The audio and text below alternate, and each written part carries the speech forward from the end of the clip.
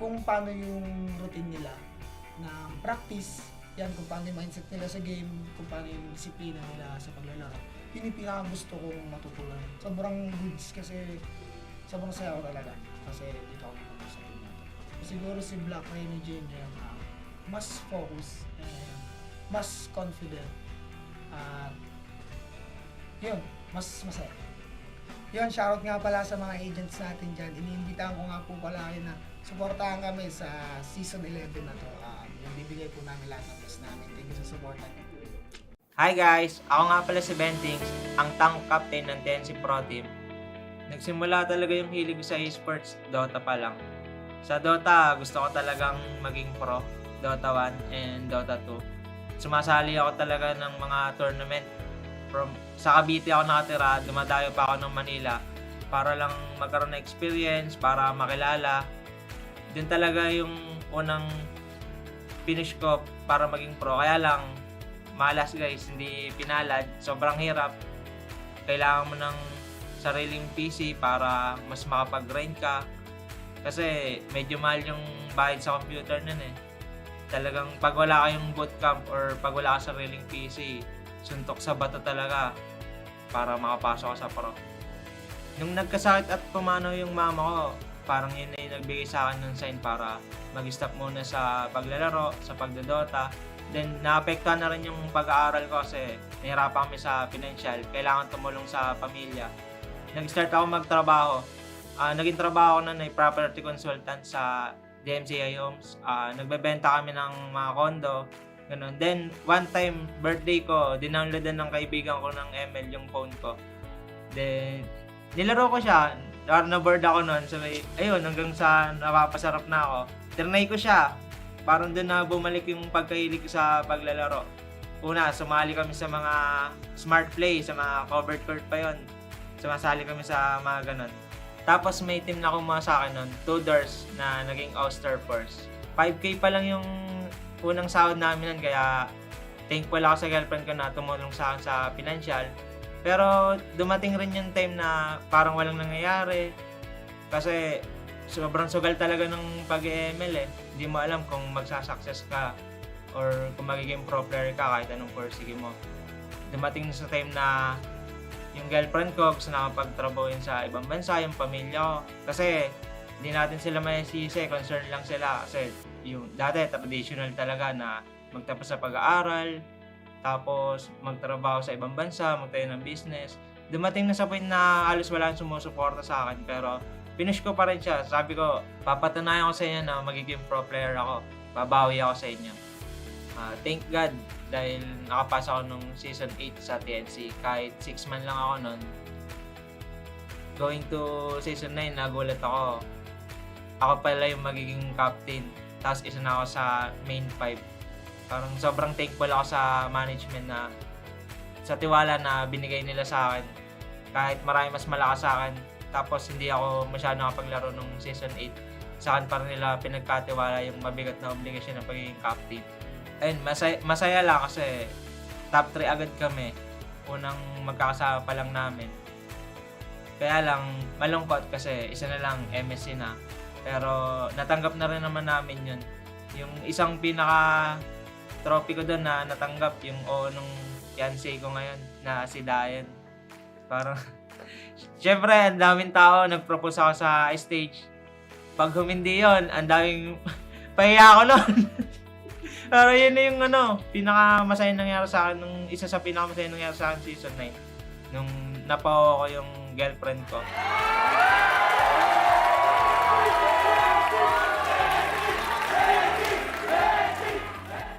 Tapos ito na guys, season 10, season 11, back to back top 8. Awit guys, mahirap siya tanggapin pero kailangan. Sabi ko nga kay Miss Mara guys, hanggat may MPL, hanggat pinagkakatiwalaan ng TNC, pipilitin ko mapa-champion ng TNC. Kasi sila yung nagtiwala sa akin simulat sa pool pa lang.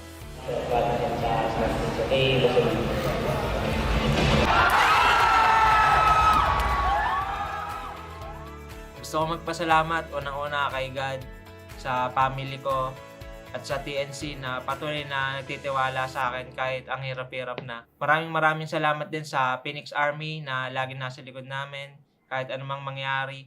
Babangon tayo! Did you know that you can switch networks but still keep your number? Now you can go with the Philippines' fastest and best mobile network.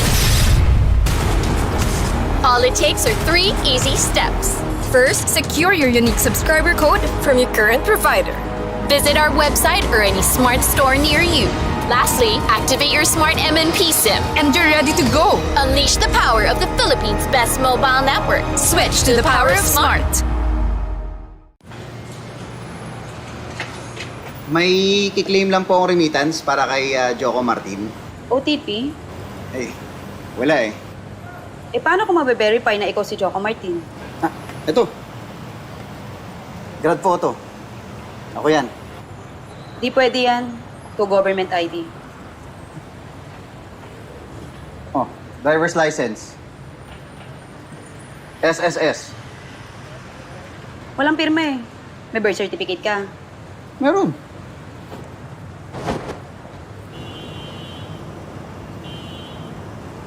Sige, pa-xerox mo muna. 2 copies.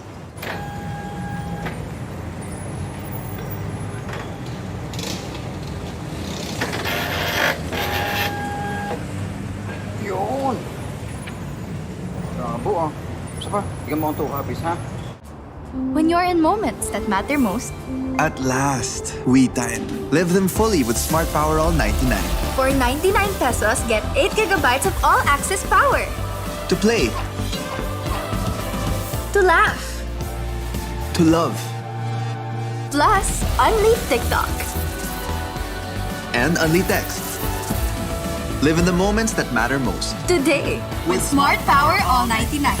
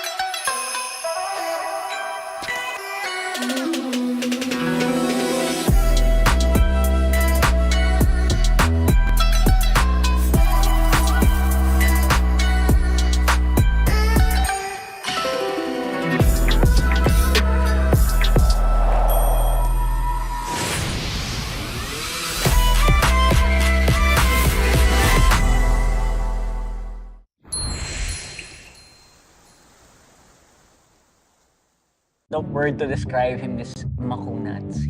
Sanford naman, ang talagang pwesto sa backline at inaabol niya yung mga members doon. Pero si Nats naman, talaga ang pwesto. At ang siya nasitira, 4 ang kasama niya. Ang tawag kasi namin sa kanya kapag naglalaro siya is Nats Entertainment. Narito ng Human World Manipulation, dumating yung turtle natin sa Jens, that's Slay! Si Ryzen Penny nakabito sa ating game! Daming lights dito sa tamis! Sa mga katakas, basta-basta, iwan mo na klikan, huwag mo na miss!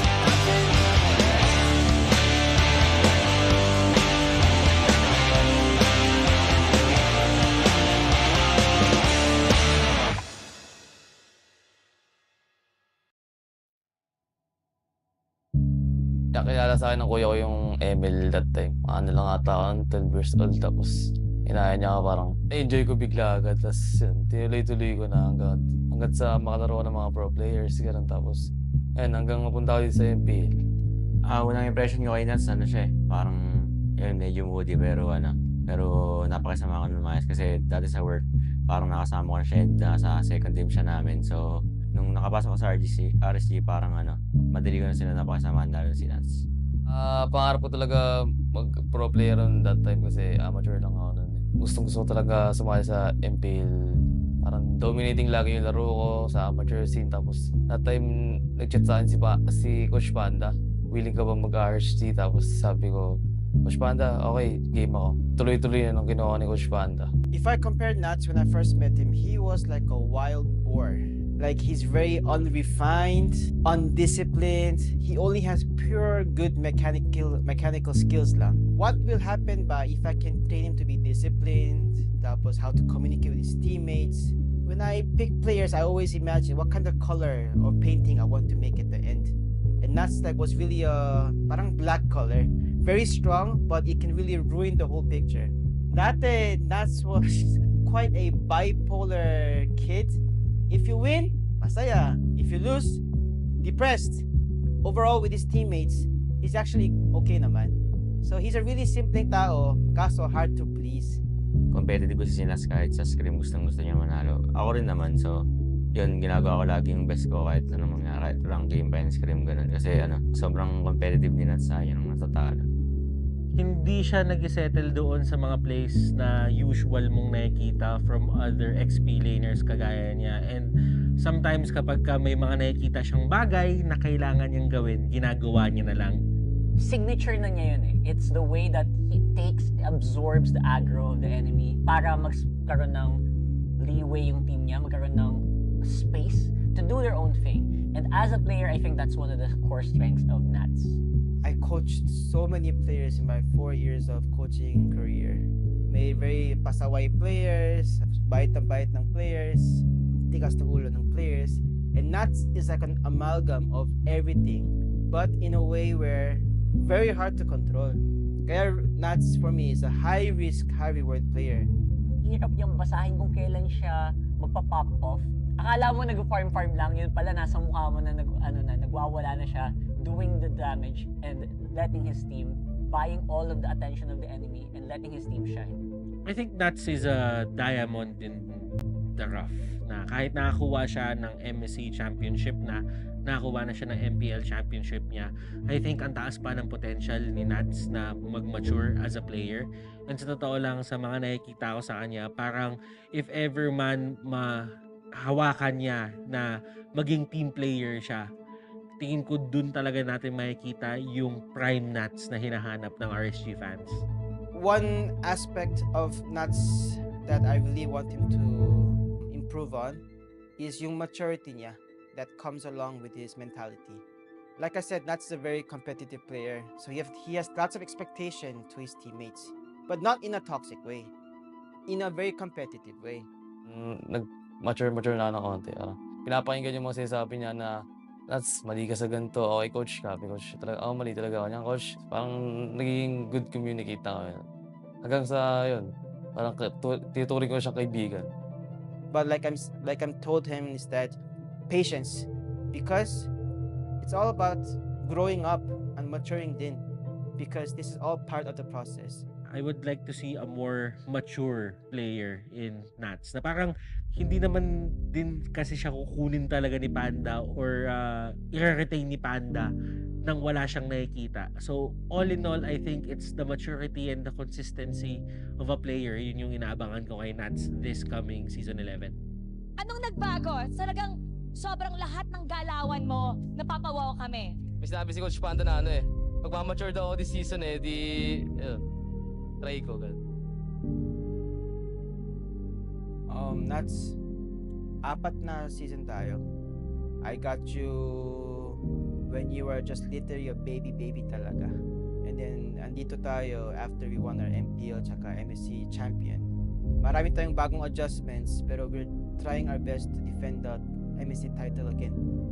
We cannot have all the wins, all the result ng gusto natin. Kaso, like I said, patience, stay strong, trust the process, and at the end, we can achieve magic together. Mensahe ko sa'yo, Coach Panda, is sobrang thank you talaga, Coach. Kasi kung wala ako dito, kung wala ka, at thank you sa mga effort na binibigay mo sa akin lagi. Abangan niyo ako this season, guys. May papakita pa akong sobrang magandang play sa playoffs.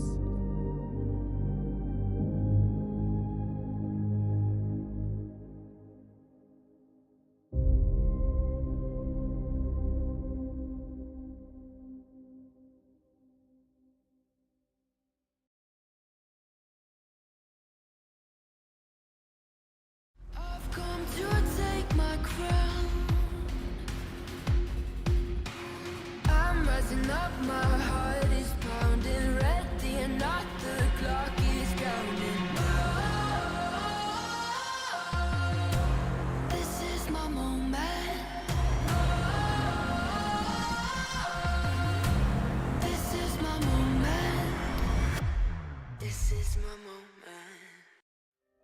Hi, ako nga pala si Sanford Binuya na mas kilala sa pangalang Sanford. Ako nga pala ang explainer ng Echo.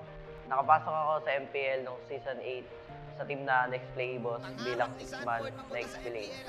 Hindi naging maganda yung run ko sa org na to at nawala ako sa Pro Scene noong Season 9. Hanggang sa nabalitaan ko kay Yahweh na aking former teammate na nasa Echo na ngayon na may open tryout sa team nila. At sa kabutihang palad, natanggap ako sa team na Echo. Dumaan yung Season 10, pero hindi namin ako yung kampyonato. Pero isa kami sa naging representative sa M4 World Championship. Hindi namin nasaan na sobrang dominating namin sa M4 hanggang sa upper bracket. Pero talo kami sa upper bracket finals at nakalaban namin sa ibaba yung RQ at nanalo. Nakapasok kami ng Grand Finals at nakalaban namin yung Blacklist International na defending champion. At ngayon kami na yung World Champion. Siguro yung favorite pro player ko is si Carl Tizzy. Kasi isa siya sa mga greatest player of all time. Ang favorite food ko is spaghetti kasi lagi ako present sa mga birthday. Kapag wala akong ginagawa or pag nasa bahay ako, ginagawa ko is naglalaro ng billiards or manood ng anime. Una ko nakita yung Mobile Legends sa social media at tinry ko itong larong to kasi mahilig ako sa online games. Hanggang sa nagustuhan ko tong larong to at naipaglaro ko sa mga kaibigan ko at sa mga pinsan ko. Hanggang sa sumali kami sa isang tour na sa barangay namin. Nanalo kami pero second place lang yung naabot namin. Pero nagpatuloy pa rin ako sa pag-grind hanggang sa marami akong top PH na heroes tulad ng Alice at mga iba pang fighters. Hanggang sa nakakalaro ko lagi si Yahweh at tinanong ako if interesado ako sa Team 9 XP 2.0. Tinanggap ko yung offer ni Yahweh dahil gusto ko rin makapasok sa team na to at maging pro player. Bago ako naging pro player, isa sa mga naging struggles ko is internet dahil naka-data lang ako sa panahon na yun. At yung cellphone na ginagamit ko is low FPS at hindi pa sa akin. Kaya wala rin akong oras na makapaglaro masyado nun. At the same time, nag-aaral ako nun. Ngayong pro player na ako, pinakamahirap na nangyari sa career ko. Habang naipag-compete ako, pumanaw yung tito at lolo ko habang naipaglaban. Bago kami pumunta sa Indonesia para may pag-compete sa M4, stop yung papa ko at ginusto ko mang hindi pumunta pero sinabi sa akin ng magulang ko na pumunta ako para sa pangarap ko. Masakit nun para sa akin, ginawa ko na lang siya motivation at doon nakuha namin yung M4. Salamat sa pamilya ko na sinuportahan ako sa career na pinili ko and sa mga fans ko na sumuporta sa akin mula umpisa hanggang ngayon. And gusto ko din magpasalamat sa teammates ko, sa coaches, and sa management sa pagtitiwala sa akin na wala sa edad ang paglalaro ng Mobile Legends. Ako nga pala si Renny J. Ang role ko dito is fighter from Blacklist International. Nag-start ako mag-Mobile Legends nung nakita ko sa pinsan ko niya, laro niya. Tapos yun, tinry ko siya muna nung una pero parang hindi ko siya trip nung una kasi pero galing kasi ako sa larong dating Dota. Nadadala ko siya sa ML. Hanggang sa naging isang araw pagising ko parang competitive na ako. Kasabayan ko pa sila Edward nun Pero ako yung top 1 tapos sila Edward yung kasunod ko kasi kami magkakagrind nun. Sa ngayon, dito na ako sa blacklist. Ano talaga, nag-start pa lang ako, si Haji talaga. Talagang wala pa ako sa pro. Tsaka kasi si Haji, nakakalaro ko siya dati sa rank games. Isa din siya sa kasama ko sa pagpapataas ko ng stars. Kasi si Haji yung yung parang pinakabatak dati na pro player eh. Kaya sabi ko, idol ko to kasi lahat ng role kaya niya. Yung iba ko pang games na nilalaro is volleyball. Kasi nung dati wala pa namang mga ganun ML eh. Tapos Dota pa lang dati. Mahal kasi sa computer shop dati. Parang wala pa ako pambayan. Ano bang ginagawa ko ngayon pag di ako ML player? Siguro nag-school. Dati ang gusto kong course is gusto ko seaman eh. Kasi bala ko mag-aral sa MAAP. Kasi wala pa naman kasing ML nun eh. So syempre, nung dumating yung ML, nagbago-bago na rin decision kasi yun, nabago din yung buhay ko ng Mobile Legends eh. Talagang ginagawa ko din lahat to para sa family ko. Kasi sa ML scene naman, hindi ko pa alam hanggang kailan ako eh. So, yun, okay lang sa akin kung wala ako, hindi at least, di ba? May napatunayan tsaka meron na mga napuntar. Siguro nabuo yung Bataan Boys connection na yun nung yun nga, kasi sabay kami ni Edward talaga dati nag-grind. Si Edward wala pa rin siyang team. So yun, kinuha siya ng blacklist nun. Sila pa nila Boss Dex, magkampi sila Coach Bon eh. So natuloy yung Bataan Boys na siguro sa MPL na eh. Kasi parang binansagan na kami ni Edward na mga taga-Bataan, ganyan. Tapos hanggang sa magka-team kami, lalo na nilang parang na Bataan Boys talaga yung connection daw. Bakit blacklist? Siguro dahil paano ba? Parang ito yung tinitingala ko din talaga na na team. Tsaka yun dahil feeling sa management yun talaga yung tinitingala ko. Kasi sabi ko noon eh, kung daw makuha ng blacklist, baka talaga magpahinga muna ako. Kasi sabi ko gusto ko talaga sa blacklist daw. Kasi syempre si Edward, sila Coach Bon, nakakwentuhan ko rin yan eh. Para magkakasama na daw kami. Paano ko gusto mag-grow sa blacklist? Siguro yun nga, kung paano yung routine nila na practice, yan kung paano yung mindset nila sa game, kung paano yung disiplina nila sa paglalaro. Yun yung pinaka-gusto kong matutunan. Sobrang goods kasi sobrang saya ko talaga kasi dito ako naman sa team natin.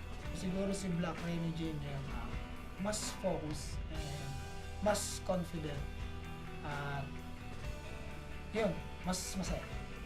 Yun, shoutout nga pala sa mga agents natin dyan. Iniimbitahan ko nga po pala kayo na suportahan kami sa season 11 na to. Yung bibigay po namin lahat ng best namin. Thank you sa suporta niyo. Hi guys! Ako nga pala si Bentings, ang tank captain ng TNC Pro Team. Nagsimula talaga yung hilig sa esports, Dota pa lang. Sa Dota, maging pro, kaya lang malas guys, hindi pinalad. Sobrang hirap. Kailangan mo ng sariling PC para mas makapag-grind ka. Kasi medyo mahal yung bayad sa computer nun eh. Talagang pag wala kayong bootcamp or pag wala ka sariling PC, suntok sa bato talaga para makapasok ka sa pro. Nung nagkasakit at pumanaw yung mama ko, parang yun na yung nagbigay sa akin ng sign para mag-stop muna sa paglalaro, sa pagdodota. Then naapektuhan na rin yung pag-aaral ko kasi nahirapan kami sa financial, kailangan tumulong sa pamilya. Nag-start ako magtrabaho. Naging trabaho ko na property consultant sa DMCI Homes. Nagbebenta kami ng mga condo. Ganun. Then, one time, birthday ko, dinownloadan ng kaibigan ko ng ML yung phone ko. Then, nilaro ko siya. Na-board ako nun. So, ayun, hanggang sa napapasarap na ako. Trinay ko siya. Parang doon na bumalik yung pagkahilig ko sa paglalaro. Una, sumali kami sa mga smart play, sa mga covered court pa yon. Sumasali kami sa mga ganun. Tapos may team na kumuha sa akin nun, 2 doors na naging All-Star Force. 5K pa lang yung unang sahod namin nun, kaya thankful ako sa girlfriend ko na tumulong sa akin sa financial. Pero dumating rin yung time na parang walang nangyayari. Kasi sobrang sugal talaga ng pag-ML eh. Hindi mo alam kung magsasucess ka or kung magiging pro player ka kahit anong course mo. Dumating sa time na yung girlfriend ko gusto na pagtrabahuin sa ibang bansa, yung pamilya ko. Kasi hindi natin sila masisi, concern lang sila. Kasi yung dati traditional talaga na magtapos sa pag-aaral, tapos magtrabaho sa ibang bansa, magtayo ng business. Dumating na sa point na halos wala nang sumusuporta sa akin, pero pinush ko pa rin siya. Sabi ko, papatunayan ko sa inyo na magiging pro player ako. Babawi ako sa inyo. Thank God, dahil nakapasa ako nung season 8 sa TNC. Kahit 6 man lang ako nun. Going to season 9, nagulat ako. Ako pala yung magiging captain. Tapos isa na ako sa main 5. Parang sobrang thankful ako sa management na sa tiwala na binigay nila sa akin. Kahit marami mas malakas sa akin. Tapos hindi ako masyado nakapaglaro nung season 8. Sa akin pa rin nila pinagkatiwala yung mabigat na obligasyon ng pagiging captain. Ayun, masaya lang kasi top 3 agad kami. Unang magkakasama pa lang namin. Kaya lang malungkot kasi isa na lang MSC na. Pero natanggap na rin naman namin yun. Yung isang pinaka trophy ko doon na natanggap yung nung fiancé ko ngayon na si Dayan. Parang syempre ang daming tao nag-propose ako sa stage. Pag humindi yun, ang daming pahiya ako nun. Pero yun na yung pinaka-masaya nangyari sa akin nung isa sa pinaka-masaya nangyari sa akin season 9. Nung napawa ko yung girlfriend ko.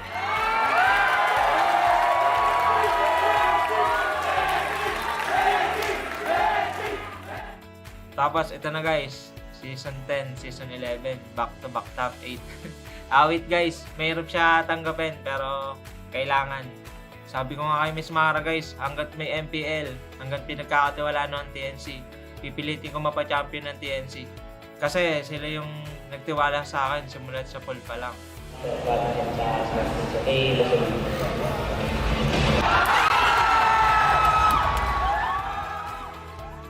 Gusto ko magpasalamat unang-una kay God, sa family ko, at sa TNC na patuloy na nagtitiwala sa akin kahit ang hirap-hirap na. Maraming salamat din sa Phoenix Army na lagi nasa likod namin kahit anumang mangyari. Babangon tayo! Did you know that you can switch networks but still keep your number? Now you can go with the Philippines' fastest and best mobile network. All it takes are 3 easy steps. First, secure your unique subscriber code from your current provider.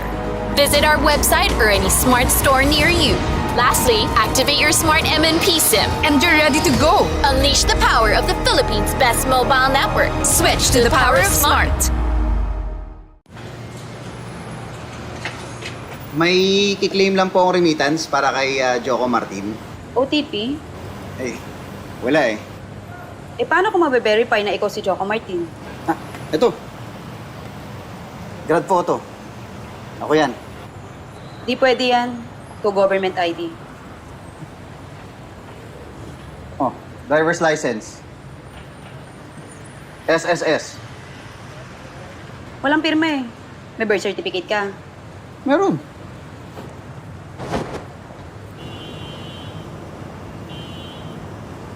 Sige, pa-xerox mo muna. 2 copies.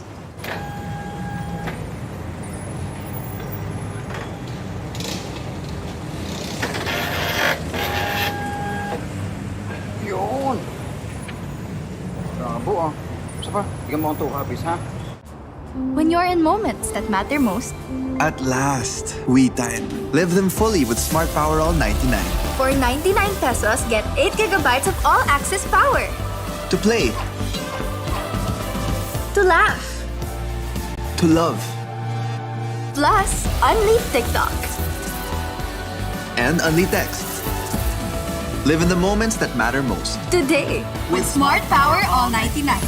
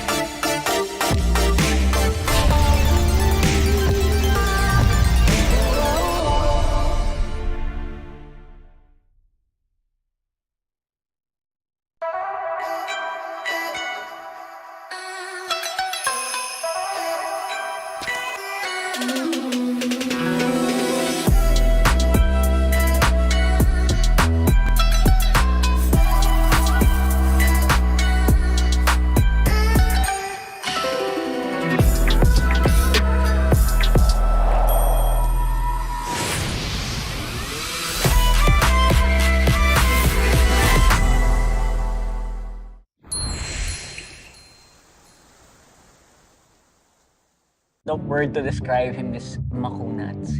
Sanford naman, ang talagang pwesto sa backline at inaabol niya. Umami Preston, pero si Nats naman, talaga ang pwesto. Tira, apat ang katawan niya. Ang tawag kasi namin sa kanya kapag naglalaro siya is Nats Entertainment. Daro na yung Albert Manipilis sa dumating yung turtle natin sa Jens, that's Slay! Si Ryzen 10 nila kami ito sa ating game! Dami lights dito ni Tabis! Sa mga katakas, basta-basta, yung ano mo na klikan, goal for the wins, that's it!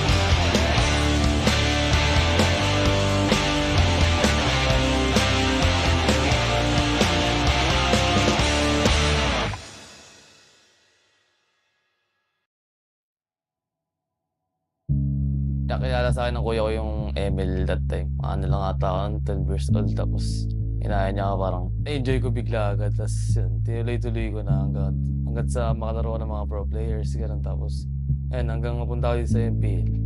Unang impression ko kay Nats, siya parang, yun, medyo moody pero napakasama ko ng mayas kasi dati sa work, parang nakasama ko siya sa second team siya namin. So, nung nakapasok ko sa RSG, parang madali ko na sila napakasamaan lalo si Nats. Pangarap ko talaga mag-pro player on that time kasi amateur lang ako nun. Gusto ko talaga sumali sa MPL.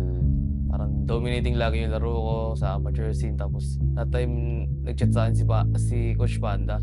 Willing ka ba mag-RSG? Tapos sabi ko, Coach Panda, okay, game ako. Tuloy-tuloy na nung kinuha ni Coach Panda. If I compare Nats when I first met him, he was like a wild boar. Like he's very unrefined, undisciplined. He only has pure good mechanical skills lang. What will happen ba if I can train him to be disciplined, tapos how to communicate with his teammates? When I pick players, I always imagine what kind of color or painting I want to make at the end. And Nats like was really parang black color. Very strong, but it can really ruin the whole picture. Dati, Nats was quite a bipolar kid. If you win, masaya. If you lose, depressed. Overall, with his teammates, he's actually okay naman. So he's a really simpleng tao, kaso hard to please. Competitive kasi si Nats kahit sa scrim gusto niya manalo. Ako rin naman, so yun, ginagawa ko lagi yung best ko kahit anong mangyari, kahit rank game pa yung scrim, ganun. Kasi sobrang competitive ni Nats sa yun ang natatalo. Hindi siya nag-settle doon sa mga plays na usual mong nakikita from other XP laners kagaya niya. And sometimes kapag may mga nakikita siyang bagay na kailangan niyang gawin, ginagawa niya na lang. Signature na niya yun eh. It's the way that he absorbs the aggro of the enemy para magkaroon ng leeway yung team niya, magkaroon ng space to do their own thing. And as a player, I think that's one of the core strengths of Nats. I coached so many players in my 4 years of coaching career. May very pasaway players, bait ng players, tigas ng ulo ng players. And Nats is like an amalgam of everything, but in a way where very hard to control. Kaya Nats for me is a high risk, high reward player.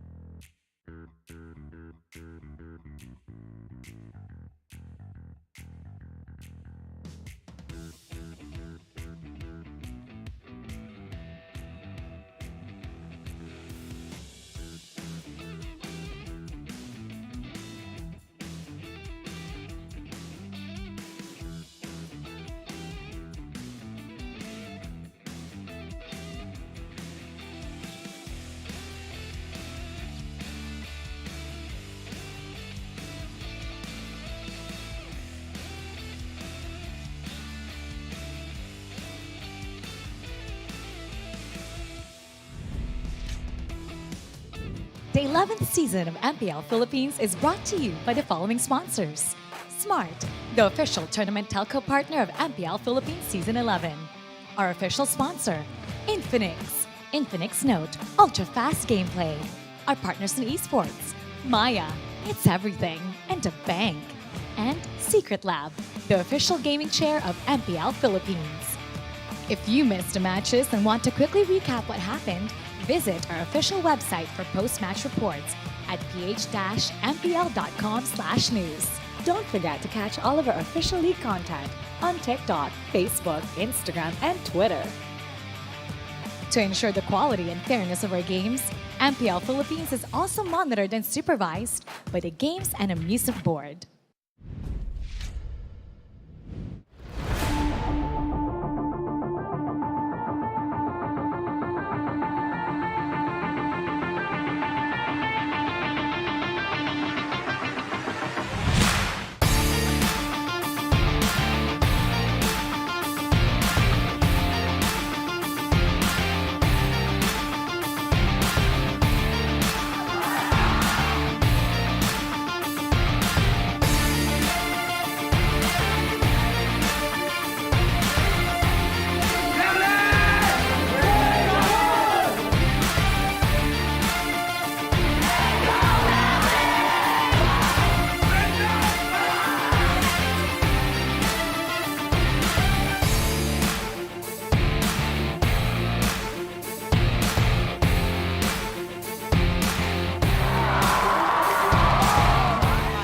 Super Marco, bumasa ng sa baba, pero si Open ay mamamatay ngayon. Si Yue, mapapaflicker din.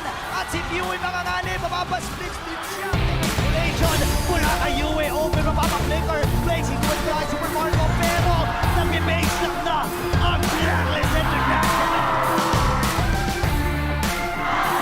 Stay mula kay Umay V. Pop-pop na kagad dito yung call-out. Base lang na ang Blacklist International. At 2-0 mula sa Agents.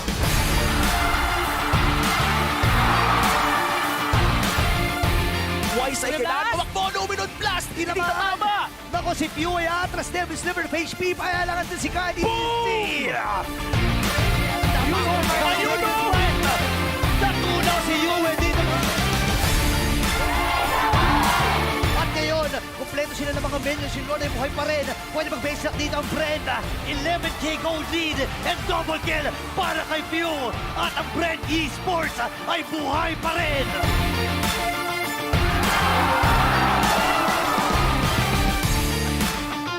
Delikado dito ang BREN. Naku, hindi yung bababa ang buhay dito kahit si Yamang si Ogre. Mapipilitan din mag-call outer itong si Piyu at hindi pa tapos. Kasi si mapapatay nila. Same with Ogre. Dalawa kagad na magsa para sa BREN Esports. Ngayon, delikado ata ang BREN Esports. Dito pwede na mag-base lock.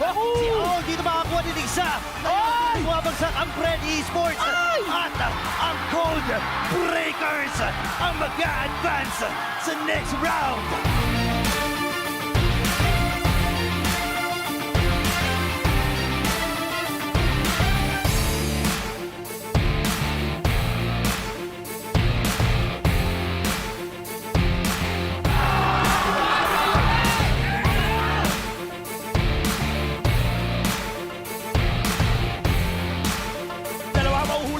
Knock-up naman mula doon sa Lord. Ang Razor's not ko-connect. Kaso nasa gitna sila ng King's Calling. Kaya naman hindi makalabas yung mga Retro. Eman is out pero dalawa naman ang mapapatong manila mula sa side ng Echo. Iba sa bayan pa rin yung RSG. Naghanap sila ng dugo. Naghanap sila ng gulo. May Lord pa naman sila. Kaya nga ba? Magbe-base lang na dito yung mga Raiders. Hindi mapapayag ang Echo. Kaso nga lang ipinilip ko ng mga Raiders. Meron pa namang parating. Nuts dito with a grab. Kaso nga lang sila ay mabibitin. May isa! Lenny Cutie, nakalusot pa. Raiders will take game number 1. Echo now working as one. Aabot pa yung final blade. Pero another final slash mula doon sa sila. May minions pa naman na natitira at may parating pa. Pero hindi ata papayag yung mga Raiders na basta-basta na lang silang ma-raid. Kasi yun ang gawain nila. Pero si Sanchi magbe-base lock na. And Echo loud.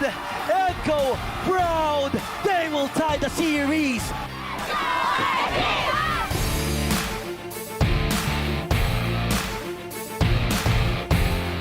the place, but he will go down as well. May immortality na kabang, may minions naman na nakaipon sa may bandang itaas.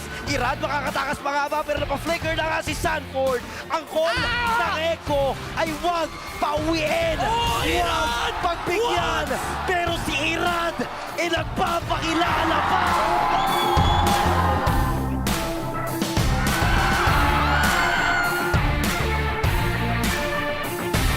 It's our time! RSG goes in for the race. May kagat pa sila. May minions na kasama. And a successful raid para sa mga Raiders.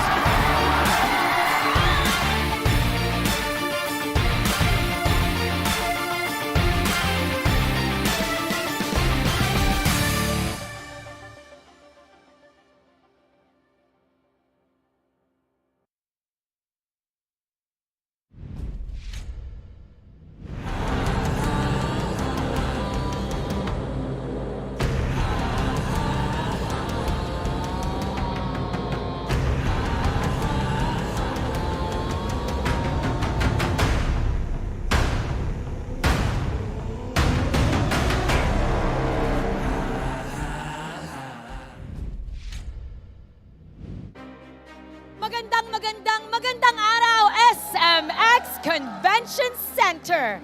Welcome to the home of champions. I'm Mara Aquino and we are now on the third day of MPL Philippines Season 11 playoffs. Sabi nga ng matandang kasabihan, ang mga nasa ibaba ay itataas at ang mga nasa itaas ay ibababa. So simulan na natin ang araw ngayon sa bakbakan ng mga nasa taas na bumaba. A whole lot of you thought that these two teams will grace the grand finals. But the bout between the Beasts and the Orcas is a lot earlier than expected. Ano nga ba ang nangyari dito sa dalawang koponan na nangingibabaw noong regular season at bakit nga ba sila naglalaglagan ngayon sa lower bracket? Now to talk about that and more, let's welcome our panelists. For our Echo versus BREN Esports pre-show, we have Chantal and Leo. Come on down. Hi, guys. Good afternoon. What's up, SMX? Hi, Mara. Hi, Chantal. Napakaganda nung ambience natin ngayon. Alam niyo yun, parang kahit ako ay kinakabahan para sa laban natin today. Dahil yun nga, one of the two teams will go and have to say goodbye. And tulad nga sabi ko kanina, akala ng lahat, etong dalawa talaga ang pupunta ng Grand Finals. But anything can happen this playoffs. Now, guys, for the first time in history ng MPL Philippines, nalaglag ng third and fourth seed ang ating first two seeds ng regular season. It's never been done. First two seeds, biruin niyo pumunta, bumaba. Okay, so exactly what happened, Leo? Okay, so I think Chantal and I were both on desk. In Filipino for Chantal, kami in English. We were expecting it to go 5, right? Given yung performance ng Blackhawks International in day 1 and how strong BREN was in the regular season. Pero I think even Coach Ducky, when we spoke to him and of course in the media room, meron din mga things na parang hindi nila in-expect kahit na prepared sila. Oh, parang yung sinasabi natin dito, actually for BREN, knowing na sila yung team na talagang nasa taas, iba yung naging performance nila in a way pagdating doon sa draft. Everyone agreed actually pagdating doon sa even sa Eve na it was I think around the game 3 pa bago nila binan. Even yung Hellcurt hindi natin nakita. So it's not the usual BREN Esports na nakasanayan natin in terms of drafting. At hindi nila na isipang sagutin si Agent Zero na nag-iinit buong laro. So by game 4 might have been too late and that was it. That's what knocked BREN down into the lower bracket. And Blacklist International talaga naman. When it comes down to it, they're very dangerous. Now, noong regular season and press conference, after their second sweep, the 2-0 win versus Blacklist International, sabi ni Coach Ducky, they claim that they already know how to play against Estes. But, of course, he refused to elaborate further. Now, yesterday, after losing to Blacklist with Oh My Venus, mounting a 100% win rate with Estes, eto naman ang sinabi ni Coach Ducky. Sabi niya, nahanap ng Blacklist ang groove nila from Season 7.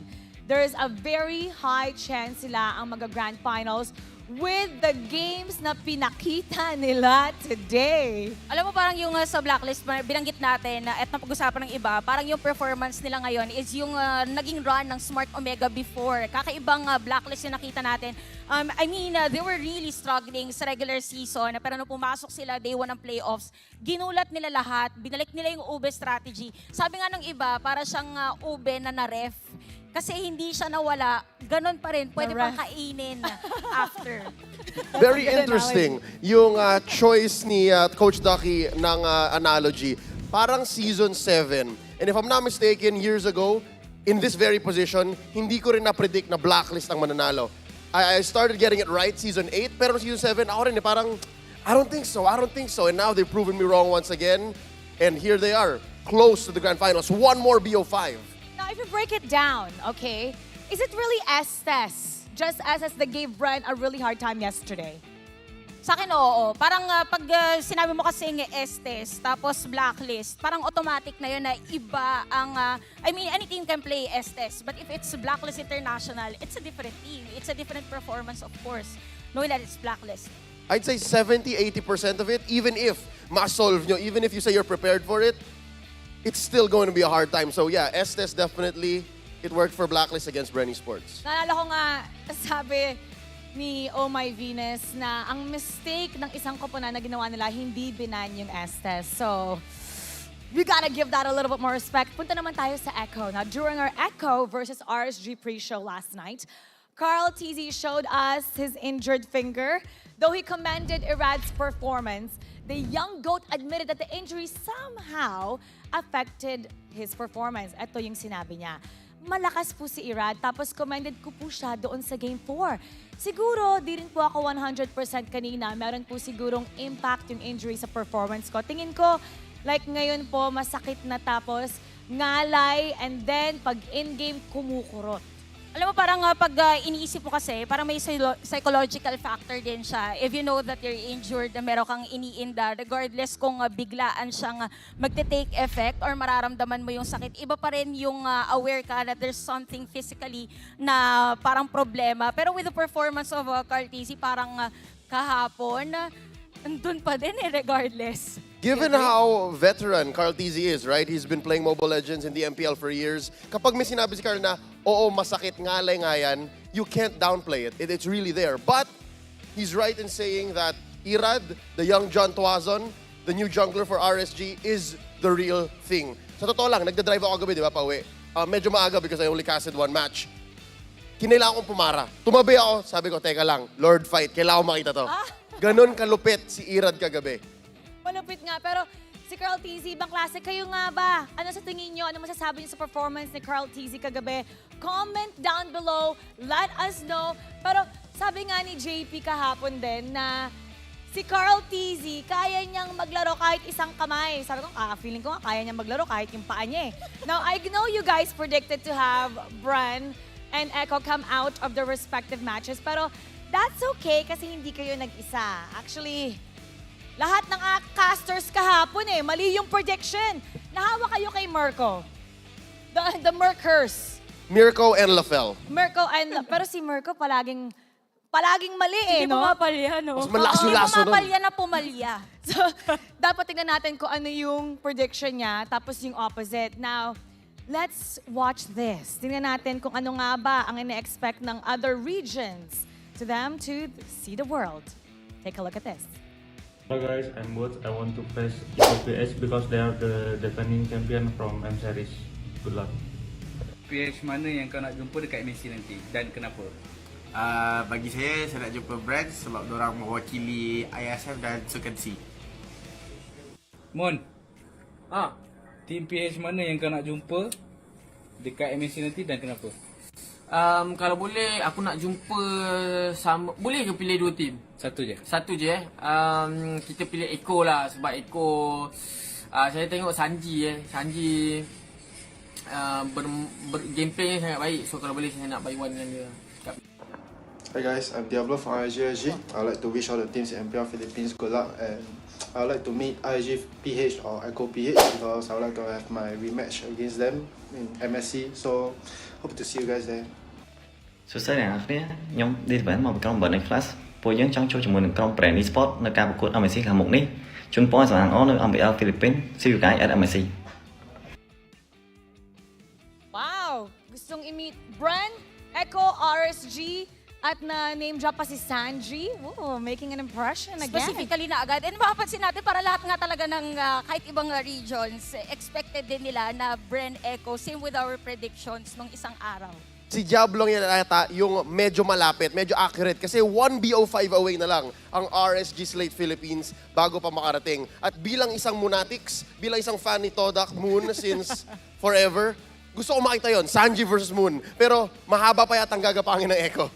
Now let's answer the biggest question. Who will meet the expectation, BREN or Echo? Actually, I want to hear from the crowd. Make some noise if you think it's BREN. Now make some noise if you think it's Echo. Parang pretty even dito sa SMX Convention Center. So, comment down below. Sino nga ba sa tingin nyo ang mananalo ngayon? Sino sa tingin nyo malalaglag? My gosh. Okay, what about you guys? Ano yung prediction nyo? I can't. Ayoko na. I can't. Pwede bang... Hindi kasi, yung kay Leo yung prediction niya, wala talagang tumama at all. Yung sa akin, Noit ni Kerp. Basta baliktad. Alright, so I don't wanna say kasi mababaliktad lang eh. Pero okay, how do you think this game will go? 3-2. 3-2. As in, sagad talaga. Dalawa lang sa akin. Ano? 3-0 or 3-2. Ooh. Okay, either a sweep or 3-2. Okay. Yeah, that's what I think, yes. Okay, what else, what would you like to see again? Perhaps something that you saw the previous times they played during the playoffs or during the regular season that you want to come back, that you expect for them to bring out again? Sa akin, Hellcurt talaga. Hellcurt. I mean, kahit mga tayo naiilaw dito, para maramdaman na talaga natin yung Hellcurt play, why not, di ba? Pero Hellcurt, big factor kasi talaga siya nung regular season and I believe na yun yung nawalang identity for BREN Esports yesterday dun sa naging laban nila. I'd like to see, that was from BREN. Sa akin, from Echo, siguro kung magiging kwela sila, magiging pilyo sila sa draft, like yesterday with the gold lane Minsitar, gusto ko makita yung glue in mid ni Sanji. Pero alam mo, I was just thinking about it also. Knowing both teams, thinking back, now during the regular season, yung BREN, parang meron silang first day curse, di ba? Natatalo sila sa first day. Echo. And it could be, Echo, exactly, it could be because of the environment. Iba talaga pag first time mo dun sa environment na yon.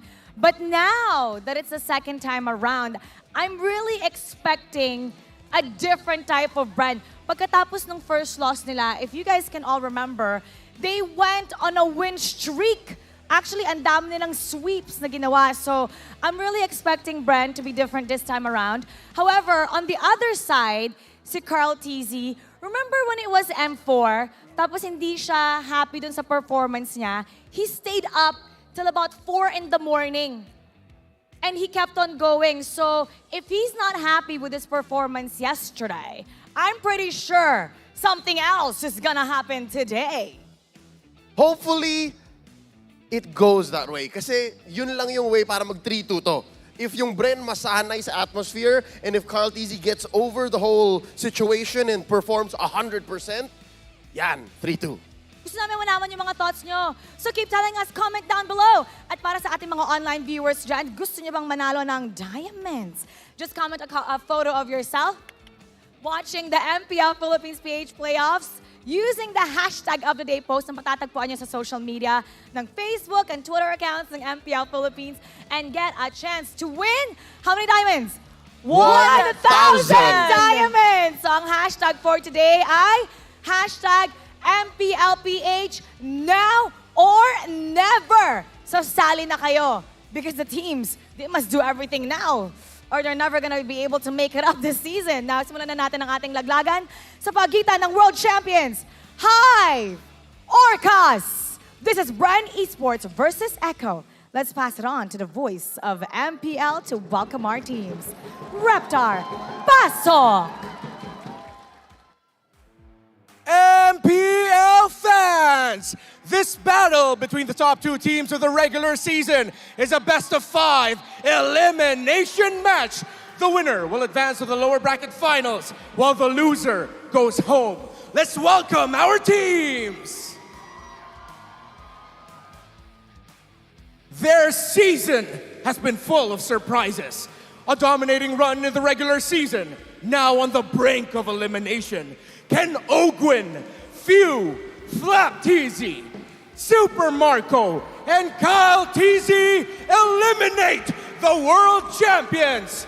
It's BREN Esports!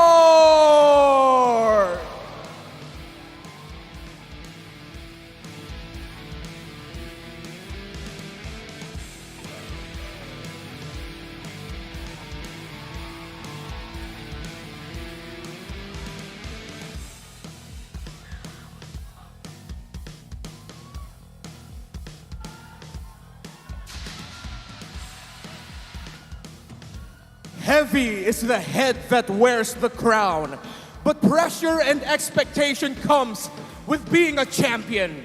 Will Yowie, Sanji, Sanford, Benny Cutie, and Carl Teasy silence the buzz of the bees?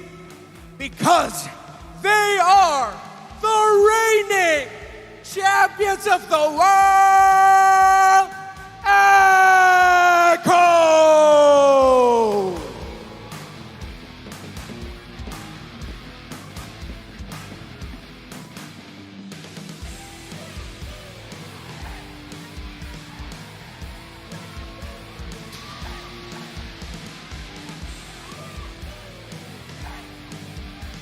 And of course, welcome our coaches to the stage, Coach Ducky and Coach Tic Tac. Orcos, Hive, who will survive?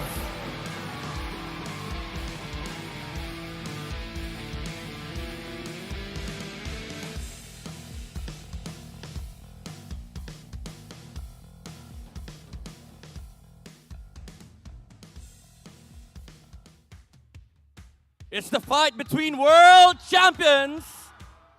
This is a match that almost everybody predicted, but not today. The match between Echo and BREN Esports. Mainit ang magiging bakbakan dito sa dalawang team na to. Laglagan ang unang laban ngayong araw. BREN Esports versus Echo. They were really on the spot of taking this to the grand finals. Pero ngayon, sinurpresa tayo ng lahat. Nilaglag ng kanilang mga kalaban ang top seed towards the lower bracket, fighting for another chance in the playoff stage is BREN Esports with Super Marco, Kyle Teasy, Flap Teasy, Few, and Ogwin. Nakita natin ang laro ng BREN Esports kahapon and marami nagsabi na parang hindi ito yung BREN Esports na nakilala natin. Parang yung familiarity sa identity ang nawala. Pero I would just say na nandyan pa rin yung kanilang individual mechanics, yung flexibility nila sa kanilang mga roles, and of course, yung mga comfort nila sa kanilang mga heroes, especially with Super Marco helming one of the best gold laners here in the regular season. Coming to this playoffs, mainit ang mata ng mga teams against this young gold laner. And of course, nandyan din yung experience na dala-dala ni Flap Teasy and ni Few, yung kanilang flexibility sa kanilang mga hero pool with the joy that we saw yesterday. And fighting them is again none other than the world champions themselves, Echo with Benny Cutie, Carl Teasy, Sanford, Sanji, and Yowie. Again, we didn't expect for Echo to be dropped to the lower bracket. Ang contrast naman nila sa BREN Esports is they were beaten yesterday at their own game. Although masasabi natin may mga handicaps na kinakaharap ngayon ang Echo, still Carl Teasy was able to show up yesterday and perform at his best. Benny Cutie as well on the gold lane. Nakikita natin nandun pa rin yung kanyang resilience, yung kanyang tapak sa gold lane, and of course yung patience with waiting for perfect timing sa mga team fights. Sanford on the XP lane is very crucial in this matchup. Yung labanan nila ni Flap Teasy, very similar playstyle, world-class caliber XP laners. Mainit ang magiging laban doon sa lane na yon. Now, when it comes to head-to-head, pag tinignan natin yung draft, very similar heroes on the tank and jungle and support position. Nandyan sila Fredrin, nandyan sila Valentina, which I think will be highly contested for today's matchup. Considering na si Fredrin ay 100% win rate yesterday. Napaka-importante for these two teams na either makuha or matanggal nila yung Fredrin sa isa't isa. And of course, yung matchup ni Few at pati na rin ni Sanji. Labanan ito ng mga Valentina, ng mga Farsa, or if magpa-flex sila, nandyan yung mga Julian, nandyan yung mga Gusion, or baka makita natin ulit yung Joy Flex na nanggagaling mula sa BREN Esports. Looking at the stats, lamang ng konti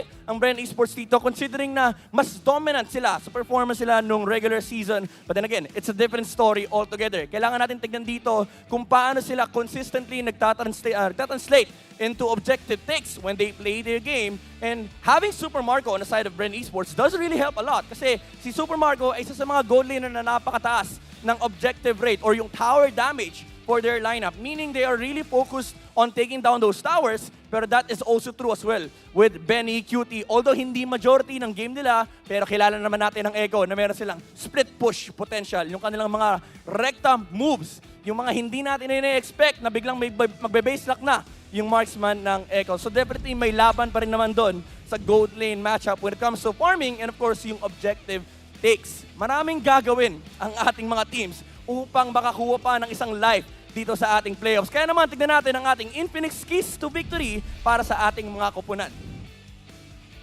For BREN Esports, channel your regular season success. Again, familiarity ang kinahanap natin dito for BREN Esports. Yung identity na nakasanayan natin mula kay Ogwen, yung mga setup heroes, yung mga Grok, Kufra, Atlas, or even the Cho. Kasi kahapon, marami nagduda bakit nga ba nila tinatry yung Florin. Maybe it's something na nakita nila during the scrims, pero as of this moment, kailangan nila ibalik to. Lalo't kalabang mo ay ang world-class roamer na si Yawi. Now for Echo naman, utilize Carl TZ's Assassin Hero Pool. Marami nagsabi na baka makakita tayo ng Assassin this playoffs for Echo, lalo pat sa kamay ni Carl TZ. Even though may injury nga, si Carl na sabi niya naman kahapon na naka-apekto ng, sa performance niya ng konti, medyo kailangan niya mag-flex sa kanyang role dito dahil alam naman natin, huling beses natin nakita ang Echo at BREN, nagpakitaan sila ng Assassin Heroes on both Kyle TZ and Carl TZ. So baka yan ang kailangan ilabas ng Echo. Now for both sides, recognize when to go for meta or go for comfort. Again, BREN Esports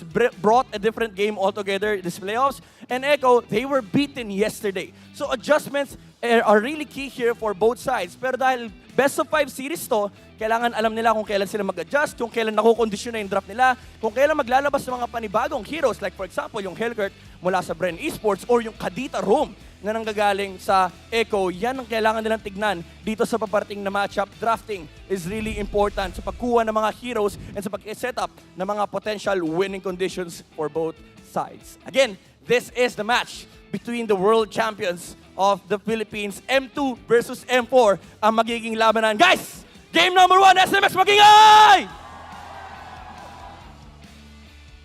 Lahat ng yan ay matutungayan natin. Kaya casters, pasok! They say that the toughest steel comes from the hottest flame.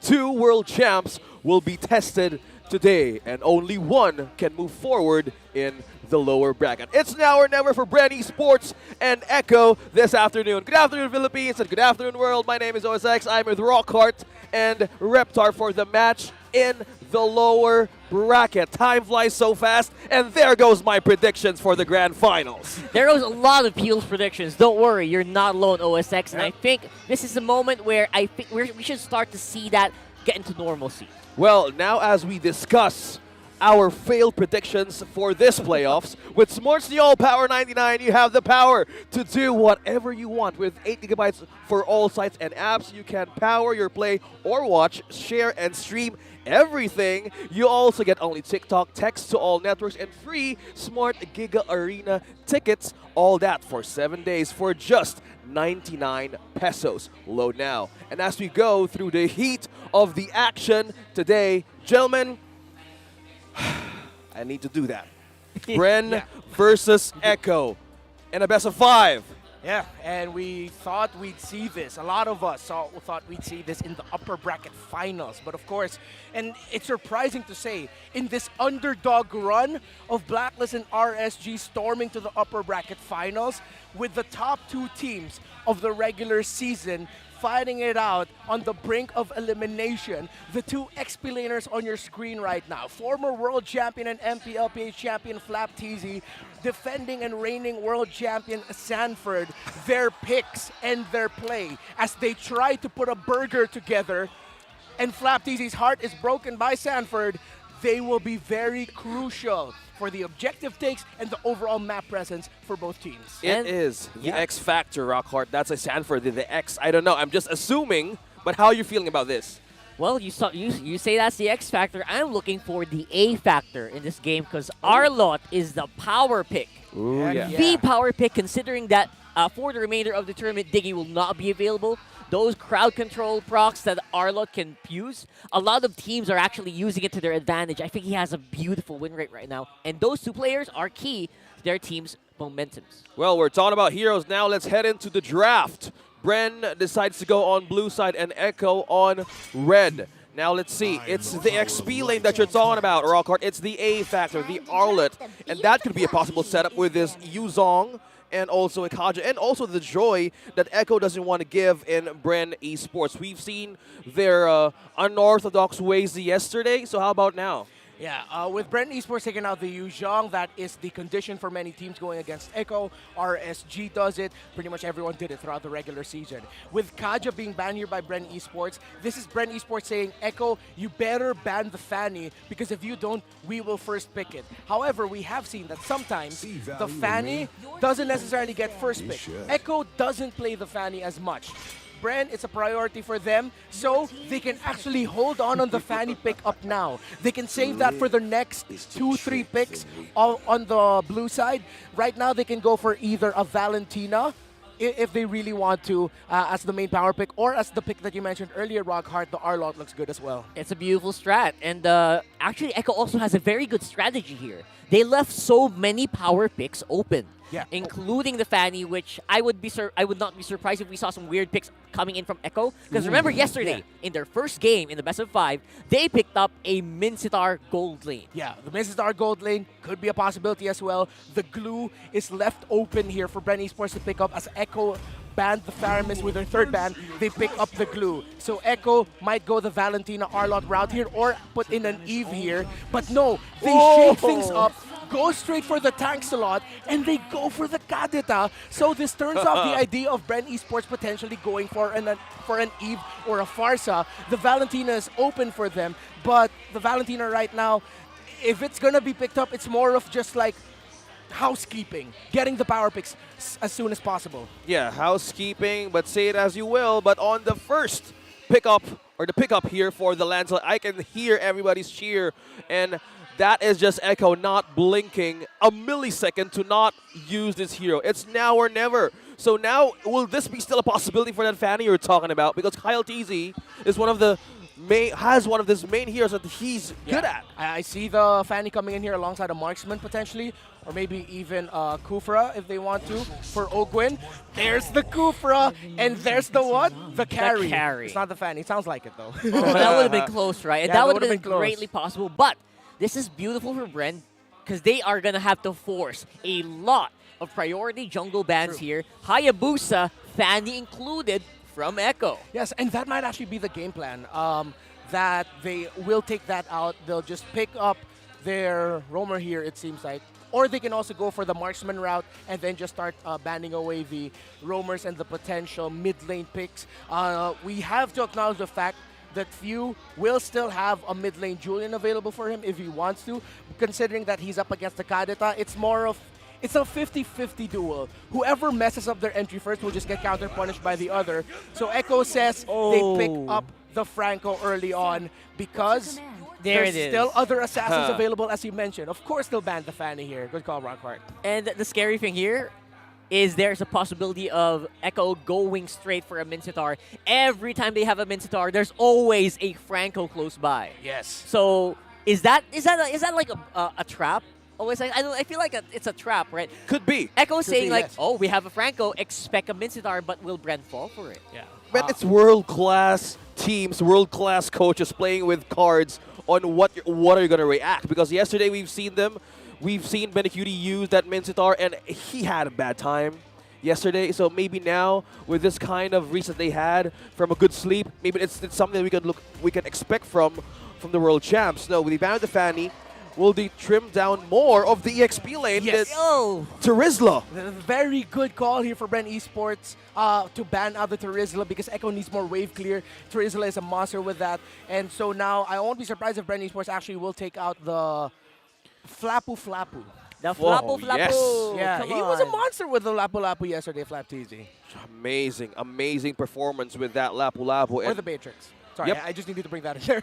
Yeah, it's so close because we're talking about the signature picks, the strong power picks of BREN Esports that could possibly show up. And yeah, you're right. Exactly. They're taking down the Exact ban. On the Hayabusa. money, baby.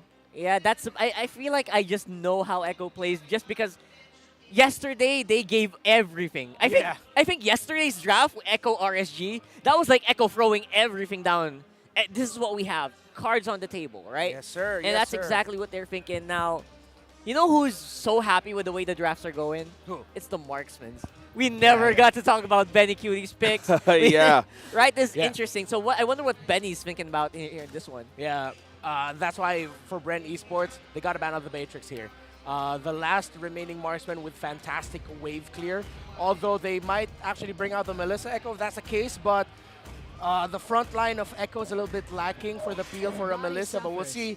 So BREN Esports, instead of the Lapu Lapu, they still go for a Flap TZ pickup. They take away the Benedetta instead. So What marksman if- on the table. What if Minzitar gold lane again? I don't know if I can handle that. It's a lap. Oh! Stealing Alright. it first. Lapu XP lane on that factor. It's still going to be Sanford for this one. So this calls BREN Esports to give all the cards right here, right now. Yeah, this might be an Eve for a few. Although getting the Bloody Hunt from the Franco looks good, but they'll be lacking on the magic damage. However, they already have a good source of true damage anyway. Again, that's a substitute. If you're lacking magic damage, you either get a Fredin or a carry in your lineup, ensure that they're there so that the brunt of the damage will be coming from them. But I'd want to see them pick up a mage that can handle sustained fights a little bit longer. Oh, yeah. Just to go alongside the Eve. carry well. Eve would be perfect, as I Yeah. mentioned, yeah. In the Eve, and then they can also just pick up an Akai, maybe, if they want to. It's the Val. But no, it's just a Val. And it's a Hell Curse. The panel called it. Chantel called it. It's the Hellcurt. Yeah, and that's so interesting because the condition for BREN Esports usually to pick up the Hellcurt, if their opponents have an artillery mage, either a Farsa or an Eve. So this is a relatively new condition for BREN Esports to draft the Hellcurt. Mincy. Mincy. Do it. Mincy. Mincy, It's actually- Beatrix. It's Oh, a Beatrix. Beatrix. Yeah, they already have There it. you are. Back with Benny Cutie, he's one of the strongest picks of Daddy Benny. Now back in Echo. So with that, no Minster for today, boys. Yeah. For now, for game For number now. one. I just have to mention OSX for a second there. I forgot that Benny Cutie is a father. Yeah. So I really just thought you were calling Benny Daddy. Oh my god. Well, that is correct. No one can Oh, say let's that. see this. Look at these guys. Oh, we finally get a vote split on predictions. I didn't want to do this. I can just imagine the comment section right now. Oh, they finally did it. Yeah, because, They split it up. Unpredictable is the playoffs. well, speaking of predictions, personally, I don't want to do it today because everything is so unpredictable. But now, watch out for the smart power prediction because at some point in the game, a poll will show up. You only have until the timer runs out to comment your prediction with the hashtag SmartPowersMPLS11. If only I had a chance to say hard pass for the predictions of the day, I would. Everyone. That's what Reptar wrote down on the power on the sheets, right? Yeah. I don't want to vote anymore. I don't want to predict anymore. Because yesterday it was all flip for me, and now we're at the lower bracket with two world-class champions. Now we're heading to the game. It's game number one, first series of the day. Kyle TZ and Carl TZ on camera. So far, they're doing their things on their own, and let's start this game. Now, I'm really wondering how is Carl TZ feeling right now, right? He started the day with an assassin versus assassin challenge against Kyle. Does that mean he's feeling better? Does that mean he feels like he is up to the task? I feel like after going up against Irad yesterday, it's like, man, this kid reminds me of myself. I feel like I gotta bring it back. And that was called the child prodigy. Yeah, I gotta bring back my lance back. True, because someone in the fans called him the child prodigy, and maybe that way to bring back the heat on how he started his journey back in seasons before, on how the Lancelot was one of his signature picks. Yeah. I mean, I still consider that a signature pick for Carl Teasy, but with the jungle picks here, the Hellcurt pickup stops Echo from being honest when their engages. The timing of BREN Esports with utilizing the Dark Knight Falls of the Hellcurt is great. That's why this pick is so good for them, because they know it stops anything that their opponents want to do. BREN Esports, with Dark Knight Falls down, they immediately go on hunting mode because the members of their opponents are blind. I just gotta say, this Hellcurt pick of BREN Esports has never failed, not even once on the regular season.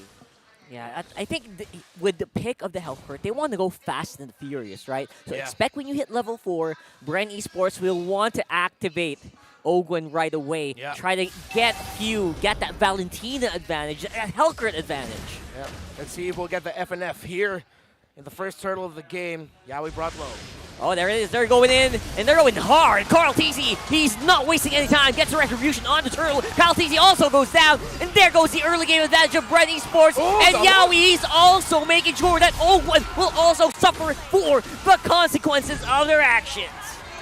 That is not how you want to start a game against the world champs. BREN Esports, Echo, it feels like they got blinded, but they said, no, we'll just keep fighting. Yeah. And they made it work. Yawi with a beautiful hook to cap off that victorious clash for Echo. 2 kills for Carl Teasy plus a turtle. I just gotta say that he can do that. He can play Mobile Legends with blindfolds on. With his feet. With his feet. Carl Teasy still on That has to be a superpower. the right point in hitting that retribution button. And it's just amazing how they're trying to bounce back from yesterday's strong fight up against RSG. Oh, I also have to bring it up, right? I think Carl Teasy, he was playing well up until maybe game 4, maybe he ran out. So maybe Echo, the plan here is to speed things up so that, his injury doesn't affect him too much coming into the series. Yeah, it is a factor that has to be discussed in sports. Super Marco dodges the hook there. It is big factor. Of course, as much as possible, you want to be comfortable playing the game and sport that we love. But Carl Teasy is going through it. But definitely that isn't a reason or anything to downplay the achievements of their opponents, especially RSG yesterday. Injury or not, RSG was tremendous in their victory against Echo. Yeah, from all 5 games.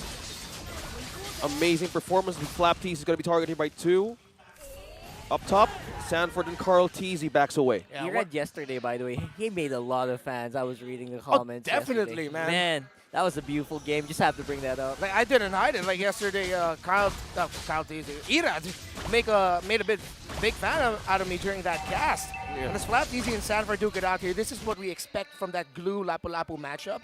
Now we look at the positioning of the roamers and the mid laners as Echo is drafting a pick-off focused lineup with BenQD sticking a little bit closer to Sanji and or Yawi. And this is why BREN Esports just backs off. After the loss they suffered earlier, they decided we're just going to give the second turtle of the game. That's going to be a free one for Echo.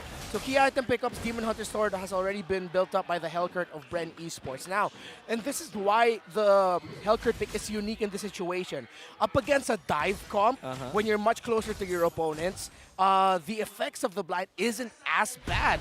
That's why Echo are confident to fight even with the Dark Knight Falls up.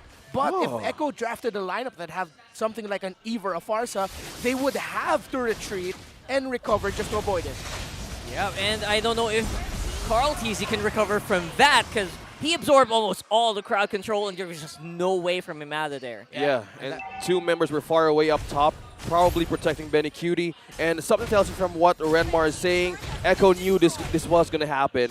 BREN using the Hellcurt, and now they had their first additional kill for this match. Yeah, it's not a foolproof strategy. Like, sometimes people are going to get picked off with this lineup like this. You just can't help it. Ooh! Saved by the bell. He was also going to be peeked by Sanford there. Really close. Conceal play by Yawi and Sanji, just trying to get information here. What Ogwen did earlier, by the way, that's just good familiarity of your opponent. recognizing the situation that the pathing of Carl Tizzy's Lancelot would lead to where he would be, and then the positioning of Ogwen just saw Carl Tizzy in the perfect spot, and with the members of BREN there, good call for that pickoff. Now with this 4v4 here around in the mid, it might be down to a shrub check by one of the roamers to decide it. As Carl Tizzy paths stop, he's going to be looming around the turtle first, but Hellkurt's next buff will be the purple buff, so we might see a big one there, but Echo seems to be going a 4-1 swing leading up to the turtle. Oh, that's a flicker committed by Yaoi, and they are chasing down Super Marco. Help is very, very far away, but with the right usage of the flicker, he's able to make it out just in time. What Super a call. Marco. Super Marco, man. He is athletic.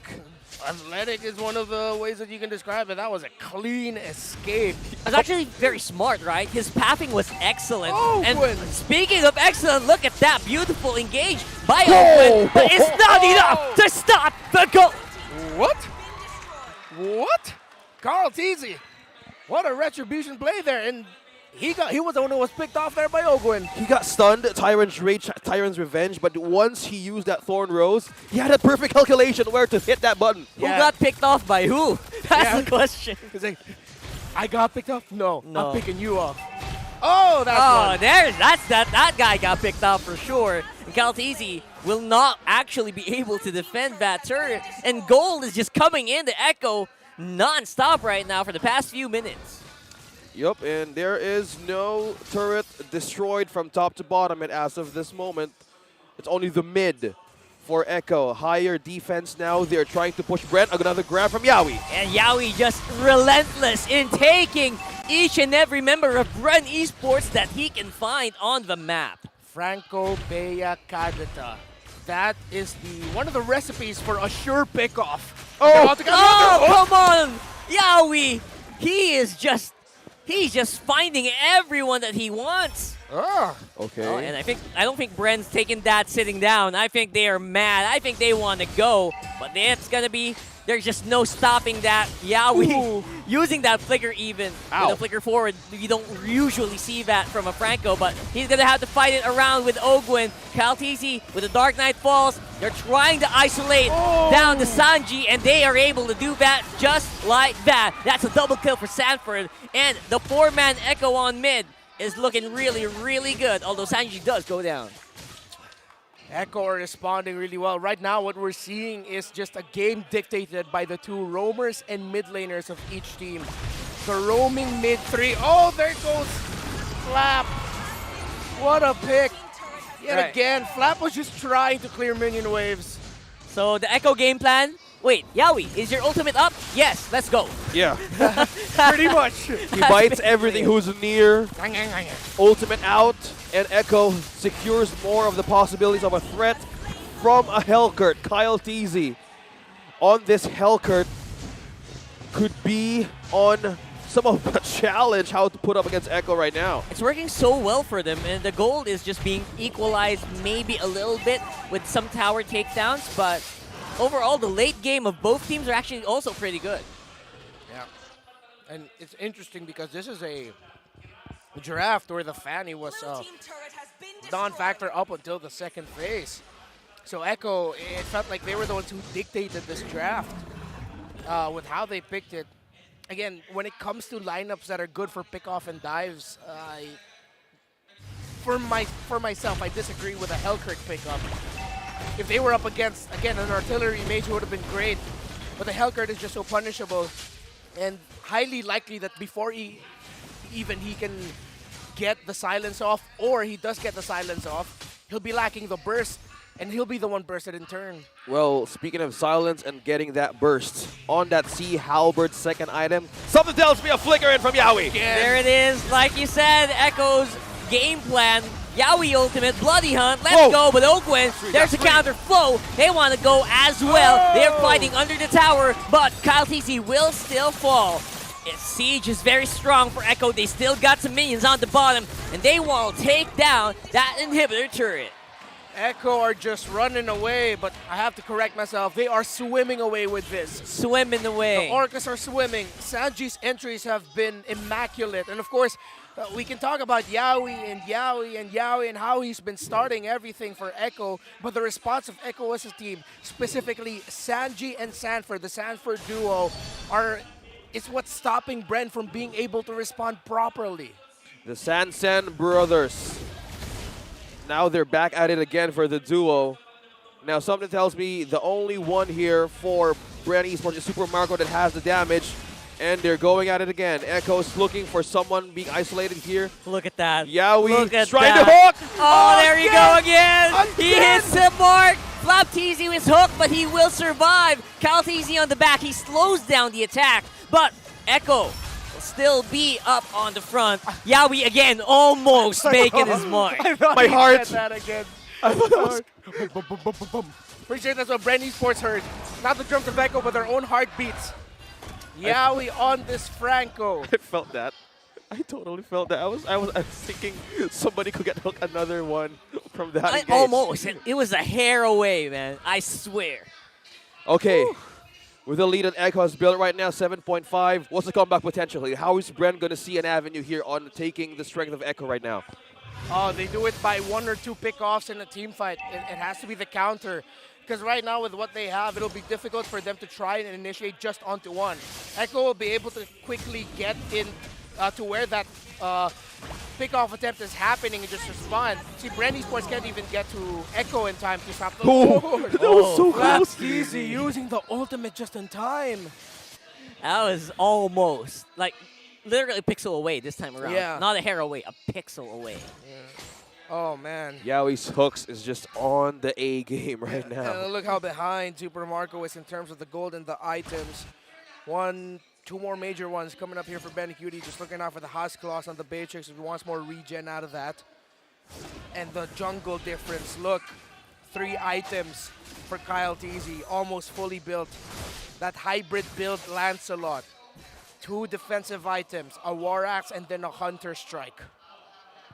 Okay, will that physical penetration reach the defense of Echo that has been built as of this moment? And now they're going in, trying to penetrate the base. Flapteezy. Oh, the flicker from There you Ogwen. go, Ogwen. He's trying to take 2, but Sanford's the only one who's stunned up. Yawi able to mobilize a little bit. Ogwen will get taken out by Benecutie on the back. He's relatively safe. Calteezy diving in. Benecutie's low, but he will still go. Go, and that's a double for the marksman of Echo. And the Lord's on the bottom as well. That's a triple for the Storm. And that's going to be Echo taking game number 1. Hot start for the Orcas on the back of Yawi's play on that Franco. The responses of Sanji and Sanford. That's game 1 for Echo. Talking about waking up from a great fight yesterday, and now this is just the world champs going back on their feet. Oh, wow. And we mentioned it right there in the end. The potential comeback for BREN Esports would be initiate or counter, try to pick off 2. Ogwen caught 2 right away with his Siren's Rage. But as we discussed, Echo will be able to counter. BREN doesn't have the damage yet, even though that's a Malefic Roar, Demon Hunter Sword, and I believe a Sea Halberd on that Hellcurt. It's not enough at that moment. They were behind 10,000 gold. Agree. And I think the unsung hero of that whole fight, it has to be Benecutie. All throughout all of this, with a Hellcurt on the enemy team, he manages to stay alive and do the damages necessary for Echo to take that win. And this is the first time that the Hellcurt for BREN Esports hero pool had a loss throughout the season. Yeah, and that's that was a really hard time for Kyle Tees to bounce back, because you've mentioned about the Sea Halberd, instead of being in the full-on physical damage power, that's just purely on the defense mode, getting that last-minute shield from a Sea Halberd. And obviously, the most obvious factor, right, is Yawi. Yeah. This Yawi game, man. Yeah, the hooks, the entries, the flicker, bloody hunt, perfect timing. And yesterday, I have to admit, Yawi had some off-timing entries against RSG, punish, especially his Grok play. It seems like Yawi woke up today, I want to make up for it, and he had a near-perfect game on this Franco. No deaths. No deaths. A perfect game for Yawi and his Franco. Now, let us break things down a bit. Midnight, what happened to game number 1? It's Echo winning this one. Maraming salamat, casters. And I would say this battle of game number 1 was a comfort setup for both sides, pero nagwagi ang comfort ng Echo. Now, why is that?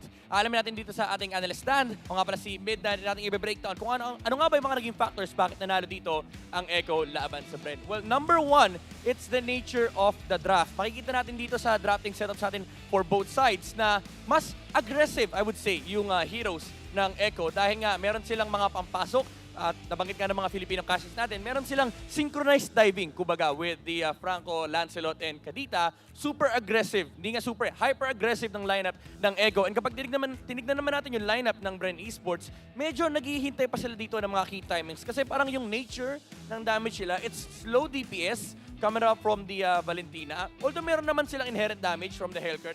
Problem is, pag tinignan mo yung lineup naman ng Echo, parang yung mga sasalo ng damage, okay lang sa kanila. Willing silang tangkihin yung mga damage na yun. And actually, nagtatranslate sa playstyle. Every single clashes na ini-initiate ng Echo, laging pumapasok si Sanford, laging pumapasok si Cartesi doon sa backline, para lang masigurado nila na hindi aabot yung BREN Esports if gusto nila mag-re-engage. So parang na-limit din yung teamfight initiation ng BREN Esports kasi parang ang nangyari is, ang setup na lang na pwede sa kanila is Ogwen coming in with a Flicker Tyrant's Revenge. Pero again, same story dahil nga pinapasok sila nila Cartesi at pati na rin ni Sanford every single time. Again, makikita natin dito sa ating post-game statistics na kulang talaga yung damage output ng BREN Esports dito. And ang ganda rin na naging itemization ng Echo, lalo pa rito kay Cartesi. Gustong-gusto ko yung ginawa niya rito na bumuo siya ng Hunter Strike din. Kasi ang idea sa lineup nila is yung initial burst. And ang maganda sa Hunter Strike is nagbibigay na siya ng damage, meron na siyang physical penetration, and meron pa siyang movement speed. Meaning, kapag nagamit niya na yung 5 hits niya, meron siyang panglabas against BREN Esports. And importante yung movement speed kasi BREN Esports, they picked up this Hellcurt specifically to counter these heroes na gusto pumasok. Actually, ideally, yung mga heroes ng BREN Esports, lahat sila ay nagpapunish ng mga heroes na pumapasok and then pumapalya. Kapag tinignan nyo, pinik ng BREN Esports yung Valentina into a Kadita, knowing na itong matchup na to ay medyo dehado para kay Few, pero pag inisip mo nga naman, medyo malakas yung re-engage potential ng BREN Esports. Pero yung itemization ng Echo allows for more resets coming up from both the Lapu-Lapu and the Lancelot. Again, look at Sanford. Grabe yung damage niya rito with the Hunter Strike, Bloodlust Axe, of course, amplifying yung kanyang spell bump.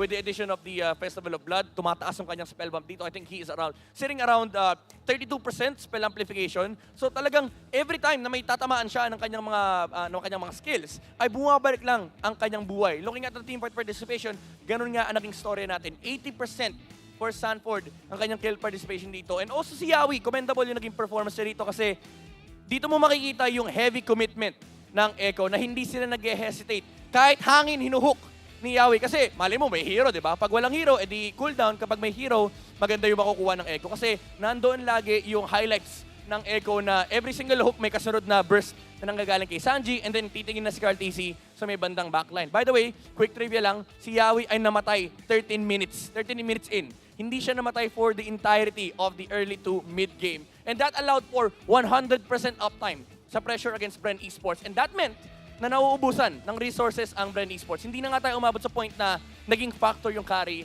ng BREN. Kaya naman, siya ang ating MVP dito sa game number 1. Again, Tristan Cabrera with the hooks. Dinadala ika nga sa Yawi's Food Hub ng Echo. And ito yung pinaka-importanting aspect ng game kasi ng Echo. Kumbaga, marami tayong nabanggit kanina about yung teamfight initiation, teamfight prowess, yung kanilang tankability. Pero it was the mere pressure of the Franco in this game. Ito yung comfort talaga ng Echo, yung binabanggit ko kanina, yung kanilang signature play style. Although comfort din naman, you would say, yung nakuha ng BREN Esports. Pero ito kasi yung inherent nature ng mga lineups.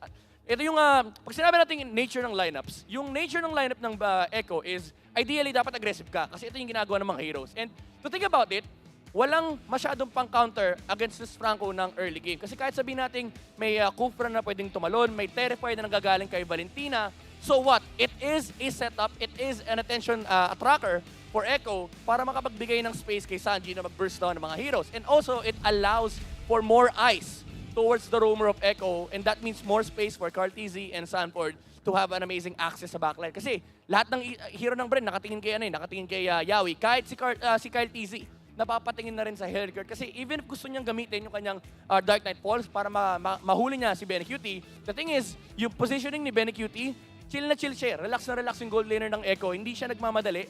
hindi siya kagad nagpa-participate sa mga fights. Kasi alam niya, importante yung kanyang positioning in this game. Importante na hindi siya namamatay. Okay lang mamatay sila Carl Tizzy, sila Yawi, kasi trabaho nila yan. Trabaho nilang magpunta sa frontline, and kapag nagamit na yung mga skills, doon lang nagpapakita si Benny Cutie. Of course, nandun din naman yung kanyang supplementary damage kapag may nahuhook si Echo. Pero again, BREN Esports, every single time na gusto nila mag-re-engage, lahat sila nakatingin kay Yawi. And sobrang tindi ng laro ni Yawi kasi imagine niyo, ganoon na nga yung status ng game, lahat ng hero ng BREN nakatingin doon sa Franco, pero he only died once. And ang gusto ko dito is, alam ng Echo na pagdating yung mid to late game, pwede mong patayin kagad yung mga frontliners ng BREN Esports. Walang hesitation.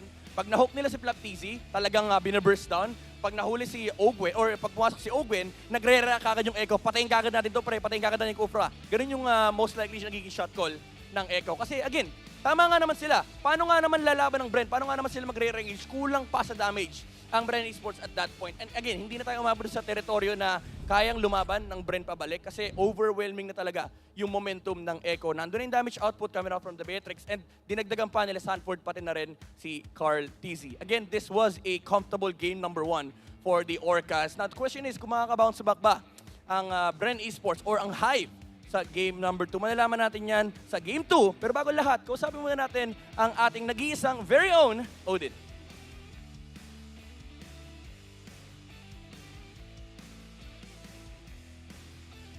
Hello, MPL fans! Andito kasama ko ngayon ang Beehive! Ayan, hello, this is your very own Odin, nagbabalik sa courtside. At kasama natin ngayon ang former BREN Esports player na walang iba kundi si EJ. Hi, EJ! Hello po. Kumusta naman ang life mo ngayon? Okay naman sa ngayon. Okay naman sa ngayon. All good. Parang nahiya ka. Nahihiya si EJ. Pero, di ba matagal kang... Ay, pag maganda ka makausap. Uy, thank you ah. May sticker ka sa akin mamaya ng BREN. So, di ba dati matagal kang naging part ng BREN Esports from S3 to S8, di ba? 6th month siya ng BREN Esports. Anong namimiss mo sa pro scene or kahit sa BREN Esports? Actually, lahat namimiss ko kasi lalo na yung mga teammates ko. Siyempre, yung mga pinagsamahan din. Sasaya, ganun, masaya. Parang hindi ka masaya. Maging masaya ka naman. Ayan, nandyan yung former teammates mo. Ang natira na lang ngayon ay si Few at saka si Flaptizi, diba? And sa kabila naman, sa Echo, nandun si Carl Tizzy. Nakasama mo nung nag-champion kayo sa M2 World Championship. So, nasan ngayon ang puso mo? Ngayon na yung naglalaban ay meron kang former teammate. Actually, gusto ko silang parehong manalo eh. Kaso, gusto ko nga sila maglaban ng finals kaso malabo na mangyari. So, kailangan may mag-sacrifice na isa. And yung BREN yung nagbigay sa akin ng ticket dito. Siyempre sa BREN ako. Ayun, tama! Siyempre, ayun yung may freebie, di ba? Oo. Pero naririnig ka ni Carl Tizzy, nakatingin siya dito. Anong mensahe mo sa kanya ngayon? Kyle, galingan mo daw, sabi ni Flap. Ay, may pa-message. Ikaw pala ang messenger nilang dalawa. Wag ka na daw magngat-ngat ng daliri. So, naging former analyst ka rin daw ng BREN Esports. And nakita natin yung game 1 ay nanalo yung Echo. Pwede mo bang i-analyze or sa tingin mo, anong pwedeng i-adjust ng BREN Esports sa mga succeeding matches para manalo sila? Siguro early pick na nila yung... Kasi parang comfort pick ni Yawi yata yung Franco, ganun. And comfort pick din naman ng BREN yun. So, unahan na lang siguro. Unahan na lang sa pick, ganun. Kasi ang ganda nung Franco Kadita pag pinagsama talaga. Iba hero So master. nakuha nila yung parang combo nila. Okay. So hindi ko alam kung naririnig ka ng ating mga players, no? Pero meron ka bang gustong i-shout out?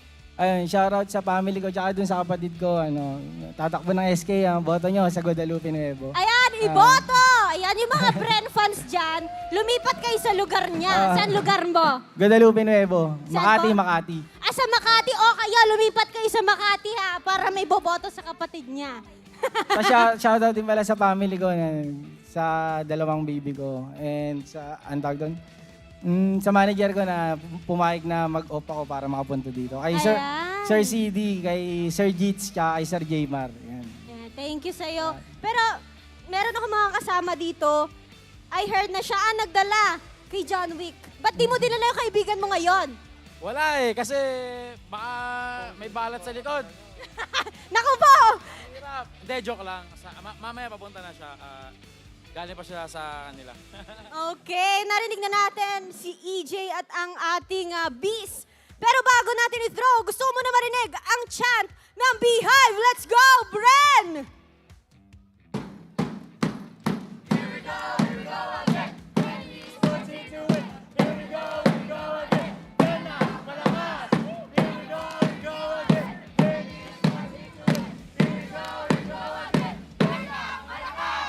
Bren lang malakas! Bren lang Kaya malakas! naman, balik na muna natin sa ating casters.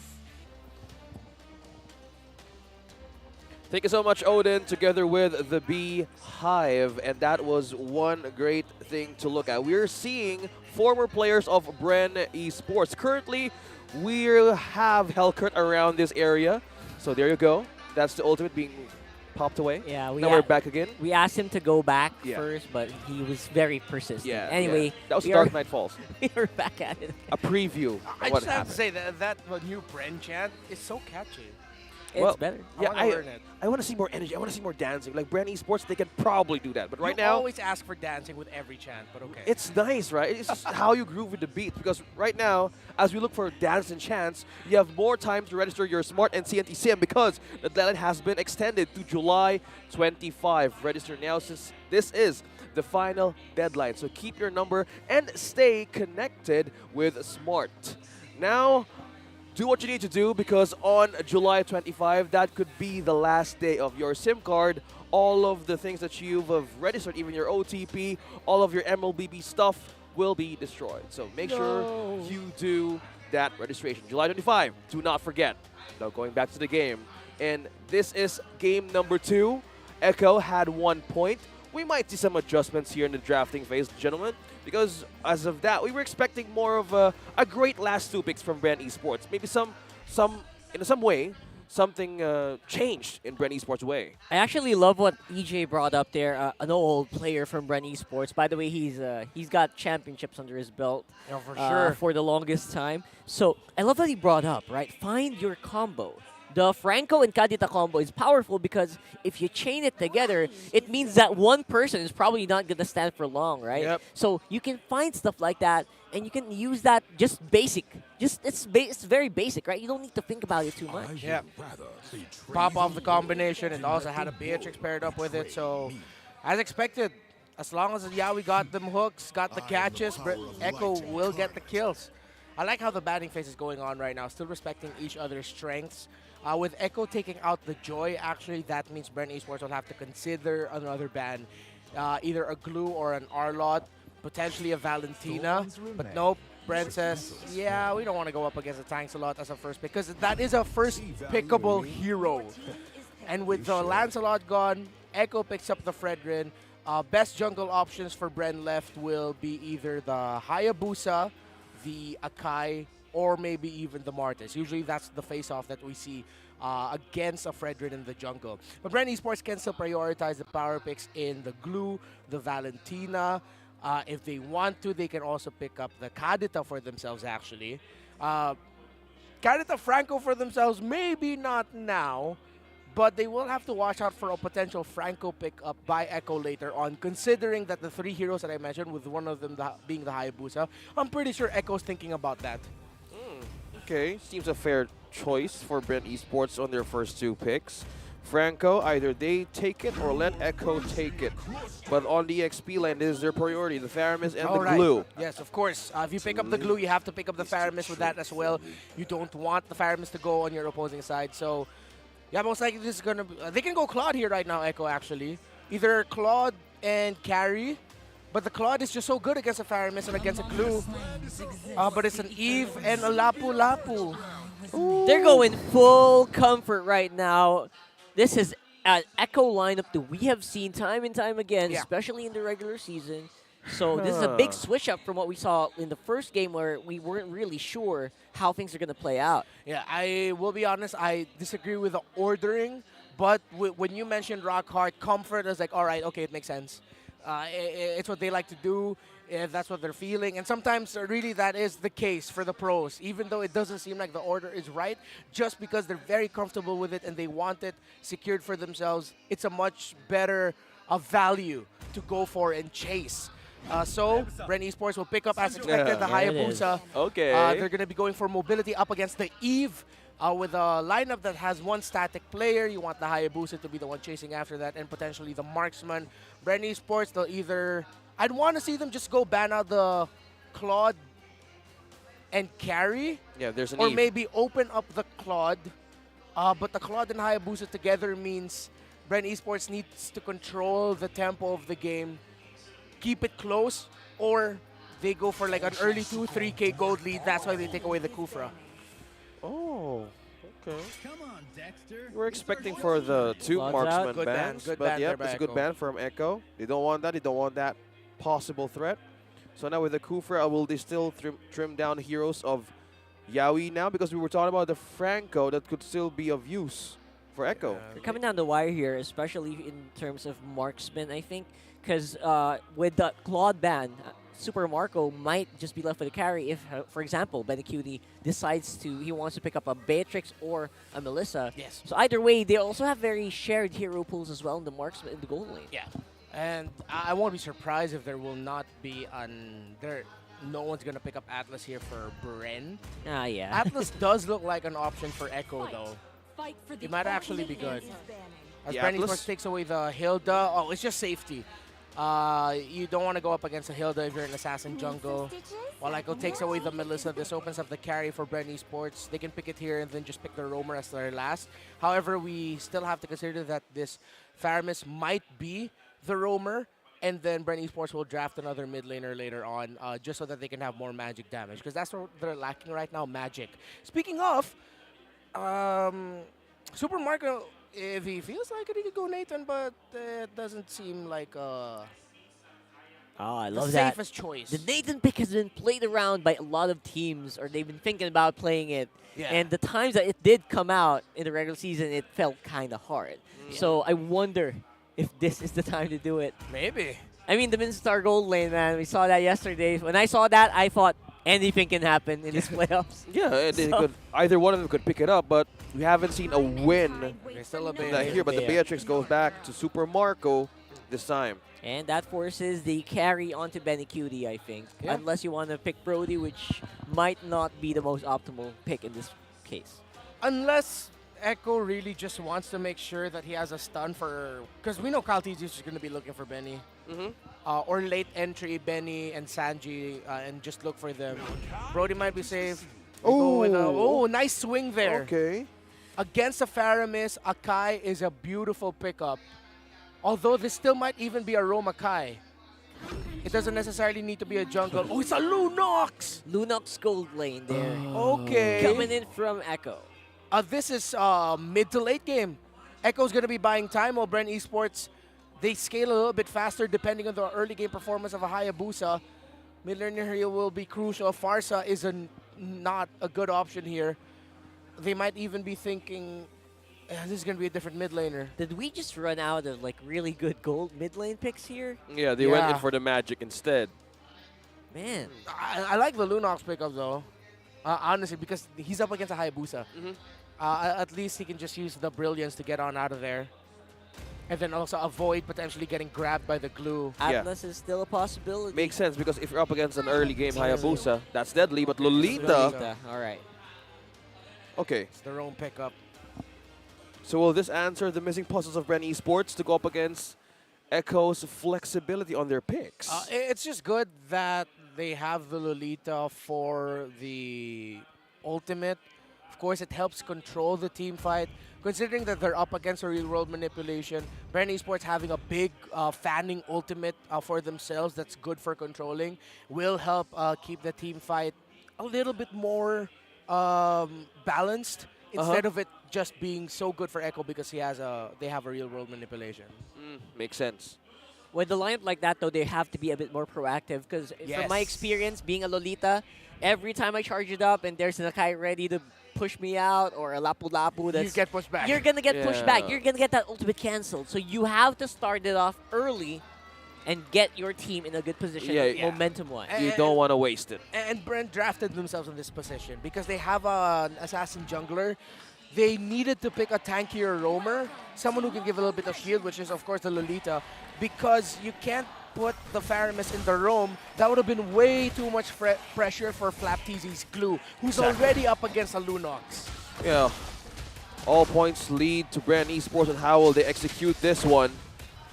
Let's see. Let's leave it up to the pros on how they want to do this up against Echo. It's game number 2, and we're going for a start. Early invades, though, from BREN Esports here. Eyes on Yawi and Carl TZ on this purple. There's a proactiveness that we are looking for here for BREN, but they're having a hard time finding a way or an entrance to disrupt the jungler of Echo, where we see Sanji and Sanford actually securing both major entrances into the jungle. Okay. Good zoning out and good pressure showed up by BREN. So the members of the two teams recognize the importance of the scaling of the two junglers. Kyle TZ would want to be relatively safe. He cannot suffer 2 deaths early. 1 may be recoverable, but even that is already quite a tall order. That's how fickle sometimes Hayabusa pickup is, but Kyle TZ had a monster performance as a Hayabusa yesterday up against Blacklist International. Talented is a young man, that hero. Yeah, give them a W. Just that on. So now this could be a threat for Echo if they want to see this. But this Lunox pick really is a good choice if you want to be in your gold lane right now. It's really good in terms of matchup, I think, because he is going to have some versatility in terms of how he wants to handle that gold lane. So we're going to have to wait and see how that pans out, as we do see, again, BREN Esports. They're trying to be as aggressive as they possibly can with the lineup. But Echo, they have other plans. Yeah. Now they have Carl TZ and Sanford on the side. Sanji as well basically have good coverage, which means they secure that turtle. Okay. You know what's interesting? This actually empowers Carl TZ and Sanford, considering that... Okay. Those are big opens being forced out, and Sanji has it backed in with a real-world manipulation. There you go. That's what I'm talking about. There's a heavy spin that is a bane to all Lolita players all around the world. And we do see that Sanford and Sanji, they're not done. They're going to take out you as well as Ogwin. That's a double for the XP laner of Echo. This is one classic Yaoi that we're seeing back in Akai. And we have thought it could be in the jungler, but no, this is one deadly Akai. Going back to this instant replay, that was 2 members of BREN Esports falling down. Yeah, it was great positioning by Yaoi. And of course, the decision for Sanford to go for that. As I was mentioning earlier, because Echo has a lineup with an Eve and a Lunox, it forces BREN to draft more magic defense items in the Radiant Armor and the Athena shields, which means Sanford and Carl TZ, if they can get their items relatively quickly, and that's why that double kill for Sanford early was so good, then BREN Esports will be eating a chunk of physical damage that they don't have defense for just yet. And Fuse Cult Altar was on cooldown, so they had the knowledge of that, and they played knowing that Few will not be able to save his members. Yeah, the skill counting by Echo was really good there. Pressure BREN in that scenario.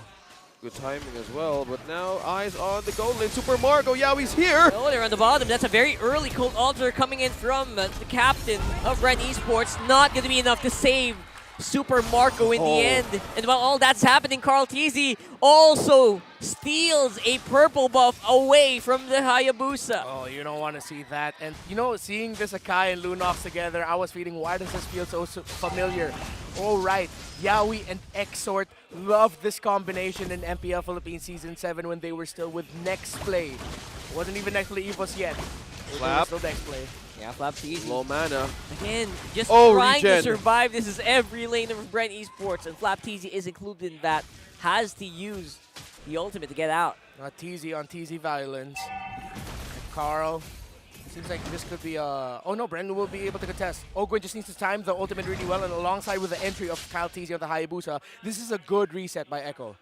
That's a good one. So Ogwin needs to have more eyes on how these 2 members of Echo can disrupt his ultimate, because that only thing that counts is one great setup that he can use. There it oh, is. Yaoi, Super Marco. Is it going to be enough? I don't think so. Echo does not have the firepower to actually handle this, and Yaoi almost got taken out there. Here's the Numinal Blast that forces the flicker out of Yaoi. And BREN, they're starting to get some momentum here on the bottom side of the map, and on the mid, they're trying to play it more defensive. Okay. Okay, Kaltizi just pick up a Hunter Strike. Super Marco. Oh, look he's at that. Trapped. Look at Carl at the back. Oh, beautiful combo with BLCK. Make sure that they take down Super Marco as well. Yeah, this is why the Lunox Golden was so good alongside the rest of the Echo picks. This is because they can go for, in English, sour dives. Sour dives. Yeah. Like just the right amount of sourness that looks like it's risky, but it works. Yeah, I remember you rapping that. You're looking kind of sour, yeah? Yeah. I wasn't even referring to that. That's exactly but it. thank you for the callback. And that was Echo you were rapping for. So now it is all one thing that they need to do. It's a good kind of sour. So if they keep on doing that, they're forcing out of something from each other. Looking at just the items here, Hayabusa is just on the Hunter Strike up against Carl Teasy. Some more tankiness from Yaoi. Your spot one! Oh, Yaoi! He reads that Ogwin was there.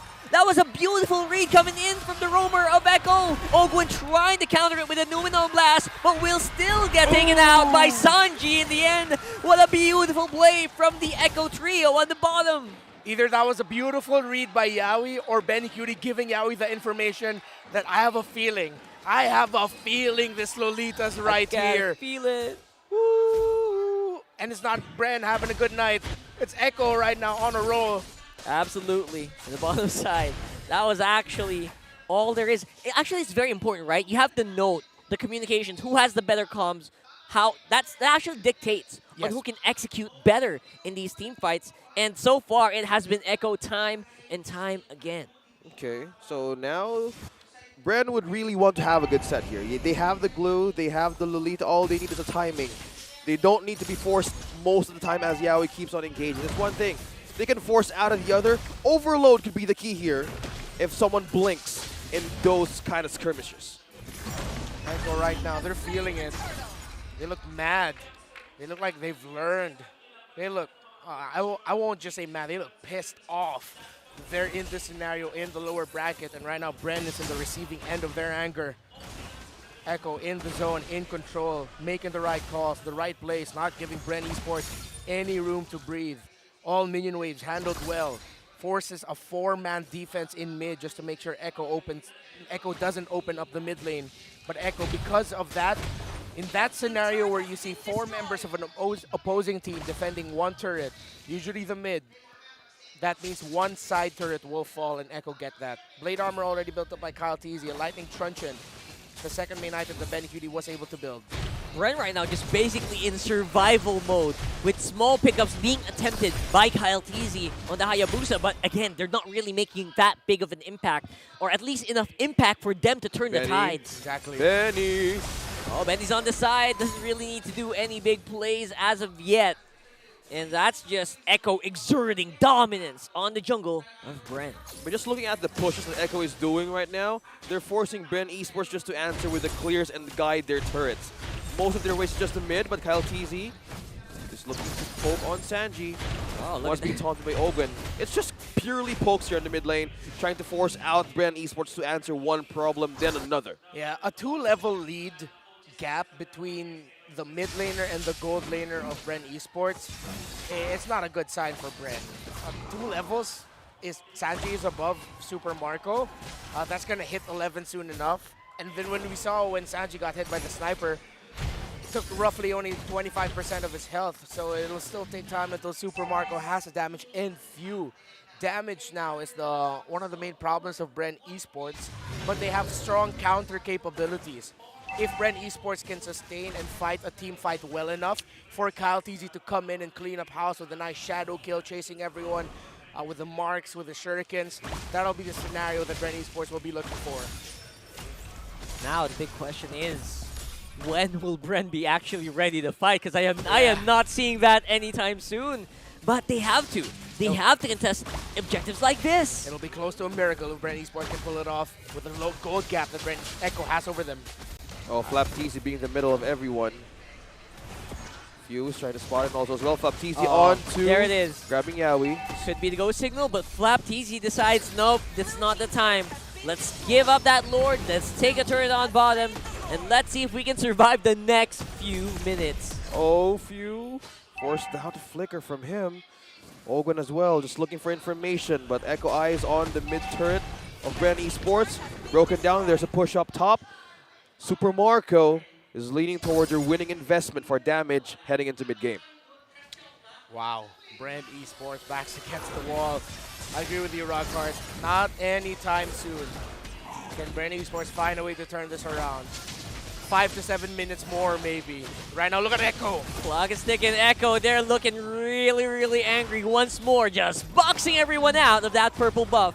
Again, depriving the Hayabusa of that much-needed energy regeneration. Getting closer in the turret. Kyle TZ almost half HP. Man, they can't even go in front of Echo right now. And Echo, they're also being very careful, right? They're careful to just not give anything to BREN while all of this is happening. Yeah, Sky Guardian Helmet as well is in for Carl TZ. There's so much time to soak up damage, but look at that, being taunted by Flap there. Going near. This could be Yawi. it. Flaptizi is going to be locked against the wall, even though they are locked down.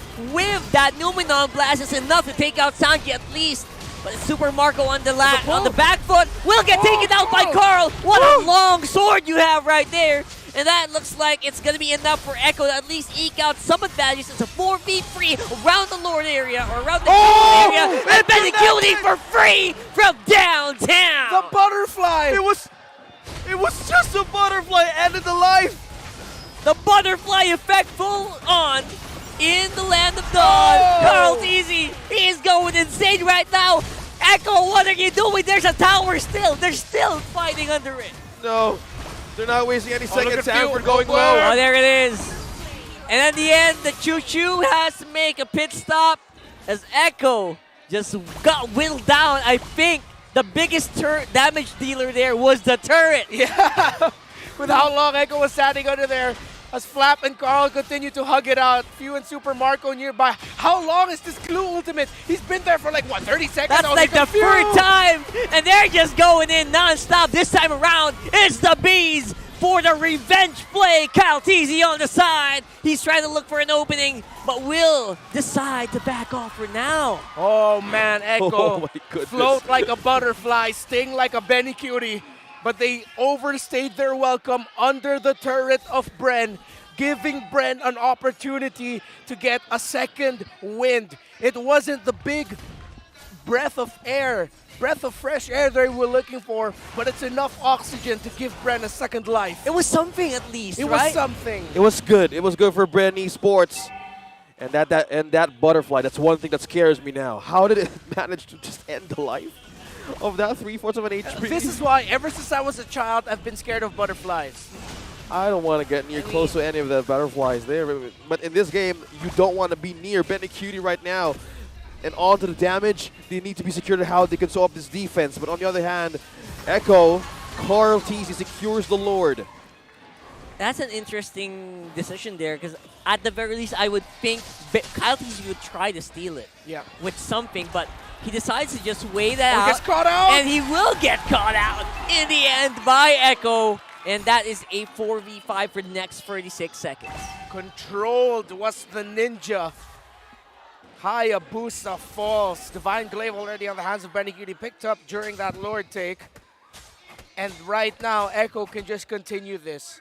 I will be surprised if BREN holds on, but BREN Esports showed yesterday that they have the ability to. The question is, in this game, in this scenario, do they have the lineup to replicate that with the lead Echo has? It's sketchy, but it's possible. Yeah, Carl TZ, he's actually between enemy lines, or behind enemy lines rather, but he is fighting it out. He's trying to clear some minions on the side, with Flaptizi actually being put very low by Benecutie as well. No minions available on the bottom and the middle. It's the top with a Lord push. Carl TZ holding that siege minion, allowing Echo to maybe break the mid turret, but no, BREN Esports still gets to clear the minion waves. Look at Carl, the enforcer right now for Echo. He needs that siren. He's just going boom, boom, boom, and that's able to actually clear it in time. Oh, the slow from Sanji is massive. forces so many flickers out of BREN Esports. Amazing placement of the Void Crystal, but now they're outside. BENICUTI is on the bush. Nobody spotted him. Oh! Kyle TC smelled something out of that. The much-needed takedown on BENICUTI. Finally, BREN Esports, they're getting something. They're able to do a sort of offensive against Echo. Even Sanford will fall with the help of few. BREN are finding a turnaround. A snipe, a super snipe from Marco. Did Echo overstay their welcome? Being on the brink and destroying the base of BREN Esports. The Bees, the Hive, they're alive right now and they're pushing in the base of Echo. Fuse Clutch Gene, the Hall of Legend inductee. Coming up big for BREN, the save onto Super Marco. And of course, Kylan and Profilin is the jungler of BREN Esports, finding BENICUTI in the right shrub with his own shadow. He tossed out the shadow and it just found the perfect angle to get into the shrub, to get vision. He went in, he checked, he found Benny. Echo's game plan there hinged on BENICUTI being able to get his combo off as the Lunox. Calteasy stopped that. Amazing performance on Few, our two-time Philippine representative for the MLBB division for the Southeast Asian Games. Now they're on a roll to bounce back up against the world champs. Flapteasy grabs one on Sanford. Kyle Teasy though. They're looking for Sanji. I think Sanji looks like he is the one that you need to target if you're BREN Esports. He might be the key to BREN's survival as they are going for that Lord. And it's BENICUTI's Lord this time around. Sanji with the real world will be slowed down and stifled by Ogwin, but that will not be enough to actually take him out. Flapteasy trying to channel in one member to go down with BENICUTI. Playing out some good damage. There's a darkening. BENICUTI still got some. Miss. Does he have a charge? Does he have a light charge? No, he doesn't. He goes down. A good grab there onto Ogwin. The Stampede, and now they're pushing back Echo back to base. This is the problem with the Echo lineup. It's good for early to mid if you snowball, but how can you end without a marksman? You need to wipe out BREN Esports, or at least take away all of their major minion wave clears. Echo, it's a tough task. It's a tall order. It's so hard to push. It's hard to push. It's hard to end. And BREN Esports feels it. That's why they're confident, but Flap might get caught out in mid. Oh, behind enemy lines. That's 3 reinforcement of BREN Esports. Ogwin at the back though. Sanji's actually quite low. Ogwin spots this out. Does he have the Numenon Blast? He does. He gets it ready. He waits for his target, but Echo will fall back for now. And just as that, BREN Esports got the lead back on their own hands. The turnaround. A good read by BREN. Tremendous multiple reads to acknowledge that Echo overstayed their welcome multiple times, trying to break down turrets, base turrets on the side of BREN Esports. And BREN Esports responded accordingly and properly. Oh no. With all of you guys discuss on how Echo's lineup in the late game could mean their own destruction of their own composition, they need to have a good target on who's going to be taken away from BREN Esports right now. But most of them is slippery and has one way of escaping and engaging one or the other. Few, on the other hand, even on the gold. Calteasy and Super Marco are back on 1 and 2 by just looking at their earnings right now on the draft.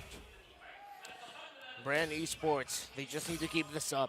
Understand that they do not have a marksman to face. BENICUTI, when the darkening is gone from that Lunox, they can fight, and they should fight. At this point, they've been able to build up enough items to handle the damage that Calteasy and Sanford, Benny and Sanji can dish out. They just need to play their cards right. Calteasy needs to continue to be patient with his entries, be the sweeper for BREN. But don't forget to provide space as well for Super Marco, because Sanford has been on a mission to hunting him down. Patience, pace is what Echo needs right now on how this turnaround for BREN Esports is going for. So now they're just eyeing on who is going to be isolated out of this map. But so far, this Lord will dictate on who's going to push. At the very least, Echo has been consistent, right? Every time the Lord is up, every time there's an objective up on the map, they want to take it. But it's starting to look like this time around, BREN might be able to at least get some territory, not outright contest the objective, but maybe they can try to go for a steal. I don't know. We'll have to wait and see, because right now Kaltizi is quite far away. Yeah, he got info though. BREN Esports know where Yawi and BenQt are. Kaltizi's shadow provided that for BREN. Okay, they see Flap. Where is the rest of BREN Esports? That's a big question on the minds of the Echo squad. And they are here with Conceal on the side. The Lord is pretty much on the BREN territory. Oh, it's going to take the 50-50 though. BenQt's on the back. He's getting ready to bounce. Snipes of Super Marco. Getting ready to see if he can do it with the Retribution, but no. Echo, they're done. Oh, they're done giving space. The real world is down. The Lolita's Numenor Blast is up.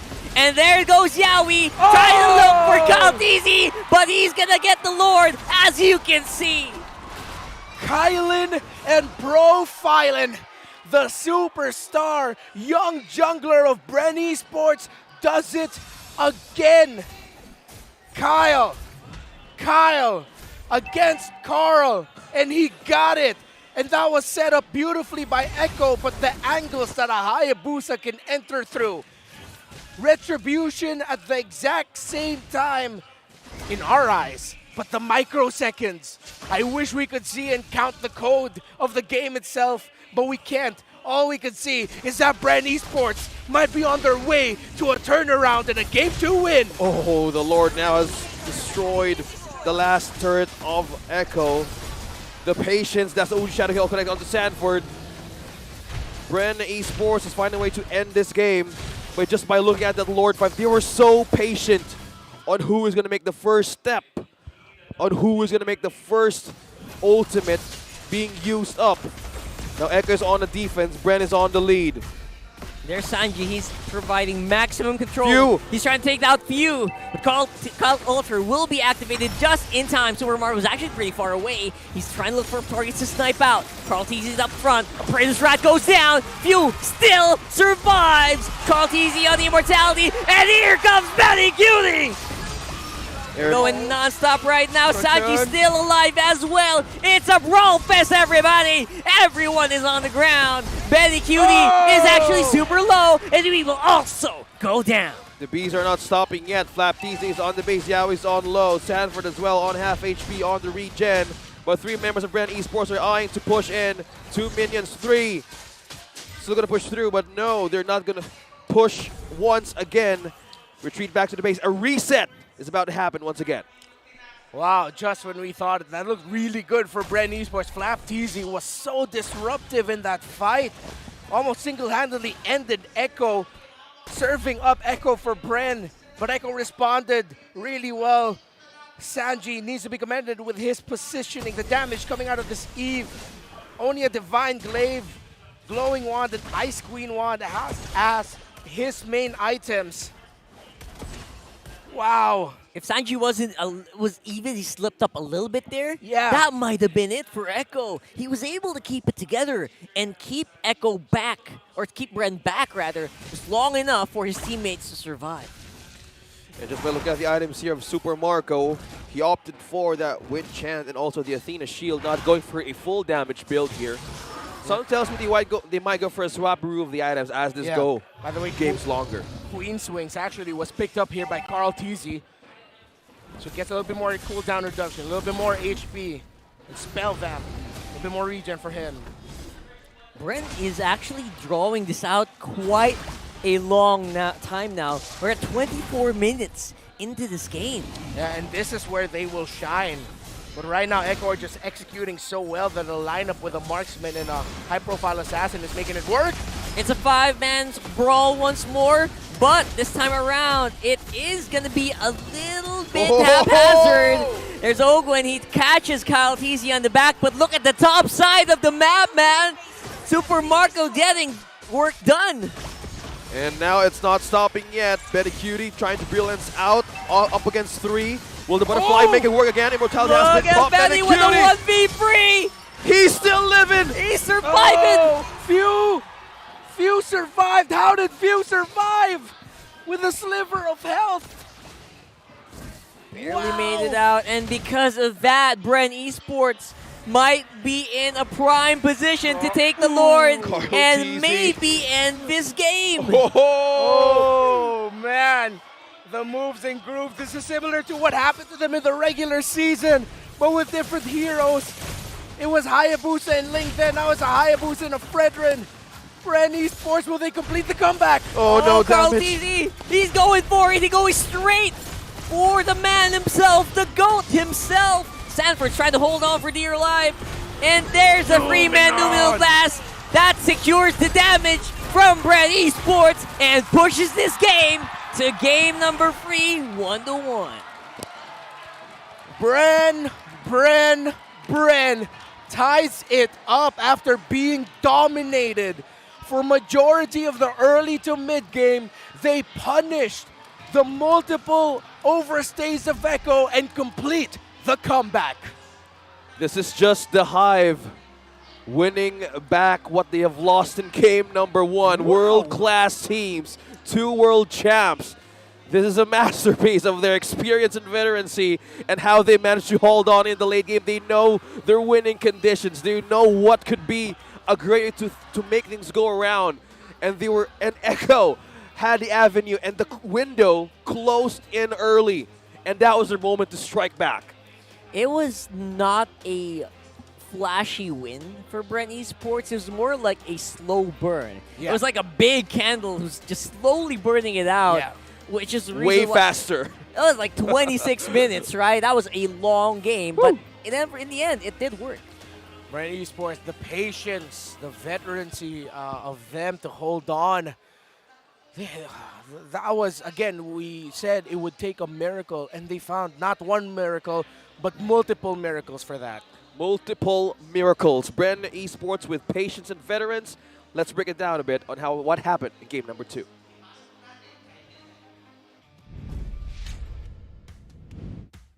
Wow, hindi talaga papatalo ang mga world champs dito sa ating lower bracket. Again, BREN Esports taking game number 2 against Echo, bouncing back from their defeat on game number 1. Ngayon, paano nga ba nila ginawa ito? Ito ang ating idadaysek dito sa ating analyst. Ano nga pala si Midnight. And BREN Esports, this time around, sila naman yung medyo nag-divert sa kanilang comfort. And si Echo ay bumalik sa unang comfort nila, which was yung kanilang mga mage gold lane. Kumaga parang ang gusto ng Echo dito is palaban lang na talaga ng palaban. Gusto nila makuha yung early game tempo para ma-maximize nila yung lead and mag-transition sila to a mid-game momentum. Pero ang dilemma is, nabanggit ng ating mga shoutcasters, mage gold lane ang hawak nila. Meaning, yung tower damage ay talaga nagkukulang. Hindi naman tutulad nila Harith na natural tower taker. Lunox is a team fighting hero. Ang mangyayari is, kapag nagkaroon ng clash, talagang required ng Echo na labanan ng 5v5 ang BREN Esports and required silang manalo para magkaroon ng conversion towards objectives. And si BREN Esports naman ay normal yung kanilang lineup. Meron silang Beatrix, which is also decent against Lunox, even though hindi na maximize ng BREN Esports yung lane na yun. Kasi usually, you'd see Beatrix taking over lanes against the Lunox. Pero ang ginawa ng Echo dito is kinontrol din nila yung momentum na pwede nila makuha sa gold lane by visiting there ng maraming beses. Pero si BREN Esports talagang nag-relax lang. Chill lang sila dito. Chilling lang kasi sabi nila, guys, relax lang kayo. Gold lane mage yan. Wala silang tower damage. Kaya makikita natin dito sa post-game stats yung mga importanteng item ng bawat kuponan. And I would say, critical mass dito, yung lock item glue ng BREN Esports. Kasi si Flap TZ na yung naglilimit ng firepower ng Echo kasi every single time na haharap si Flap TZ, ang dilemma ng Echo is yung strategic advantage ng meron kang hawak na glue. Imagine fighting into Flap TZ na this time around, hindi mo pwedeng i-burst. Just look at the lineup of Echo. Mag-enumerate kayo ng heroes na papatay dun sa glue. Actually, namatay siya one time. Pero sa late game, kung saan dun na nag-activate yung heroes ng BREN Esports, imagine how does Echo take out the glue? Parang imposible kasi si BNQT rito nakatingin doon sa importanteng hero sa backline, which is si Super Marco. Pwede mo naman sabihin na, pwede naman mag-commit ng skill si BNQT. In survivable din naman yung Lunox against glue.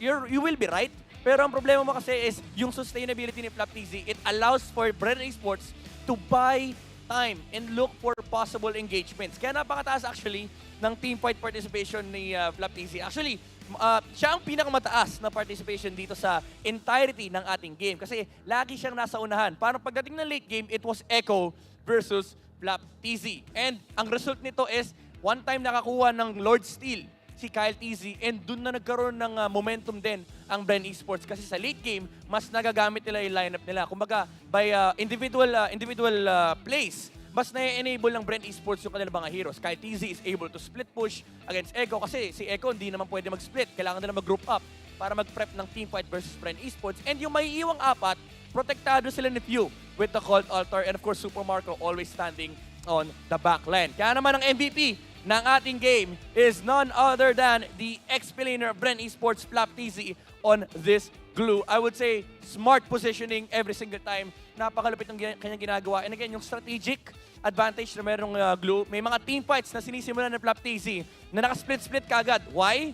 Kasi kapag naka-split-split ka kagad, yung Echo mag-iisip, guys, may matatalunan to. May masashampoo. May masasabunutan sa atin. And if you're Benny Cutie, alam mo ikaw yung primary target.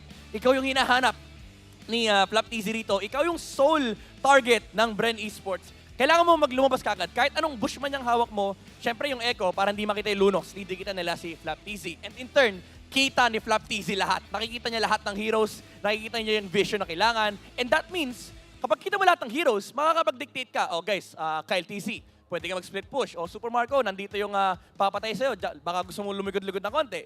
So, it allows BREN Esports to have this plethora of options pagdating ng late game. Kasi yung gustong gawin ng Echo, it's one-dimensional. Tumangke si Carl TZ sa may front line and pasukin ng ibang heroes yung back line. And it works nung early game. Again, as we can see here, kasi si Echo yung nag-control ng majority ng early to mid game natin. It's the nature of their lineup. Malakas yung hero sila. It's a lineup that can be utilized in the mid game kasi meron silang teamfight advantage. And yung mga power spikes ng mga heroes na to, basically ang hinihintay is yung cooldown.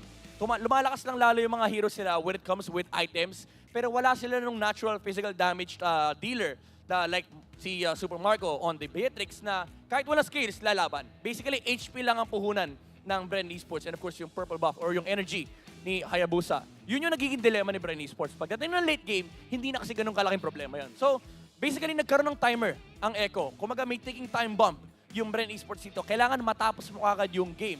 Pero again, same with game number 1, ang inherent problem ng lineup ng Echo is that they don't take towers that well. So ang win condition ng Echo rito is for you to take out team fights, get clean victories, maybe win a spy, di ba? Ma-wipe out mo yung BREN Esports. Pero hindi natin nangyari yun. Ganda rin ang disiplina ng BREN Esports dito. Every single time may chance sila na mag-disengage, magde-disengage sila. And ito yung moment na nahuli ni Flap TZ. Yung pinaka-importanting target sa mapa, natalunan niya si Benny Cutie. Dito nahinto yung momentum ng Echo. Although napakaganda itong play nito, by the way, tinamaan ng Appraiser's Wrath ni Carl TZ si Super Marco. And na-realize si Benny Cutie, mapapatay niya kagad yung Beatrix. Hindi na nga actually nakareact si Super Marco. Tumalon siya kagad with the flicker, and yun yung naging importante kill over the Beatrix. Pero again, nasa part na tayo na late game na. And nagmamatter na rito yung mga Winter Truncheon, yung mga Immortality, and yung ginagawa ni Flap na siya yung nag-i-split sa Echo. Kumaga hindi lang yung sarili niya ini-split niya, pati yung Echo nag-i-split-split dahil sa ginagawa niya kasi nagtatakbuhan lahat. And what Flap TZ provides for this team is again, number 1, vision, and yung pang-attract ng attention. Kapag nakita siya ng Echo, nagtatakbuhan sila, and pati na rin si Benny Cutie, kinakailangan niyang tumakbo. Basically, shutting down the only single win condition of Echo. So parang ideally, pag inisip nyo, yung win condition ng Echo was shut down by a single hero, and that was done by Flap TZ on the glue. Kakaiba, yung naging game number 2 natin, pinakitaan tayo ng world-class discipline coming up from BREN Esports. Sige natin kung ano ba yung magiging resulta ng game number 3. Pero bago lahat, kausapin muna natin si Mara Aquino. Nasa na ang mga Echo fans? Kasama natin dito ang mommy ni Yawi and Carl TZ, mommy Karina, and mommy Ya, para sabi mo, Tita Ya na lang. Tita Ya, and of course, beautiful sister ni Carl TZ, Sandra. Okay, naku, eto po, nag-one all po tayo. Kanina naririnig kita mo, Lord, Lord! Kinakabahan po ba kayo ngayon? Hindi naman po masyado. Konti lang. Konti lang, pero kanina si Mami, Lord! Kayo po. Kinakabahan actually, kaya nananahimik ako dito.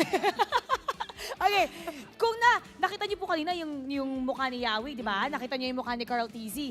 Moms know best. So, kung mata-translate niyo po sa amin, anong ibig sabihin nung expression nila kanina? How can you describe what they're feeling or what they're thinking?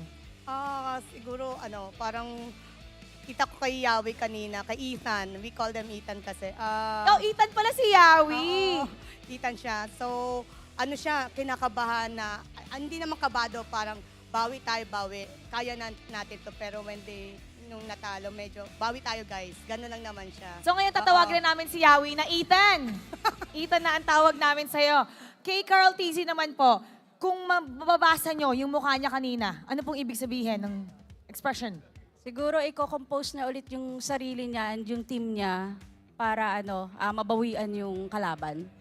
When they're both under pressure, how can you describe how they are pag nape-pressure sila? So, syempre, laglagan po ngayon. So, kailangan, they have to do something fantastic. When they're under pressure, how are they? Si Carl?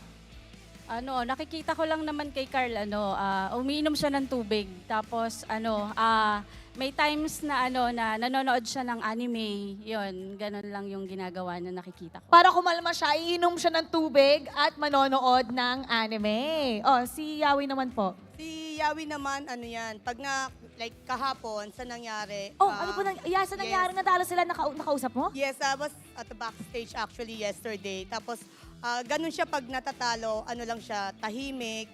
Tapos, ang utak niya, naglalaro sa utak niya anong nangyari. Tapos, he tried to analyze yung game. Tapos, kakausapin niya sila coach, anong nangyari, ganyan. Tapos, balik na siya ulit, focus na ulit. And, tuloy ulit sa anong plano the next game. So, nakausap niyo po siya kahapon? Yes, Ano pong pinag-usapan niyo tungkol dun sa pagkatalo at papunta dito sa game?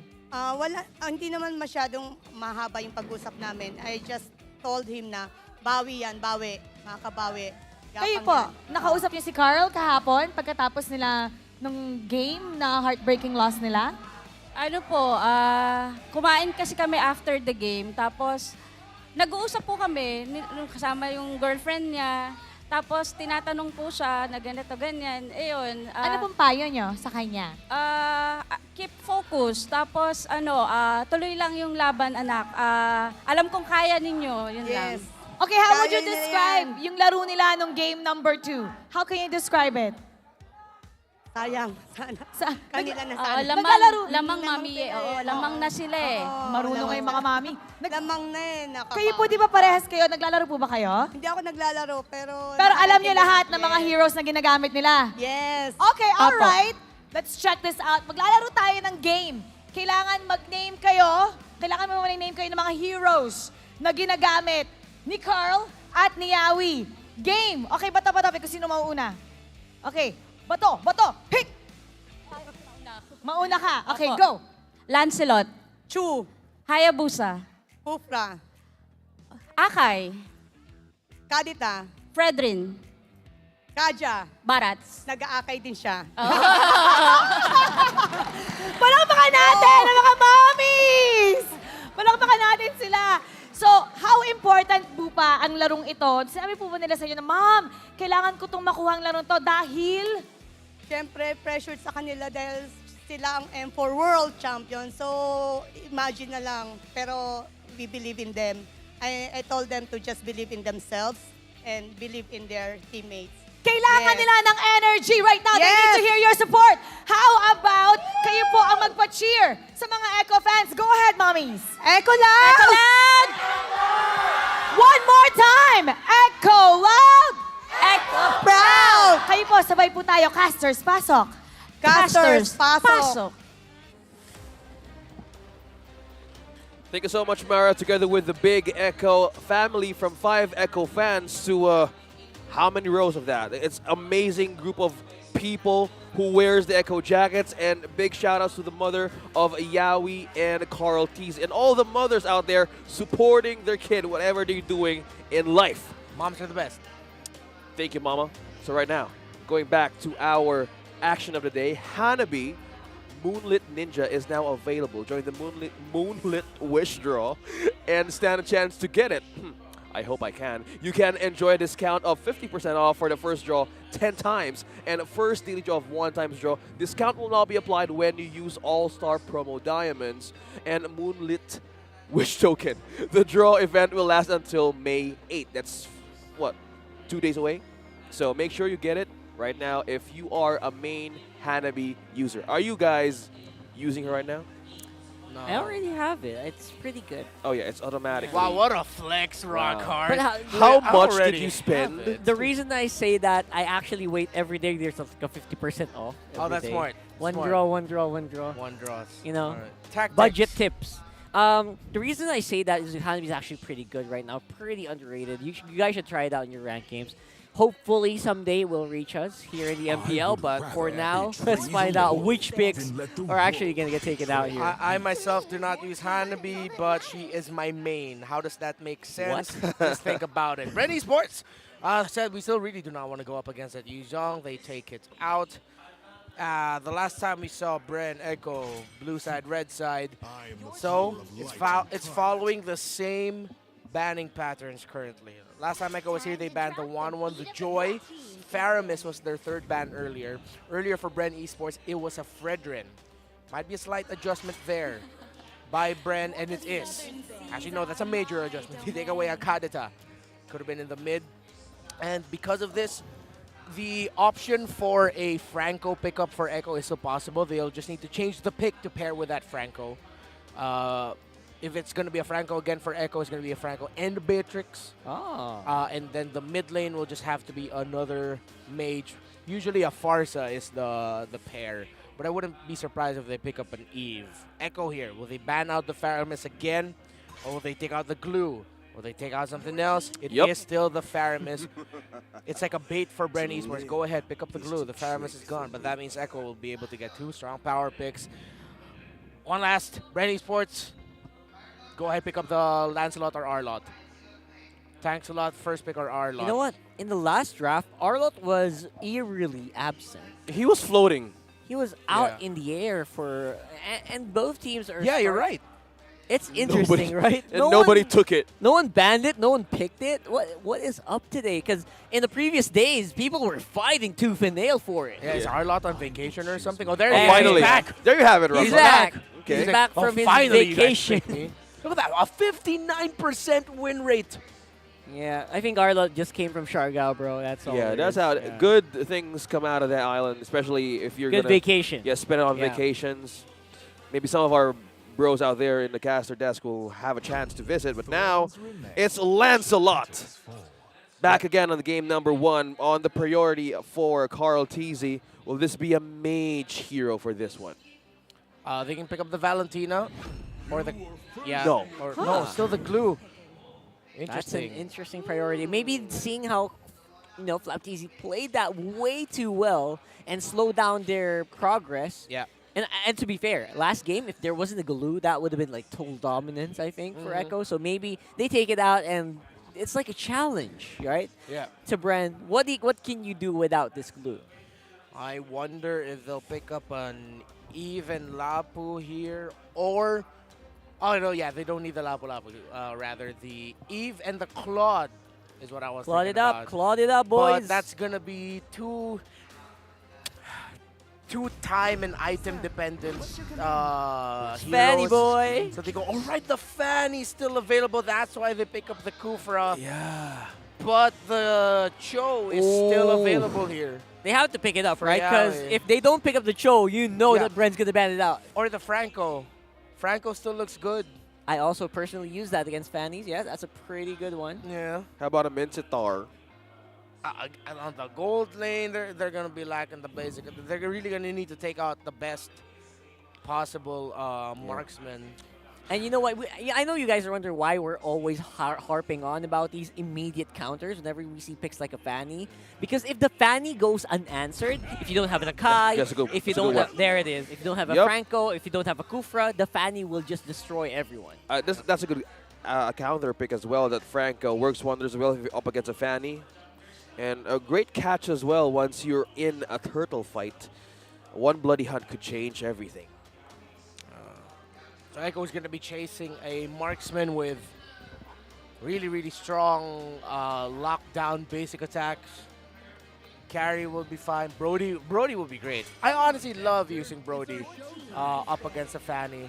Yeah. It really throws off her ability to play well, but you're gonna be really selective with who you're gonna be stunning with the corrosion scythe, either the Fanny or the Arlot.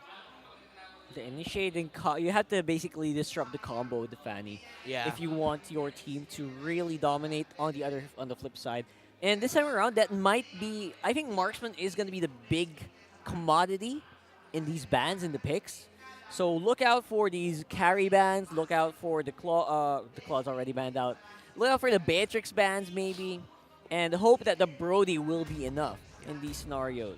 Yeah, if two heroes of BREN Esports has so much means to escape, why not use the element of the Brody to let them all in? If you have a good, laning stage as one way to answer, to break them down a bit. So, Marksman bans, Beatrix and Claude. Carry's still open, Brody's still open.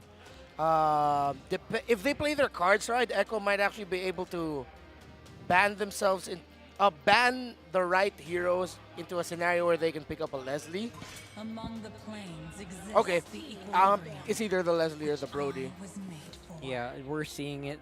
They were hovering it over as well on the camera, so Yeah. you know they're already planning ahead for the Marksman. They're deciding, okay, guys, who are we gonna give away and who are we gonna take for ourselves? Yeah. Because if ever they're gonna be if ever Echo will not pick up the carry and think about picking up the carry, There's the Brody. they can just pick up a really good mid laner here or the Leslie. Oh no, okay. Safer is that they do pick up the carry, so that Okay. their glue is fine. Also good last ban though, the Eve. Okay, No, they read through it. They totally read through Yeah. what could be the possible last two picks. So this is a safe route. Weirdly enough, I would have actually Amazing. liked a Melissa here. Yeah, I don't know why, but Benny Cutie, obviously the comfort hero for Benny Cutie. Carry is one of the best comfort heroes for him. And remember, on the keys to victory we saw earlier, yeah, teams have to think about it, right? What's better, comfort or what's more strategic, right? Or what's like more meta? Yeah, exactly. They have to balance that. I'm glad you mentioned the Melissa. I like the Melissa for BREN. And then, oh no, they go Nathan. Yeah, there you go. Okay, they're gonna be chasing double magic. Nathan Julian, what a swerve by BREN Esports. Burrito's out there in the locker room somewhere. He's shouting. He's been hoping for a Julian all playoffs long, and he finally gets it. And Few is amazing. Got an MVP back in the regular season. That gave way for BREN Esports a win. Even way back season 10, he's been playing this very, very well. Yeah, staple. A good signature pick for Few. Okay, going back to their comfort. And this is one of the keys to victory. Channel your inner success. A part of me was thinking, if Echo drafted the Julian themselves, it would have been great. Because I really was thinking that they picked their mid laner first, Marksman last. But with how the last two picks of BREN went, they have the right tools to answer the problem of the glue. But and because of that, I'm leaning a little bit more towards BREN Esports winning out this draft. Like 65, well, 50-50, 55-45 BREN Esports. Ah, there it is. Oh. There goes the spicy numbers that we were looking for. Yeah. So I kind of agree. Yeah, Raptor has a draft or even a graph on how the winnings and picks are going for. But look at that. Oh, early engage and invade rather on the purple of BREN Esports. They're from Echo. Yaoi almost half HP. What happened? Why is Yaoi super duper low? Something happened there that we did not see. So at least for the meantime, that just means that Kyle TZ is going to be relatively safe in the early game, so he's probably going to reach that level for that sweet spot where he will go and assassinate people on the lanes. Faster rotation could be the answer of Echo here. Again, the coverage of BREN Esports in this fan in the hands of Kyle TZ is, or could be greater of an approach to just test the mindset of Flicker onto the turret. Ogwen almost falling down or being the first blood of Echo, still on a safe back home. The number that I presented earlier, 55-45, is if Yaoi doesn't have another MVP-esque performance. But definitely with the Fanny in the hands of Kyle TZ, they can take risks early on. Just make sure they're calculated risks to build up a snowball for themselves. And if you're talking about snowball, BREN Esports, the Nathan is one of the scariest snowball heroes I've ever seen. Yep. A lot of players have experimented with it and have had not much of a success. Is this going to be the one? Is this going to be the Nathan game that we're all looking for? Yeah, Super Marco loves that Nathan pickup. Former top global Nathan is Super Marco. Tremendous player with that hero. But BNQD also used Nathan earlier this regular season. So Echo will be familiar with the limitations and the preferred angles of one Nathan. First turtle is up. Flapdies and Ogun are here for BREN Esports. Oh, I think Flap TZ already used up the final slash quite early on. Will not be able to slow down Carl TZ. He secures that turtle even with a Fanny inbound. Yep, steel cable was there, but too late to use that retribution right on point. Echo secures the first objective right on to the pressure of the gold lane. BNQD will be the one here for a greater damage investment early game. Yeah, Carl TZ actually less than half a second just faster than Kyle TZ with that retribution. So that boiled down to the little numbers of it all. Great play there by Echo. They did everything that they could to provide space, but that's what you expect when you're up against a Fanny. That as much as you will provide space, vision for your jungler to save the retribution, Fannies are just like mosquitoes, man. You know, and then either they'll get it or they won't. Beautiful sound effects, Mr. Reptar, and because of that... That was OSX. Oh, that was OSX, sorry. Yep. So Sanford used a flicker there. Yeah, force it out. Yes. That's a pretty good sign for Flap. We saw Flap TZ just go ham on Arlots previously. Is this going to be one of those games? Oh, look at that. Sanford almost half to low HP. And as we talk about how Kyle TZ could be more aggressive with his Fanny, can make things go crazy for Echo. Thorn Rose committed there. Spotted 3 members out of that death bush from BREN Esports. Carl TZ seems to be very happy to take these fights as much as possible. Although with Kyle TZ on the Fanny, he's gonna have to take it a little slower, right? Yeah. Combo of the Kufra and the Fanny. Meanwhile, they're eyeing on this bottom lane turret for the gold lane BNQD. With push almost outer turret, energy shields gone for his laning stage. Echo right now and BREN very calculated with their movements. No one being overly aggressive. I thought BREN Esports would really up the tempo here, but seems like Echo aren't giving BREN Esports any opportunities. And look at that push down bottom lane. Super Marco getting pressured. Echo doing everything they can to delay the farm of the Nathan.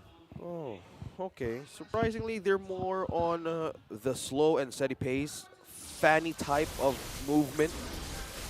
Instead of being aggressive, they might be looking for the right timing and information, but is this the part that they want to do as being cautious if they're up against Echo? All right, at this point, they have full info for sure on who is who and who is where around the map right now, as Carl TZ has been spied out, taking the turtle on the top side, while Yawi actually almost went down on the bottom. Kyle TZ actually won the retri duel there. Able to secure the turtle there for BREN Esports. While Echo gets the tower down bottom, they decide to give up a major control in the turtle. They said, you know what, we can spike up our carry now. Do what we can to put BNQD in a better position. But despite all the rotations and disruptions that Echo did against the gold laner of BREN Esports, Super Marco is still in a good position. 600 gold lead for BNQD. But considering everything that Super Marco had to go through, he kept it close. Yep, and has he wait for the right time to strike? Mostly he's waiting for more of those mistakes that Echo can commit in the gold lane, but he has no turret down bottom, so he might be forced to rotate on the EXP as BNQD is up top. Yeah, they're doing a switch right now, actually, and during this transition, will we see someone get picked off? As you can see, Yawi just waiting like a shark on the sides, waiting for a BREN Esports member to show up within hook range. But again, BREN Esports just reading him very, very well. They know. They That know. crab coin gave up some information. Yeah, actually that was such a good play. Amazing. By few. That's Look at that. Tower goes down. It's not going to be safe enough for BREN Esports members. And the first one to go is going to be Kyle TZ on that Fanny. Flap TZ does not have the ultimate available. No final slash means he might not be able to survive this one. It went up, but it's too late. It went up, but not enough to save BREN Esports. Everything finally exploded into a big team fight. Flap and Kyle fall. Good response there by Echo. Again, the difference maker being the Bloody Hunt. And of course, Sanji landing in some crucial stunts there with the Curse of Crow. Benny Cutie being able to stay safe while Carl TZ diving the rest of BREN Esports. Good calculated aggression by Echo to put them in the scenario. Secure the last turtle of the game. Oh, and it's happening. Sanford trying to hold the possibility of Kyle TZ of getting that orange. And to go back on how Echo is really fighting out this Fanny. Oh, an iron hook! Here we go again. It's going to be Ogwin this time around with Carl TZ making sure that they secure that kill. But while not be enough, it's still going to be the Echo Express. Choo Choo Ka-Choo going straight into the purple area of BREN Esports. And Flap TZ will also fall. A 3-0. Kyle TZ is looking something here. Carl TZ almost half HP. Still cable. Not connecting. Oh, no. He was so close in getting bursted down there. Oh, it's just like my situation at home. Disconnected cable. Oh, no. Free disconnected cables. That is... Oh, that's not a sight to see. That's not a good sight to see if you're a BREN fan right now. Are the nerves starting to settle in into the young jungler of BREN? Ogwin needs to double time here on how to get information and force Sanford or even Yaoi here to make all the ultimates being used.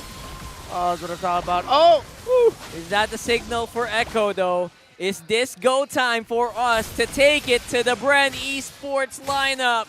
And it looks like they are doing some pretty good damage. They are zoning out the jungle of BREN. And they are going to have to double time.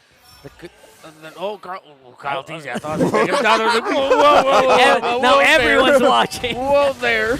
I'm gargling. The number I provided, again, 55-45. If Yaoi doesn't land the hooks or get the plays, and he's had some crucial pickoffs, it isn't the same MVPS performance, but his timings are big right now for Echo. There it is. That's going to be Ogwin. He's trying to make a set play happen, but it's just not in a good position yet. Oh no, being stunned. Ogwin missed catching two, but there was no follow-up for BREN Esports. And just that, Echo took one. Ogwin on the second death. Yeah, and this is what I'm talking about also. Again, with the lineup BREN Esports made for themselves, I really thought they'd be the ones wanting to set the tempo with aggression and speedier rotations, but no. Seems like they played the cautious route. They're giving up the store. They're just going to try to get more farm. So what could have been a quick scale for them turned out to be a lineup that's just, all right, let's just buy time for Super Marcos Nathan. Ogwin's actually been dropping the ball in a lot of the sets, and that's problematic here for BREN. Is that also a pun intended? Dropping the ball? A little bit. Being a Kufra. Okay. I like it. He is. You spotted it too, Remar. Yeah. You spotted it too. Bouncing balls. Because again, we were expecting how BREN Esports lineup could be in an aggressive state. It's a Fanny. It's a Kufra. And most of the times, it's just purely your mind being played. If you're Echo, again, a Fanny could be all over the place. It could be all over the map, taking and stealing those objectives.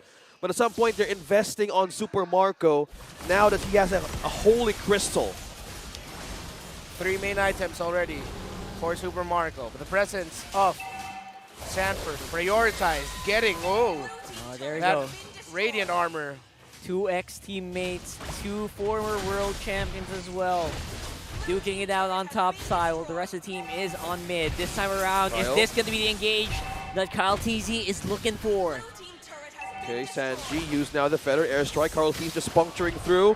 Thorn Rose escaping.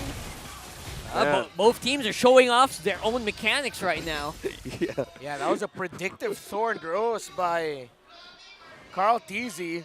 Really thought that because of the trajectory the Fanny was going, most likely he would have flown into the damage of the Thorn Rose, but Kyle TZ said, nah, I'm not going to do that.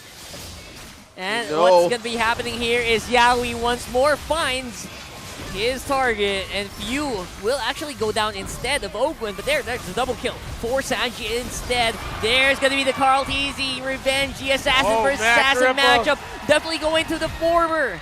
And this time around, it's the GOAT's time to shine. Oh my goodness. Super Marco with the face-off. That was a good punish. And Sanji was just doing a recall right in front of his face. Minion waves. Will they actually try to end it here? Super Marco, it's gonna be all up to him. Here comes Few, he makes it in time. What's it gonna be? Is the minion cleared? It is! Carl TC is now on the run, dodging Few. the damage. Say El hi. Capitan! And there it goes. That's the reset there being provided by BREN, and maybe because of some shenanigans being done by Echo as well. Once again, Echo overstayed their welcome.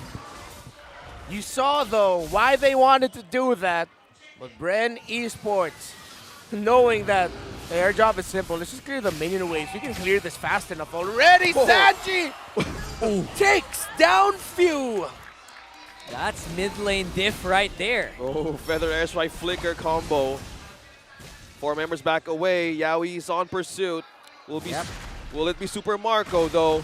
Echo's going choo-choo right now, straight into the 3 members of BREN Esports. A final flash activated there by Flap TZ is going to be enough to slow down Echo for now, but looks like Sanford's not done with you yet. As he gets the grip on Ogwen, the Kufra will also fall. Super Marco is caught as well by the Storm and Benny Cutie. He could be posed to finish this right here, right now. And that's exactly what it looks like from the World Champions. 1 more member left, Few. Few is still holding it, but now he's not gonna make it. Sanji with a double kill. Now Echo.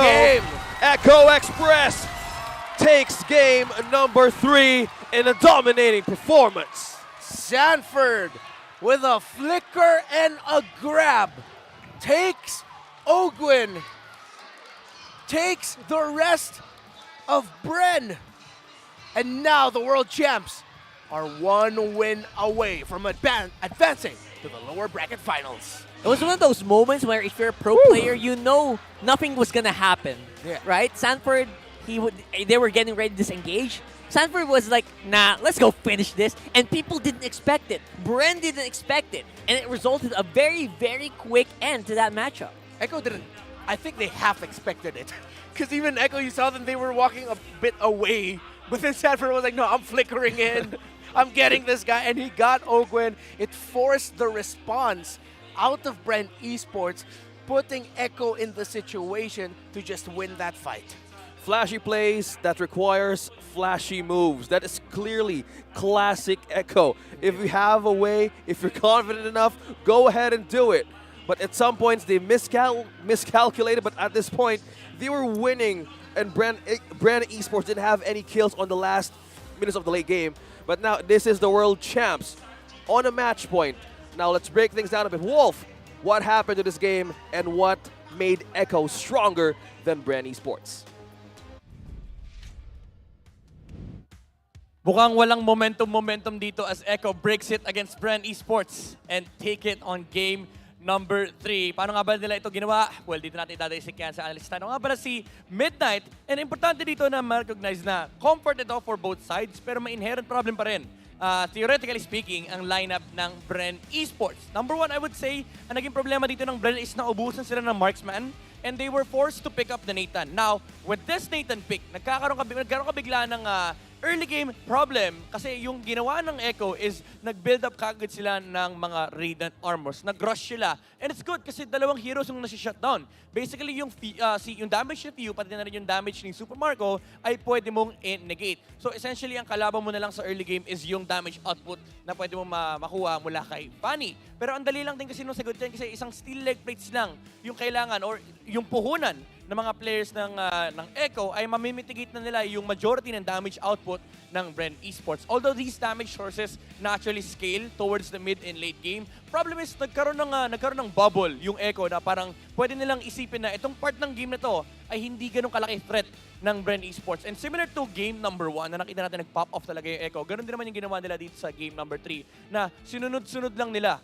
yung kanilang ginagawa. Again, this was because Echo allowed this draft to happen na lumabas yung Fanny pero naubusan ng marksman si Super Marco. Again, dito natin makikita yung mga adjustments coming up from Echo. Multiple Radiant Armors on the side of the Orcas. Lalo pa yung mga frontliners. Nandyan si Yawi, still leg plates and then rushing yung dun sa Radiant Armor. And si Sanford, yung kanyang Dominance Ice and then Radiant Armor mitigates the attack speed coming out from Nathan and actually pati na rin si Pew. And of course, yung multiple instances ng magic damage na nanggagaling sa mga skills ni Pew, pati na rin yung attack ni Super Marco. And essentially, this was a replication of game number 1. Ang ganda ng backup pa rin ni Sanji kay Yawi. I would say 10 out of 10 performance as the Farsa from Sanji alongside the Franco of Yawi. Napakaganda ng kanilang connection, yung Feathered Airstrike connecting onto the backline. And na-abuse nila yung isa pang weakness ng lineup ng BREN. Walang natural frontliner yung draft ng Hive dito. And Echo just persevered through. Parang sabi nila, okay, wala kayong frontliner. Si Sanford, inaabuso niya yung factor na yun kasi sobrang tapang nung kanyang glue. Replicating what Flapteasy did on game number 2. Hinaharapan niya lang yung heroes ng BREN Esports and also pati na rin si Carteasy. And that allows more room, more wiggle room on the backline. Kumbaga wala masyadong problema si Sanji at si Yawi.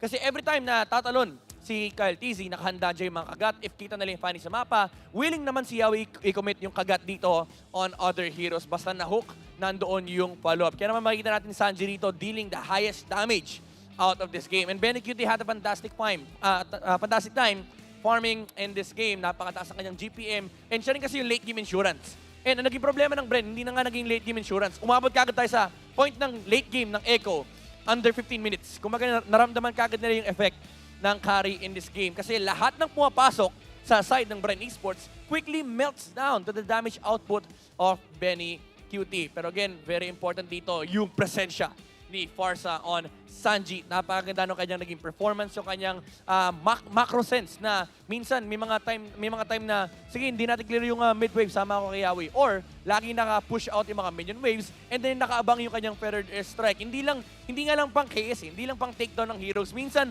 pang haras pa. Kasi kapag nakaharas na yung heroes, bumababa yung HP ng BREN Esports. And kahit pa sabihin natin hindi namamatay, ang dami kasing threat kasi ang dami rin pumapasok sa side ng mga Orcas. Nandyan si Carteasy na minsan nag-clean up din. Pero majority ng kills na nakuha ni Sanji rito was just the closer for Echo. Basta na-hook, nandyan yung follow-up and of course yung kanyang commitment ng mga skills.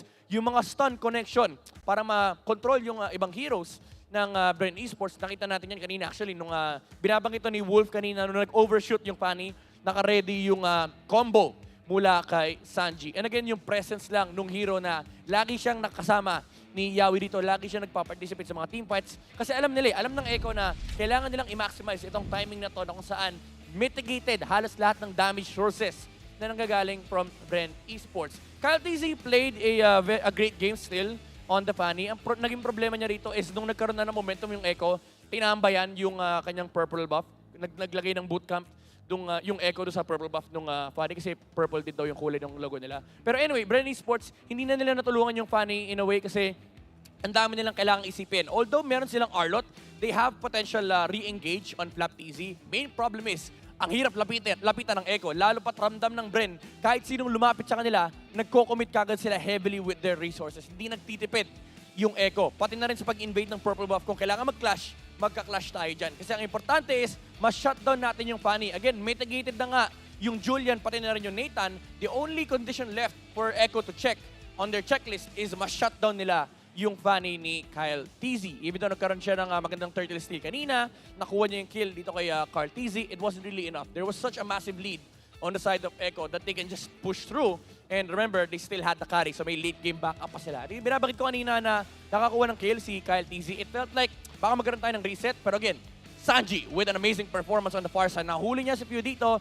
with a flicker under the feathered airstrike. Mind you, ang hirap i-sequence nun.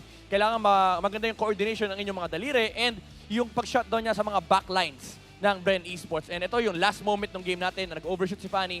tinamaan siya ng stun ni Sanji and they were able to close out the game after that. Wala nang naiwang defenders sa side ng BREN Esports. Again, Echo flexing their mechanical prowess here and their macro decisions. Yung no hesitation, heavy commitment play style ng Echo. And mukhang nagising ng BREN Esports ang Echo Express dito. Hindi natin kung makakabawi pa ba ang BREN Esports sa next game. Or will Echo close it out and drop BREN Esports from the MPL S11 playoffs? Mainit yung bakbakan natin. Marami tayong pwede pang abangan kasi intense talaga yung pineflex ng ating mga players dito. Hindi na natin alam kung ano pa yung pwede expect kasi akala na natin momentum is going towards the side of BREN. Kumaga nag-swing na eh. Pero sabi ng Echo, hindi, kami pa rin magwawagi ng game number 3. Nagkakaroon na tayo ng mga checklist din sa ating keys to victory kasi lumalabas na yung mga assassins, nakikita natin yung comfort versus adjustment, and nandun pa rin yung mindset na yung XP lane ay sobrang importanteng laban talaga. Nakita natin yung performance ni Sanford kanina, yung performance ni Flapteasy. So definitely napakaraming factors na pwedeng abangan dito sa ating game. Ang hirap i-expect kung ano ba yung mga pwede mangyayari kasi baka next time makakita tayo ng mga bagong flex, di ba? Baka mga bagong heroes. Although nakita na natin yung Hellcurt kanina, potentially baka maglabas pa ng ibang heroes yung mga teams natin kasi bulagan na to eh. Bulagan na to for both sides or baka bumalik si BREN Esports dun sa kanilang tinetesting na Florin pick. Hindi natin alam. Pero dito natin makikita sa Keys to Victory, ayan yung identity ng BREN Esports na channel nila kanina nung game number 2, yung channel your regular season success. Pero both sides naman nag-utilize din ng Assassin Hero Pool. Pero benefits yung tank jungler na ginagawa ni Carl TZ for Echo kasi nagkakaroon sila ng Assassin flex, comfortability pero nandun pa rin yung flex kasi nga medyo utility ang datingan for Echo. It is aggression versus aggression. Depende na lang kung sino makakuha ng momentum. And again, yung adjustment nagiging very important dito sa game na to. Marami pa tayong pag-uusapan pero bago ang lahat, kausapin muna natin si Odin kasama ang ating mga fans sa venue.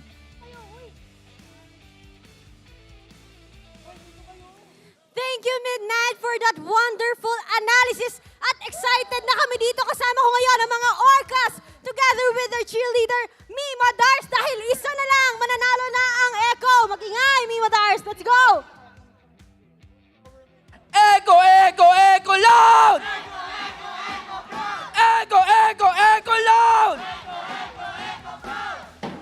Magpapatalo ba ang BREN? Oh, okay. I guess we're having a cheer battle going on in here. All right.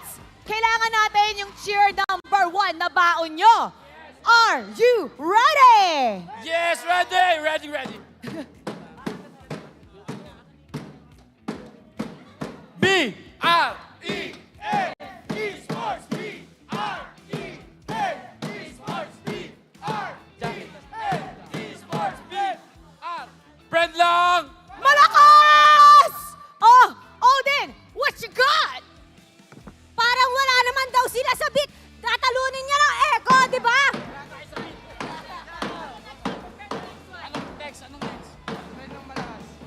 Echo!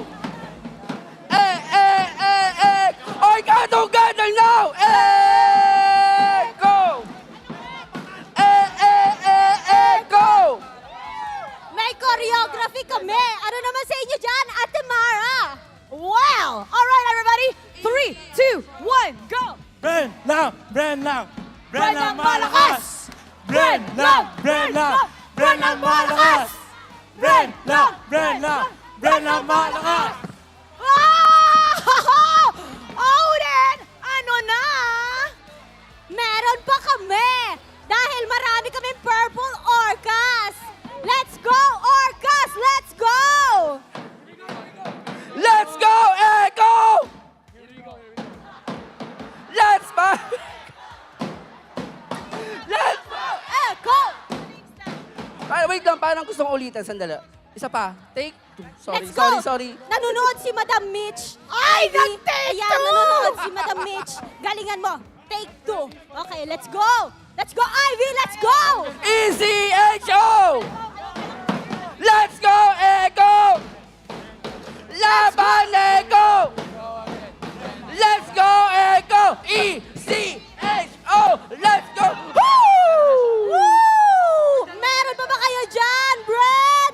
Oh! I'm sorry. We don't need no take 2 for this one. All right, here we go. 3, 2, 1, go! BREN Esports here to win. Here we go again. BREN lang, malakas.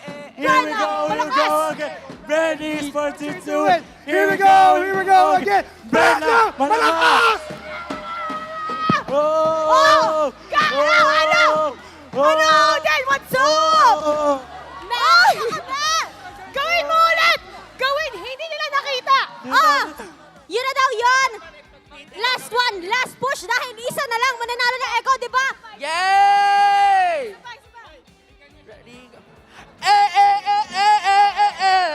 Echo loud! Echo proud! Echo loud! Echo proud! Echo loud, Echo proud!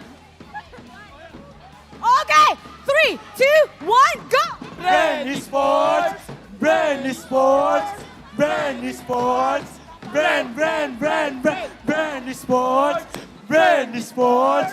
BREN Esports! BREN! Ay! Uli! Hindi ulit nakita! Pang-ilan na to ha! Isa pa! Isa pa! Go!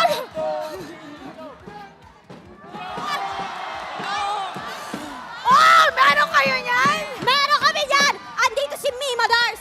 Let's go! Ay, lika! Labanan mo! Hindi tayo magpapatalo dito! Let's go! It's your time to shine! Katahan nyo! Ano to? Echo? Let's go, Echo! Let's fight! Let's go, Echo! Let's fight! Let's go, Echo! Let's fight! Let's go, Echo! Let's... Echo! Echo! Isa na lang mananalo tayo! Woo! Hindi na uubusan ng cheer! How about BREN Esports? Okay. Show us what you got. Show us what you got. Walang sino man ang nabubuhay para sa sarili lamang. Walang sino man ang namamatay para sa sarili lamang. Feeling ko nauubusan na sila. Wala na yan! Ubus na ba kayo? Ubos! Meron pa daw kaming 45. Ano? Di ba, Echo? Dahil, let's go, Mima Dars! Go! Echo! Ekong panalo! Ekong panalo! Ano? Oh, di ba? Oh. Parang wala na sila, di ba? Wala na kayo dyan. Wala na. Ay, meron pa. Okay. Oy, stable kayo ha. Okay. Pigit. Pigit mo. Di kita malilimutan. Di kita pababayaan. Okay, you know what? Come on over here. Sige nga. Feeling ko tayo nanalo dun eh. Pero ito, 100%. anong meron ang BREN na kaya mong ipagmayabang? Wait lang. AE lang malakas, tapos naging BREN lang malakas. 100%. Ano yun? Fact yun. Ang Echo, pansin nyo ba? Pakita sa ng Echo ko. Echo! Ko. Habang patagal, pahina ng pahina! Humihina! Humihina natin! Isa pa! Echo! Ko! Pahina ng pahina! Pahina ka daw ng pahina. Mahal ang mic. Mic drop! Sambot, Parang mahal hindi ang mic. naman. Parang hindi naman hihina. Oh, Ang BREN naman, patikom ng patikom. oh. BREN!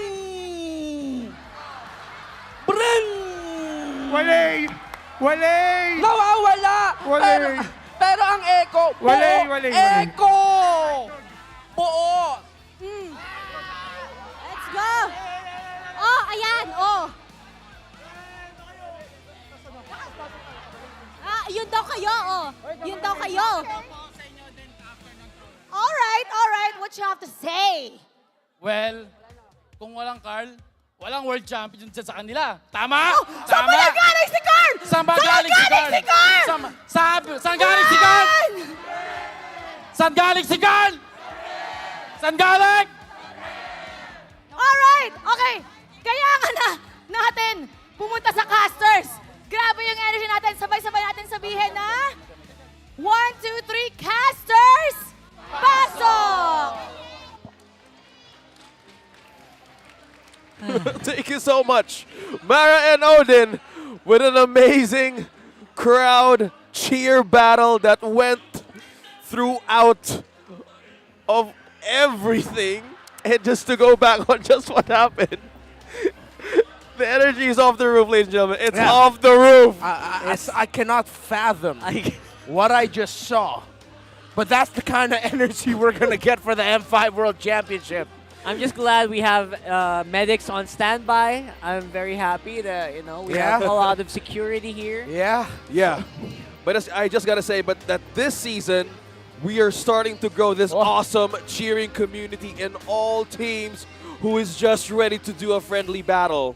And we've just witnessed it a few moments ago, and somebody was dancing, so I got my wish. Yeah, you got your wish. Finally, someone was cheering and someone was dancing. Yeah, there were too many dances, actually. Yeah, and that it went from them performing their prepared and already made chants to just them coming up with stuff on the spot. A lot of that was improvised, especially near the middle and near the end there. That was amazing. Wow. It was like a street fight. I can't recall my presentations with words. back. I feel like that's how musically inclined and creative people street fight.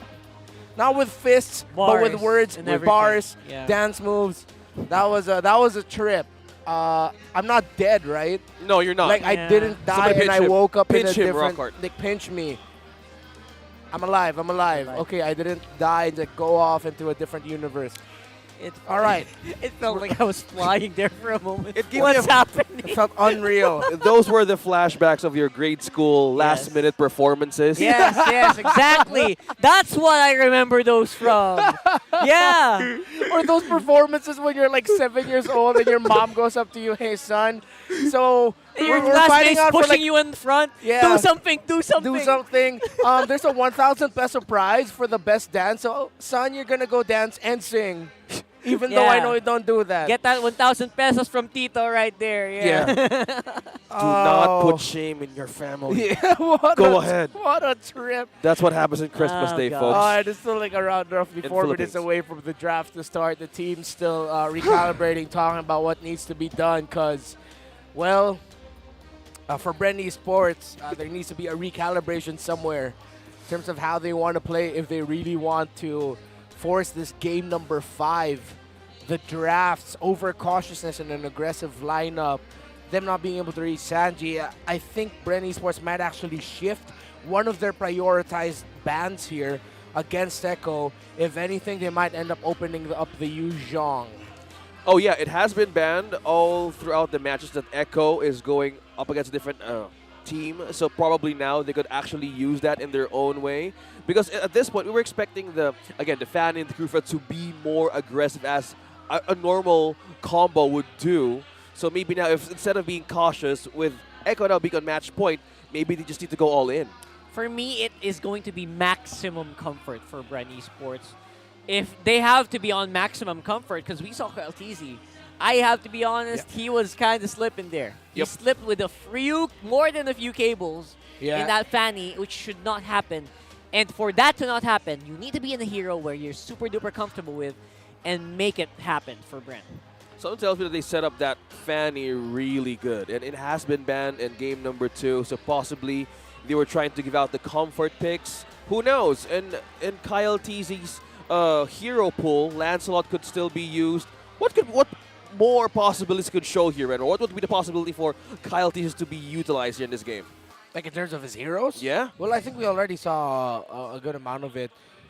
If we're talking about possibilities, we're talking about his hero pool. The Yeah. Helcurt, Hayabusa, Fredrin, Lancelot. Lancelot, Martis. That's why I think Echo is actually prioritizing taking Lancelot away from Kyle TZ. And at the same time, it's just the presence of the Franco alone should have been, the fact that it was open, should have been enough sign that a Fanny might not have been the best pick. Especially okay. if you know, okay, if they pick the Fanny confident against the Franco, that means they should have played confident against the Franco. But the way it looked like with how Oakwin and was getting into shrubs, trying to set up plays, get vision, and how Kyle TZ was flying around, they looked overcautious of the Franco, knowing that if they get caught, they don't have access to Sanji's Farsa, who became the MVP of the game. Yes. It's like a double-edged sword. They overthought it and were overcautious, trying to play safe, to the point where they just couldn't play. It was a hard game. It was a really hard game for Kyle TZ to bounce back. And then just how our cameras are pointed out in the two amazing junglers of Echo and BREN Esports, but just on the player head-to-head. On those KDAs, Kyle TZ is higher than Carl TZ, but in kill participation, there is the adjustment that Carl TZ did with his Fredrin rather, with his Akai. He's more of like in a utility mindset he was doing throughout the season that he wanted to go for. In terms of that matchup, I just hope we don't see what we saw before when the first time Kyle TZ faced off against Kyle, right? Yeah. When those two TZs faced off, the newbie TZ there was a lot of nerves. And here in the playoffs, in the regular season, obviously we saw a better Kyle TZ. They dominated the regular season. But here in the playoffs, it's like Kyle is back in his shell. He's back into the old kid that used to idolize Carl TZ here. Yeah, it's strange how BREN Esports changed going into this playoffs. It also feels like partly that with how they're drafting, based on what we saw in their performance and their drafting style against Blacklist International, they feel like a team with a lot of ideas, that they want to do a lot of things. There's a lot of possibilities in terms of which hero goes where and how the draft order will go, that because they want to do so much, it seemed like they're overwhelmed by their own potential in drafting and hero picks. And all of these are actually on the shoulders of that guy right there on your screens, man. Yeah. So much weight on the shoulder right now of you as we are starting to slowly descend into the draft. What must it feel like to be at the helm of a team that you need to force these four players on your left and on your right to perform at their maximum against the world champions? That must be something. Few, the leader, the shot caller of BREN Esports, the captain, the legend himself, needs to rein BREN Esports in if they want to force game number 5. And let's see if there are any adjustments. The Yuzhong still banned. Lancelot taken away. No risk being taken here by BREN Esports, which normally we would see them, try to pick it up for Kyle instead. Yeah. And they give away the glue because of that. Yeah, it has been part of their winning recipe in game number 2. And going to the hands of Echo once again. They're not changing what's broken, but now Fredrin and Eve right off the bat picks. I like it. Very optimal picks here for BREN. Oh, look at the speed of the draft right now. These two teams are feeling it right now. This is on normal speed, 24 FPS, and you're looking at the right time, ladies and gentlemen. They're not wasting any second. Pro players count skills, OSX counts frames. Yep. And Echo are counting down the possibilities that they could end this quick and end it at a 3-1. The Kadita and Franco. This is a pretty start. Ending it the way you started it. Yeah.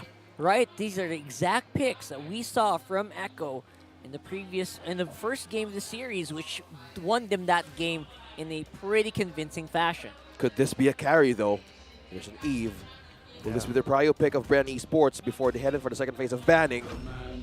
But no. It's a Grok. Ooh, that is something new. A Grok that will either go to Flap TZ or Ogwin. Still cannot turn off the possibility. But considering that he's up against the Franco, he might actually be picking up the Grok in the roam, just so that he has that controlled immunity with the power of nature charged up next to the wall. Here on the very serious on their potential fall from the playoffs. Decisions are actually pretty good for BREN. If I think about it, some pretty good frontliners. Yes. Although, of course, these can be slowed down by Kadita, by a Franco.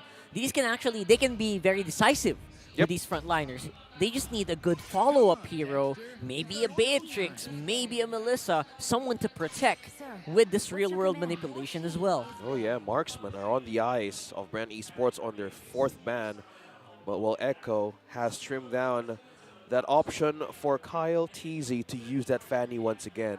Yeah, and now this is why Echo drafted out the Fanny, because with their first 3, it's a very telling sign they're going to be aggressive. They're going to dive. That it might get to the point where the marksman will not have enough peel for him. Benny Cutie might just have to rely on his own instincts to survive, maximizing his dashes and escape. So BREN Esports are going to be looking into drafting something that can disrupt even more, and that's why they banned the carry. They're playing it safe. The marksman, it's right now looking like Super Marco might end up with a Melissa in his hands. Unless Echo bans it out, which I think is a very smart move if you think about it. Yeah. Benny Cutie might have a better time being the more veteran player here. Yeah, considering that there's dive, that there's ultimate, that there's rough waves, and also there's a glue. What better way to have an own shield and protection as yourself as a Melissa? But Hayabusa, eyes on Kyle TZ's heroes now. Yeah, they're forcing the Fredrin into the jungle because Echo are feeling that that might be an XP lane switch on that Fredrin, where the XP laner will be the Fredrin, and then it's going to be another pick in the jungle. Get that Melissa, man. I think BREN should. I think the Melissa's a prime pick right now. Yeah, obviously, the Beatrix still available. I completely forgot about Beatrix for the moment. Okay. Still play it safe. That's a Martis. Brody. Mincitar. There's the Mincitar. They will try to run it back. The Mincitar gold lane. Hook City with the Mincitar gold lane. Focus down Super Marco and Few. Just flicker ultimate. That is the job of Benny Cutie. But this time around, the last time, Echo played the Mincitar gold lane, they lacked damage. They paired it up with a Kagero. It takes time. Kadita doesn't need that time. Will they She finally just needs add to hit this? level 4 and that item. Maybe. I mean, they need a pretty beefy option as well. Or maybe some damage. I don't know. Damage would be good. It's a Terizla. All right. For minion wave clears. Okay. So it's a jungle Fred.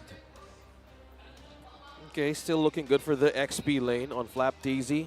Now, is this a good answer of BREN Esports for Echo? Because as you guys discussed, Echo is still, you wanted to still try this composition that they failed yesterday. This is actually pretty smart, right? Because if there's a Mincitar in the area and there's a King's Calling, instead of trying to escape it, maybe just try to fight into it. Yeah. Obviously, it's a bad idea. You don't want to fight under King's Calling, but you're forced into those moments where you don't have a choice. It's better to get heroes like the Terizla. He works well under pressure, and he can maybe eke out a miracle here for BREN. Theoretically, it could work in terms of the Mincitar gold lane this time around. This might actually be the lineup to make it work. But they're going to have to watch out for Few. It's Few's Eve here who'll be the X factor. His positioning, timing of the real world manipulation, and of course, if Ogwin can disrupt the team fight of Echo with one stun or knockup from the wild charge. And of course, you also have to look at Flap TZ. Can he handle the minion wave fast enough, clear wave, and then be more present in the map compared to Sanford's glue? Okay, while they were leashing Kyle TZ, 2 members up top are on the hidden part of this bush. Have eyes on Super Marco. They didn't want to leash in Carl TZ, but they really want to have an edge here on the positioning on where Super Marco could be. Yeah, actually, look what they're doing. They actually invaded there. Yawi and Benny Cutie taking away that Kramer from Kyle TZ. And they're just going through the jungle of Kyle right now and giving Benny Cutie a little bit more farm. It's a dual gold start here for Echo. Yeah, what a great way to start your engines early game. Amplifying 2 members for damage. Yeah. In my XP lane. This duo from Echo on the top side is very deadly, so what BREN's trying to do is maybe we can make something happen on the bottom side of the map, which again is also a little difficult because that's a glue. It's one game changer, one, especially in the hands of Sanford. Things could go different. Things could get nasty. But on that moment that Kyle and Carl Teasy had a one just to keep poking one another, looks like right now they're just about to bounce or retreat back for that pokes. What I didn't expect here is the lack of progression here on mid. It's a little slow here on the mid for both of these teams. Yeah. Which normally if you see a Franco and a Kadita, the fight's always there. So right now the fight is going to be happening around the turtle area this time around, and obviously Echo, they can have zone better. They have a better zoning potential. Yeah, look at Sanford. They got some pretty good damage on the back foot, but again, they don't need it right now. Although BREN might be in trouble. Here's the rest of the Echo squad. The flicker in by Yawi straight into Kyle Teasy for first blood. Flap Teasy is not letting go of Sanji, and Carl Teasy is just aiding him for defense. Sanji, on the other hand, being trapped in 3, tried to swim away. Not going to go away from the hands of Few, takes the kill. Sanford, Flap Teasy, again, we were talking about the XP laners, the big X factors for this matchup. The start of it all. And now you saw there the team fight. Flap and Sanford. First kill there of the Terizla, stopping the recall of Sanford's glue. And Rockhard, you mentioned earlier why it seems a little bit slow in the mid. It's because Yawi's prioritizing helping out Benny Cutie. And in turn, because of that, Ogwin is looming more around topside to make sure he can help Super Marco. Yep, it's all about upping the damage and getting the items early for Benny Cutie. That's why Ogwin as well has eyes on this lane. Could still be a ganking possibility because being all over this river, Yawi and Sanji are trying to get information even on those missing seconds that they can have, because at this point in time, ganks could happen. As you said, level 4 and 5, Sanji could just freely go around the lanes and take one at a time.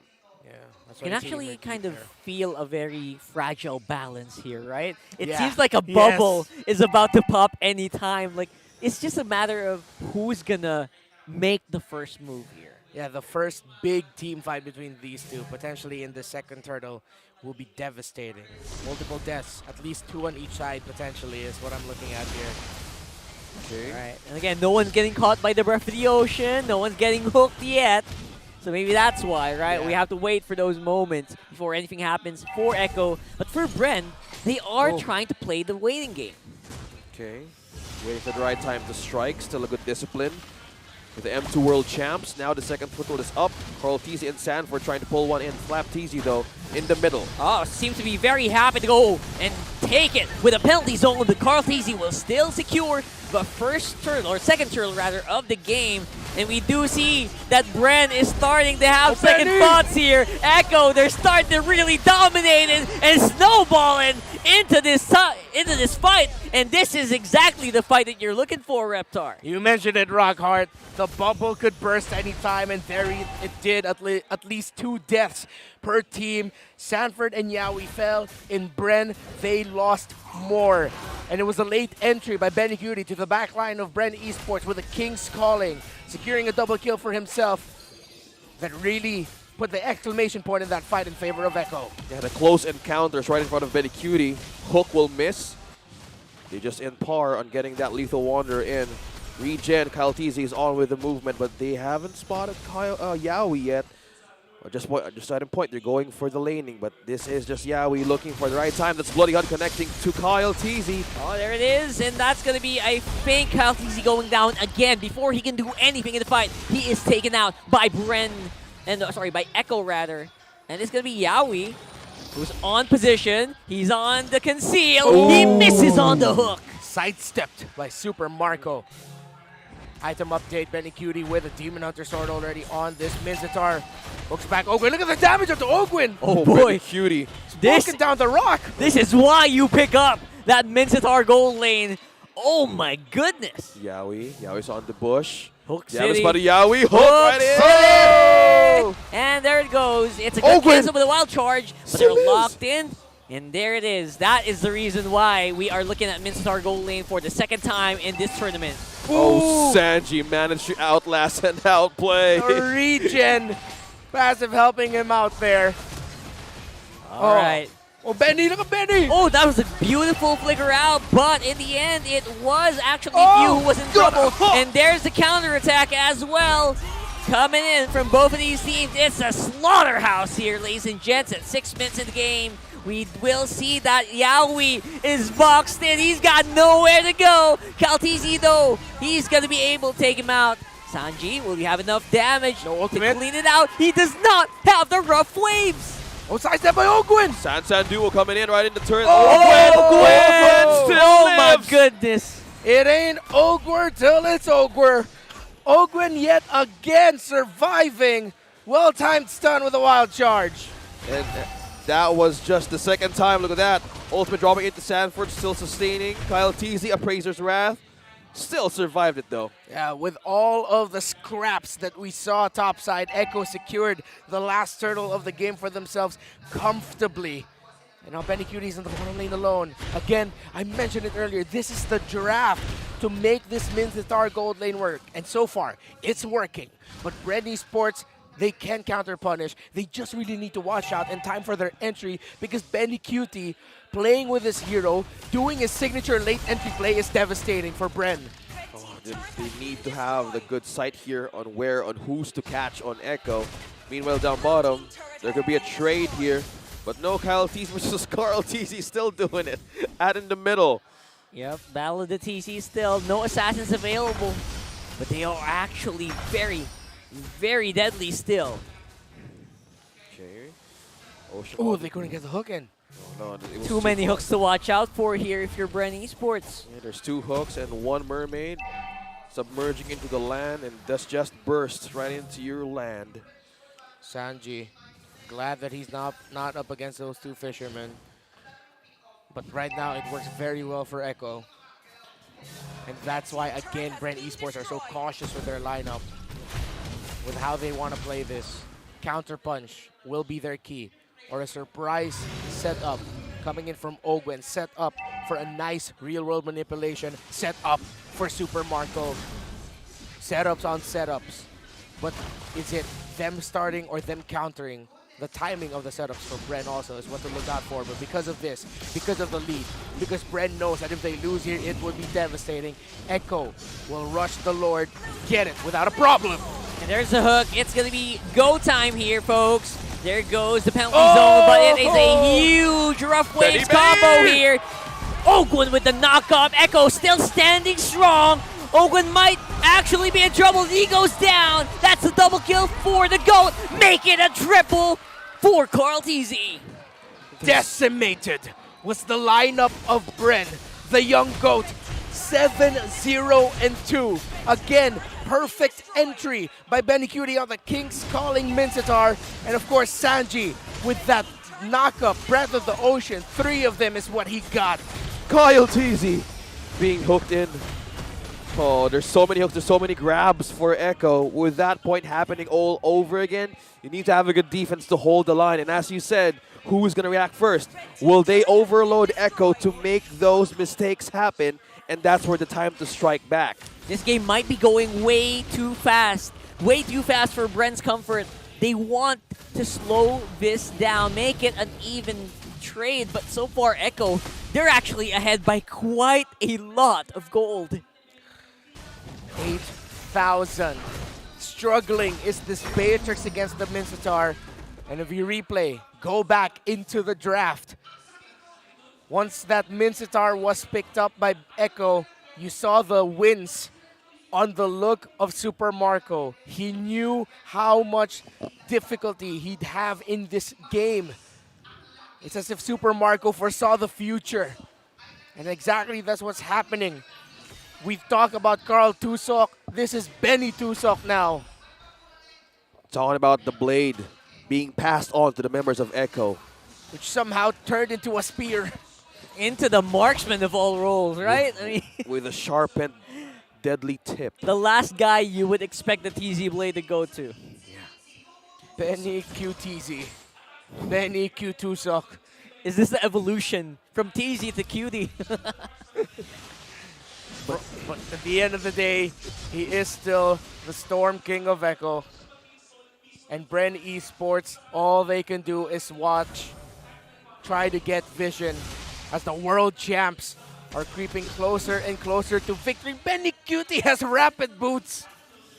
No, that's crazy, man. Imagine He has how rapid fast. Boots. This is his thing. He will just late entry time and time again. He will run, he will flicker, he will ult, and he will kill. Classic Daddy Benny. And that is the threat now that BREN needs to see. They need to catch, they need to isolate. They might need one here to go down. Orange will go still to Kyle TZ. But this might be the calm before the storm, ladies and gentlemen. This could be the big lull before the big Lord fight. And it can be a coin toss right now, but right now Echo seems to be the one who wants to take charge. Yeah, Kyle TZ and Few and Flap are the only one here could actually hold off some damage. But right now we're talking about how damage can go up against Echo. Almost half. Oh my goodness! And Yaoi is not letting him go. That was a tank, man. Yep. He was doing that to a tanky boy of BREN. Yep. Oh my goodness, BREN has to run, or BREN will try to counter. Let's see. Now he's trying to close in with the wall. Nice movements here from Sanford. He's gonna pull back Kyle TZ. On the back, Super Marco is actually pretty far away while they're whittling down on the HP of Ogwin in Kyle. That might be trouble. Sanji's able to swim away before he goes down. But then again, Echo's just waiting for the Lord to get The into play. ultimate of that Kadita. Save the life of Sanji at the right moment. Bro, this Mincetar. Oh It my hurts. goodness, he hurts like a truck. It's pain. It's so much It's a pain. hook. Oh, there it is. That's Ogwen. He goes down before he can do anything. The penalty zone goes down for Terizla. Flapteezy doing as much as he can to counter the pain that is being given to them by Echo. That's not going to be enough to slow down the Echo Express. Right now they're still holding through their last tier turn in the mid. Who is going to be the first target here? Who is going to be the target now? It's going to be... Oh! Kyle TZ falls down in the hands of the GOAT. Make it 2, and that is Few. Echo still gaining that one. Time is ticking for BREN. #1 in the regular season. Here in the playoffs on the brink of Big elimination. penalty zone! Flapteezy tried to make a play happen, and Super Marco takes a pick. It's a 4v5. It's a 4v3 rather. Few 10 seconds. Kyle TZ and Nate. Here comes Echo. They want to go for the photo finish. They want to go. They want to go all in. No more wasting any moment, any second. Ogwen still holds the door. Still holds the base safe. Trying to clear. And they still waiting for another chance here. BREN holding on for dear life here in the playoffs. Echo backs off. Look at this build on this Benny Cutie. Scythe, sword, staff, roar, talker, and rapid boots. Run for the hills if you want to, but he's going to catch up to you for sure. Oh, man. His shoes has wings, it has damage, whatever you call it. Right on your screens, folks. It's like a Greek hoplite. But I also know Mincetar is a key mythological figure in Indonesia, if I'm not mistaken. Or was that Malaysia? Could be, yeah. That's why you also have Lapu Lapu based on... Yeah. So this is one here, so we're trying to look at the lore. But now, Echo is on 11,000 gold lead. 17-6. This is match point. World champs against world champs. I'm going to have to correct myself. Myanmar. Myanmar. There it is. Okay. All right, so here we go. Again, over the Lord we go. Ladies and gents, I know it looks really scary on the gold lead, but this is really anyone's game here. Not looking good for BREN Esports. Not looking for BREN though. There will be... Destiny is sick for this poetic moment. If BREN Esports, in their best regular season, will get taken down by Benny Curie's Burmese School. As Echo, Freelord, Sanji, Holy Crystal, 12,000 in gold lead. Can BREN hold again? After winning almost every game of the regular season with a huge streak, is this how BREN will fall here? Being the #1 team comes with a lot of weight on its shoulders, on a team's shoulders. Will they crumble here, BREN? Will Echo eliminate BREN Esports now? It's going to be a flicker being used by Yawi. He goes straight for Flap. Cancelled out by Ogwin. And Sanji takes out Super Marco. That could be it. And just like that, the world champions will win and take out the top contender, BREN Esports. From being submerged down deep from all of the losses, the kings of the world has now returned to its prime form. Echo has eliminated BREN Esports. What could have been the fulfillment of a long-delayed promise, of a dream to be champions yet again, they face the nightmare of being eliminated. 4th place yet again from the upper bracket. Top 1 falls to the 2nd place team, who also happen to be the champions of the world. The Echo Express have stopped the dream of BREN. 3-1 for the Orcas. But the hope still lives for the black and yellow. They are still our representatives for the 32nd SEA Games Seaball MLBB Men's Division, who will represent the Philippines in Cambodia. Heads high, hearts still high. Esports. Now let's take it over to Maro with their interview. Now, final words for all the fans that are supporting you, Coach Ducky. Maraming salamat sa patuloy na pagsuporta sa amin. Please continue supporting us pa sa paparating na SEA Games sa Cambodia. Thank you. Once again, one more time, everybody, BREN lang!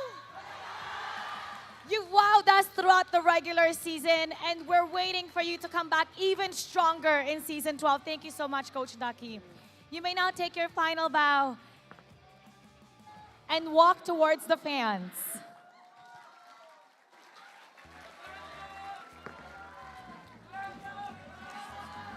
And now,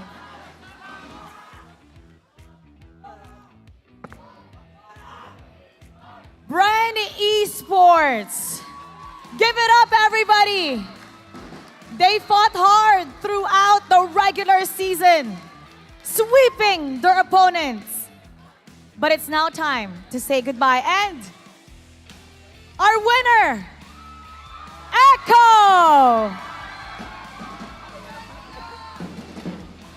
Ikaw naman muna yan. Yawi Ethan ka pala. Yan yung nickname mo. Opo. Okay, nakausap ko kasi si Tita Ye. Now, I know you guys are so happy for today's win, pero anong klaseng pressure ba yung naramdaman nyo pagkatapos ng kahapon? And now na nasa lower bracket kayo, na kailangan nyo ng gumapang pataas? Ano po, parang all in na po kami. Bale, hindi na po kami matatakot gumalaw. So high risk po talaga sa mga galaw po. Parang inisip na lang po namin na scrim po. Yun po. So, para mawala yung pressure, just think of it as a regular scrim. Ito naman, Carl, kamusta yung finger mo? Wala ka ng band ngayon. Ay! Oh my gosh, that looks serious! Kamusta na? The entire time ba? Was it throbbing? May nararamdaman ka ba? Opo, pero okay lang po. Ayoko lang po magsisiyan na matalo kami dito dahil dito. All in na po ako. All in, syempre, from the young goat. Pero eto, wait. Kahapon, na-interview ko si Irad, and there's a possibility na magtapat muli kayo, right? So, ang sinabi niya, mas magaling daw siya sa'yo mechanically. At sabi niya, hindi daw sa malaki yung ulo niya, pero alam niya na mas magaling daw siya mag-lance. Alam naman natin, ikaw kilala sa Lancelot. Anong masasabi mo dun sa comment na yun, especially na possible na magtapat kayo? Kita-kits na lang po yung huli na ganyan sa akin, nagpahinga. All right, and we'll leave it at that. And now, Benny Cutie. Benny Cutie. Oy, it's Minsitar, ah. Hindi namin usually nakikita yung Minsitar sa Indo. Actually, ngayon lang siya ginagamit. Sa Indo ginagamit siya, sa XP, sa Rome. Pero ikaw lang yung nakita namin na gumamit ng Minsitar Gold. What is it about you na ikaw lang ang kayang gumamit noon? Ito ba yung patunay na mataas na talaga yung Philippine meta? Di ko po alam. Siguro po effective lang din para sa akin na gamitin ko yun. Kaya ayun, tinry na rin namin ngayon gamitin sa MPL. Ano ba yung nakita mo doon sa Minsitar? Kasi ikaw lang ang gumagamit ng gold Minsitar.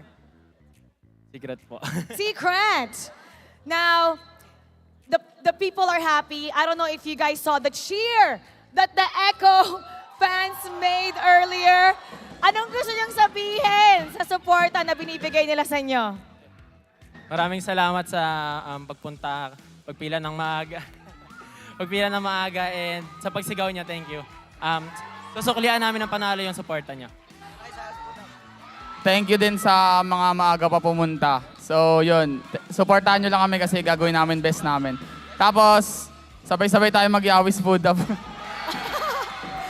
Congratulations once again to Echo! You may now take your bow and take your walk of victory! Ang dami nga nakalinya, maaga pa lang para subaybayan ang laban na ito.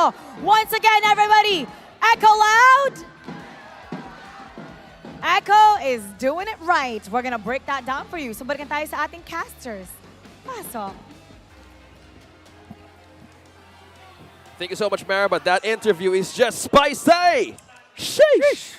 Carl, to translate a bit for our international fans out there, Irad yesterday said that he is more mechanically or higher, he can play more mechanically good. He had better mechanics, dude. Better mechanics. Man, against Carl Teasy. But now, Carl Teasy replied that the last time that he remembered, the last one who said that to him had a great time for a good rest after a season. Basically retired, so we'll see who says who here. Yeah, hot. Echo have secured top 3 for themselves at least. But with what they showed against BREN Esports today, with what they said about them no longer being too hesitant with engaging, with them finding the right mix to make that Minsitar gold lane work, Echo, watch out for them. An amazing day, but now Echo wins. Let's sort over through our analysts to break things down on how Echo has just bounced back from all defeat. Maraming salamat, casters, and nakakabaliw. Officially, sa Echo, lahat ng players nila ay nanunuhog na with the debut of the victory kay Minsitar on Benny QT. Ngayon, marami nangyari sa game na yun and marami ring inabuso na aspects ang Echo dito sa game number 4. And natin itadisek yan dito sa analyst stand. O nga pala sa Midnight, and titignan natin dito bakit nga ba gumana this time around yung Minsitar pick ng Echo. Now, for one, if you think about it, yung Minsitar ay nabanggit ng mga Filipino casters, parang marksman din naman. Parang different lang yung archetype niya kasi melee form. Pero I feel like sa Echo, sa mata nila, pwede mong gawin to kasi nagkakaubusan ng marksman sa drafting stage. And yun yung ginawa actually dito sa game na to. Inubusan ng marksman yung magkabilang gold laner. And sabi ng Echo, okay lang yan. Kahit maubusan tayo yung marksman, may mga nilalabas pa naman tayong mga side lane mage. Pero this time around, Minsitar yung napili nila kasi nagbabasag na rin ng Torre. And it's a very good pick kasi parang assassin na rin siya in a way na kapag nakikita niya yung Beatrix, meron kang pampitas dun sa gold laner. And it's also a backliner na pag humarap sa BREN Esports, hindi ito yung typical na gold laner na kapag nagpunta sa may backline ay pwede mag-focus yung kalaban mo. Kasi if you're BREN Esports at nakakuha ng backline access si Benny QT, hindi ka rin basta-basta lalapit kasi lalapag niya yung King's Calling and magdadamay-damay pa kayo dun sa loob ng clash ng Echo and tatamaan pa kayo ng maraming sibat or maraming spear na nanggagaling kay Minsitar. Kaya naman yun yung naging stress sa draft ng Echo dito. And BREN Esports, they were forced to adjust on their draft. Nakita natin, nung nakuha na to ng Echo, napilitan na mag-Terizla ang BREN Esports. And actually, yung battle spell ni Flap TZ, it was a smart choice, I would say, na mag-tenacity. Kasi siya na yung parang, ang concept is tatangkihin niya yung damage output ng Echo and magiging enough yung kanyang HP. Pero without the survivability coming out from Festival of Blood, it just means na wala kang reset factor for the side of BREN Esports. So Echo, again, similar story from their previous games, pwede sila mag-all-in. Kasi yung punish, non-existent basically. Lalo pat si Ogwen dito, hindi rin pinapayagan ng Echo na mag-reset ng mga teamfights with wild charges. Kasi isang mabilis eh. Yun yung threat ng Kadita at Franco na kapag meron kang nahuli, i-burst kagad. And gusto ko dito yung itemization ng Echo. Again, punong-puno sila ng Radiant Armor, counter against Eve. And then steel leg plates lang kasi majority ng damage sources would be physical. Ang dilemma ng BREN Esports is even though nag-build ng Radiant Armor, yung mga key heroes sa side nila, actually si Flap TZ, nakisip siya na bumili pa ng Fury Hammer pero sabi niya kailangan ko ng sustain against this glue.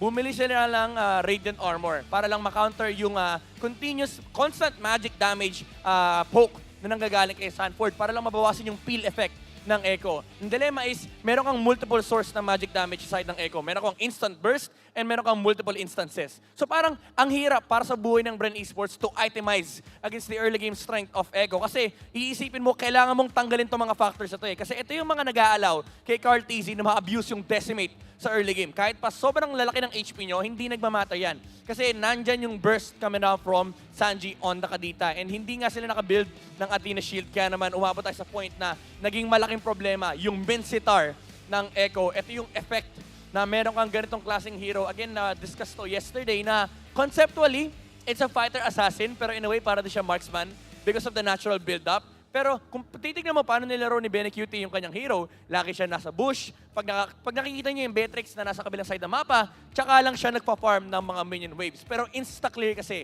yun yung strength ni Minsitar. Napakabilis siya mag-clear. Para siyang Moskov din in a way. And na nakakatakot sa Minsitar is, dahil nga naka-high and dry emblem siya rito, hindi ka pwedeng mahuli mag-isa. Naramdaman niya ni Kyle TZ kanina, yung Fredrin, mind you, naubusan ka agad ng HP, 4 na sibat lang yung naramdaman. And you cannot itemize against this kasi looking at the items of BREN Esports kanina, puro magic resist yung kanilang na-build. Wala silang masyadong pang-counter doon sa Minsitar, lalo na't lumabas yung Demon Hunter Sword. Kasi even if you itemize with physical defense, yung HP na lumalaki as the game prolongs ay na-abuse pa rin ni Minsitar. Kumbaga parang hindi mo siya theoretically nare-reduce talaga. Ang ginagawa mo lang is pinaparami mo lang yung required number of hits ni Minsitar para makapatay ng mga hero. Kaya din naging important yung Malefic Roar na binild ni BNQT rito na kahit pa hindi na ganun kalaki yung HP ng tinitira niya, hindi na masyadong nagre-rely sa passive ng DHS, which is yung Devour. Yung normal hits lang ay nagiging enough na. And it also supplements yung damage output ni BNQT para makatulak ng tower, which they lacked nung last time na hindi natin nakakita yung marksman coming out from this gold laner. And si Echo again, ito yung pinag-usapan natin kanina, early game talagang full commitment, I would say, yung naging tema ng laro ng Echo. And nabanggit naman ni Yawi kanina na parang hindi na sila nag-e-estate. Go na talaga sila, risk na kung risk, basta makuha nila yung reward. And BREN Esports, they had nothing against the early game strategy of Echo. Even yung Minsitar, parang conceptually walang papatay sa kanya kasi theoretically speaking, yung mga gustong lumapit sa side ng BREN Esports, it's only the Terizla and the Fredrin. And these two heroes cannot even itemize against the burst of Sanji. Kaya naman, for the entirety ng early game, Echo lang ang nag-dictate ng tempo and umabot tayo sa teritoryo ni Minsitar and hindi nga rin nakapaglaro si Super Marco kasi laging pag nakikita siya ni Minsitar ay tinataronan siya at nakalatag yung King's Calling. And mahirap din kasi hindi na rin sila makalabas sa teamfight kasi may reset si Minsitar dito. Actually, may try again strategy ang Echo. Kapag nag-miss yung hook ni Yawi, may hook pa na nanggagaling mula kay Minsitar. So all in all, maganda and effective yung naging overall strategy ng Echo. It makes sense, kaya naman ito nila ginawa kahapon. And ngayon, ay nagbunga na yung kanilang hard work sa kanilang research laban sa BREN Esports. GG's sa dalawang magkalaban, BREN Esports, they drop off from the playoffs contention and habang si Echo naman ay buhay pa. Speaking about buhay pa ang ating mga champions with Blacklist International, the defending champions of MPL Season 10 and ang defending champions naman ng MSC. Labanan para sa MSC ticket later on. That is Blacklist International and RSG. Coming up next sa pagbabalik ng MPL Philippines Season 11. The 11th season of MPL Philippines is brought to you by the following sponsors: Smart, the official tournament telco partner of MPL Philippines Season 11. Our official sponsor, Infinix. Infinix Note, ultra-fast gameplay. Our partners in esports, Maya, it's everything, and a bank. And Secret Lab, the official gaming chair of MPL Philippines. If you missed the matches and want to quickly recap what happened, visit our official website for post-match reports at ph-mpl.com/news. Don't forget to catch all of our official league content on TikTok, Facebook, Instagram, and Twitter.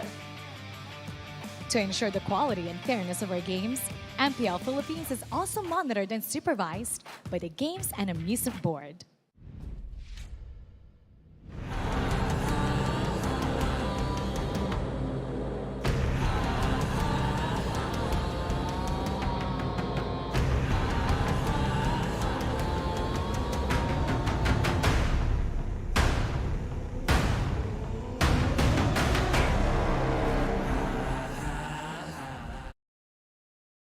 Did you know that you can switch networks but still keep your number?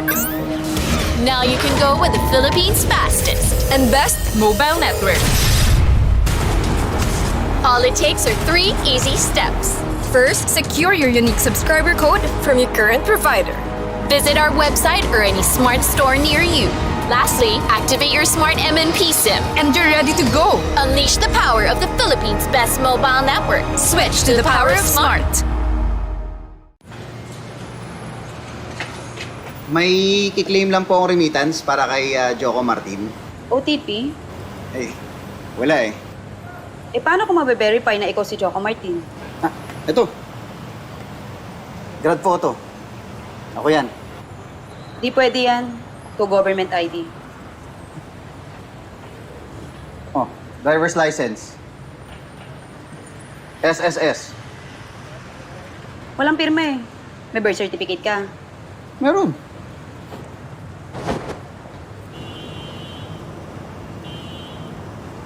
Sige, pa-xerox mo muna.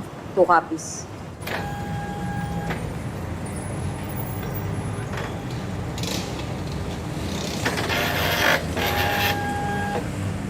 Yun. Bravo ah. Gusto pa, bigyan mo akong 2 copies ha? When you're in moments that matter most, At last, we time. Live them fully with Smart Power All 99.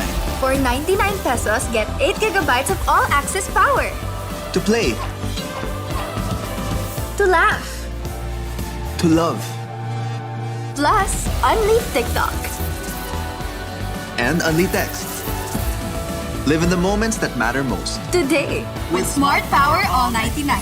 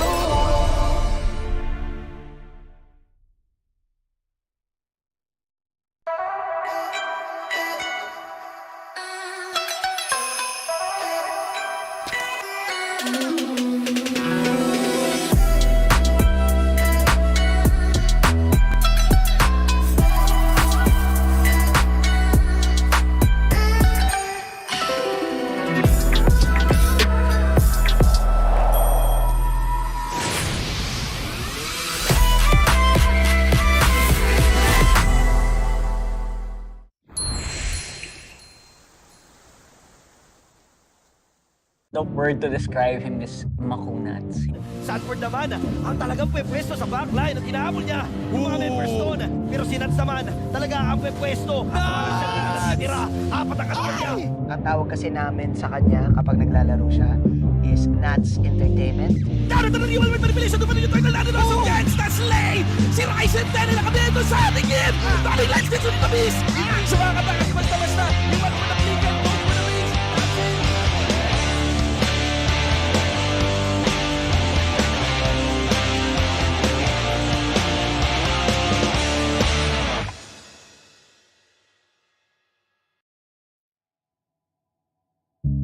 Nakilala sa akin ng kuya ko yung ML that time. Ano lang ata ako, 12 years old. Tapos inaya niya ako parang enjoy ko bigla agad. Tapos yun, tinuloy-tuloy ko na hanggang sa makalaro ng mga pro players. Ganun. Tapos ayun, hanggang mapunta ko dito sa MPL. Unang impression ko kay Nats, siya parang yun, medyo moody pero napakasama ko ng mayas. Kasi dati sa work, parang nakasama ko siya sa second team siya namin. So nung nakapasok ko sa RSG, parang madali ko na sila napakasamahan lalo si Nats. Pangarap ko talaga mag-pro player on that time kasi amateur lang ako nun. Gustong-gusto ko talaga sumali sa MPL. Parang dominating lagi yung laro ko sa amateur scene. Tapos that time, nag-chat sa akin si Coach Panda. Willing ka ba mag-RSG? Tapos sabi ko, Coach Panda, okay, game ako. Tuloy-tuloy na nung ginawa ni Coach Panda. If I compared Nats when I first met him, he was like a wild boar. Like he's very unrefined, undisciplined. He only has pure good mechanical skills lang. What will happen ba if I can train him to be disciplined, tapos how to communicate with his teammates? When I pick players, I always imagine what kind of color or painting I want to make at the end. And that's like was really a parang black color, very strong, but it can really ruin the whole picture. Dati, Nats was quite a bipolar kid. If you win, masaya. If you lose, depressed. Overall, with his teammates, he's actually okay naman. So he's a really simpleng tao, kaso hard to please. Competitive kasi si Nats kahit sa scrim gustong-gusto niya manalo. Ako rin naman, so yun, ginagawa ko lagi yung best ko kahit anong mangyari. Kahit rank game pa yung scrim, ganun. Kasi sobrang competitive ni Nats sa yun ang natatalo. Hindi siya nag-settle doon sa mga plays na usual mong nakikita from other XP laners kagaya niya. And sometimes kapag may mga nakikita siyang bagay na kailangan niyang gawin, ginagawa niya na lang. Signature na niya yun eh. It's the way that he absorbs the aggro of the enemy para magkaroon ng leeway yung team niya, magkaroon ng space to do their own thing. And as a player, I think that's one of the core strengths of Nats. I coached so many players in my 4 years of coaching career. May very pasaway players, bait ng players, tigas ng ulo ng players. And Nats is like an amalgam of everything, but in a way where very hard to control. Kaya Nats for me is a high-risk, high-reward player. Hirap niyang basahin kung kailan siya magpa-pop off. Akala mo nag-farm lang, yun pala nasa mukha mo na nagwawala na siya, doing the damage and letting his team, buying all of the attention of the enemy and letting his team shine.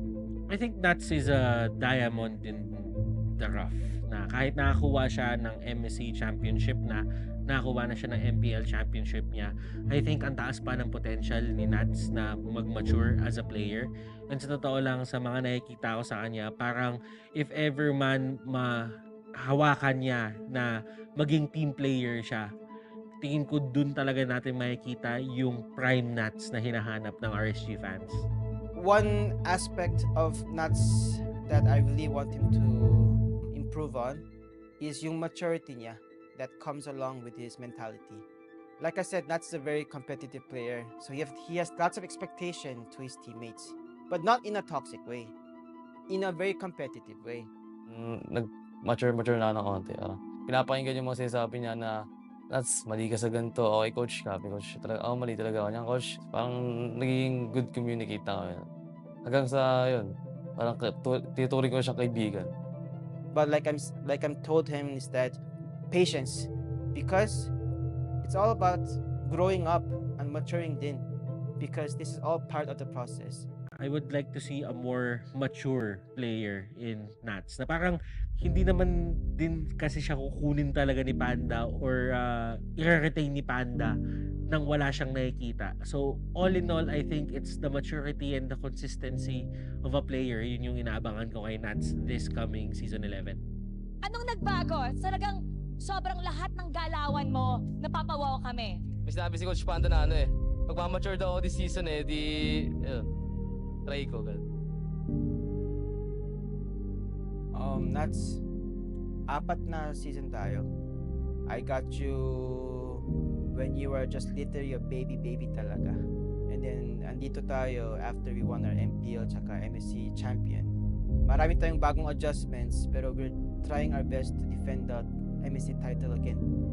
We cannot have all the wins, all the result ng gusto natin. Kaso, like I said, patience, stay strong, trust the process, and at the end, we can achieve magic together. Mensahe ko sa'yo, Coach Panda, is sobrang thank you talaga, Coach. Kasi kung wala ako dito, kung wala ka, at thank you sa mga effort na binibigay mo sa akin lagi. Abangan niyo ako this season, guys. Ipapakita pa akong sobrang magandang play sa playoffs.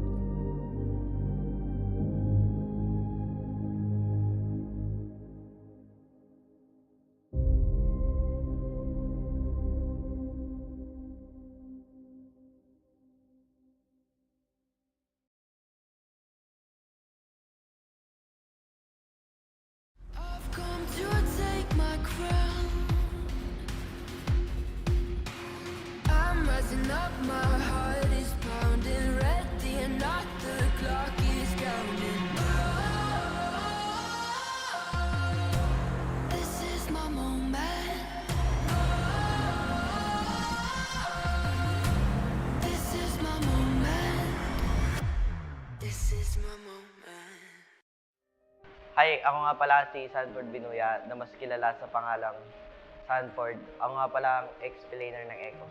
Nakapasok ako sa MPL noong Season 8 sa team na Next Play Boss bilang 6-man na explainer. Di naging maganda yung run ko sa org na to at nawala ako sa pro scene noong Season 9. Hanggang sa nabalitaan ko kay Yawi na aking former teammate na nasa Echo na ngayon na may open tryout sa team nila. At sa kabutihang palad, natanggap ako sa team na Echo. Dumaan yung Season 10, pero hindi namin ako yung kampyonato. Pero isa kami sa naging representative sa M4 World Championship. Hindi namin nasaan na sobrang dominating namin sa M4 hanggang sa upper bracket. Pero talo kami sa upper bracket finals at nakalaban namin sa ibaba yung RQ at nanalo. Nakapasok kami ng grand finals at nakalaban namin yung Blacklist International na defending champion. At ngayon kami na yung world champion. Siguro yung favorite pro player ko is si Carl Tizzy. Kasi isa siya sa mga greatest player of all time. Ang favorite food ko is spaghetti kasi lagi ako present sa mga birthday. Kapag wala akong ginagawa or pag nasa bahay ako, ginagawa ko is maglalaro ng billiards or manood ng anime. Una ko nakita yung Mobile Legends sa social media at tinry ko itong larong to kasi mahilig ako sa online games. Hanggang sa nagustuhan ko tong larong to at naipaglaro ko sa mga kaibigan ko at sa mga pinsan ko. Hanggang sa sumali kami sa isang tour na sa barangay namin. Nanalo kami pero second place lang yung naabot namin. Pero nagpatuloy pa rin ako sa pag-grind hanggang sa marami akong top PH na heroes tulad ng Alice at mga iba pang fighters. Hanggang sa nakakalaro ko lagi si Yawi at tinanong ako if interesado ako sa Team 9 XP 2.0.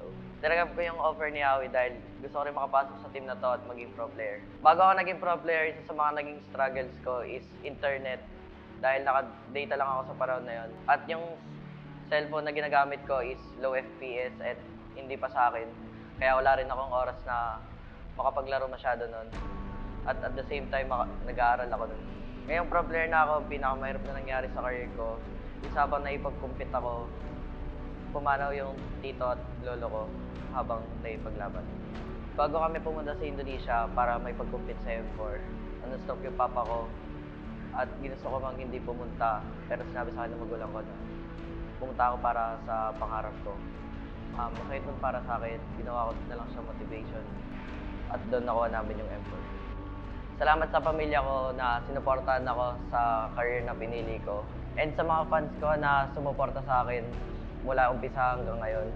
And gusto ko din magpasalamat sa teammates ko, sa coaches, and sa management sa pagtitiwala sa akin na wala sa edad ang paglalaro ng Mobile Legends.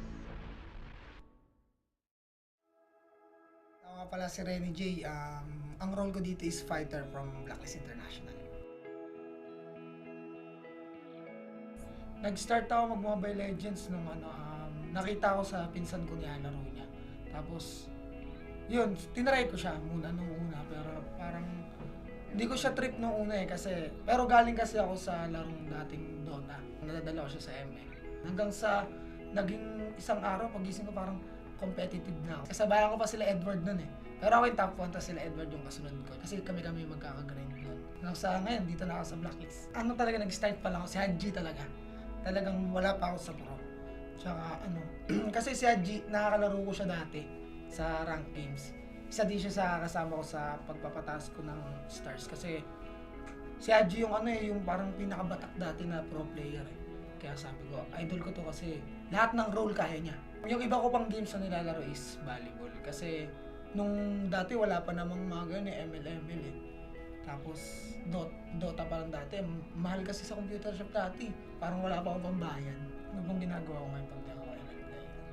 Siguro nag-school. Dati ang gusto kong course is gusto ko seaman Kasi bala ko mag-aral sa MAAP. Kasi wala pa naman kasing ML nun So syempre, nung dumating yung ML, nagbago-bago na rin decision kasi yun, nabago din yung buhay ko ng Mobile Legends Talagang ginagawa ko din lahat to para sa family ko. Kasi sa ML scene naman, hindi ko pa alam hanggang kailan ako So, yun, okay lang sa akin kung wala ako, hindi at least, di ba?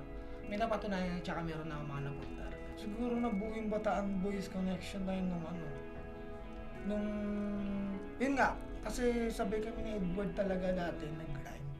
Si Edward wala pa rin siyang team. So yun, kinuha siya ng Blacklist nun. Sila pa nila Boss Lex, magkampi sila Coach Bon So natuloy yung Bataan Boys na siguro sa MPL na kasi parang binansagan na kami ni Edward na mga taga Bataan, ganyan. Tapos hanggang sa magka-team kami, lalo na nilang parang na Bataan Boys talaga yung connection daw. Bakit Blacklist? Siguro dahil paano ba? Parang ito yung tinitingala ko din talaga na na team. Tsaka yun dahil feeling yun sa management yun talaga yung tinitingala ko. Kasi sabi ko noon kung daw makuha ng Blacklist, baka talaga magpahinga muna ako. Kasi sabi ko gusto ko talaga sa Blacklist lang. Kasi syempre si Edward, sila Coach Bon, nakakwentuhan ko rin yan para magkakasama na daw kami. Paano ko gusto mag-grow sa Blacklist? Siguro yun nga, kung paano yung routine nila na practice, yan kung paano yung mindset nila sa game, kung paano yung disiplina nila sa paglalaro. Yun yung pinaka-gusto kong matutunan. Sobrang goods kasi sobrang saya ko talaga kasi dito ako napunta sa game natin. Siguro si Black Renny Jr. Mas focus and mas confident at yun, mas masaya. Yun, shoutout nga pala sa mga agents natin dyan. Iniimbitahan ko nga po pala kayo na suportahan kami sa Season 11 na to. Yung bibigay po namin lahat ng best namin. Thank you sa supportan niyo. Hi guys! Ako nga pala si Bentings, ang tank captain ng TNC Pro Team. Nagsimula talaga yung hilig sa esports, Dota pa lang. Sa Dota, gusto ko talagang maging pro. Dota 1 and Dota 2. Sumasali ako talaga ng mga tournament. Sa Cavite ako nakatira, dumadayo pa ako ng Manila para lang magkaroon ng experience, para makilala. Din talaga yung unang finish ko para maging pro. Kaya lang, malas guys, hindi pinalad. Sobrang hirap. Kailangan mo ng sariling PC para mas makapag-grind ka. Kasi medyo mahal yung bayad sa computer nun Talagang pag wala kayong bootcamp or pag wala ka sariling PC, suntok sa bato talaga para makapasok ka sa pro. Nung nagkasakit at pumanaw yung mama ko, parang yun na yung nagbigay sa akin ng sign para mag-stop muna sa paglalaro, sa pagdodota. Then naapektuhan na rin yung pag-aaral ko kasi nahirapan kami sa financial, kailangan tumulong sa pamilya. Nag-start ako magtrabaho. Naging trabaho ko na property consultant sa DMCI Homes. Nagbebenta kami ng mga condo. Ganun. Then, one time, birthday ko, dinownloadan ng kaibigan ko ng ML yung phone ko. Then, nilaro ko siya. Na-board ako nun. So, ayun, hanggang sa napapasarap na ako. Trinay ko siya. Parang doon na bumalik yung pagkahilig ko sa paglalaro. Una, sumali kami sa mga smart play, sa mga covered court pa yon. Sumasali kami sa mga ganon. Tapos may team na kumuha sa akin nun, 2 doors na naging All-Star Force. 5K pa lang yung unang sahod namin nun, kaya thankful ako sa girlfriend ko na tumulong sa akin sa financial. Pero dumating rin yung time na parang walang nangyayari.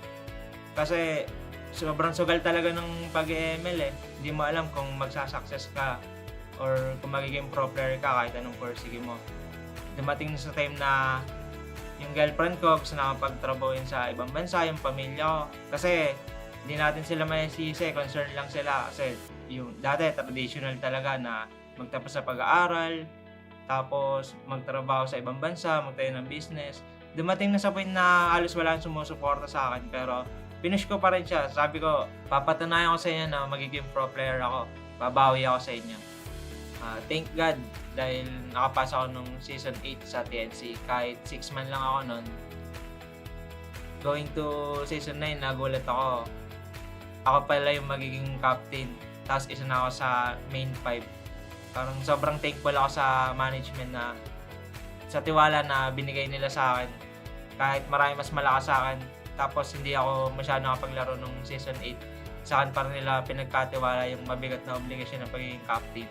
Ayun, masaya lang kasi top 3 agad kami.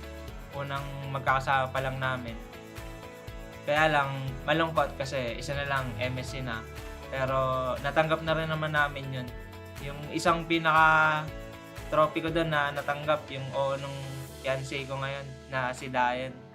Parang syempre ang daming tao nag-propose ako sa stage. Pag humindi yun, ang daming pahiya ako nun. Pero yun na yung pinakamasaya nangyari sa akin, isa sa pinakamasaya nangyari sa akin season 9. Nung napawa ko yung girlfriend ko.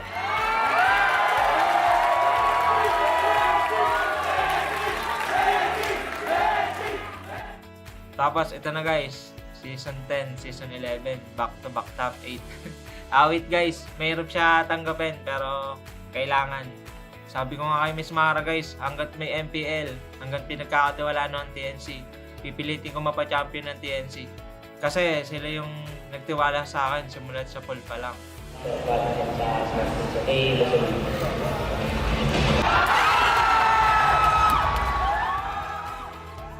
Gusto ko magpasalamat unang-una kay God, sa family ko, at sa TNC na patuloy na nagtitiwala sa akin kahit ang hirap-hirap na. Maraming salamat din sa Phoenix Army na lagi nasa likod namin kahit anumang mangyari. Babangon tayo! Did you know that you can switch networks but still keep your number? Now you can go with the Philippines' fastest and best mobile network.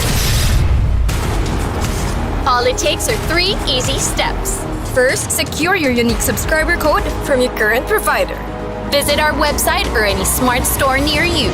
Lastly, activate your smart MNP SIM and you're ready to go. Unleash the power of the Philippines' best mobile network. Switch to the power of smart. May kiklaim lang po akong remittance para kay Joko Martin. OTP? Eh, wala eh. Eh, paano ko mabe-verify na ikaw si Joko Martin? Ito. Grad photo. Ako yan. Di pwede yan. To government ID. Oh, driver's license. SSS. Walang pirma eh. May birth certificate ka. Meron.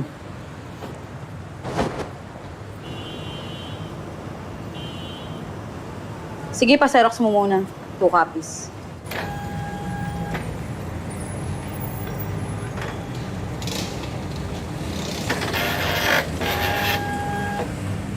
Yun. Bravo ah. Isa pa, bigyan mo akong 2 copies ha. When you're in moments that matter most. At last, we time. Live them fully with Smart Power All 99. For 99 pesos, get 8 gigabytes of all-access power. To play, To laugh. to love, Plus, unleash TikTok. And only text. Live in the moments that matter most. Today, with Smart Power All 99.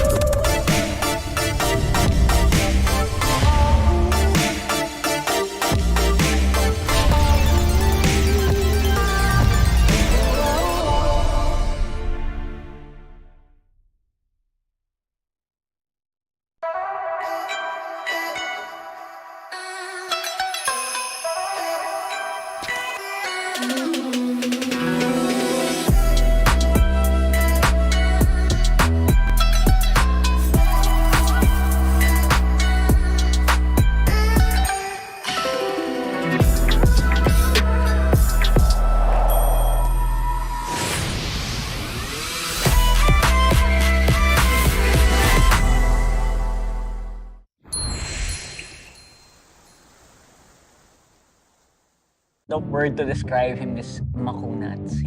Sanford naman, ang talagang pwesto sa backline at inaabol niya yung mga members doon. Pero si Nats naman, talaga ang pwesto. At tira, apat ang kasama niya. Ang tawag kasi namin sa kanya kapag naglalaro siya is Nats Entertainment. Narito na rival with manipulation to manipulate the ladder of against the Slay! Si Ryzen 10 ay nakabito sa ating game! Dami lights dito sa tamis! Sa mga katakas basta-basta, yung mga nakalikan mo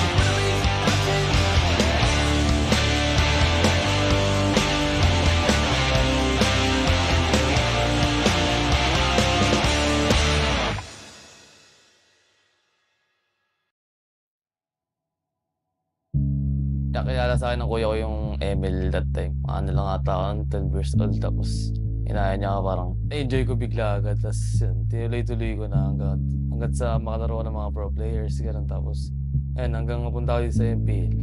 Unang impression ko kay Nats, ano siya parang, yun, medyo moody, pero napakasama ko ng mayas. Kasi dati sa work, parang nakasama ko na siya, sa second team siya namin. So, nung nakapasok ko sa RSG, parang madali ko na sila napakasamaan, lalo si Nats. Pangarap ko talaga mag-pro player on that time kasi amateur lang ako nun. Gusto ko talaga sumali sa MPL. Parang dominating lagi yung laro ko sa amateur scene. Tapos that time, nag-chat sa akin si Coach Panda. Willing ka ba mag-RSG? Tapos sabi ko, Coach Panda, okay, game ako. Tuloy-tuloy na nung kinuha ni Coach Panda. If I compare Nats when I first met him, he was like a wild boar. Like, he's very unrefined, undisciplined. He only has pure good mechanical skills lang. What will happen ba if I can train him to be disciplined, tapos how to communicate with his teammates? When I pick players, I always imagine what kind of color or painting I want to make at the end. And Nats was really parang black color.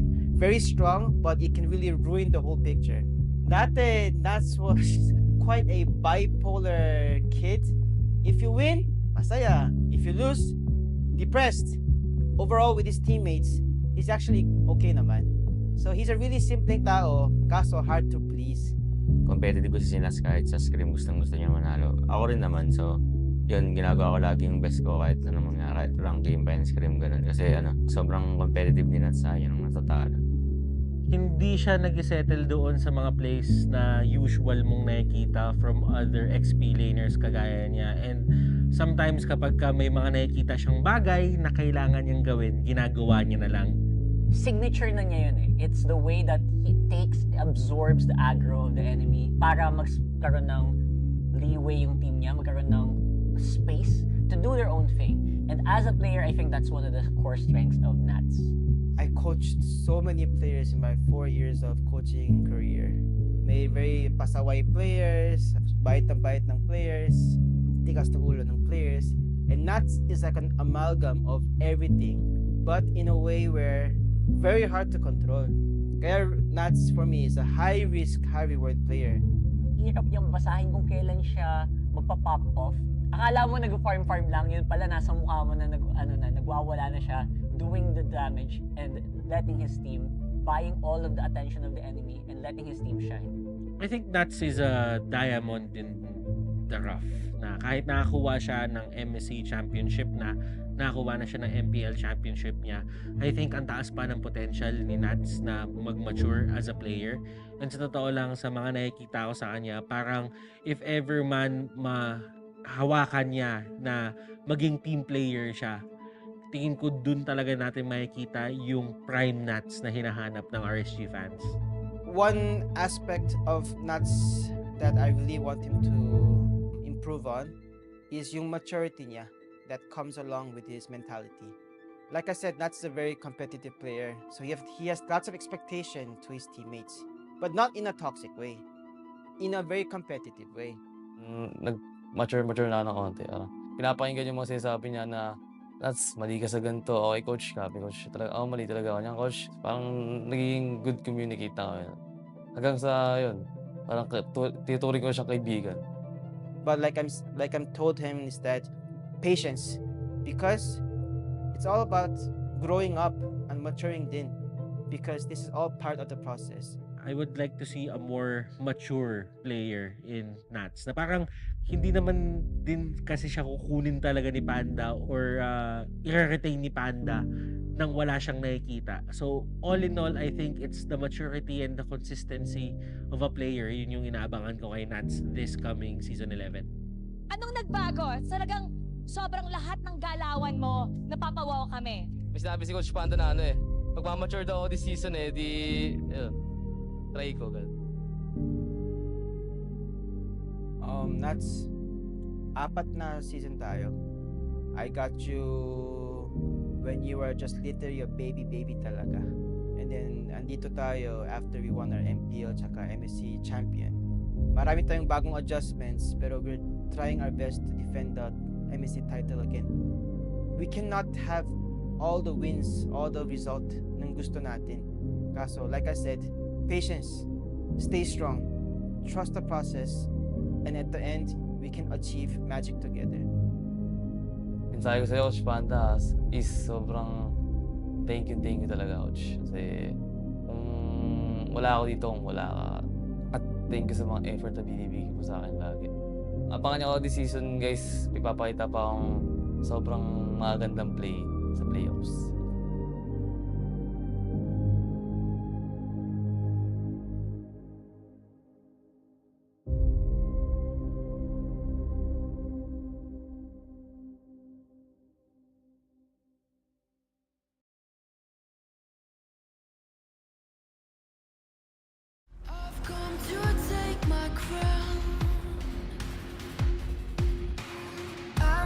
Up, my heart is pounding, ready or not, the clock is counting. This is my moment. This is my moment. This is my moment. Hi, ako nga pala si Sanford Binuya, na mas kilala sa pangalang Sanford. Ako nga pala ang explainer ng Echo. Nakapasok ako sa MPL noong Season 8 sa team na Next Play Boss bilang 6-man na explain. Hindi naging maganda yung run ko sa org na to at nawala ako sa pro scene noong Season 9. Hanggang sa nabalitaan ko kay Yawi na aking former teammate na nasa Echo na ngayon na may open tryout sa team nila. At sa kabutihang palad, natanggap ako sa team na Echo. Dumaan yung Season 10 pero hindi namin ako yung kampyonato. Pero isa kami sa naging representative sa M4 World Championship. Hindi namin naasahan na sobrang dominating namin sa M4 hanggang sa upper bracket. Pero talo kami sa upper bracket finals at nakalaban namin sa ibaba yung RQ at nanalo. Nakapasok kami ng grand finals at nakalaban namin yung Blacklist International na defending champion.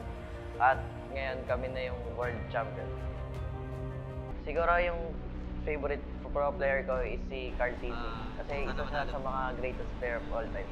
Ang favorite food ko is spaghetti kasi lagi ako present sa mga birthday.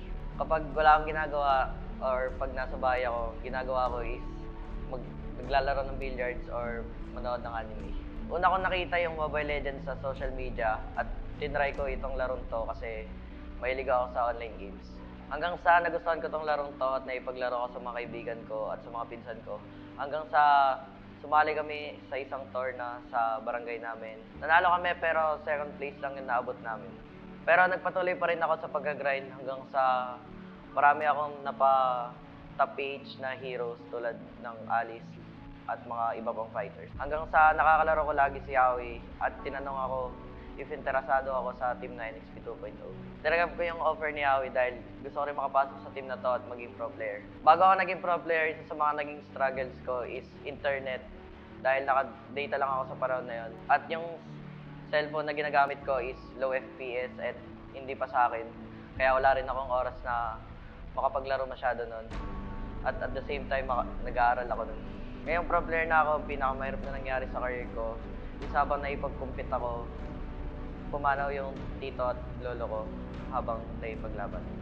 Bago kami pumunta sa Indonesia para may pag-compete sa M4, stop yung papa ko at ginusto ko mang hindi pumunta pero sinabi sa akin ng magulang ko na pumunta ako para sa pangarap ko. Masakit nun para sa akin, ginawa ko na lang siya motivation at doon nakuha namin yung M4. Salamat sa pamilya ko na sinuportahan ako sa career na pinili ko and sa mga fans ko na sumuporta sa akin mula umpisa hanggang ngayon. And gusto ko din magpasalamat sa teammates ko, sa coaches, and sa management sa pagtitiwala sa akin na wala sa edad ang paglalaro ng Mobile Legends. Ako nga pala si Renny J. Ang role ko dito is fighter from Blacklist International. Nag-start ako mag-Mobile Legends nung nakita ko sa pinsan ko niya, laro niya. Tapos, yun, tinry ko siya muna nung una, pero parang hindi ko siya trip nung una pero galing kasi ako sa larong dating Dota. Nadadala ko siya sa ML. Hanggang sa naging isang araw, pagising ko parang competitive na ako. Kasabayan ko pa sila Edward nun Pero ako yung top 1, tapos sila Edward yung kasunod ko. Kasi kami magkakagrind nun. Hanggang sa ngayon, dito na ako sa Blacklist. Talaga nag-start pa lang ako, si Haji talaga. Talagang wala pa ako sa pro. Tsaka kasi si Haji, nakakalaro ko siya dati sa rank games. Isa din siya sa kasama ko sa pagpapataas ko ng stars kasi si Haji yung yung parang pinakabatak dati na pro player Kaya sabi ko, idol ko to kasi lahat ng role kaya niya. Yung iba ko pang games na nilalaro is volleyball kasi nung dati wala pa namang mga ganyan ML Tapos Dota pa lang dati.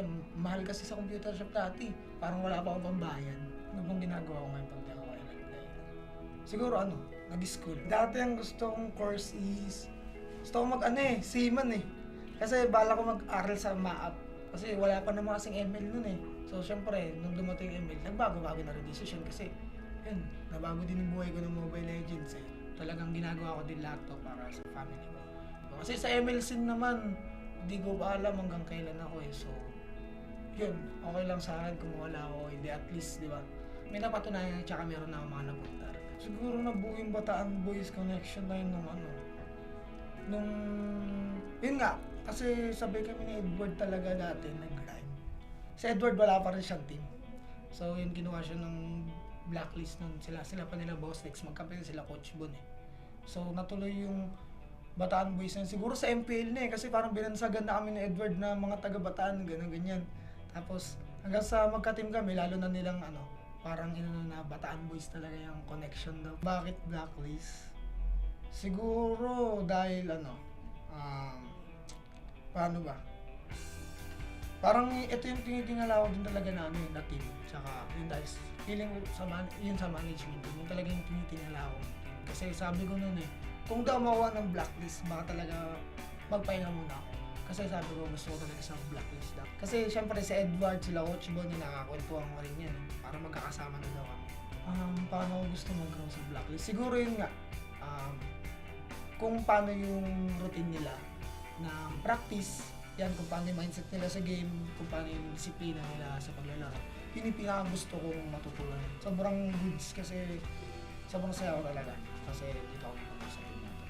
Siguro si Black Ray ni Junior mas focus and mas confident at yun, mas masaya. Yun, shoutout nga pala sa mga agents natin dyan. Iniimbitahan ko nga po pala kayo na suportahan kami sa season 11 na to. Yung bibigay po namin lahat ng best namin. Thank you sa suporta niyo. Hi guys! Ako nga pala si Bentings, ang tank captain ng TNC Pro Team. Nagsimula talaga yung hilig ko sa esports, Dota pa lang. Sa Dota, gusto ko talagang maging pro, Dota 1 and Dota 2. Sumasali ako talaga ng mga tournament. Sa Cavite ako nakatira, dumadayo pa ako ng Manila para lang magkaroon ng experience, para makilala. Din talaga yung unang finish ko para maging pro. Kaya lang, malas guys, hindi pinalad. Sobrang hirap. Kailangan mo ng sariling PC para mas makapag-grind ka. Kasi medyo mahal yung bayad sa computer nun eh. Talagang pag wala kayong bootcamp or pag wala ka sariling PC, suntok sa bato talaga para makapasok ka sa pro. Nung nagkasakit at pumanaw yung mama ko, parang yun na yung nagbigay sa akin ng sign para mag-stop muna sa paglalaro, sa pagdodota. Then, naapektuhan na rin yung pag-aaral ko kasi nahirapan kami sa financial. Kailangan tumulong sa pamilya.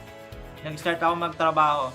Naging trabaho ko na ay property consultant sa DMCI Homes. Nagbebenta kami ng mga condo.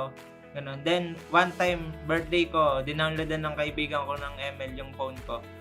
Then, nilaro ko siya.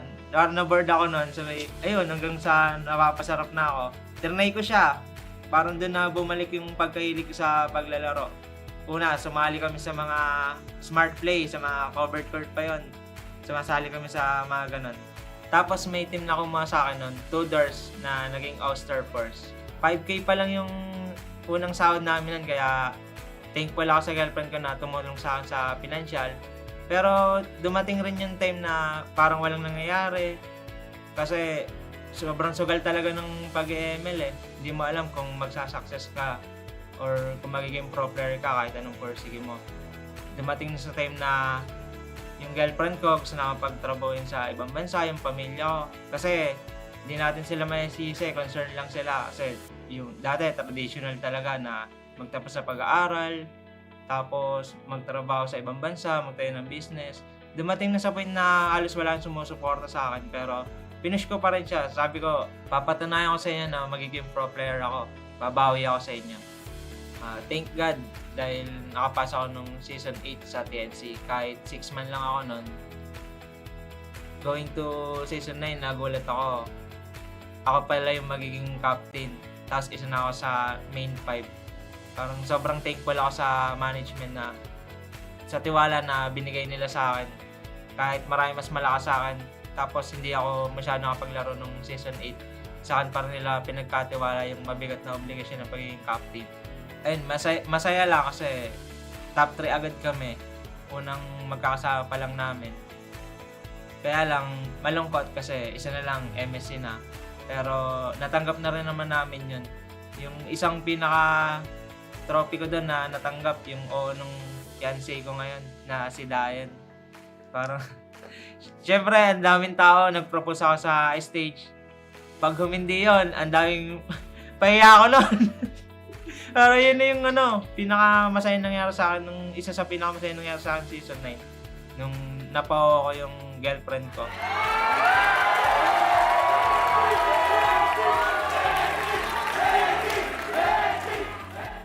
Tapos ito na guys, season 10, season 11, back-to-back top 8.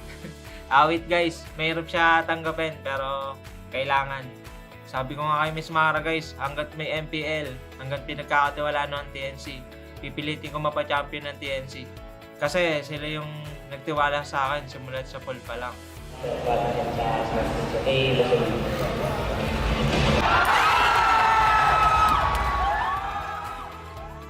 Gusto ko magpasalamat unang-una kay God, sa family ko, at sa TNC na patuloy na nagtitiwala sa akin kahit ang hirap-hirap na. Maraming salamat din sa Phoenix Army na lagi nasa likod namin kahit anumang mangyari. Babangon tayo! Did you know that you can switch networks but still keep your number? Now you can go with the Philippines' fastest and best mobile network. All it takes are 3 easy steps. First, secure your unique subscriber code from your current provider. Visit our website or any smart store near you.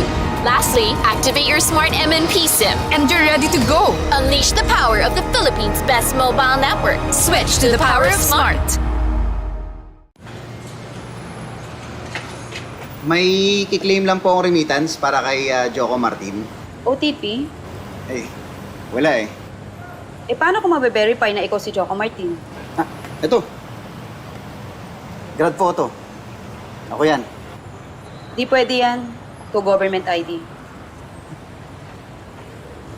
Oh, driver's license. SSS. Walang pirma eh. May birth certificate ka. Meron.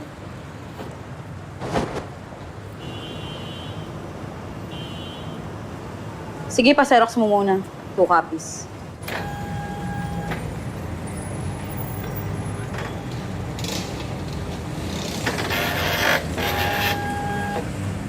Yun. Bravo ah. Isa pa, bigyan mo akong 2 copies ha. When you're in moments that matter most, At last, we time. Live them fully with Smart Power All 99. For 99 pesos, get 8 gigabytes of all-access power. To play, To laugh. to love, Plus, unleash TikTok. and only text. Live in the moments that matter most. Today, with Smart Power All 99.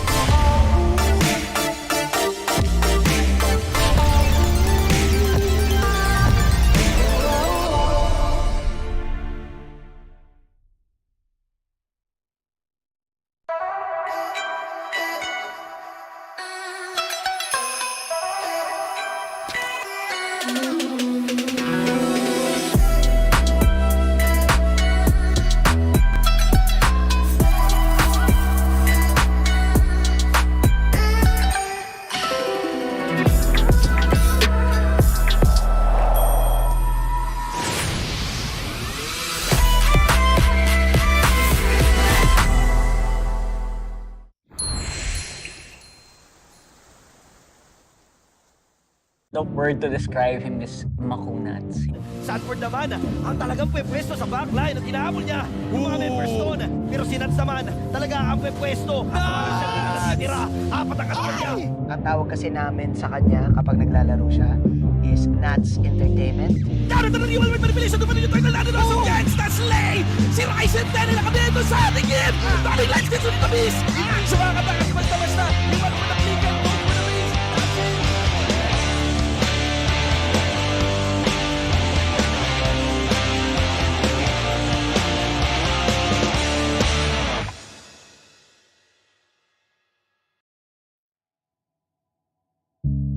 Nakilala sa akin ng kuya ko yung ML that time. Ano lang ata ako, 12 years old. Tapos inaya niya ako, parang enjoy ko bigla agad. Tapos yun, tinuloy-tuloy ko na hanggang sa makalaro ko ng mga pro players. Ganun. Tapos ayun, hanggang mapunta ko dito sa MPL.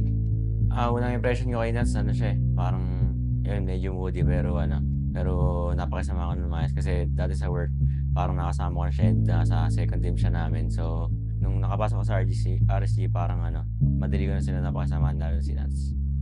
Pangarap ko talaga mag-pro player on that time kasi amateur lang ako nun. Gusto ko talaga sumali sa MPL.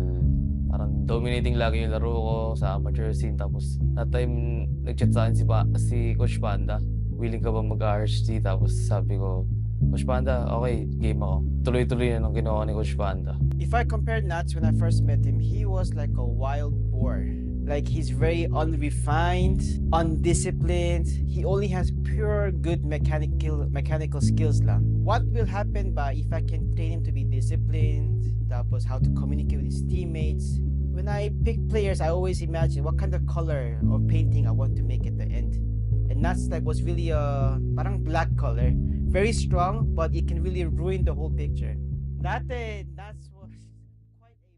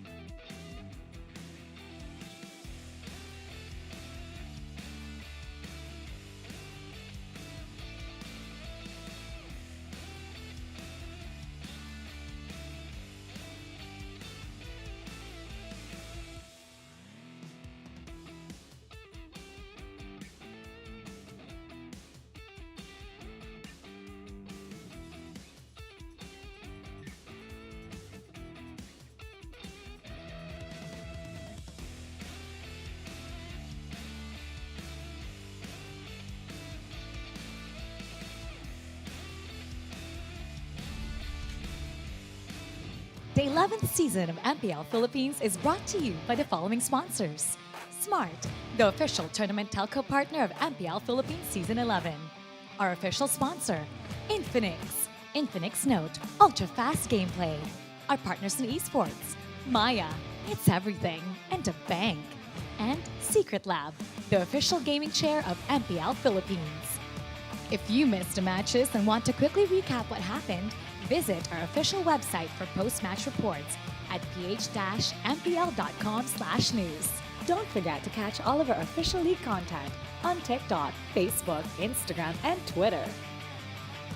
To ensure the quality and fairness of our games, MPL Philippines is also monitored and supervised by the Games and Amusement Board.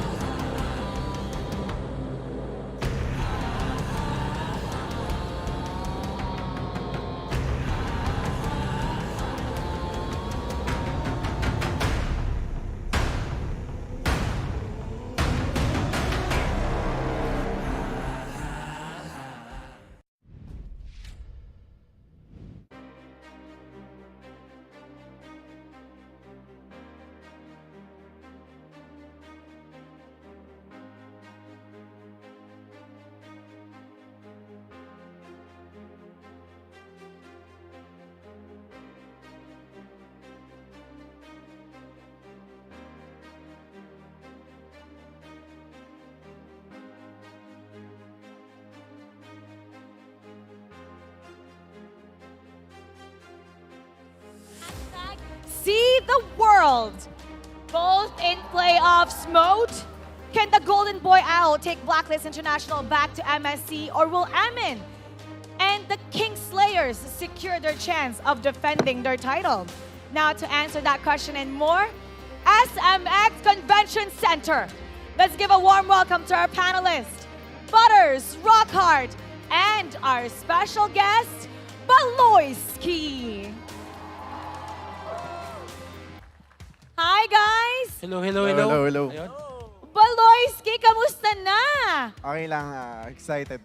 It's so nice to have you here. Ako, Butters, Rockhart, na-miss ko talaga siya. Isa sa mga pinakamabait na manlalaro na iniwan tayo. At pinakapaldo. Ay, hindi totoo. Pusko yan eh. si Boss Rockard. So how is it like back here in the MPL? Nakikita ko, syempre, na-recognize ka pa rin ng mga fans. People are swarming. Gusto magpa-picture sa'yo. Masaya po kasi kahit nasa Indonesia na ako, parang hindi ko naramdaman na umalis ako. Parang nare-recognize pa din nila ako. Yeah. Shoutout sa mga fans na Pinoy. Kami naramdaman namin yung pag-iwan mo sa amin. Now guys, kahapon, kinamusta tayo ng ating kapitbahay from MPL Singapore na si Cheryl. Ngayon may mensahe ulit ang isang kapitbahay natin, this time from MPL Malaysia. Let's check it out. Hi Mara and hi MPL Philippines. This is Rose from MPL Malaysia. Now I know that you guys have not chosen your winner yet, but just because you guys have been holding the title for the past 3 years, it does not mean that Malaysia cannot catch up. So maybe Malaysia can sweep the championship this time around. We will see you in MSC and SEA Games. Thank you, Rose, but that's a big statement because as far as I know in the history of MPL, Malaysia hasn't been able to do that. And, ano na to? Wishful thinking. Kasi best talent nga nila, may dugong Pilipino eh. Oh, yeah. Okay, to say that in English, their best talent has Filipino blood. Kasi syempre, papasok ka sa tournament, kailangan positive. Win. Tama. Win. Hindi pwedeng pantalo yung mentality. Oh, Pinas lang malakas eh. Napaloy kahapon kasama namin si Delar at si Marky na I'm sure nag-meet na kayo, no? Apo. Nag-reunion. Nung first day. Nung first day. Ay, oo nga. Now, how does it feel to be back here in the Philippines? Be reunited with Onyx? Ano yung mga ginawa nyo? Kwento nyo naman, chika? Medyo hindi naman po bago kasi nakakasama ko sila lagi sa Indonesia. Pero yung nag-interview kami for the first time since season 9, sobrang na-goosebumps kasi sabi ko, grabe yung feeling, parang na-feel ko nakakampi ko ulit sila. Yun. Masaya. Naiyak ka ba? Hindi na. Hindi naman. Okay. It's nice to see them Sobrang nakakatuwa to see them all together. And actually, Baloy, meron kang achievement na nagawa doon sa MPL ID. For the first time in history, yung Geek Fam na patungtong mo into the MPL ID playoff. So, kwentuhan mo naman kami, kamusta yung journey mo? Yeah. Masaya kasi syempre na napa-playoffs namin yung Geek Fam for the first time. Pero hindi naman namin magagawa yon or ako nang hindi sila kasama. So talagang collective effort. Yan, sana next season mas mag-achieve pa kami more than that kasi yung season 11 para sa akin underperform run. What more sa season 12? With Baloyski. You never know. Of course. Kahapon din pala, nandito si Dilar. Kinausap namin siya. Tinanong namin, Dilar, sino ba yung mga tingin mong kayang sumabay na XP-laners doon sa Indonesia? Sabi niya si Luke, teammate mo. At ano naman ang meron sa kampi mo at agree ka ba doon sa sinabi ni Dilar? Siguro kasi si Luke sobrang aggressive. Parang hindi natatakot. Kaya nagustuhan ni Dilar yung playstyle niya. Tapos totoo naman na kaya niya sumabay sa Pilipinas kasi sa scrims, pinapahirapan niya din yung mga katapat niya. Ooh. Now guys, okay, pag-usapan natin yung mga XP-laners sa Indo. Now, let's talk about the upper bracket matchup that's happening today. Now, itong dalawang koponan na to made history by kicking the top seed of the regular season down sa lower bracket. Ano ba yung pinaka-malalaking pinagkaiba ng Blacklist at RSG noong regular season? At ngayon, Baloyski, sinusubaybayan mo ba yung MPL Philippines? Yes. Para sa akin, sobrang laki kasi siguro isang pinakamalaking factor na din doon yung long week break ng playoffs. For sure, minaximize nila yun. May mga time pa na nagpapahinga yung ibang team pero sila hindi. Yun. Kaya tingin ko yun yung nagpaibasa. Actually, 2 weeks napahinga. Malaking bagay din talaga yun And on the stats, I think it's important to see ang laki ng pagkakaiba ng Blacklist regular season to Blacklist playoffs mode. And kung tatandaan natin, isa sa mga susi ng tagumpay ng Blacklist lately ay si Owl. Baloy, ang tanong ko, nakalaro mo na si CW ng Onyx Esports at nakalaro mo din si Brands ng EVOS. Sa tingin mo, kaya ba makipagsabayan ni Owl sa mga to kung sila ang makakapag-MSC?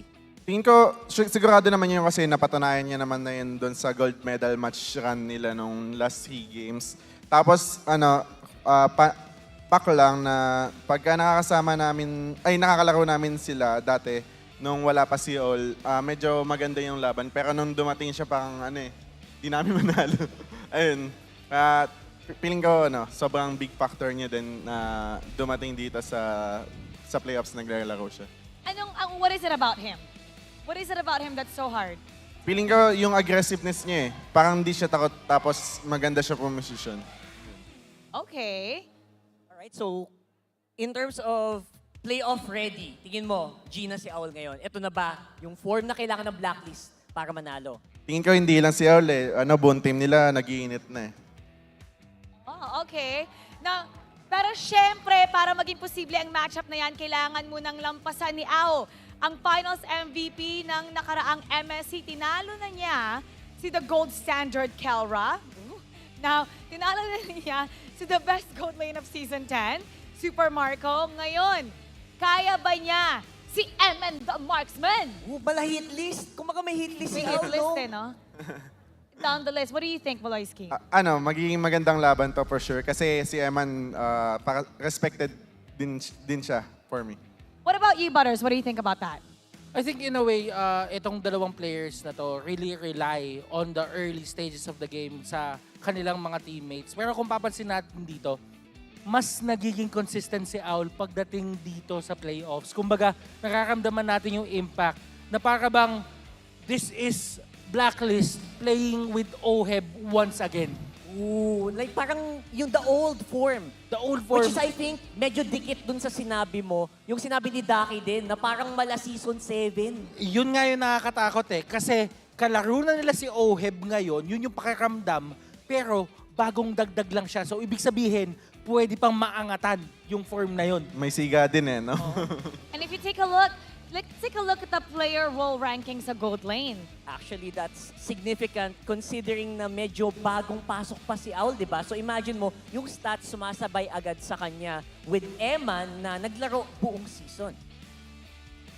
Ngayon, for Emma naman, hindi din ganun kainit yung pinakita niya. Pero in terms of team play, I think si Eman talaga pinapakita niya ngayon yung best form niya na kung paano nga ba makisama doon sa teammates niya. And with Irad in, dumagdag kasi yung problema. So mas free si Eman gawin yung pwesto niya. Parang kahapon, di ba? Nanood ka kahapon for sure, Balorski. Nakita mo yung Melissa ni Eman. Ano masabi mo doon? Pinaka nagustuhan ko sa performance ni Eman ngayong playoffs, parang nag-aggressive siya kasi yung mga past matches na napapanood ko sa kanya, parang sumasabay lang siya sa tempo ng team. Pero kahapon parang nagtatry siya na mas lampasan pa yung energy ng team. Parang yun, sana ituloy-tuloy niya para maganda yung series, mama. In your perspective, sabi mo nga si Owl aggressive. Now you're saying si Emma. Sino mas aggressive sa kanilang dalawa? Anong pinagkaiba nila? Di naman po. Parang feeling ka mas aggressive pa din si Owl. Mas aggressive pa din si Owl, okay. Pero actually, go ahead. Balorski kasi yesterday also, Oh My Venus said that they're not just competing and to complete the championship titles. They're also out to prove that they could remain consistent as championship contender. Na as a pro player yourself, gaano ba kahirap ito? Para sa akin, sobrang hirap kasi twice ko na siya naranasan Nung season 5 after namin mag-champion, pagdating ng season 6, wala kaming nakuhang kahit runner-up. Tapos ng season 8, runner-up ulit kami. Tapos parang ang early din ng exit namin. Yun, kaya sobrang bilib ako sa blacklist kasi yung consistency, yun yung pinakamahirap kunin Yes, yung ibang team kaya mag-champion, pero yung consistency, hindi mo yan basta-basta makukuha. What's so hard about it? What is it that's so difficult to do that? Siguro kasi sila, yung ego nila hindi nila tumataas. Tapos yung tawag dito, yung gutom nila manalo. Tapos, wala. Tinutuloy lang lagi nila yung routine, walang nagbabago. Siguro yun yung ginagawa nila. And actually, tama yung sinabi ni Baloy dito coming in from 11 seasons dito sa MPL, parang lagi kang may kitang bagong player na malakas bigla, tapos mawawala yung lakas na yon dahil nag-iba yung meta. So parang ang hirap makahanap ng consistent na player. But for Venus and Wise, parang it's second nature Actually, napakadaling maging explosive, napakadaling gumawa ng isang big play. Pero ang mahirap, again, yung 11 seasons dito sa MPL is yung maging consistent. Kaya mo bang gawin yan day in and day out kahit sinong kalaban mo? And let's see if either one of the teams are consistent with what they've shown yesterday. So it's time to answer the most significant question of all for this matchup. The question is, sino nga ba ang unang Filipino team that will #see the world? Okay, mag-ingay kayo lahat dito sa SMX Convention Center. Do you think it's Blacklist? Maingay. Who thinks it's gonna be RSG? Ay, sinong mas maingay sa kanila? Ulitin natin. Is it Blacklist? RSG! Okay, we heard the crowd. Now, I want to hear all of you. Balorski ko muna, RSG or Blacklist? Tingin ka po, ang hirap sagutin pero ang siguro masasabi ko na lang, sobrang long series. Long series. So, mahirap sagutin, pero ang sa tingin mo, it's going to be a long series. And if you can predict kung ano yung makikita natin today, what you're expecting also to see, what would that be? 20-minute game. Parang feeling ka mga 3 games na 20-minute game, tas isang one-sided na game. Oh, okay. Let's mark that. 20-minute game, tas isa na one-sided talaga. What about you, Rockhard? I think a lot of them will be more than 15 minutes kasi pareho to lalaban for SEA Games, for MSC.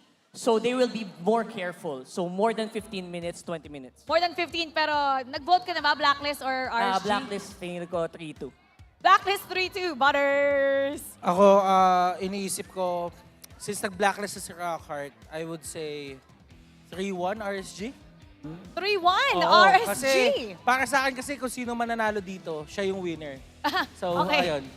Yun, mainit ang RSG ngayon. And sasabihin ko din sana blacklist, kaso nag-blacklist sa Crackert eh. So, RSG ako.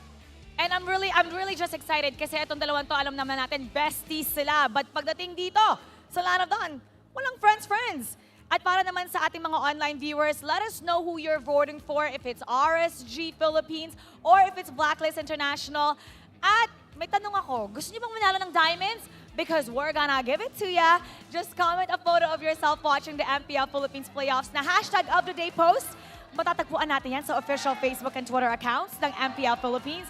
And get a chance to win how many diamonds? 1,000 diamonds! Now our hashtag for today ay hashtag MPL-PH now or never. So sali na kayo. All right. SMX Convention Center.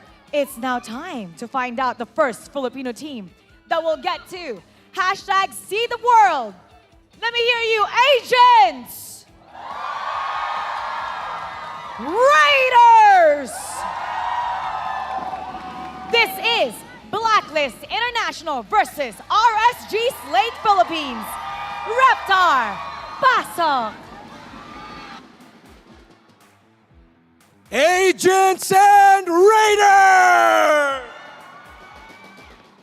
From heartbreaking elimination and victorious relief, this next match will determine the first grand finalist of the season.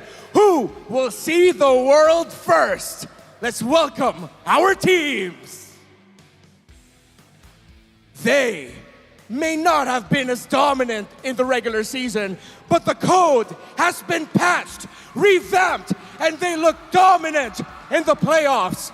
Allow me to remind you that they are the reigning, defending champions of the MPL Philippines, Blacklist International!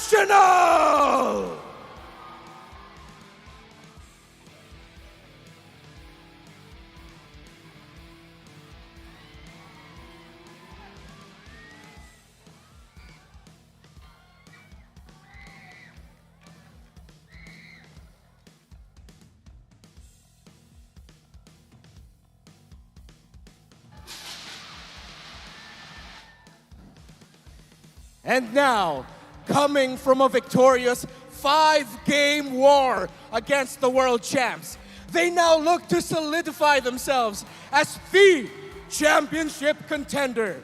In case you forgot, they are the reigning, defending Kings of C, RSG Slate Philippines.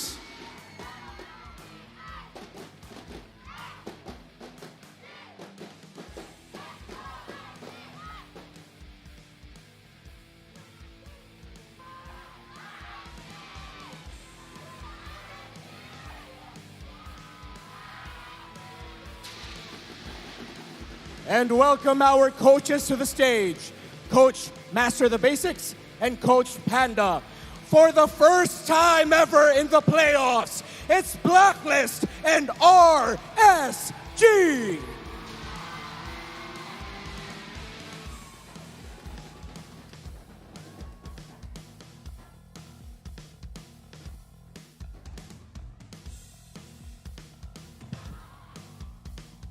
It's the battle of the defending champions!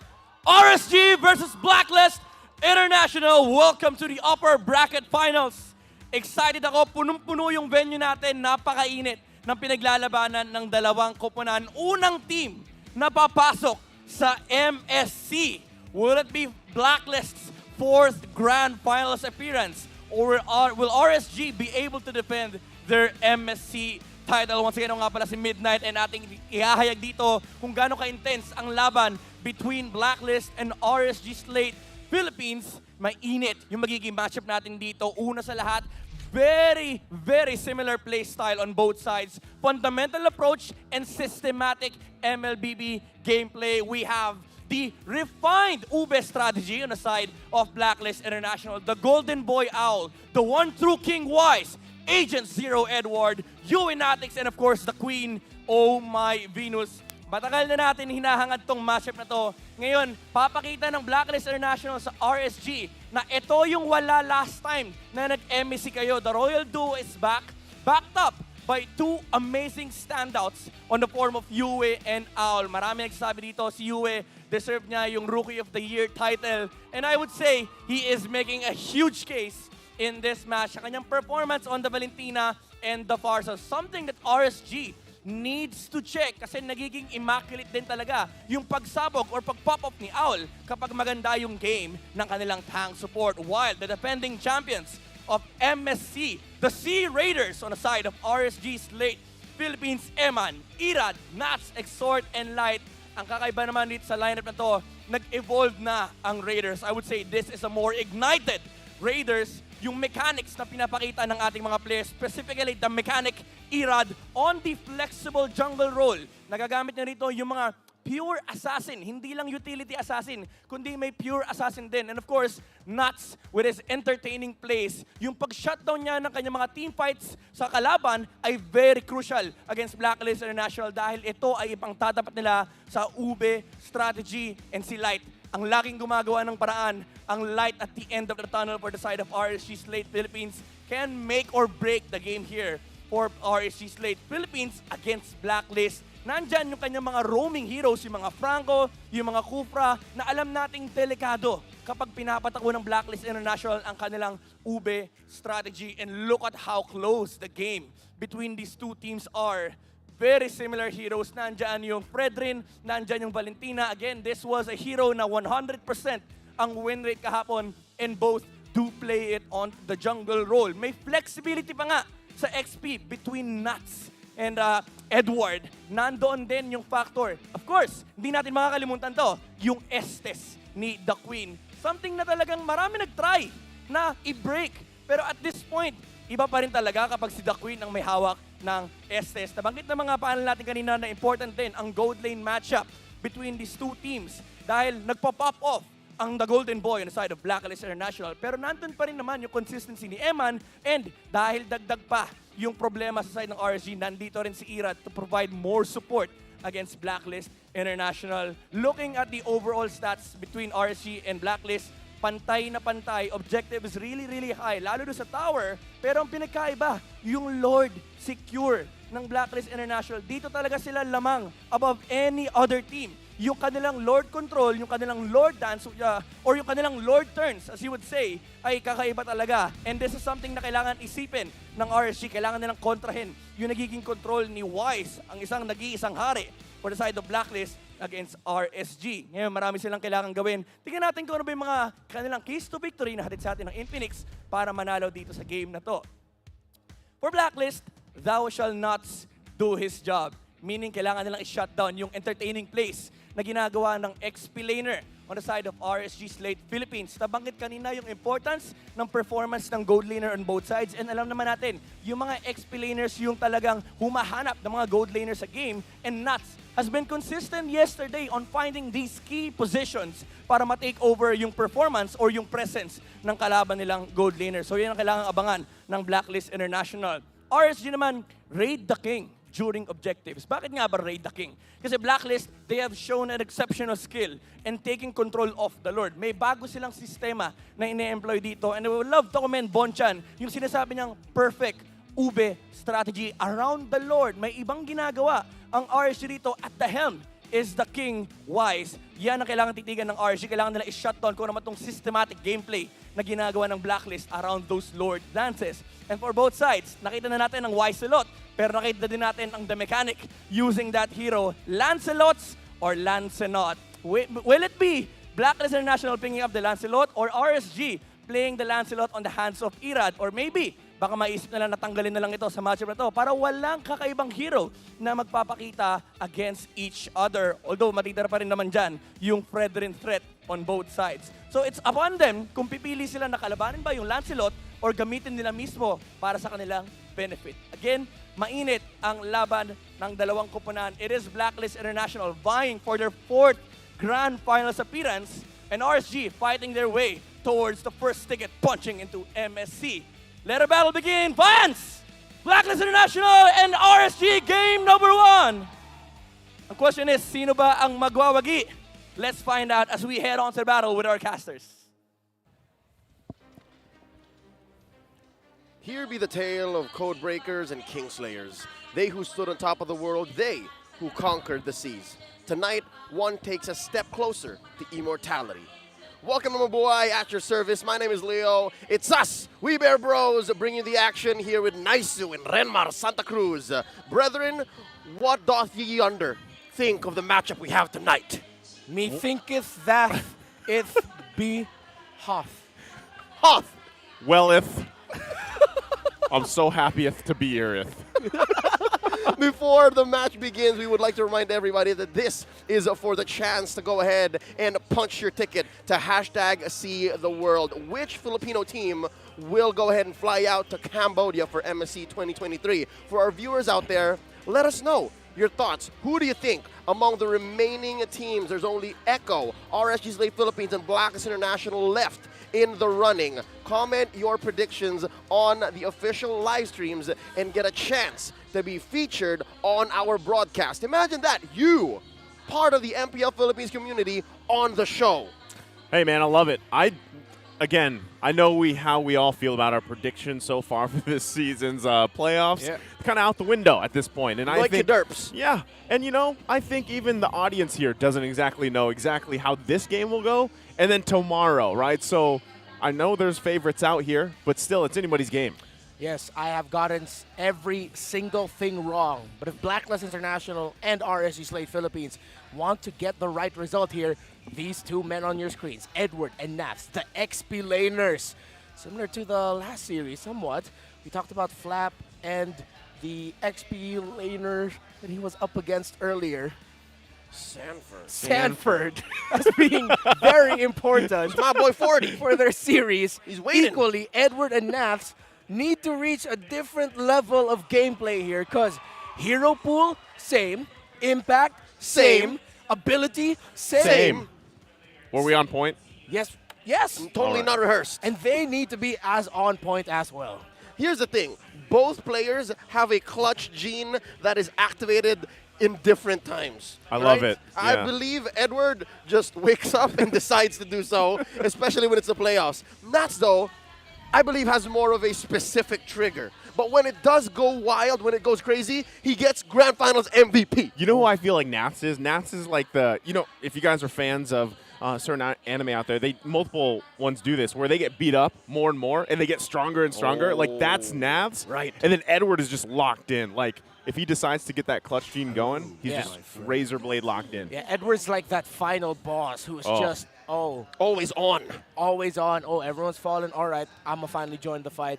And then just when you thought that their opponents have it in the bag, no, Edward just shows up and ruins your hopes and dreams. Blacklist International here are taking out the Fanny from Irad. In the MDL, when he was still there, that was one of his favorite picks. They take out the Kaja as well. They don't want to give that to Light. And after watching the series against BREN Esports, when they faced Blacklist International, RSG Slate says, we're not giving the Estes at all. Okay, I like it. Right, first phase of the bans here, almost done. Franco has been a menace, man, and we have, just like we saw in the previous series, that combination looking pretty deadly, right? Franco paired with the Mincetar. Now that we've seen it from Benny Cutie twice now parked in the gold lane, that's a threat, and I'm expecting to possibly see it again, if not here in this series, maybe tomorrow. So far, withstanding, only Echo is able to execute. Now, it might become a meta thing, but not so sure if that's something RSG Slate or Blacklist have in the bag. We're going to wrap up the first phase with a Fredrin ban taken out of the hands of the one true king, as our good friend Midnight calls wise. Now, what's the first pick here? A Joy, of course. Yep, definitely has to be this. And with the Franco and Kaja out, this is a lineup or a pick that is well prepared for by Blacklist. So it'll make Exort think twice of picking the Eve and the Farsa. His favored Karita pick is up and still available for him, but without the Franco or the Kaja, they don't have their usual pieces that they pair with the Karita to get for those pickoffs. They can play it safe. They can pick up the Valentina, just go for power picks if they want to. The glue is still also open, but in terms of map presence and pressure, will the glue be able to stand toe-to-toe with Joy? That's a big question. Another pick that's open for Nats, the Arlot, still on the table. I like it. Arlot. I'm thinking maybe the Arlot here. They take it. There's the Lancelot, though. They just go with Lancelot and Eve here for the response from RSG. It looks like they're just arming the mechanic with the tools immediately. If they need to, they will just break out the mechanics. That might seem to be a oxymoron, the mechanics with the mechanic. Regardless, this is before it gets banned out, and it's a safe check of what else Blacklist might be rocking. Yeah, and at the same time, picking up the Eve also takes away a power pick from the hands of UA. That's right. But it still has a lot of power picks available. The Valentina's up. Usually what Blacklist like to do is pick up the Valentina in this scenario so that they have a Valentina and an Eve on their team in the hands of UA. And the Faramis maybe might be the combo with it if the Valentina is going to be locked in. But yes, the Faramis for sure is the pickup for Blacklist International. They're going with the combination that we've seen a couple times, especially, even through the regular season. So how's this look in the Valentina, the Faramis combination with the Joy? With that turns out the idea of a glue going to the hands of RSG Slate. Arlot's available, but they can also go for Claude here if they want to.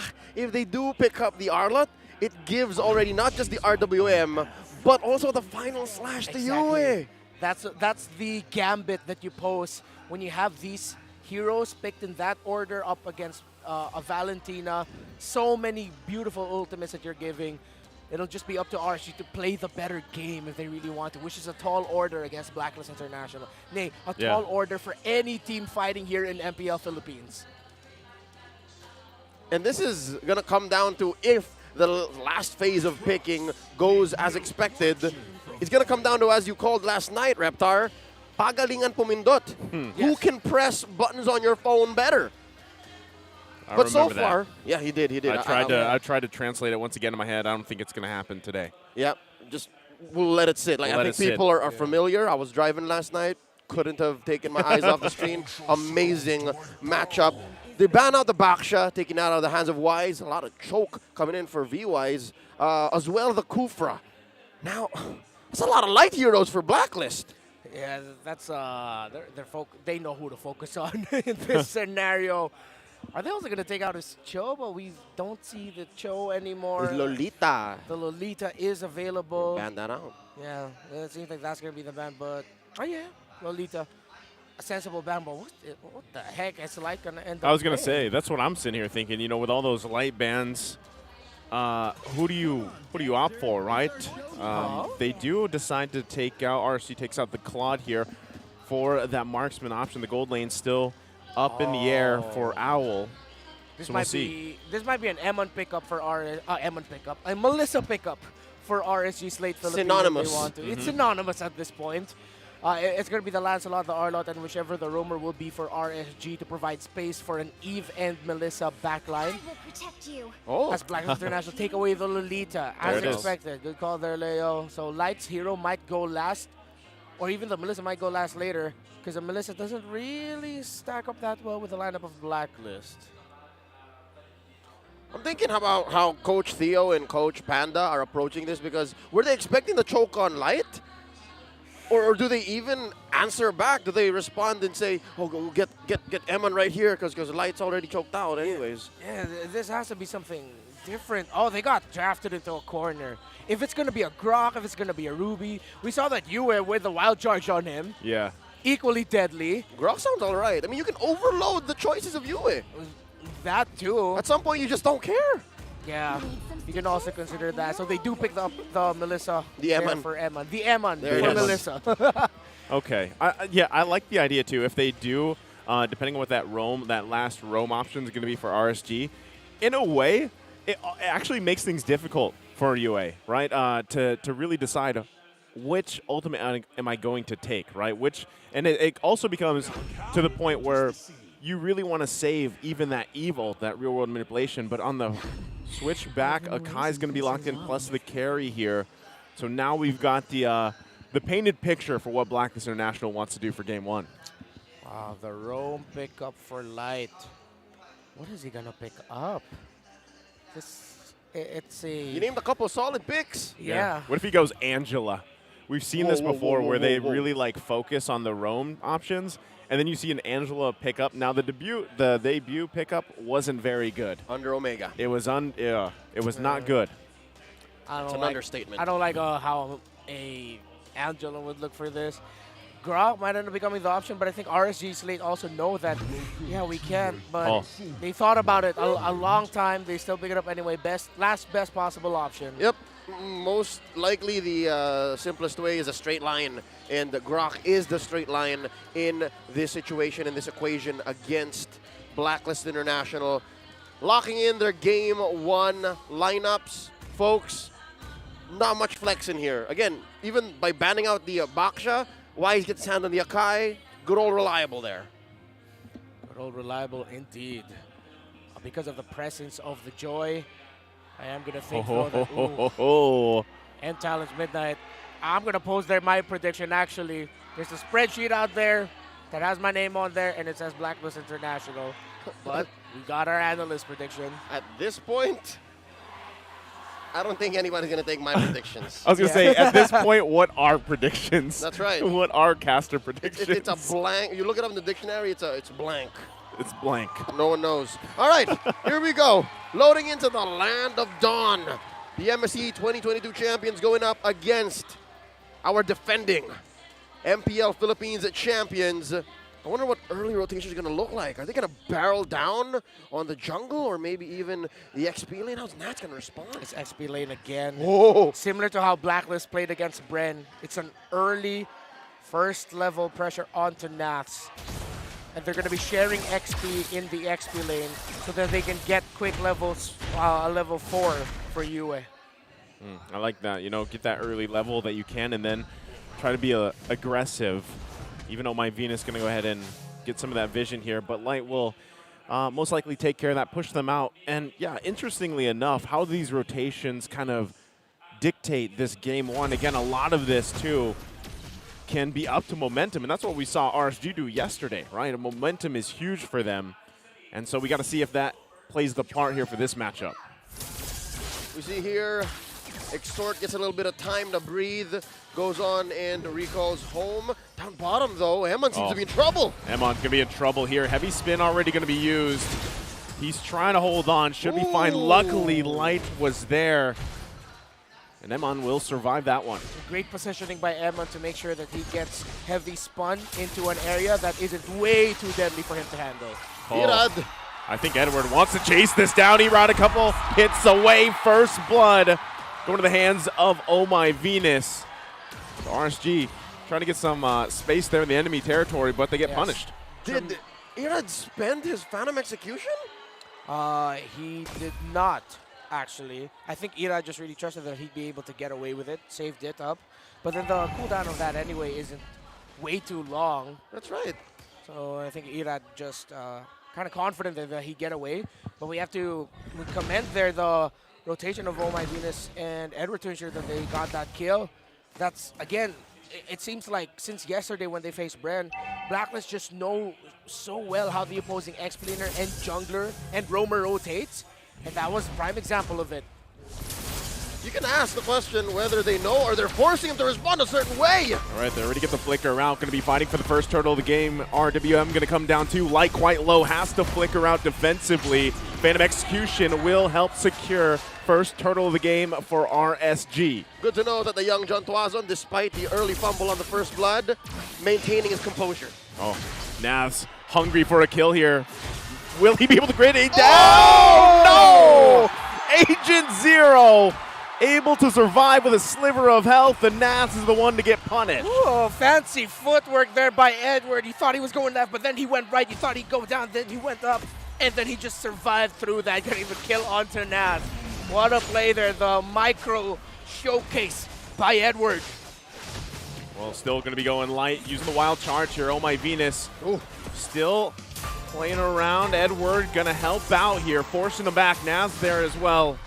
Doesn't want to make the same mistake. Will poke down Edward a little bit. Oh! Knows that he doesn't have the ultimate, but will back off ultimately. Nas is so eager to go for round 2 so quick.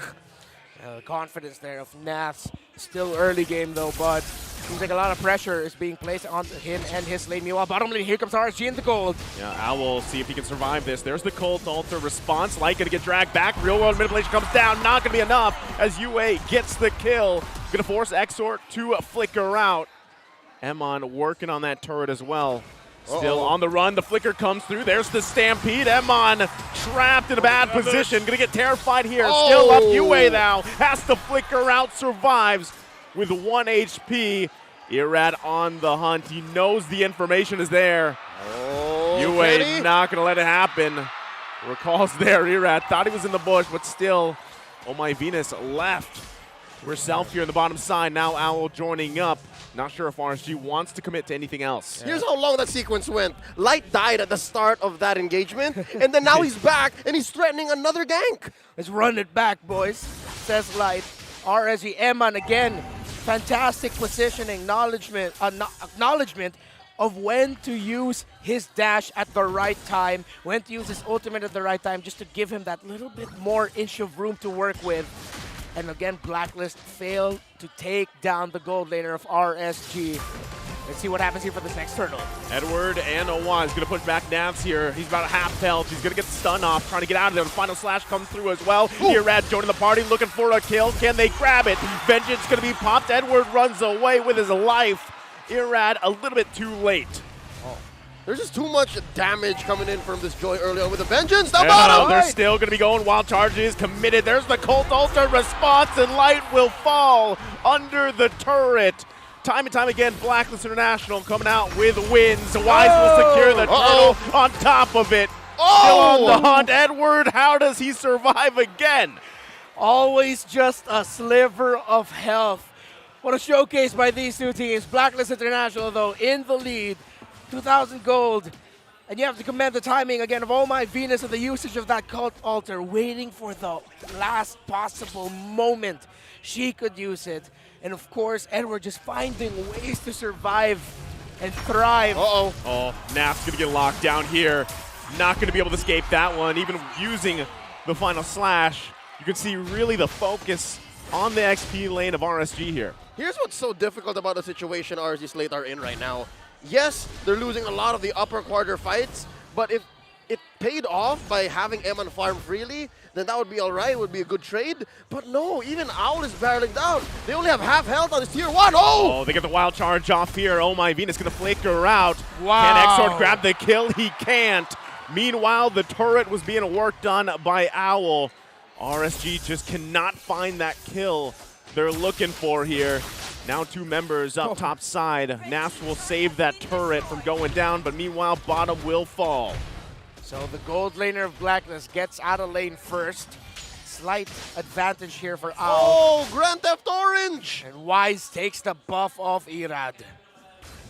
Ice Queen Wand picked up there by Exor should help with securing the kills with those slows. No pull will be found there by Blacklist. 4K gold lead. Slightly getting out of hand here for RSG. But you see them, they're getting to trap Blacklist. They're just lacking the damage. Once they get the damage, the question is, they have the defense because Blacklist at that point already has the damage and is midway through getting most of the defense they would want. Well, as far as I'm concerned, this 6-0 with a 4K almost gold lead for Blacks International is something that RSG Slate have to address immediately. I'm not so sure if it's going to be off of Eman when he gets his farm, or if Exort here with the Impure Rage. I'm wondering if he's hoping that there was a mystery shop so he can get that key item much sooner. Yeah, that would have been better. But I think he was just hoping that the mana might be able to help him stay longer in fights in the map. Okay, they're going to poke down Blacklist a little bit. Oh, final slash going to miss there from Nav. Still going to be working on the turtle, half health. UA dropping the real world manipulation. Who's going to be able to secure it? It is Wise that grabs it. Looks like RSG's on the defense. The run here. Exor trying to get out from Edward as he does. Blacklist furthering their lead. Oh man, it seems to be another story of nothing to hold down the Joy. Blacklist took away all of the best possible picks, the Franco, the Kaja. Good priority ban, set everything up for their Joy. Here in the bottom lane, though, Owl. Wow, Nav. Oh, look at Just going to get deleted. It's Owl City. He's looking for more. Won't commit to Irad, but here comes Yue. Goes in with the flicker. The Terrified comes through. Couple hits away. Owl running to get the kill. Now it's Oh My Venus. He's trapped. Irad will fall. Eventually, it still goes into the hands of Owl. You will not believe your eyes when this young man gets into the zone. And RSG cannot believe this is the situation they find themselves in. It slowly ballooned to a 5,000 gold lead. A story of Blacklist just having the right utility to stay alive and RSG lacking the damage early on to finish the job. Look at Owl! Naf once again, the 1 versus 1. He will lose it as Owl gets the kill. Again, Naf struggling here, 0 and 5 on this Arlott, a signature pick of his. All right, we were talking about how Nat's clutch gene possibly comes in when he gets beaten up. This is when beaten the up. situation is dire. I don't think it's an understatement to say yes, this is getting beaten up. Welcome to Owl City, a comfort carry pick, a laning stage that, although it was difficult for him, Blacklist got a victory in the bottom lane, in the gold lane for Owl at just the right time. 27,000 damage dealt by him, 26,000 by Edward, 25 for the main man of RSG in this lineup, the Melissa, Eman. Now the Lord has spawned about 6K at 10 minutes. That definitely feels like about a light year ahead. Yeah. Right? No pun intended. Light still playing that Grok. I'm guessing Raiders and the rest of RG Slate in the back are hoping that maybe there's a chance. Oh!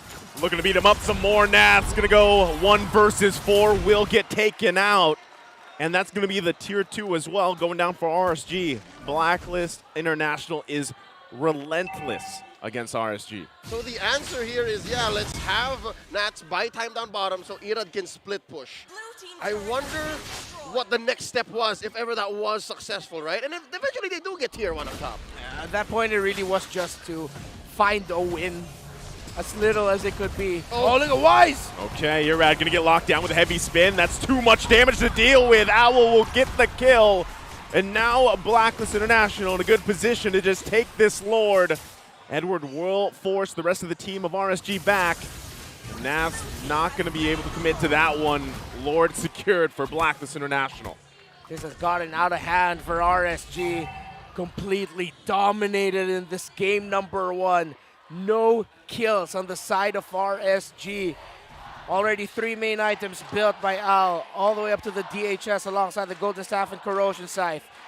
Only 2 items built so far for Eman. Exort struggling, only has the Ice Queen wand, still only about to build the Genius wand, while Edward already has a Divine Glaive on him.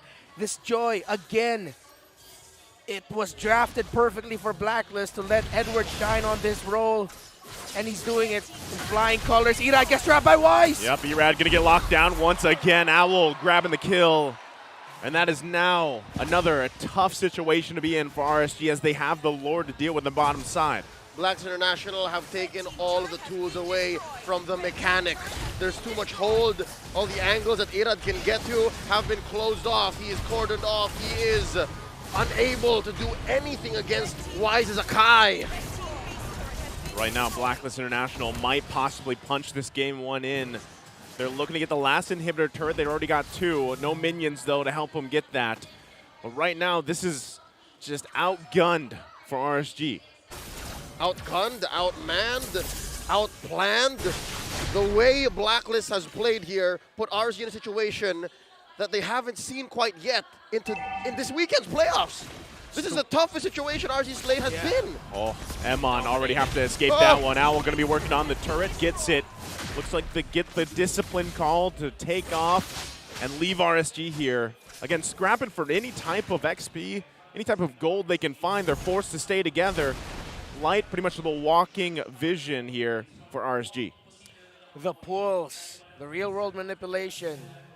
Edward and Wise together, the patented and signature 3-2 split trade in major objectives, where Edward and Wise will just go to a turtle, while the rest of Blacklist will help their gold laner most likely. And they did that time and time again, and it worked. It's going to be tough for Light. He has to use the flicker plus the ultimate. Edward, though, look at that, going to whittle down Light. And again, he is that front line for RSG here, and you can see both their front liners having a very difficult time even finding any angle here. What's happening is Light is trying to check which lanes are free and forcing Blacklist to pay attention to him so waves eventually do crash and Eman can get to them. I believe that's the insurance policy here. You gotta hold on, Eman. Times are tough, but when they do, the tough get going. See if Irad will be able to get the orange buff here. He does. So that's a slight, very, very Small slight victory. win for RSG. In the grand picture of the solo Exort. Oh, is bad. Edward gonna chase down 2 members of RSG. Exor gonna flicker into his death. UA will grab the kill. Emon falls as well. And now they're just unleashing on the Raiders here. The lockdown comes through. Irad is next. Triple kill for Owl. And once again, Blacklist International is dominant game number 1, 16-0. Now the next target will fall. They take game 1. Tis but a clean victory for the Codebreakers in the first chapter of this best of 5. 17-0. You're facing the defending champs. We're not gonna make this easy for you, says Blacklist. Dominating, signature, Blacklist International RSG slate could not get anything. That was rough for all the Raiders out there, for everybody rooting for RSG, man. That was rough to see, because after yesterday's performance, you know, you're thinking again, where is Irad sitting today? Where is Nath sitting today? Right? There was a lot of build up there, and unfortunately, that game 1, hey, they got snuffed out, man. There was nothing that RSG could do in that game. Irad last night was very different from the Irad here in game 1. Oh, yes. I'm hoping that it was more because of the tools given to him. There's a lot of mechanical potential in this young man, and I'm guessing there's still time left to calibrate, all right? Far from match point, but I'd rather that RSG slate get going rather than later, because Blacklist are wasting no time. Let's go ahead and throw over to our solo analyst for him to break it down real quick for us. Talk to us, Midnight. Maraming salamat, casters. Blacklist International.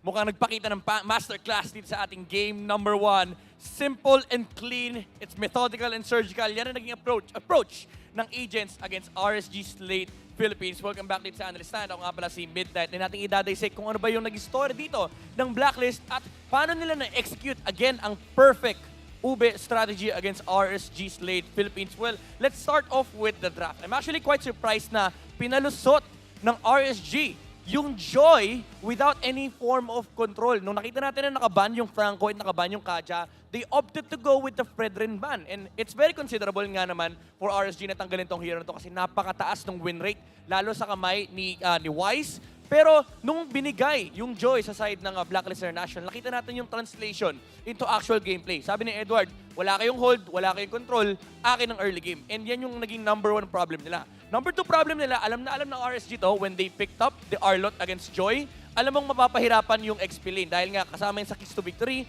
ng Blacklist kanina and also nakuha ng Blacklist International yung carry. Now, the thing about this matchup is sa team fight, lugi na nga yung Arlot sa carry sa late game and ang problema is hindi pa nakuha ni Nuts yung kanyang victory against the Joy. So, kinailangan nila mag-switch ng lane. Unfortunately, yung lane na pupuntahan niya is essentially a counter to him as well. Walang pakialam yung carry kung gaano kakunit yung Arlot kahit gaano karaming beses bumalik yung kanyang HP. As long as nandyan yung attack speed, he will be able to shred through the defenses of Nuts. Yan naman ang nature ng carry with the passive and dagdag pa natin dyan yung slows coming up from the corrosion site na una niyang nabili. Also, RSG, they were not able to make any moves and amplify this Lancelot's performance. Most of the time, pag nakakita tayo ng successful Lancelots, sineset up yan ng mga teammates niya, nakakahanap siya ng mga crucial fights. Pero in this case, in a way, parang nag-react din sila sa XP lane dahil nga nahihirapan na si Nats. And hindi rin nila nagamit yung hero ni Light on the early stages of the game. Nakailang try sila, nakailang bisita sila sa gold lane. And Owl was defended by the Royal Decree. Sabi ng Blacklist International, guys, hayaan nyo si Edward sa may top lane, 1v1 sila doon ni Nuts. Tulungan natin yung ating carry. Kasi ito yung late game assurance natin. And laging nakakatapat ng RSG yung mga heroes ng Blacklist sa may bottom lane. Laging nandun si Oh My Venus, laging nandun si Yue. And ang kinagandahan dito, hindi sila agad nagpapakita kumbaga nakapwesto lang lagi si Yui at si Venus dun sa mga bushes. Once na mag-engage yung RSG, dun lang sila magsasave. Kumbaga, counter-engage yung ginagawa nila dito versus RSG Slate. Philippines and Blacklist International were able to defend their own gold laner. And naganda rin ng mga naging ikot ni Wise. May mga moments na tinulungan niya si Edward dito para lang lalong ma-shutdown si Nats. And of course, yung mga Turtle and Lord fights. Paulit-ulit natin nakita yung reset and turn ng Blacklist. And this allowed for an incredible space para sa ating MVP na si The Golden Boy, Owl, on his performance sa carry. Again, naging very crucial yung kanyang early game dito, yung kanyang success. Nakakuha siya ng momentum and nag-translate to into a very quick late game for Blacklist International. And na-secure niya yung ikatlong 17-0 na stat line natin dito sa ating MPL Season 11 against RSG.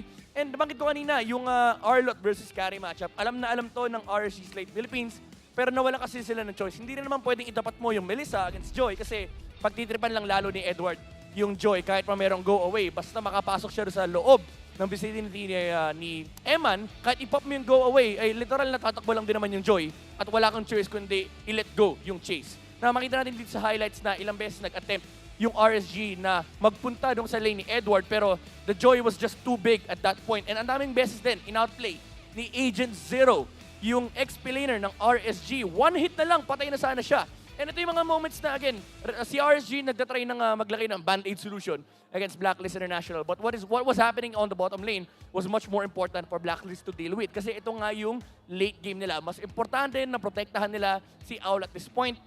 And nung na-hit na ni Owl yung kanyang timing, which is yung first item corrosion site, naramdaman ni Owl na, okay, kahit sino man magpunta rito, pwede ko na labanan. Although, I would say na medyo critical yung choice ni Ira dito to go with the damage, War Axe. I think it's forgivable kasi kapag nag-build ka ng HP item, it's all the same against carry. Pero ang naging problema was wala siyang katulong. He was trying to deal with the carry against himself and at that point, mas snowballed na yung carry. So parang in a way, hindi niya na rin kayang abutin yung damage output na nilalabas ni Owl and hindi rin kinaya tapatan ni Ira. As Wolf has mentioned, hindi na kinaya ng RG tapatan yung shred na binibigay ni carry. So kahit sinong tumayo sa harapan ng side ng Blacklist International, kumbaga kung may nakaharap, kung may katabi man silang objectives, mas wala na silang paki doon. Mas gusto nila na maubos yung heroes ng RSG para may panalo nila ng teamfight, para makakuha sila ng objectives, and para matapos nila yung game. Again, this was a very clean game by Blacklist International. And I feel like it has to go back to the draft. It has to boil down to those important prio picks between these two sides. Nung nakuha ni Edward yung kanyang Joy, essentially there was one lane na hindi na kailangang intindihin ng Blacklist International. Edward won his XP lane and sabi ng Blacklist, okay, amplify na lang natin yung late game natin para ma-secure natin yung victory in game number 1. Tingnan natin kung makakabawi ba ang RSG sa game number 2. Pero bago lahat, kausapin muna natin ang ating host na si Mara Aquino. SMX Convention Center! GG! RSG! Kasama natin ngayon ang pamilya ni Light. Buong row right here. Okay, let's introduce yourselves and tell us kung anong relationship nyo with Light. Starting with you. Ay, Poblete po. Pinsan ko po si Light. Pinsan! Okay. I'm Emil Katipon, father of Dylan. Father! Si Father. Hello, Dad. My name is Lance, older brother po ni Light. Older brother, magkamukha sila. Hi, ako si Reggie. Ako ang long-lost brother ni Light. Long-lost brother. Magkapatid ba talaga kayo? Sa multiverse. Sa multiverse? Yes. Okay, kayo po. Hi, I'm Camille. I'm the tita of Light. Tita! Okay. Lahat po ba kayo naglalaro ng ML? Di po, nanonood lang. Nanonood lang? Nanonood din Nanonood? Nanonood lang din. Ikaw? Naglalaro. Naglalaro. So, magkasama kayo maglaro ng kapatid mo? I remember nag-start kami mag-play together season 2. Ngayon, during that time, kami ng mga kababata namin naglalaro. And then, kaya from that point, na-witness namin yung progress niya as a player. Oh, so siya nag-pursue ng pro player. And ikaw naman, bakit hindi ka nag-pursue? During the time kasi, since papasok yung pandemic noon, nagkaroon ng way para ma-showcase niya yung talent niya, ma-enhance niya. And nang time naman yung kailangan kong mag-focus sa college. How proud are you that your brother made pro? Dati naglalaro lang kayo sa bahay, nag-aaway kayo. Ngayon, nandito na siya sa stage. Extremely proud. During the time na papasok pa lang siya sa work, actually sabi ko nun sa mom ko kasi medyo doubtful siya na kung papayagan niya. Sabi ko, Yung mom mo, doubtful? yes, Okay, kasi... ano sabi mo? Kasi si mom, yung mom namin noon before, sabi niya, hindi siya ganun ka-open-minded when it comes to esports. Kaya sabi ko sa kanya noon, I really can tell na ito yung passion niya, ito yung gusto niyang gawin.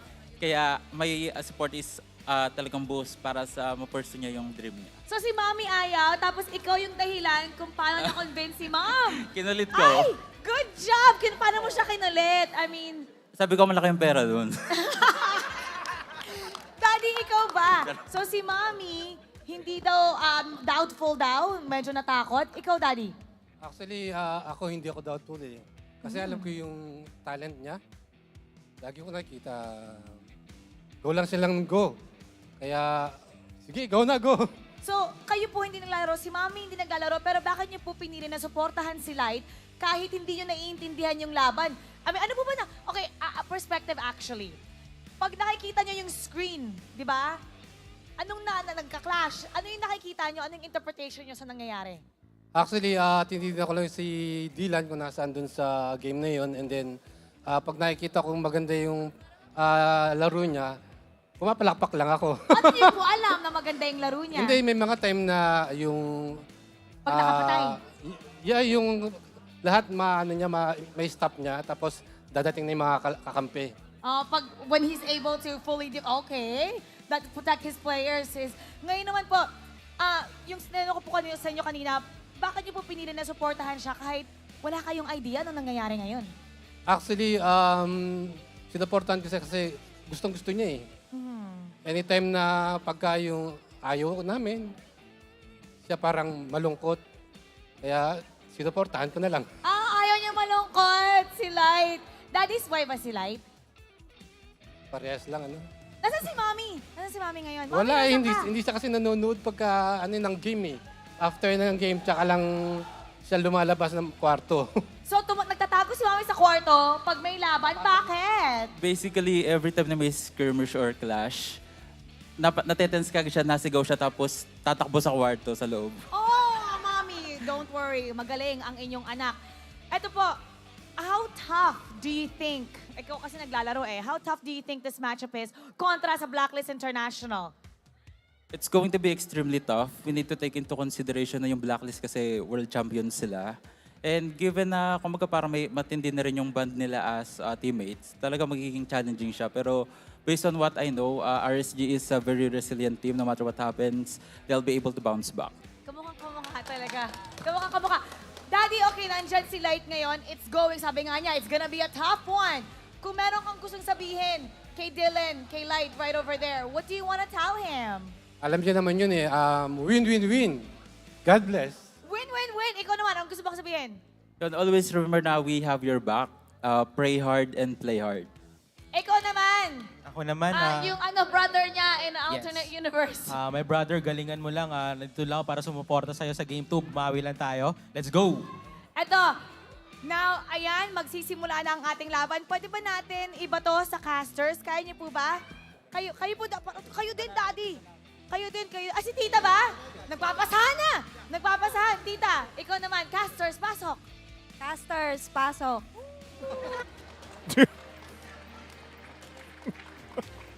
I have had Light as my player before. I don't think he has a brother who looks like that. Yeah. Yeah. He doesn't. I mean, I see the semblance somewhat. Maybe that's why he's the long-lost brother from an alternate universe. Which, by the way, how do we get him here? The flight tickets for that must have been expensive. Not this timeline. I'm your guys' long-lost brother. In what timeline? That's a consolation. Yeah, that's... Before we get back into the matchup, let's all enjoy the Mom? power of Smart when you switch to Smart without changing your number via mobile number portability or MNP. Visit smart.ph/switch to Smart to know more. Now, talking about Blacklist International and RSG slate, there's a lot on the plate for Coach Panda and Coach Theo to start fixing up. That's 17-0. Almost nothing on the board for the Raiders. Ouch. Where can we start? They got a turret. At least, for sure, they got a turret. That's what I remember. A turret and a turtle. And a single turtle. Yeah. But, all right. I don't think I'm putting much on our players here, but they could have done better. I'm pretty sure, starting with the draft. Yeah, it was a clear draft victory for Blacklist International. You cannot dispute that with the picks that they got. The Kaja and Franco taken away. Good news for the Joy with a vengeance. Great news.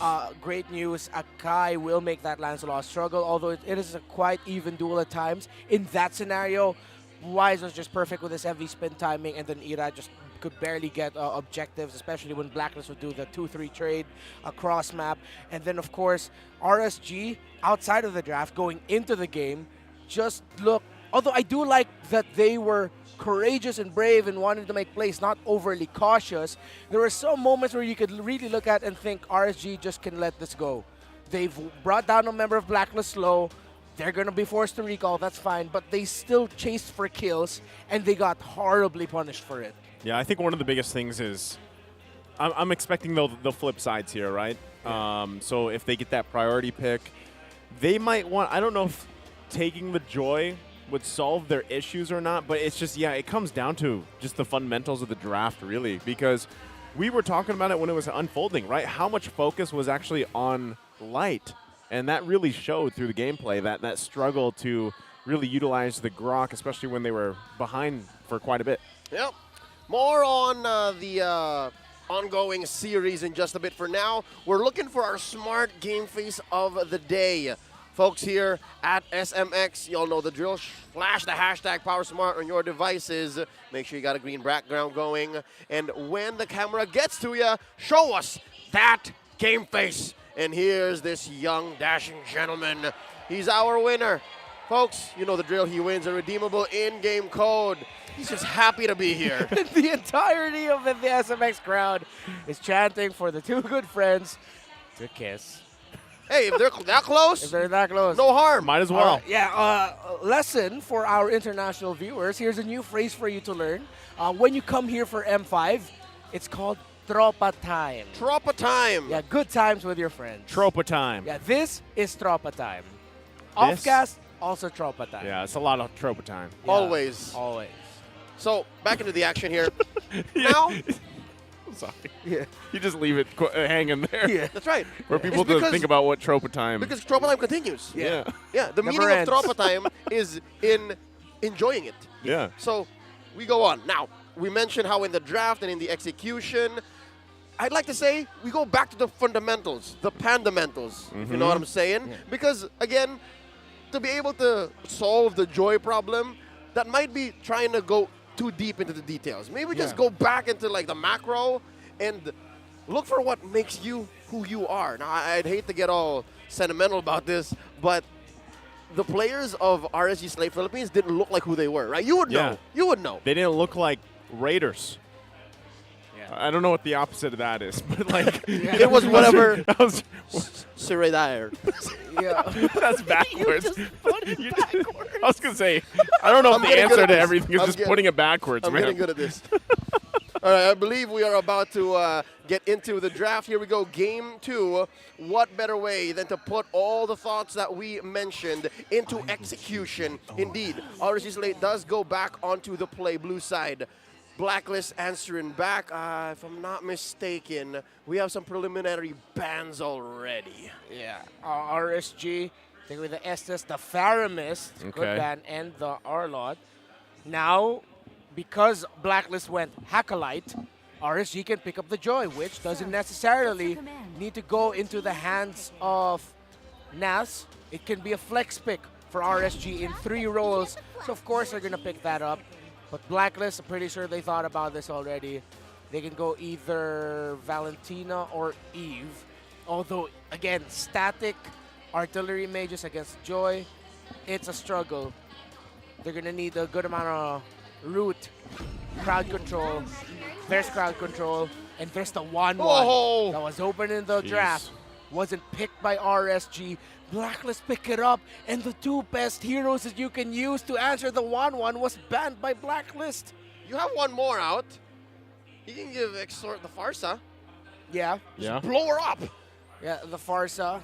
That makes sense. Farsa Lolita might actually be the play here for RSG, just so that they can answer the 1-1. But then I feel like even though that sounds like a bit of an overreaction, come on, we know what Blacklist are gonna ban out in the next two bans if Light doesn't have his hero going to the second phase. Yeah, Or that's why they Blacklist need to can lock even it down. pick up the Lolita by themselves. There it is. So RSG pick it up. Lolita. Lolita. You go ahead and pick that in, secure it for Light. We know what happened. There's the Farsa, like you boys mentioned. Good high IQ gaming in the draft right now. If I know Dexter, if I know Dylan, and if I know Brian, that's where it's going to go. That's where it's going. Brian is Coach Panda for Yeah. I was going to say, some people are like, who's Brian? Who are these? Who's Dylan? First name basis? Really? Yeah, All right. They have first names, guys. All right. Here we go. The Valentina to answer again the big ticket ults. Yeah. And a comfort for you, eh? Yeah, and that means there is a Numenon blast on the side of Blacklist International. The roamer here is probably... I think RG is going to ban out the Matilda later on. You know, the every time that I see this kind of across from each other, the Lolita and the Valentina, I always get worried because we had some of that in the regular season where, you know, you're looking... Your job is so much harder when you're working against a Valentina because you could easily just get canceled out with a Terrifying. True. And that is so, you know, Light's probably the best one to do that, to work around with, but still I feel like Blacklist International will also play around that, right? They will try to force some of those situations where they have that advantage where Light, yes, 100%, he's going to have to rely on the Bush, Noon on Blast setups with the Flicker. So if they burn the Flicker early on or something, they know that they don't have to worry so much because in the back of their hands, they've got the Terrify mechanic to work with. Okay, so RSG, will they ban the Akai or the Guinevere? Because I'm thinking or the Matilda. Because the Guinevere looks great for Blacklist International alongside the Matilda. The Matilda usually gets picked up by Blacklist International in these scenarios. They're up against a Farsa. And let's see if that'll be the player for Blacklist. RSG, the options were presented. They took away the Lancelot. Fredrin is still actually in the table here. Yep. So Fredrin, Matilda, as the last two picks of Blacklist sound good. RSG might look to take away one of them, but know that the Guinevere is still in the pool for Blacklist. If not the Gwyn, maybe even the Alice in the jungle makes a comeback. Something tells me they should take out the Fred. Fred, There it is. Not here, Fred. Not tonight. All right, so does that mean Wise is forced to play either the Baksha or the Barat? Yo, Barat's Matilda doesn't sound so bad. Yeah, the Barat's Matilda. Classic combo as well for Blacklist International. But it's the That's the Baksha. Baksha. You pose the Baksha up there. Fast rotations here. I'm 3 letters off. How is RC going to match this? Well, Last 3 letters. Yeah, last three. Close. I like phonetics. I was going to say, you're so good with letters. I can't think that fast enough to reverse words and then come up with this with this saying, but acronyms are funny. You know, weren't you a teacher before? I was, but not that kind. not that kind. Not that kind.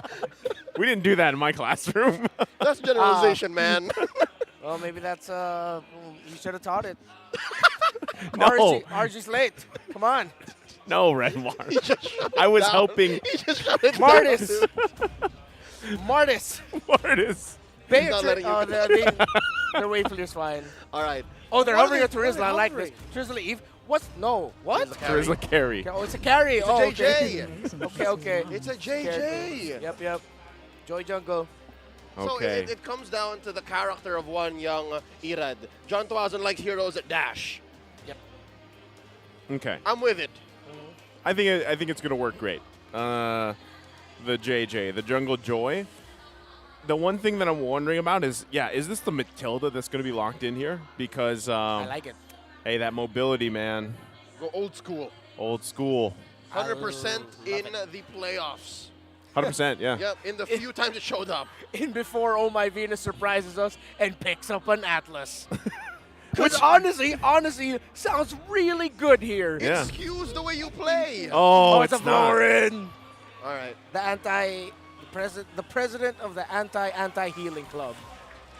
So, like, Florin for playoffs hasn't had the best showcase, It's right? been spotty. Yeah, But spotty. At best. Spotty, but when Florin came out for the debut, it was Oh My Venus that played it, right?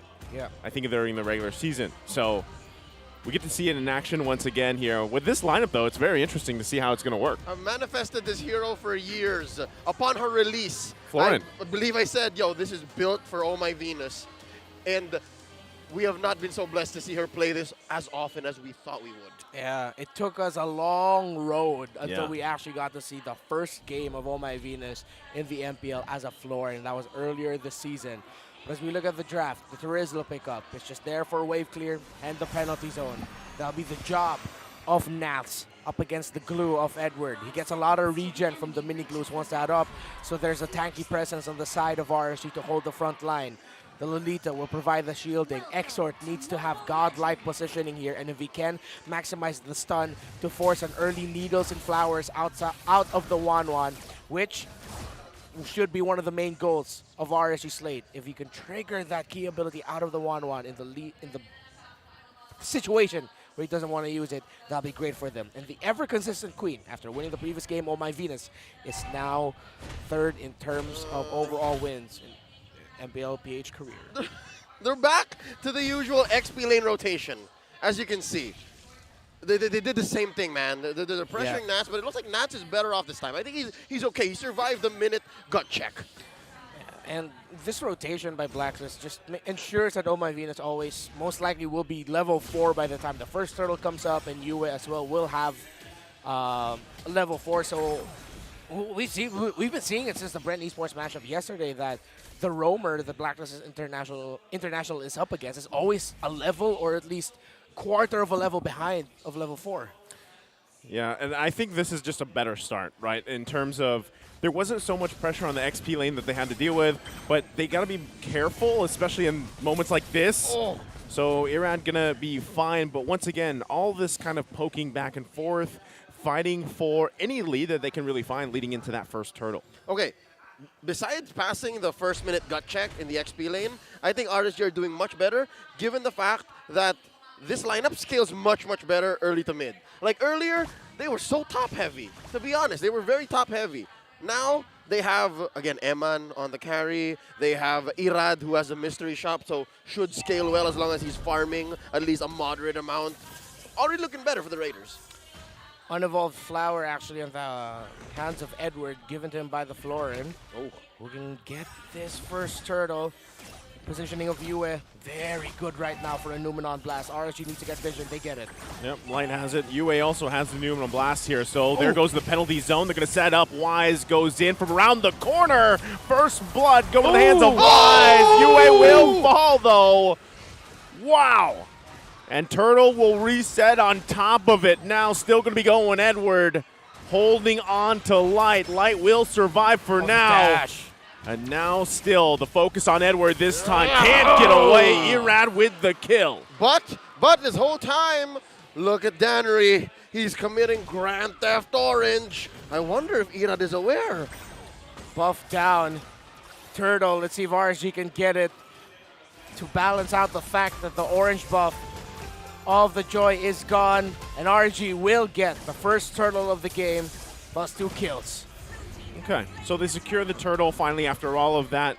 Like Leo mentioned, Wise, though, able to take the buff from Irad. So he did have the 2 kills. I don't think he's too worried so much about the buff for now, but we'll see if he can actually play with this advantage that they have. I see what Irad is doing. I believe this should be a, That's the advantage I was talking about. He's going to go ahead and take down Oh My Venus. Now on the run here, Wise trying to find some revenge. The lineup from UA goes in with a Numenon Blast. Not going to find it, though. Erad's still on the run. A dash and a dash. And he will survive. He used the most of the rhythm and beats immune CC window. That was amazing. Owl under the feathered airstrike. Going to look for Emon. Gets the crossbow of Tang off. And in a situation where he was outnumbered, comes out on top. Now Naz going in with the penalty zone, 1 versus 2. Wise and Edward waiting for Irad to get there, but will be a little bit too late. Edward goes in with a split, will be cut off a little bit. Irad gets the flicker out. Still going to be committing here, uses the beats, gets the kill with the retribution as well. Seems like this series might boil down to who gets the Joy will get a good time. Because Irad right now, 4 kills on this Joy. Oh, 4. Oh, 4 of it. Only for John. John's his name? John Tuazon. Okay, I thought it was, for a second there, I really thought John. I've gotten fond of the young jungler, but wait, Wise, they're trading this top lane tier 1 for the buff, and eventually they'll trade hard. No, but this still has shields. Yeah, they're putting some pressure across map here. Feathered Airstrike going to be used by UA. Oh! Exort in response as well. The full plate of those golds are gone now on the bottom side, but they trade top. That's a lot of money in Owl's pockets, man. He's eating good. Yeah, this 1-1 will be a problem later on. But we've seen before how Blacklist International deals with 1-1s. Light just needs to really time his shield really well. And they need to layer their crowd control abilities well enough. And once the 1-1 ultimate has been expended, that is your time to turn. Conserve your abilities. Irad might get caught out here. Irad, 3 members, going to be forced to use the ultimate out of there. Still looking for that turtle. Going to be pulled and started. Half Belgian Flicker comes in with the Doom on Blast. They do find Waz. Penalty zone to follow, but the damage not there just yet. Turtle secured, but Light will fall to an objective that they take. Meanwhile, still in the mid lane, UA in trouble. Irad going to go in. He jumps in, dashes through, gets the kill. He's unstoppable. Now going to be working on Owl. Owl will be fine, but Irad has lost his purple buff as well. What's the count now? 3 buffs stolen by Wise so far? Yep, 3 buffs, but all 5 kills on the hands of RSG come from the hands of Irad. And even Wise wins the battle. Ow. In the mid! Getting Exort! Dunked on with the Feathered Airstrike. And just like that, as we say, the action just keeps going, man. I think this is exactly what RSG wants to be. It's a messy team fight everywhere. This aggression that RSG is playing with, despite being dominated in that game number 1, this is what you want to see from RSG if you are a Raider. And if you are a fan of our sport, you'd want to see a team that just gets dominated, fight back like this. This makes the story, the series, all the more interesting as we look at the items. Corrosion Scythe and Demon Hunter Sword already built by Owl. Second item should be coming up in just a bit for Eman. So the struggle of Eman in lane somewhat balanced now by the efforts of the other members of RSG. Exort's timing with the stuns alongside Irad's entries. Of course, Light's Numenon blasts. They just need to time and layer their abilities perfectly. Best case scenario, what RSG Slate wants for Blacklist to do is to answer back. They want Blacklist to get scrappy as well, because in that realm, in that situation, RSG just win about 9 out of 10 times. But it's so far, in the 7-minute game, 7 minutes, 30 seconds, Blacklist have been picking their fights. Yeah, like they're trying to do here too, right? The crazy thing about this, with Irad having pretty much the majority of the kills in gold in his favor right now, if he does get shut down, that's going to be a big pickup for Blacklist International. So you see them kind of avoiding that, right? They just go ahead, get a little bit more space to work with as they took the tier 1 in the bottom side, but they trade it for the turtle plus the tier 2 in the top lane. He will make like a piñata. Once the code breakers get to that joy, I'm guessing if they put it to Owl or they give it to UA, that's a lot of good. A lot of candy, a lot of sweets, but life looks sweeter for RSG right now. Blacklist International are getting wins by opening up the space in the map for themselves, making the right call. They're avoiding the scrappiness, the fights that RSG wants to take against Blacklist International by splitting the map instead. And they're just waiting for the right time, and once they feel confident that Owl has his items, but look at Irad. Yeah, he's going to poke down Owl a little bit here. You got to respect that damage too. He does have, I believe that Holy Crystal is the last item he picked up a couple minutes ago. So, you know, this is just RSG kind of playing with that advantage they have. They also have the space advantage like you mentioned, but all this will lead into that first Lord. So if Blacklist International takes up a kill, possibly a shutdown if they can get it, it gives them some of that momentum back. But right now it's just RSG having a much better game too here. That's right. RSG is going with the zoomies, let's just say. Yeah. They want to go ka-chow. But for Blacklist International, it's a game of inches. Oh my goodness. Feathered Airstrike going to come down. He also used the Retribution. They get the heal out. Irad going to get stunned though. A little overextended, and the kill goes to UA. And you see that too. Big defensive items being picked up here for Owl and Edward. The animation of the penalty zone was stopped by the stun of the floor and actually was got off. Nas couldn't jump. The animation didn't jump forward. It stuck to where Nas was standing. That would have been a sure kill onto Oh My Venus. But just unfortunate for RSG. Good response by Blacklist. Owl just going in. Exort going to fly out a little bit with the wings by wings. Penalty zone. That's smart. Not going to... Cheeky. Yeah. Not going to work for him that time.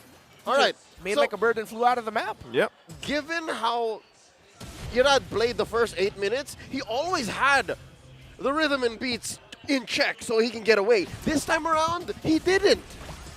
One of the things to consider as well. That's what caught him off. I think Blacklist have just found a timer for them. Irad, look at him, so brave, just trying, but he's going to get trapped. Oh, he's going to get stunned here. Too much CC. Irad will fall. Biting a little bit too much off.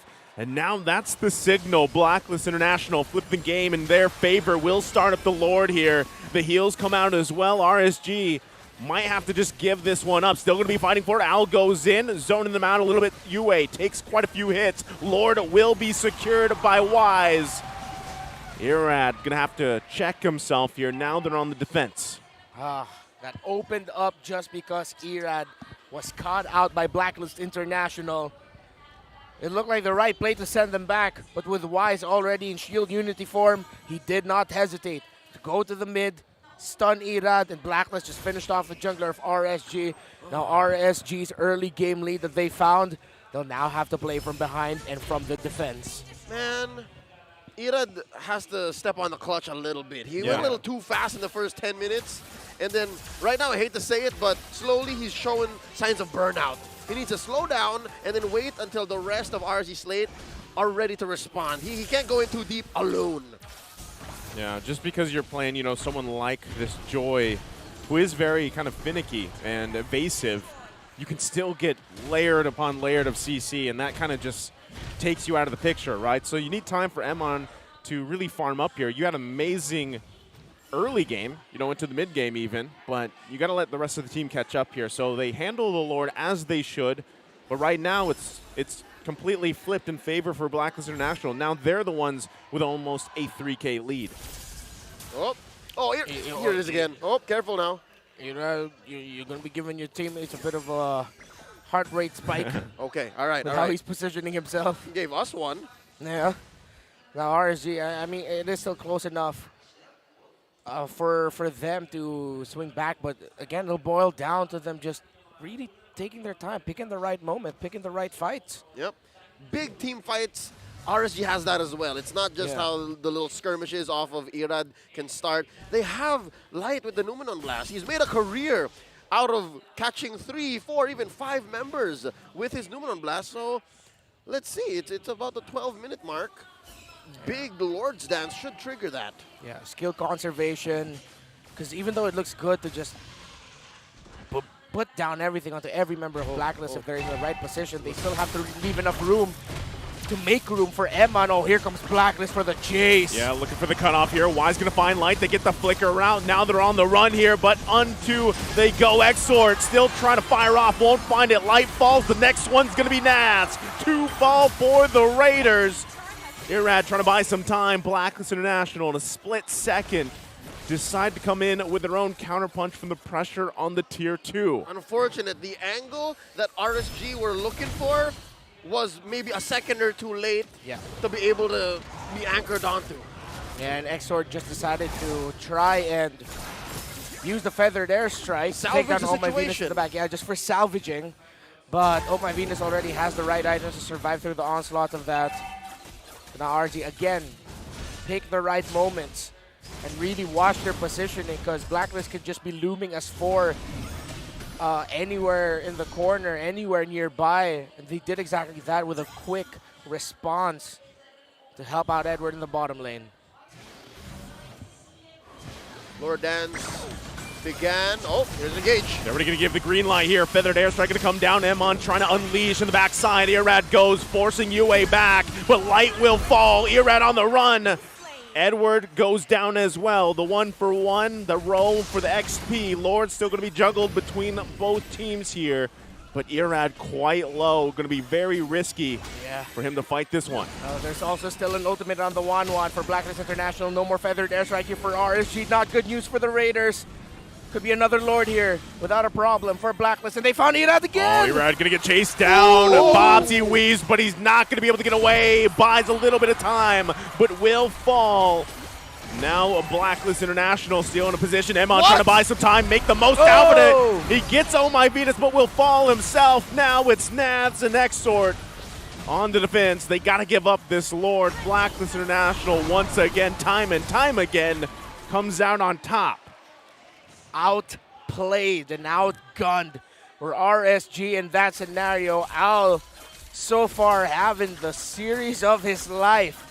From an amazing performance earlier to now on the 1-1. Timing of the crossbow of Tang, the reason why the Winter Truncheon was popped immediately by Irad was because he had the crossbow of Tang mark on him, and he thought at that moment that's when Al will let it go, but Al conserved it. His sidesteps to avoid the key abilities of RSG have been crucial to the success of Blacklist. Wise been doing that pretty much this entire game number 2. Just taking buffs, taking resources. Now they're taking turrets, getting space. And RSG has to deal with the Lord top side. Taking buffs, getting stunts off at the right time. He's like a roamer with how he plays his Baksha. Wise is a definite unsung hero of this game. A tremendous performance by the King of the Jungle. Turret top going to go down here, still going to hold on. They're going to clear it out just now. Put base slightly exposed here for RSG. And they find themselves in a similar fashion from before where they've got to defend. They got something. Something has to happen here. Something has to break for RSG in this match. So far, Blast International have denied the angles that Light are so good at finding, right? So I'm guessing if it's going to have to come down to it, if the clapback, if the shrinking of this gold lead is going to happen for RSG Slate, it's got to happen inside the base. Like, you just have to find that 2-man, 3-man. I'm being very conservative here. Numen and Blast. Because Blacklist is not having any of it. Not at all. Even when they do get set up, the Blacklist just has the sustainability survive through whatever RSG can dish out. The timing of Exort and Light's ultimates together will be crucial. But the space, and look at the sandwich. RSG has to be careful here. That's just a little drive-by from Wise. But Light, way too deep. Light gonna have to go on the defense here. This team's gonna have to respond. He already flickers out. There's the feathered airstrike. Goes in, UA lands. The Numen Blast and Exort will be punished. And now it's Nas taking the brunt of the damage. Irad trying to run away. Edwards, Immortality, and Wise will pop. Emon survives the fight. Good owl. So only Exort will fall there. Quite messy. Everybody's splitting in different directions. But RSG, they only lose one. Yeah, and Blacklist read Light's tendency to be in a very off angle so well. Actually didn't even realize Light was there, but that's classic RSG, classic Light, to put himself in places that you don't expect for him to be, and then you just get set up, and he might get set up here and get burned down.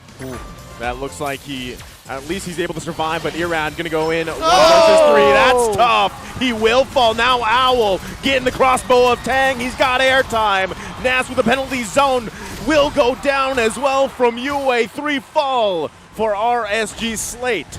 Here's the reason why RSG were forcing the issue. They only had the immortality window to work with.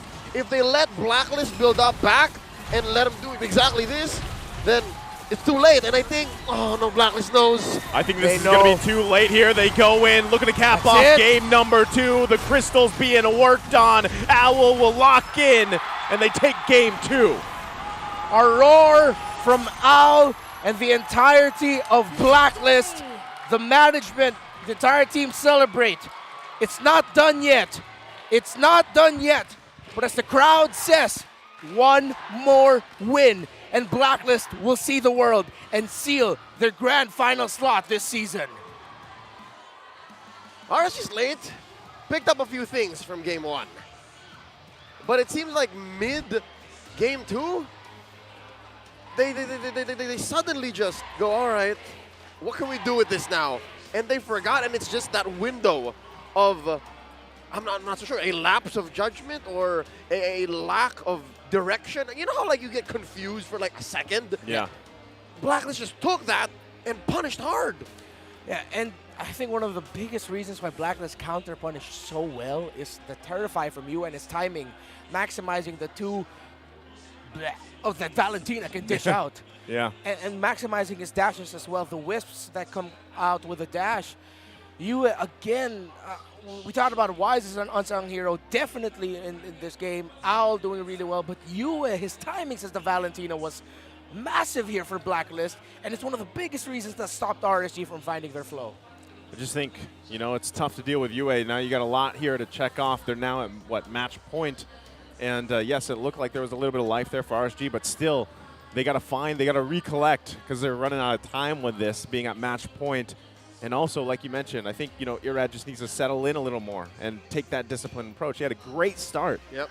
But mistakes will be punished for teams, especially against a team like Blacklist International. We're going to have a full whole segment to talk about exactly how it went sideways for RSG Slate here. Because, yeah, it's not a secret that this is one of the best starts for a Joy in the jungle. Right? So I'm going to leave it over to Midnight to tell us exactly the story of Game 2 because, honestly, it was in RSG Slate's hands. How did Blacklist claim it back? Midnight, talk to us. Isang match na lang for Blacklist International. And they might punch their way towards Cambodia. Once again, welcome back dito sa ating analyst stand. Ako nga pala si Midnight. And grabe yung performance na pinakita ng Blacklist. Again, masterclass na nga. Mas masterclass pa ng game number 2. And para i-breakdown yan, kailangan ko ng tulong kaya ni-invite ko rito sa ating stage si Coach Scholar from TNC. Coach Scholar, kamusta ka naman? Hello. Okay naman. Ganda ng boss ni Coach Scholar, grabe. Isang karangalan na makasama ka rito sa ating analyst stand. Thank you. Ano bang masasabi mo sa naging match between Blacklist and RSG Slate Philippines? Sobrang makikita natin kung gaano ka galing yung Blacklist na mag-maximize ng mga error ng kalaban. Most of the time, di natin nakikita yung 1-1 no, na napipick. Ano sa tingin mo yung idea ng RSG dito? Bakit pinalusot nila yung 1-1 ng Blacklist International? Usually kasi simula nung regular season, yung Blacklist yung nag-o-open ng 1-1 sa pool, sa draft. So parang advantage siya kanila if ma-open. Kasi kanina parang nalasan sila no, na may condition kasi tayo tinatawag. Parang nung game 1, natakot yung RSG sa Joy. Ngayon nagkaroon sila ng chance makuha yung Joy and nakuha pa rin ng Blacklist yung kanilang 1-1. Gaano ba kalaki yung effect nung 1-1 dito sa game na to? Siguro actually nung early hindi mo masyado nararamdaman yung 1-1. Nagpa-farm lang siya. Siguro nagkamali lang din talaga yung RSG. Bandang 9-minute mark, si Irad napalalim siya and then napanish siya. Tapos, after nung mapanish siya, yung gold lead ng RSG nawala. Oh, so may turning point pagdating ng 9-minute mark. And actually, gusto ko i-point out dito, yung adjustments na ginawa ng RSG. They did naman, however, to try to adjust against Blacklist. Kasi si Farsa bumili ng Enchanted Talisman muna and bumili din siya ng cooldown boots. I think it's to yung makapag-provide ng aerial support. Yung ultimate. Yung ultimate nga against the 1-1. Pero bakit nga ba hindi nag-work to for RSG? Ano tingin mo yung mga mishaps coming up from the Raiders, bakit nag-pop off pa rin yung 1-1? Kasi usually ba parang yung Farsa, enough of a counter na Siguro nga, yung mga error ng RSG na napapalalim sila, si Irad tsaka si Light, madalas sila yung napapalalim. Nache-check sila ng Blacklist. So would you say it's more of Blacklist's way of defending nung early to mid game? Medyo iba din kasi yung parang movements ng Blacklist. So parang may mga times na nakikita natin silang hyper-aggressive. Pero may times na pag alam nilang kailangan nilang protektahan si Owl, laki silang sama-sama Ito na ba yung defensive ube ng Blacklist? Siguro ito yung sinasabi nilang new ube. Kumbaga parang bagong identity ng Blacklist. Parang dati yung King, si Wise ngayon, parang protect the King naman and ang kinalalabasan si Owl na. Si Owl. Wow. May iba na ang Blacklist International in this game. Again, RSG, they had the right tools and I feel like medyo may mga counterintuitive picks lang on their side. Kasi usually, we don't see teams picking up the carry against the 1-1. Pero sa tingin mo ba, bakit ito yung naging priority ng RSG versus Blacklist International? Kasi crucial dito yung presence ng carry. Ano ulit yun? Yung presence ng carry, ano sa tingin mo bakit nila pinik to for the side of RSG? Yung carry pick ng RSG. Siguro pang na lang din sa backshot pick ng Blacklist. So Pang parang tunaw. naging reactive yung RSG Slate Philippines. There you have it, MVP of this game for the side of Blacklist International. It's the Golden Boy. Welcome to Owl City, ika nga, with a 1-1 performance, 4-1-8, 86% kill participation. And gusto ko i-highlight dito yung defensive choice niya, yung pagbili niya ng Athena Shield. Gano'ng kalaki yung impact nito para sa game ng Blacklist? Syempre yung hero pick kasi na Farsa, para hindi siya basta-basta mababurst pag binagsakan siya ng Farsa. Ganda nung ganda nung naging sagot, coach, kasi parang si Exort ganun din yung idea, kaya siya bumili ng Enchanted Talisman. Para easy siya, ang tawag dito, easy poke. Oh, para ma-pick off kagad. Pero sabi ni Owl, bili kagad ako Athena Shield para walang sense yung feathered airstrike. And aside from yung Athena Shield, ang important din dito I feel like pansinin yung target selection ng Blacklist International. Mostly nagre-revolve to sa front line, which is likely gonna be Irad kasi siya yung Joy. Yung 1-1 parang ginamit nila as a bait in a way sa side ng Blacklist International. Usually ba ganito yung play style kapag 1-1 comp yung kalab mo? Or ano pa ba how do you counter this? Kasi parang sa side ng Blacklist International, hindi nga sobrang offensive nung 1-1. Kumbaga, siya yung nag-i-enact as bait para ma-bait out yung RSG. Paano mo ba lalabanan to if you're RSG? Siguro tawag dito, balansin lang nila yung pagiging aggressive nila kasi nung early naman nasa kanila yung lead nung game. Sadyang nasobrahan lang sila sa pagiging aggressive kaya sila na-punish ng Blacklist. Yeah, which did happen nung nabanggit mo kanina yung 9-minute mark nung na-pick off si Irad. And nagkaroon ng stop dun sa momentum ng RSG. Now, would you consider na may chance pa naman yung RSG sa late game considering this type of lineup?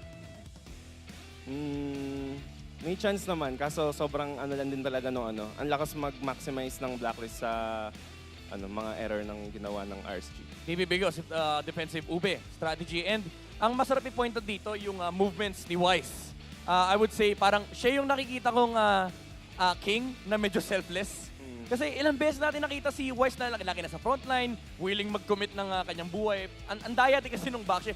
Yung kapag nagamit niya na yung ultimate niya, yung Tortoise Poisons, if you're RSG, tapos nakikita mo yung backshot na Romorolyo, ano ba dapat ginagawa ng RSG to deal with Wise? Considering na may 1-1 pa silang kalaban. Para sa akin, talaga pa-atras lang talaga yung pwede nilang gawin. So in a way, parang pagdating ng late game pala for RSG, mahihirapan talaga sa kaya. Mahirap talaga, dahil din talaga sa 1-1 pick. So would you say this was a draft problem for RSG Slate Philippines? Sa akin hindi. Lang din talaga, yung mga error lang nila. So early game talaga. Very crucial yung early game. And that is it for Coach Collar. Very important nga yung early game for RSG Slate Philippines. Kasi nakita natin na nagka-momentum yung Blacklist International pagdating nung error na sinasabi ni Coach kanina ng 9-minute mark. And kanina naman, nakikita natin na may glimmer of hope coming off from RSG Slate Philippines. Now, for siguro last few adjustments coming into Game 3, ano ba yung sa tingin mong dapat i-adjust ng RSG? Starting siguro sa draft. Kailangan nila pag-isipan mabuti yung gusto nilang ibigay na hero. Isa na kay Oh My Venus. Wow. So, pwede nilang i-bait yung Blacklist on game number 3. Tingnan natin kung yan ang gagawin ng RSG mamaya sa kanilang game number 3 or if magiging successful ba ang Blacklist International sa kanilang campaign. Abangan natin yan mamaya. Pero bago lahat, kausapin muna natin ang nag-iisang very own Odin ng MPL-PH. Thank you so much para sa wonderful analysis na yon, Midnight and Coach Scholar. Pero bago yan, Agents Mag-ingay! Ayan! 2 points na ang Blacklist International. And ramdam ko yung dagundong sa seat ko. Dahil sobrang daming agents today, halos pinuno nila tong SMX Convention Center. And here with me ay ang kanilang buff ngayon, ang Blacklist Academy. Ayan, kasama natin si Coach Lembot, si Rindo, and si Dom. Ayan. Kumusta naman po ang ating mga players? Kumusta naman? Okay lang naman po. Kinakabahan ka ba for Blacklist International? Hindi naman. Hindi naman. Hindi naman daw siya kinakabahan. Pero bagay, tatanungin ko muna si Dom. Dom, ikaw daw ang pinaka-consistent na player sa MDL team nyo and ikaw din ang XP-laner. So parang si Edward yung katulad mo dito sa Blacklist International, no? Tingin mo ba makukuha na ni Edward yung Hall of Legends in the na award bukas? Sa tingin ko si Edward, sure, All of Legends na yan. Idol ko yan. Idol mo si Edward. So, name-mentor ka ba ni Edward? Nabibigyan naman niya ako ng mga Oh, wow. Nabibigyan ni Edward ng tips. Yan. At ikaw naman, Aeon. Ay, sorry, Rindo. Medyo magkamukha sila parehong pogi. Ano? Rindo, sabi nila, nag-step up daw kayo sa regular season ng MBL Philippines dahil kayo ang tumalo sa 10-game win streak ng Game Lab. Tingin mo ba ngayon dito sa MPL, nag-step up rin yung Blacklist International from regular season to playoffs? Para sa akin, nag-step up talaga sila. Tapos, para sa akin, ang layo ng laro nila compared sa nung regular season. Tapos, I think, malaga din yung, yung naging two-week break nila. Nakapagbatak sila ng sobra at yun yung pinapakita nila ngayon. So parang na-recharge sila nung 2-week break, no? At ngayon, pinapakita talaga ng Blacklist International yung effect sa kanila ng pagpapahinga at pag-grind every day. And ngayon, balik ako sa iyo, Dom. Sabi nila, kayo daw ang naglaglag sa RSG Ignite sa playoffs with a 2-0 sweep. Tingin mo ba, same yung magiging result ngayon dito sa MPL Philippines? Masisweep ba nila tong larong to? Sa tingin ko kasi nasa momentum din sila. Oh, nasa momentum. Yes, of course. Gusto ko sanang tanungin si Coach Lembot pero wala daw siyang boses ngayon. And ano naman message mo ngayon para sa Blacklist International? Good luck guys. Galingan nyo. Isa na lang. MSC na. Uy, isa na lang. Ticket na para sa MSC.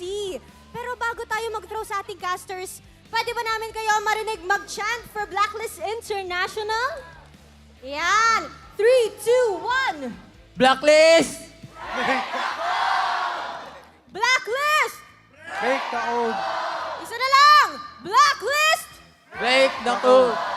Thank you very much, Blacklist Academy. Again, this is your very own Odin. Balik muna sa inyo, casters.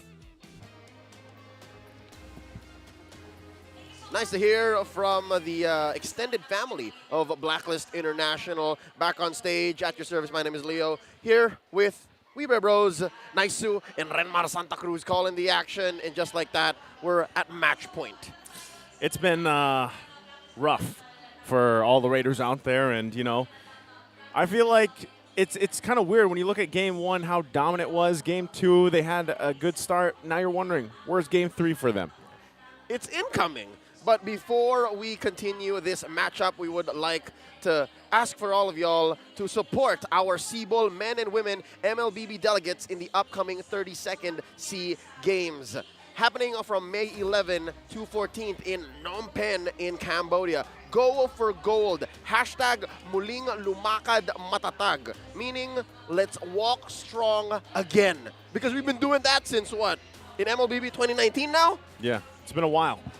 Yeah, still going strong. And our representatives, of course, most of them coming from the BREN Esports squad, knocked out of the playoffs here, but watch out, world. That's even more fuel to the fire for Team Philippines, for Team Cebol. Yeah. Silver lining for the gold medal. Yeah. They have more time to focus now. Yeah. Yeah, technically you can look at it that way, right? It's unfortunate to see them bow out of the playoffs, but now they've got time to prep up for the SEA Games, and now we've got time to talk about Game 3, how we can possibly get us to a Game 4 and 5, hopefully, right? Because right now, man, I am not hoping for a sweep here. I don't think anyone, I think a big group of people are not hoping for a sweep, right? There's because more people who don't want to see a sweep. Yes, and I think. especially at this point, because, man, so far, though, I just got to say, this is a different Blacklist International from what we saw in the regular season to where they are now up to this point in the playoffs, and how clean their gameplay, their shot calling, everything, even the drafting looks. And let's see if there will be adjustments made to the draft The last time they were in these sides, still following the same pattern. Last ban here for Blacklist International might actually be the Kaja. Yes. For RSG slate, could be the 1-1. And then instead of the Fredrin, maybe something else. The Eve. The Eve looks good. Oh. Just to not give it. Oh, they still decide that the Faramis is an even bigger problem. So 1-1 still up there in the table. Let's see if that'll be the last ban for RSG. Well, Blacklist, Kaja Franco ban again really does sound good. Likely the Kaja, and then they're going to threaten the Joy. Yeah. The Blacklist will first pick the Joy, or if RSG decides to go in a different route and ban the Joy last, it'll be a decision by Blacklist. Are we going to pick the 1-1? Are we going to pick the Joy? And then RSG just can pick the other. Yep. You can change the names, change the faces, but this is old school Blacklist International. Iteration after iteration until you succeed, and that's what's been working for them. I love how, in a way, though, too, even from the previous game, like, you see those classic Blacklist International picks, and they still find a way to make them work. I mean, the Baksha is not a jungle pick that you see often, but when it's picked by Wise, the man who has pretty much brought it to the forefront for a great option in the jungle, and the way that they play around that, the way that the dynamic of the rotations change with just a single hero, the Baksha, it works so well. And again, that was Florin being successfully used, right? Who we haven't, again, seen work out really well for other teams.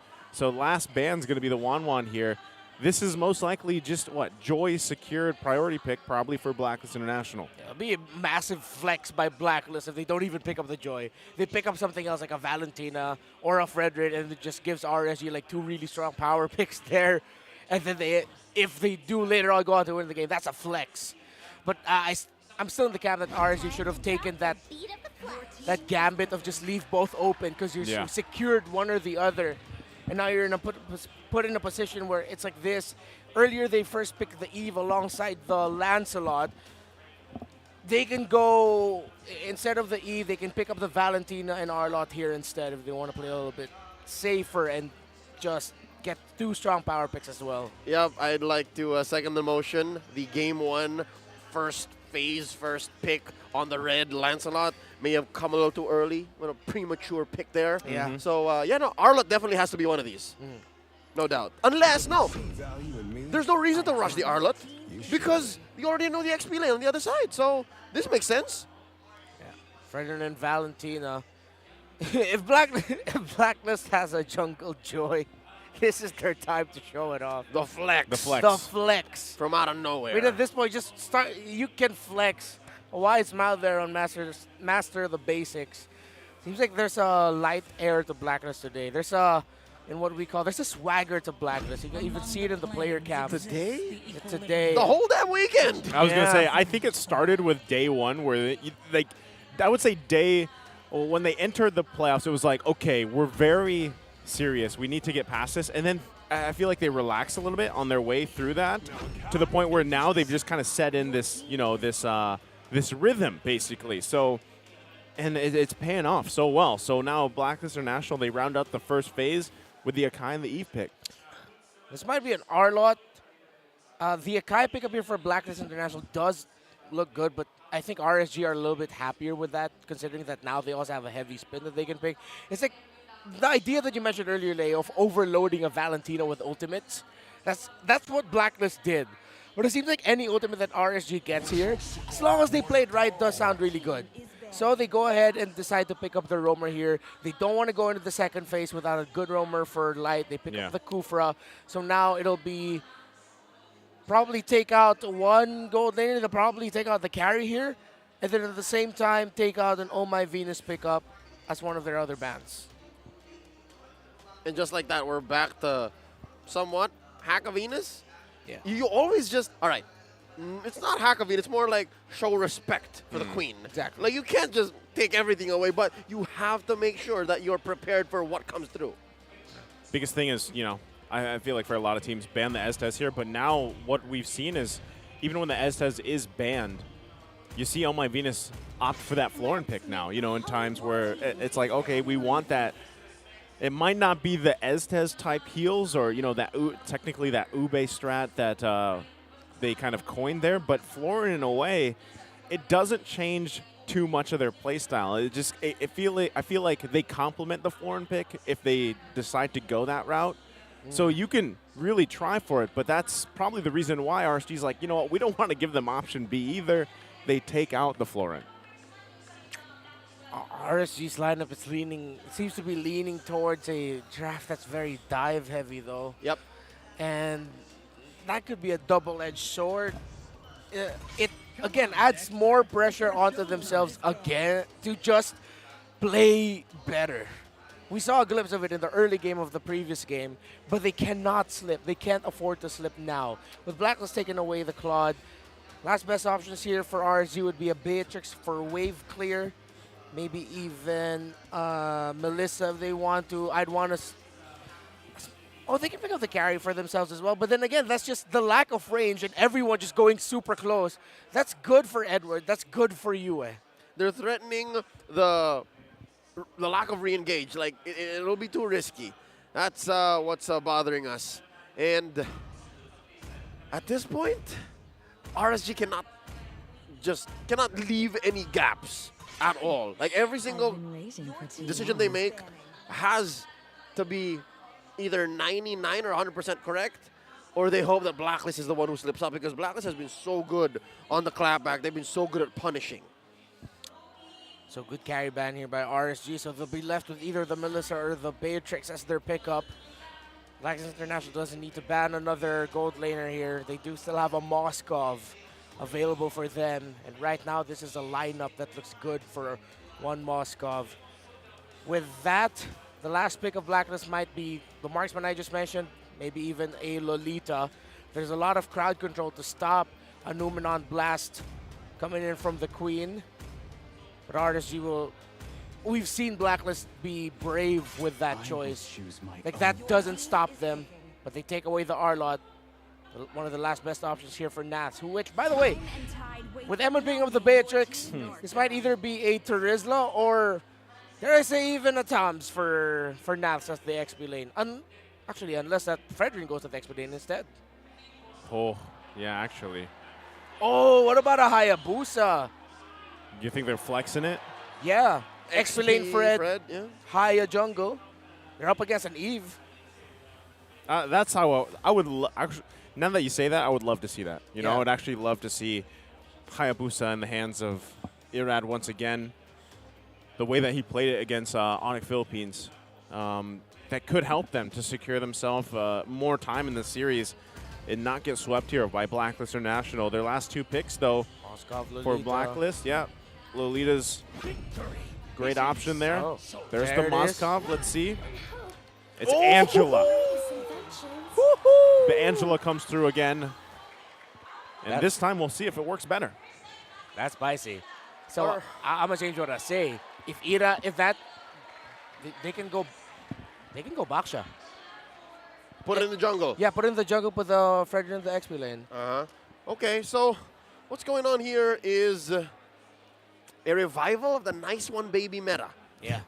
Despite nice one baby. Yeah, despite the less than stellar showing earlier in the playoffs, maybe, just maybe, it takes the Queen to pick it back up. And it'll depend if it's nice one baby, if it's going to be on Twice, or if it's any other member of Blacklist, nice one Nakshoes. That's right. Yeah. So, that's right. Oh! Talking about revivals. Wow. How about we go ahead and put into the hands of Nats an old flame in these very halls in SMX in Pasay City, Philippines. With this hero, he won a championship. I didn't think they'd actually pull the trigger. It was in the back of my head, but I thought, nah, they're probably going to go something safer. Because the last time we saw an Esmeralda from RSG earlier this season didn't turn out so well, because we were reminded why Esmeralda fell off. She fell off, yeah. She's not as effective and as strong as she used to be. But maybe just against the lineup that Blacklist drafted with all the shields that they have, maybe this just might be the right time for the Esmeralda to shine. Oh, this is going to be very interesting to see how the Esmeralda plays out.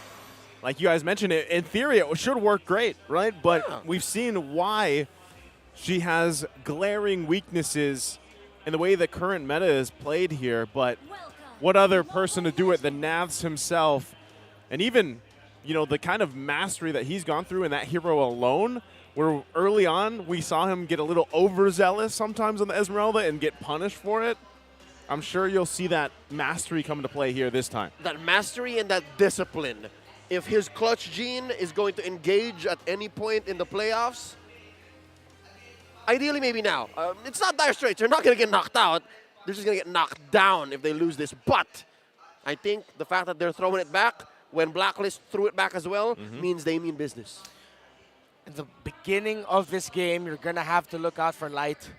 It's all up to him to set a nice hot tempo for RSG Slate PH up against Blacklist. Sana all, as the members of Blacklist have or roam Angelo on them. If they can get those pickoffs early on, that forces Blacklist off of their tempo, RSG Slate can ride a wave of momentum that'll take them to a potentially longer series. But again, it has to be executed better because Blacklist might just counter-punish them. This hurts. This hurts. That's a burger. That's a burger. Oh, he took a bite out of it. It was a burger. Right? Yeah. Right? Took a bite out of it, too. I love our community. They're so creative, and they're so game for everything. Speaking of game, I believe we are just ironing out a few kinks so as to make sure that our athletes get the best competitive experience. There's a lot to digest, though. This is a good timing, actually, that we're given this moment. Because, look, the Esmeralda, it interacts with even the Akai. The Akai gets shields. Yep. So Nats can play what? Like a threat magnet. Like, all right, how about me? Sandwich me instead of the Fred. The biggest question is, can he just, despite all the shields he can steal, can he actually survive long enough? And can RSG deal enough damage? The Esmeralda will need help. When Nas goes in, Nas needs to temper his, as you mentioned, his entries, his aggression. Yeah. If he goes in way too early and the other members of RSG aren't there, he's going to get melted down. His dancing's going to stop. Yeah. He's going to get gassed. Yeah, and if this is a close game where Owl is playing comfortably, the Moskov needs to be a priority target here for RSG Slate. They can't fight it slow front to back because Blacklist won't fight it like that as well. Edward and his Joy are just going to be so disruptive to the backline of RSG. They need to match that tempo and see what happens. Yeah, that's my thing, too. The Moskov is the scary part because we know what happens when Moskovs just get that, whoa, little close-up there. That was a transition, I think. Yeah, transition. Hey, I know this guy. Coach and DJ. There it is. Smart Omega Neos. They got the burger, too. No, that's not a burger. What is it? That is a heart, my good man. That was an actual heart. That is his paramour. Our community, you mentioned, so fun, so great, and they all seem to be in great, loving relationships. Good for them. Yeah. You are married to the game. Yeah, I'm married to the game. I'm married to the craft. This is my relationship. I'm happy. There you go. We all are, you know? And they keep going, man. Yep. This is the best. Oh, and she's giving them thumbs up, though. All right. I think that they're playful. They're playful. But in love. They're both. He gives the thumbs up back. Sweet revenge. Oh, there you go. He got so shy. That close. Little known secret, Dylan is actually quite the outgoing person. He's loud. He can get loud. I was going to say, I've seen him like behind the scenes. He's always talking, man. He's so rowdy. When you get for a second there, I don't know why I thought that was Santi in the phone. So when you were coaching Light, was he the loudest out of all the players you had? Yes. After being triggered by SDZYZ, they would both just turn the whole 3-story boot camp upside down. So it was SDZYZ who starts it up, and yes. then Light just makes sure it doesn't end. Yes. I Oddly see. enough. I Oddly see. enough. Throwing back to as far back as season 8, season 7, folks, when they were together. SDZYZ last seen playing for Impunity in Cambodia. That's great. All right, so we are back to making hearts, making burgers. I can only imagine really what's going on through the minds of RSG Slate Philippines right now, because this is, again, the shortest way towards the grand finals is right here in front of them. Yeah. I mean, and you think that they gotta climb. In a way, yeah. It's like, hey, Blacklist International right now, not only are they match point, but it's a huge match point in the fact that if they win this, what that means for them, right? Again, it's a slot in the grand finals. It's a chance, not a chance, it's a sure ticket to Cambodia. To defend their title? To defend. Oh, no! Oh! It's a baby friend! Oh, Lord. We are all winners here today. I miss my son. No one Oh, yes, of course. It's a fan of MPL also. Yeah. The good boy or girl. The most popular and beloved cat in MPL Philippines history, mind you. Cups. That's right. Cups. My son. Rice left him with like water and food, but I miss him. Hey, I feel you, man. Wow, they... Tropa time. That's Tropa time Tropa right there. time at its finest. Tropa time. Exemplified. If y'all been listening what Tropa time is, there we go. We are in it. Tropa time, good time with your friends. You watching at home, you are part of Tropa time. Yeah. We are in it. By the way, chat, y'all can comment if you want to see teams come up with merch for pets. Oh. Imagine if you see cups or your multiple pets, Naisu. My multiple. You have so many, okay? My multiple children. You have a really cute chubby kitten and then a huge dog. Imagine if they had jerseys of the teams. Hey, that's a whole untouched market, Renmara. Exactly. I think you might be onto something. A $1 billion industry in the making. Undeniable. John Wick will have one for his dog. Yeah, actually. His dog is untouchable unless you want trouble. No, I was kind of surprised at how like the merch of the teams have evolved as well. Like before it was just like jerseys, right? That's right. Yeah. And now it's like, all right, not only do we have jerseys, but we have clappers. I picked up RSG slides the other day. You have slides. Yeah, I got those too at the end of the regular season. You've The got slides are Echo so comfy. socks. They have socks? that you can wear with the slides. Woo. Look at all the merch you're missing out on if you don't come here to SMX. But I know our grand finals are sold out, so people going to the grand finals tomorrow won't miss out on anything. Technically, like this matchup, I would say there's probably a handful of seats left. There's like patches of seats, but they might be belonging to people who just went to the bathroom. Who went to the bathroom. Yeah, 'cause there's a lot of foot movement going around. Yeah, like a movie, there are moments here that you don't want to miss, so you just go when you can. Yeah. I know there's people even looking for tickets, like still, right? Still, yes. Even though it's sold out, they're like, hey, if you can't go, I got you. My phone's blowing up. Folks are asking me for tickets, and Yeah. I can't. I'm sorry. You see the situation. People are asking you. People are demanding me. if they're going, may I have tickets, Sir Leo? They're telling me, Reptar tickets. Hui.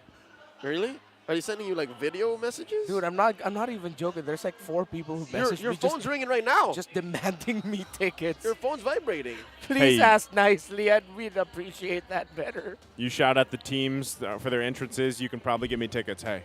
Yeah. I guess that's why they're so adamant about it. You're that guy? You can get me tickets. All right. So, Oh, my folks, unfortunately, the teams might take a little bit more time to actually get ready. So for now, we're going to have to go throw it over to Midnight. He's got a bit for us. Hopefully you're ready for it. Robert, talk to us.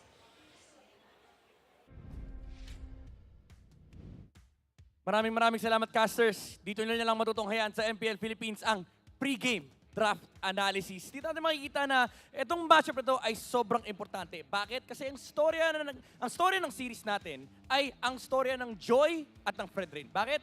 Joy, mukhang kondisyon na yung dalawang teams natin na pinaglalabanan talaga nila ng hero na to. Ito yung maagawan sa first pick kasi may 1-1 trade-off din naman. Pero sabi ng RSG, tanggalin na natin yung 1-1 at kunin natin yung Fredrin. One of the highest win rate hero dito sa ating liga. And it's very important na makuha nila itong dalawang hero na to kasi si Edward ay nagdidictate talaga ng malaking pressure dito kay Joy kapag nakahawakan ng Blacklist International yung pillar ng XP lane nila. Again, masabi ko na si Edward yung pillar ng Ube strategy kasi meron siyang wave clear capability at lagi siyang sumasama sa mga mid lane rotations ng Blacklist International. Samantalang sa kabila naman, nakuha ng RSG yung isa sa mga pinaka-stable na jungler when it comes to contesting objectives. And kapag inisip mo rin kasi ang ganda rin na meron kang Fredrin sa inyong lineup, meron kayong si sustain, meron kayong soft catch, and meron ding enough damage si BREN with the Appraiser Strat. Alongside with yung sustain na nakukuha niya, habang tumatagal yung team fight, lumalaki yung crystallized energy, mas malaki yung damage output na ilalabas niya sa kanyang ultimate. Now,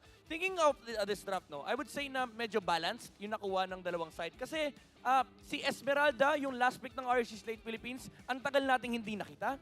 Kasi parang maraming explainer talaga na mas gusto mong makuha dahil meron siyang initial setups, meron silang mga panghabol sa gold lane. Pero sa Esmeralda parang weird yung kanyang placement sa meta kasi parang hindi niya nabubuo yung trabaho ng current explainers ngayon. Lalo pat may mga exotic explainers tayo na gumagamit ng Petrify. Yan sila Benedetta at saka sila Yuzong. Pero what makes this Esmeralda last pick from RSG great is it's up against an Angela and a Joy. Doon sa Joy, medyo balance naman yung matchup na yun. Medyo dehado lang si Joy pagdating sa mga skirmishes kasi yung shields ay napupulot ni Esmeralda. Pero ang pinakamalaking factor dito is kapag na-maximize ang Blacklist International, yung paggamit kay Angela, nananalify ito ng Esmeralda kasi sinisip-sip ni Esmeralda yung mga shields. So essentially, yung Blacklist International dito, yung defensive capabilities sila, pwedeng maging weapon ng RSG Slate Philippines. Kaya naman ito ay pinili ng RSG sa kanilang last pick. Nabanggit nung caster natin kanina and analyst na si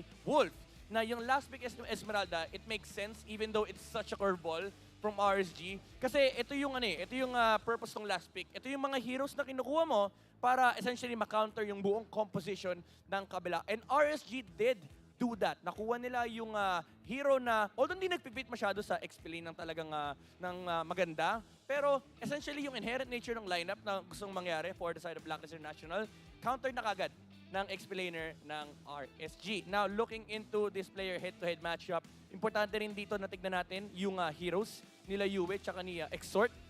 Again, very similar hero pool. I would say mas malaki lang ng konti si Exort kasi meron pa siya mga Kadita, meron pa siya mga Kagura, may mga exotic options pa for RSG Slate Philippines. Pero one thing is for certain, yung stability and consistency, I would say medyo nag-lean towards kay Yue, especially with the Ube gameplay nga na laging sama-sama ang Blacklist International. So kailangan ng konting adjustments ng RSG Slate Philippines kasi mas na-utilize nila, I would say, si Yue pagdating sa mga 5v5 engagements. And nandun yung laging threat ni Yue na binabawasan niya yung mga HP ng kalaban niya. Although ganun din naman yung ginawa ni Exort nung game number 2, pero hindi siya nag-workout kasi nga nasagot kagad ni Owl with the Athena Shield sa kanyang 1-1. And dito natin makikita yung kanilang stats. Mas mataas actually yung KDA ni Yue, 6.17 versus 4.94. And this is because of the fact na malaking contributing factor yung Ube, pero I would say si Yue kasi yung type ng player na talagang hindi nagtitipid ng skill. Basta nakita niya yung target niya, pag nakita niya yung hero na gusto niyang bawasan,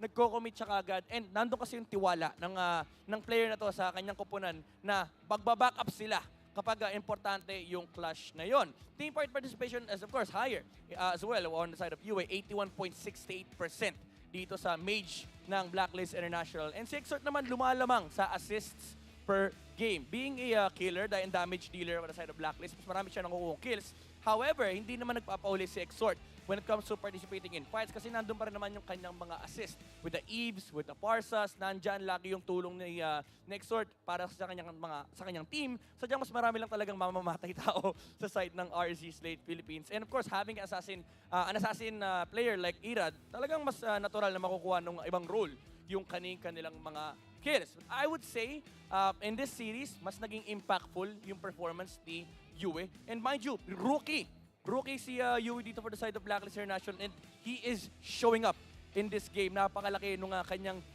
importance sa pag-play ng kanyang role para mabigyan ng advantage ang Blacklist International. Malaking challenge to for RSG Slate Philippines, lalo pat 1 game away na lang ang Blacklist from securing their ticket to MSC and securing that grand final spot.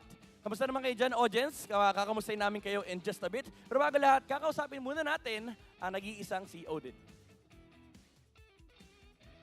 Hello guys! Nagbabalik dito sa courtside, your very own Odin, and together with me, ang sinisigawan ng taong bayan. Walang iba kundi si Jesu. Hi, Jesu! Hello po guys, hello Yan. po. Kumusta ang buhay mo after ng playoffs? Ano pinagkakaabalahan mo ngayon? Masaya naman po, tamang TikTok lang, tamang TikTok. Ay, tamang TikTok. At isa lang ang naririnig ko nung narinig ko yung mga audience. Oh! Wala pa. Wait Wala lang. pa, wala pa, Wala wala pa. Ang naririnig ko lang na sinasabi nila, Jesus, kaldag naman dyan. Oh, oh, oh, oh, oy, oy, oy, oy, oy, oy, oy, oy, oy, oy, oy, oy. Ay, walang kupa si Jesus. Si Odin na, Odin, Sali. Odin. Let's go. 3, 2, 1, go. Oy, oy, oy, oy, oy, oy, oy, oy, oy, oy, oy, oy, oy, oy. Thank you, Jesus. Thank you, thank you. Nakikita ko meron ka ditong kasamang maganda. Meron, At sikat meron. din to sa TikTok, ha. Tawagin natin si Tintin. Hi! Hello! Very beautiful. Dito ka. Tabi kayo ni Jesus. Oh, di ba? Para mga artista yung kasama ko today. Kumusta naman ang pagtitiktok niyong dalawa ni Jesus? Sikat na sikat kayong dalawa. Okay lang po. Nagpaplanuhan niyo yung mga TikTok niyo, no? Nakikita ko yung mga skit niyo, yung mga sayaw. Wow. Parang sasamahan tayo ni Tintin kaldag. Oh. Sample, sample. 3, 2, 1, go. Oy, oy, oy, oy, oy, oy, oy, oy. Hey! Palakpakan naman natin si Jesus tsaka si Tin. Ayan. Sa dalawang koponan ngayon, total, wala mo naman yung team nyo ngayon dito. Saan ang boto mo ngayon, Jesus? Blacklist po. Wow! Nako, mas minahal ka ng agents. So ano naman message mo ngayon sa Blacklist International? Good luck sa inyo, Blacklist. Tapos waiting ako, Ma'am Shu, sa mga nakalista. Wow! Oh. Mukhang may pinag-uusapan kayo ni Ma'am Shoes, ha?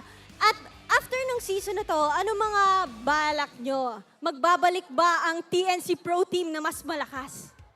Opo, wait po nila. Oy, wait nyo daw! May aabangan tayo. So thank you very much, Jesus and Tin, for that interview and dance number. Babalikan muna natin ang ating casters. The Kaldag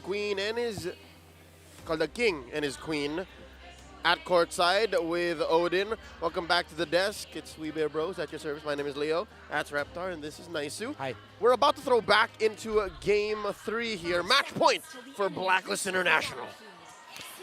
Okay. Well, we pretty much, I would say, exhausted the points of, the draft. And even hearing what Midnight had to say, there's a lot here on the table, obviously, that has to happen here for RSG. Hey, they went through a reverse sweep yesterday. Who's to say that it can't happen here today? I know that's kind of a miracle and a half, as we would say here. For, yeah. Yeah, but we'll have to see if it can happen. Right now, though, bottom lane, again, how will this Esmeralda perform and work in the hands of Naz here for this game? Yeah, adjustment there actually for RSG. To make this Esmeralda work, they started off with the dual XP lane for themselves, so it isn't just Nats alone trying to deal with Blacklist and two of their members. Yeah, the X-Horde there to help him. I wonder if RSG is still going to continue that. So interestingly enough, the way Nats is playing this and building it, it's like he loaded a save file from mid-2022. Like literally just ported that metagames pick into now and X-Horde. Oh, X-Horde, okay. You're starting to see here, again, we really haven't had that much information on how well this Angela can work here.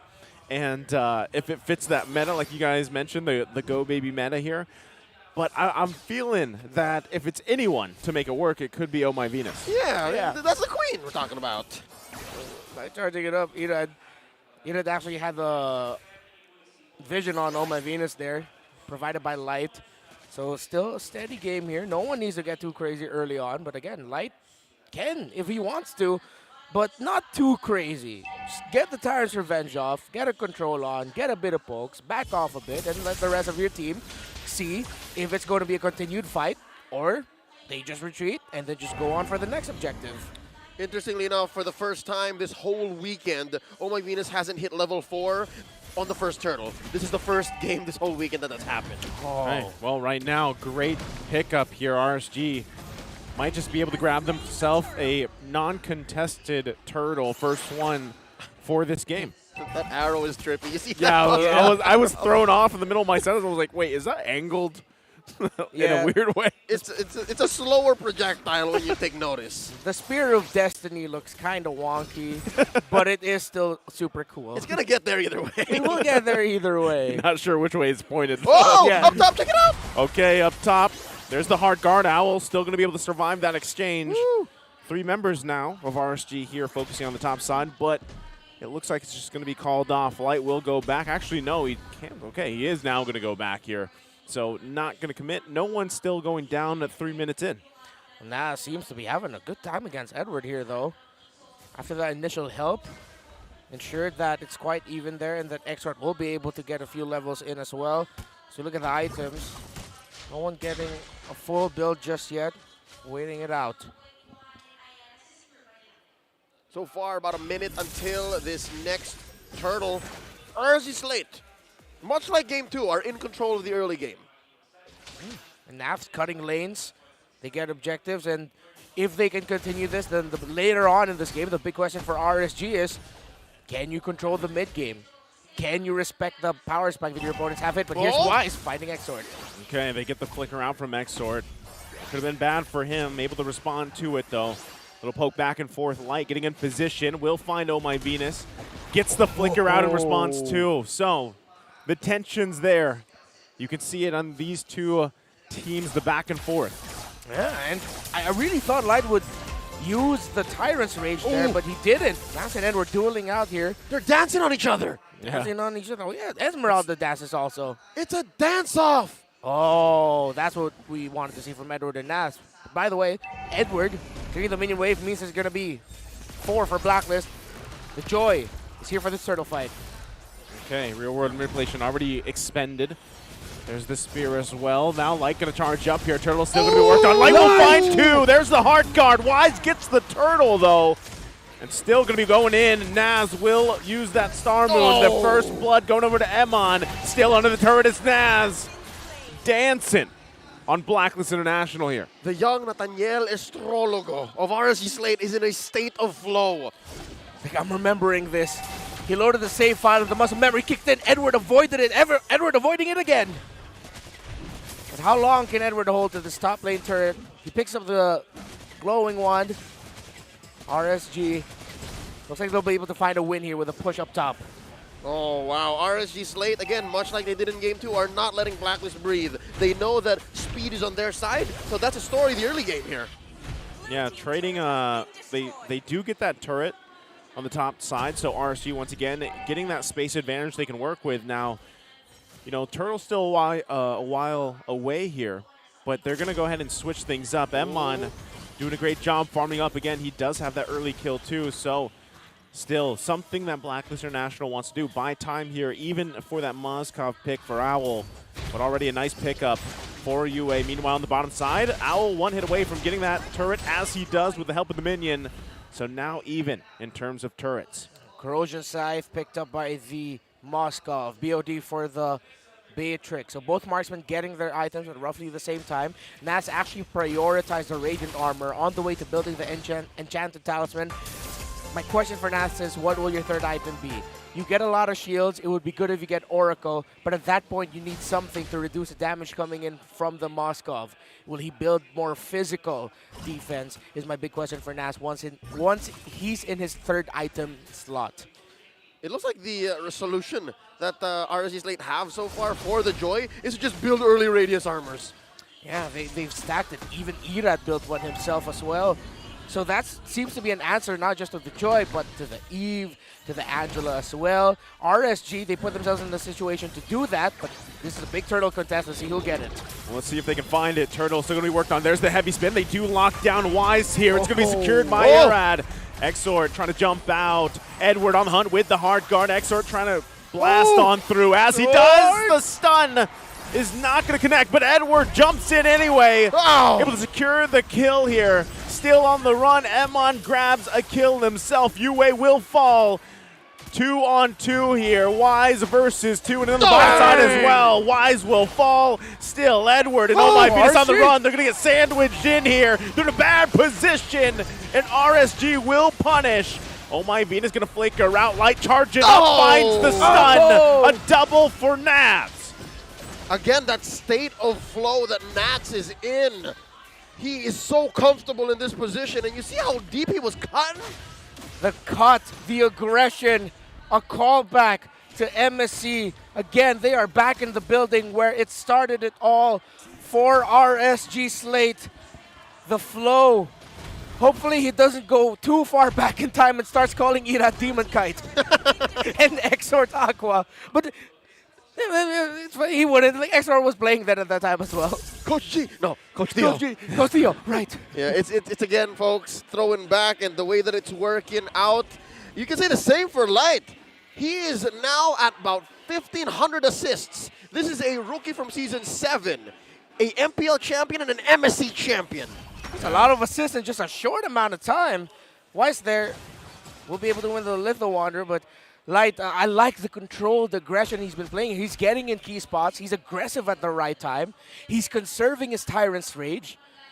It looks like he's holding back to maybe a majority of the viewers there, but this is so calculated from him. But right now, RSG needs to be careful. This is a death rub. Okay, wow. Oh, wow. Irad's senses were tingling there, able to avoid going down. And that would have been crucial if Blacklist International found that pick. But meanwhile, Light's going to line up the shot here. Yue, though, takes a shot, but the Heart Guard helps him out. Now Light going to get zoned out with a heavy spin. Here comes Edward, looking to find the kill. Light will go with the conceal. Able to survive for now, but Irad takes the brunt of the damage. And Nas there now on the front side. No one falls for either team. Could have been bad either way, but Irad going to go ahead and start up this Lord.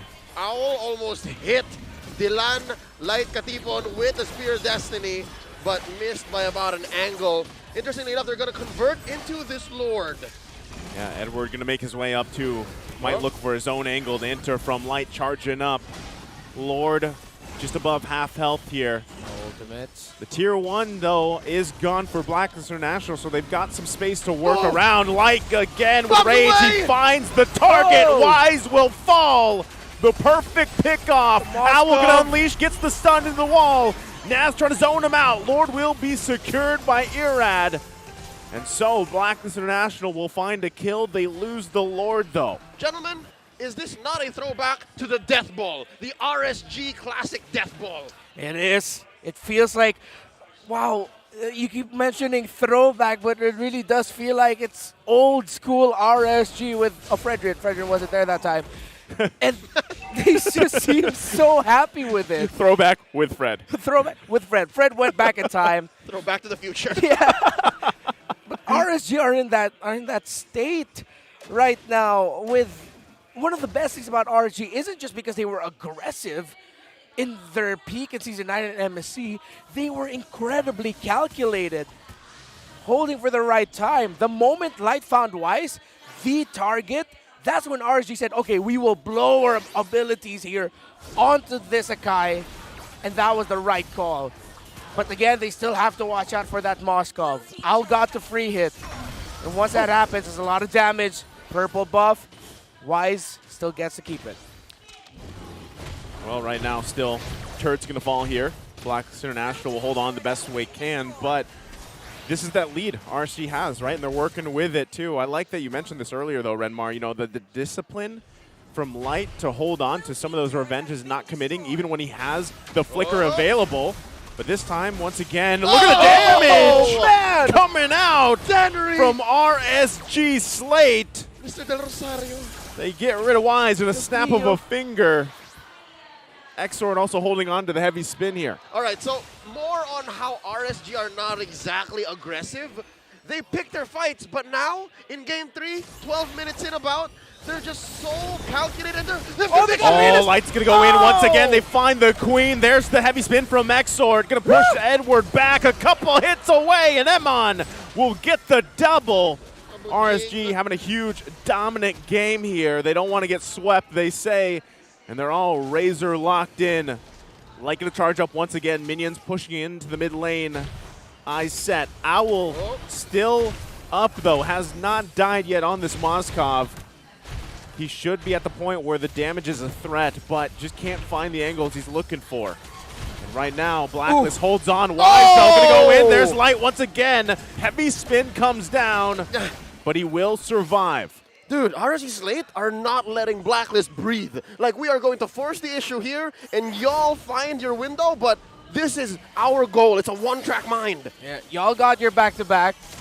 It's game 3. We're going to fight back. Oh, look at the fact that they couldn't reach. Oh, Nafs! Okay, Nafs, half health here. Wise, though, as well, has to get back. Meanwhile, Irad, Edward on top, going to go down. They find a kill. It's a double. Emon, just like that, turning the tides once again further in the favor for RSG. Now the Lord is up. Was that an Agent Zero Piñata up top? I mean, off camera, I can only assume Yes, that it it was the Joy with the Angela inside with the heart guard that RSG just folded in half. Yep. Muerto doble. Agente zero. I believe that is very wrong, what I just said. But RSG are very right in rushing this Lord. Eman 6-0 and 2. Owl untouchable, Eman untouchable, and he hurts. And he's getting kills. RSG have learned from the last 2 games everything that we mentioned that RSG Slate seems to be lacking or doing wrong in game 1 and game 2. They came into this game 3 and said, thank you. It's our time to shine now. And they are shining brighter, or as bright as light does. But as an entire team, this is just good old classic RSG. Just as thankful as the theoretical RSG are in your situation, in your analogy, we are too, because again, this is what we were looking for from the Raiders this whole time. Yeah, I was about to ask Dan Redmar how many watts is light.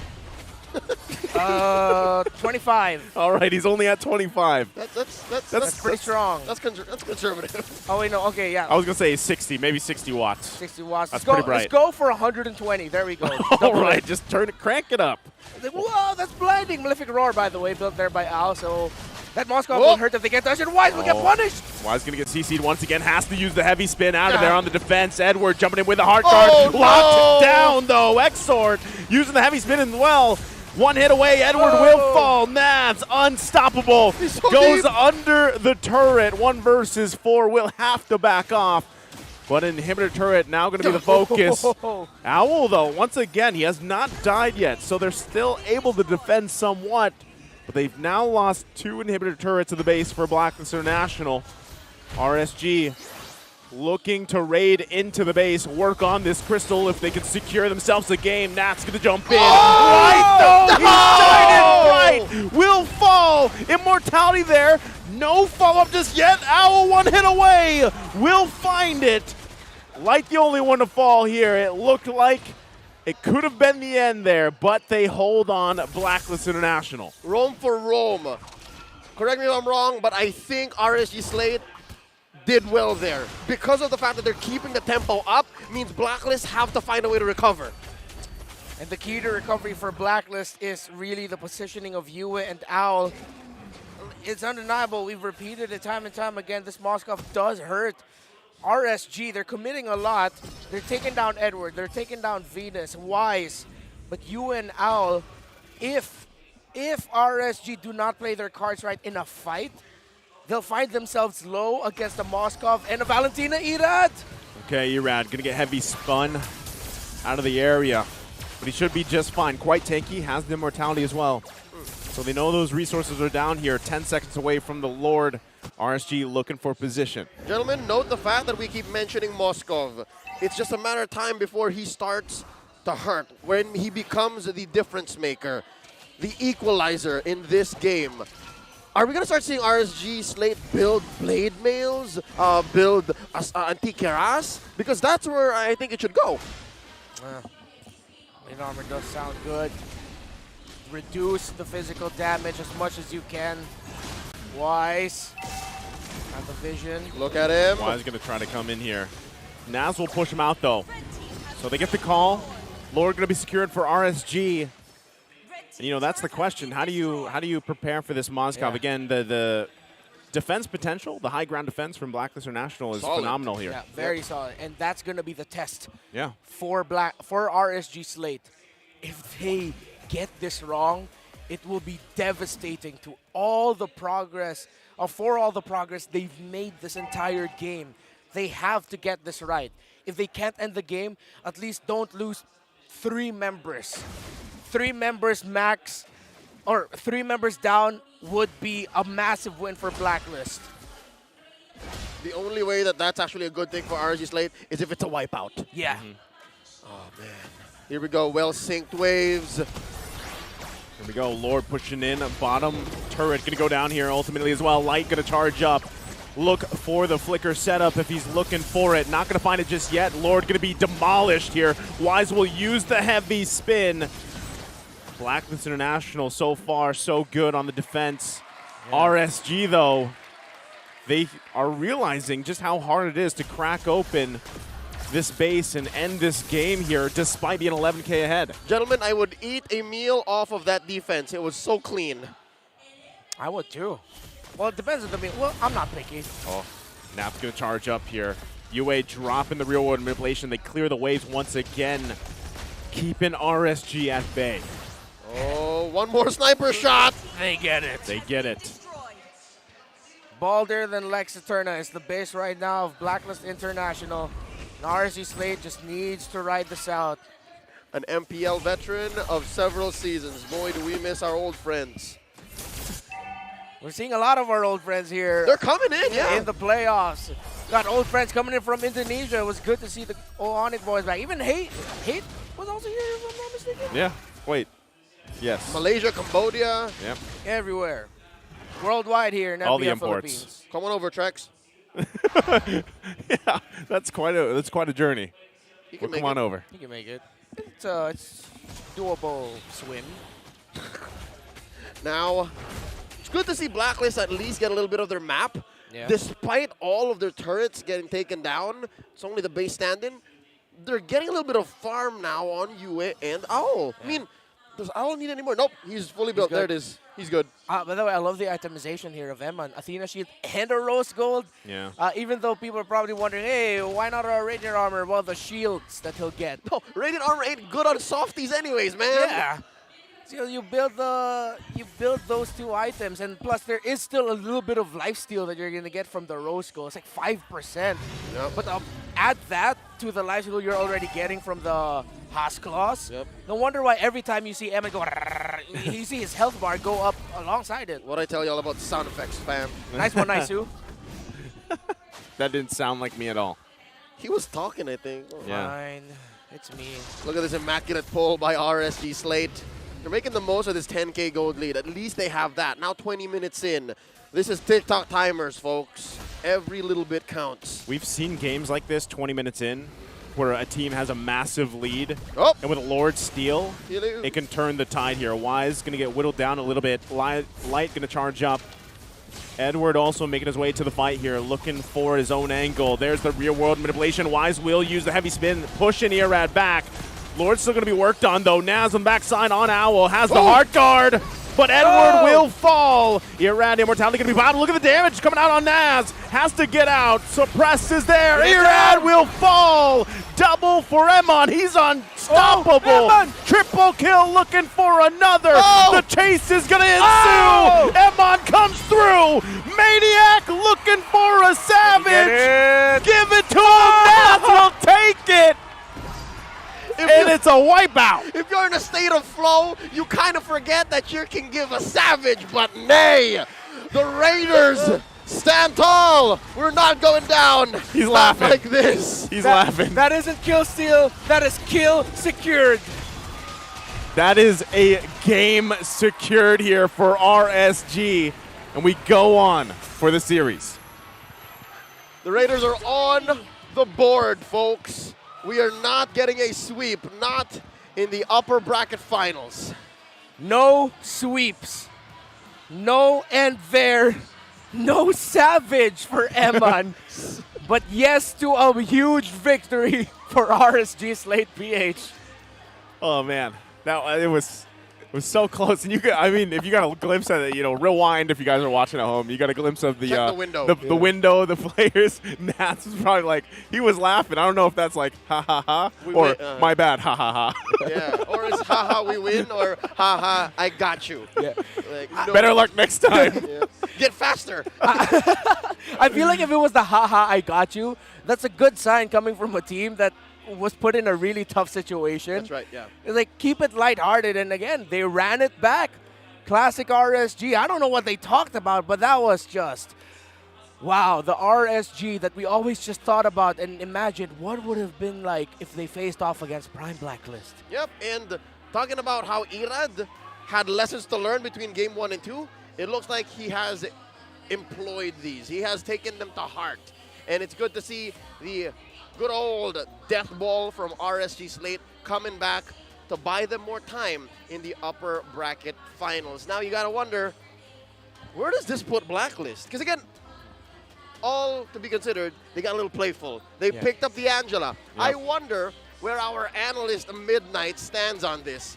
Neil, it's your turn. Talk to us. Tell us exactly what happened here in game number 3.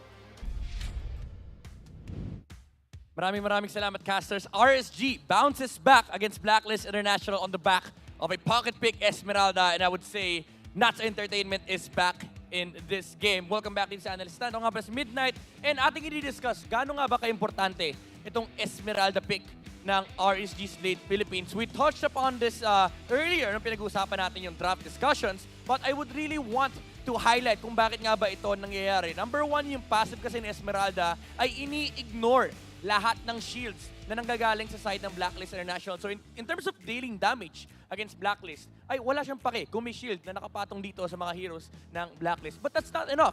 Ang isa pang kinagandang factor is kapag ginagamit ni Esmeralda yung kanyang second skill o yung Stardust Dance, ay ina-absorb niya rin yung shields na bibigay ni Angela in this case, at pati na rin yung ibang heroes, ina-absorb lang yon ni Nuts, meaning more sustain for the Esmeralda. And gusto ko rin dito yung isa yung battle spell na napili niya, yung Sprint. It helps him reduce the CC and makatakbo rin sa mga heroes like sila Moskov, sila Eve, si Akai. Actually, nakakalabas nga siya sa reload manipulation. It also helps in chasing down the joy of Blacklist International. And ang kinaganda dito sa lineup ng RSG is meron silang frontliner na hindi takot sa entirety ng lineup ng Blacklist International. Meaning, yung Blacklist, may isang hero lang na tinitignan. Paano natin susolusyonan itong hero na to? And their answer was to keep farming on the Moskov. Medyo naging sacrificial lamp, I would say. Sila Wise at pa rin na rin si Edward dito kasi kailangan talaga nilang pigilan yung momentum na pwedeng makuha ng RSG Slate Philippines against this Esmeralda. And ito naman yung na-abuse ng RSG. For the majority of the mid-game, sila yung kumokontrol ng mapa. And si Blacklist, react lang ng react sa ginagawa ni Nuts. Pero may mga moments naman na si Wise ay nagiging aggressive. Pero again, ang problema kasi is kukulangin talaga sila ng damage dealer kasi hindi pwedeng magpakita basta-basta si Owl. And gusto ko i-comment yung performance ni Owl dito. Once lang siya namatay. And this really tells you na may plano yung Blacklist. Mag-late game lang, kayang-kaya nilang labanan yung RSG Slate Philippines. Pero dagdag sa problema ng Blacklist dito is nung umabot nga ng late game, nadagdagan naman yung sustain ni Esmeralda, especially with the Oracle and of course, yung kanyang tankiness against the marksman of Blacklist with the Blade Armor. Kumbaga lahat ng aspect ng game, may solusyon. Si Nuts versus Blacklist International. And even though matagal natin hindi nakita yung Esmeralda, Nuts still showed up to this game. And ito yung na-miss natin sa kanya. Ito yung dahilan bakit tinawag siyang Nuts Entertainment for the past seasons. And ito rin actually yung isa sa mga key heroes ni Nuts during their MSC campaign. Now, RSG Slate Philippines, inabuso nila yung mid-game power spike nila and nakakuha ng maraming kills. Si Eman, he was able to dish out so much damage for the side of RSG Slate Philippines. And in turn, nakapag-farm din siya ng maraming item, 800 ang kanyang GPM. And ang madalas na nakakawawa doon ay ang Akai ng Blacklist International. Kumagat siya talaga yung sumasalo ng damage output na binabato ng mga Raiders. In the MVP of that game, no deaths on this Beatrix. 11-0-4 is Eman with the Beatrix. Ang ganda nung naging item build-up niya rito. Very important yung Hasklo, pati na rin yung Rose Gold Meteor. Kasi yung Hasklo, kapag bumaba yung buhay niya, kaya niya makipagsabayan kay Moscow. Pwede pa siyang gumawa ng mga buy and sell shenanigans, yung mga tactics. Pwede niyang palitan yung Wind of Nature. And yung Rose Gold, ang kinagandaan dito, merong magic defense and meron ding shield na nakukuha from the passive. And ang magandang passive ng Rose Gold Meteor is all source of damage. Yun na mablock nito. So kapag umabot siya sa threshold na yon, may additional layer of sustain for the marksman ng RSG Slate Philippines. And kung makikita nyo sa game na to, again, it was just RSG. Si Nuts diving under towers of Blacklist International. Pero again, ito yung mga sinasabi ko moments kanina na may plano pa rin naman yung Blacklist. May mga moments na nag-engage pa rin sila versus RSG. Pero ramdam natin yung impact na yung Esmeralda, tatabihan lang yung Angela, tatabihan yung Akai kasi wala siyang pake dun sa shields. Kahit na mag-second skill si Akai, wala siyang pake. Kahit may additional HP na makukuha yung mga core ng Blacklist International from the Angela, wala talaga siyang pake. And sisipsipin pa niya yun. And it means mas malaki yung sustain na nakukuha ng RSG Slate Philippines. Blacklist, however, did a fantastic job of protecting their own base. And nandun pa rin kasi yung threat na meron pa rin silang re-engage and punishing capability if ma-miss position ka, which did happen nung napunish nila si Light when he came in. Pero ang hindi kasi nila abot is yung Beatrix. Kapag tinignan mo yung lineup ng Blacklist International, in theory, meron kang pang-abot with the Joy. Pero that's where the Rose Gold meter comes in. Yung mobility na makukuha mo doon, yung added movement speed na nagdedecay over 5 seconds. Enough yung duration na yun, nag-overlap yun actually dun sa combo na pwedeng ibato ni Joy. Pero dito natin nakita may mga moments of brilliance pa rin ng Blacklist International. May systematic approach talaga sila sa Lord Dance. Pero sabi ni RSG, sige, palagan natin yung sistema nyo. Kung gusto nyo mag-hero, mag-hero din kami, and that is what happened. RSG tried to take out Blacklist International one by one. And again, naging problema yung Beatrix and Esmeralda dahil wala nga sila nagisagot and wala rin silang natural answer versus Nuts on this Esmeralda. Hindi pa papayag ang Kings of the Sea na matapos dito ang serya dahil pwede pa sila maka-bounce back. And Blacklist International, again, isang game na lang ang kanilang kinakailangan para makapasok ng Grand Finals. Mukhang marami tayong may expert talaga dito sa matchup na ito. Mainit yung naging bakbakan natin. Even bringing out some old heroes of the past. Angela and Esmeralda, although nabanggit ni Wolf na napakaganda talaga nung insertion ng Esmeralda. Kasi even if other options to, even with La Lolita, ay ganun pa rin yung mangyayari dito kasi may shield pa rin naman ang ibibigay. And yung Esmeralda pa rin ang makakapag-maximize ng kanyang window. And it also goes back to sa keys to victory kasi si RSG Slate Philippines this time around was able to utilize the XP lane. Si Nuts ay nakapag-establish ng kanyang show, nandun yung Nuts Entertainment, and na-abuse nila yung fact na sobrang lakas ng hero ni Nuts ng early to mid game to be able to snowball and gain momentum para umabot tayo sa late game Beatrix ni Eman. Again, it was very fundamental. Ito talaga ang approach ng RSG Slate Philippines. Ganon ka-fundamental and tactical sila Coach Panda rito. Kahit mga lumang heroes, ibibiring out nila kung kailangan nilang counterin.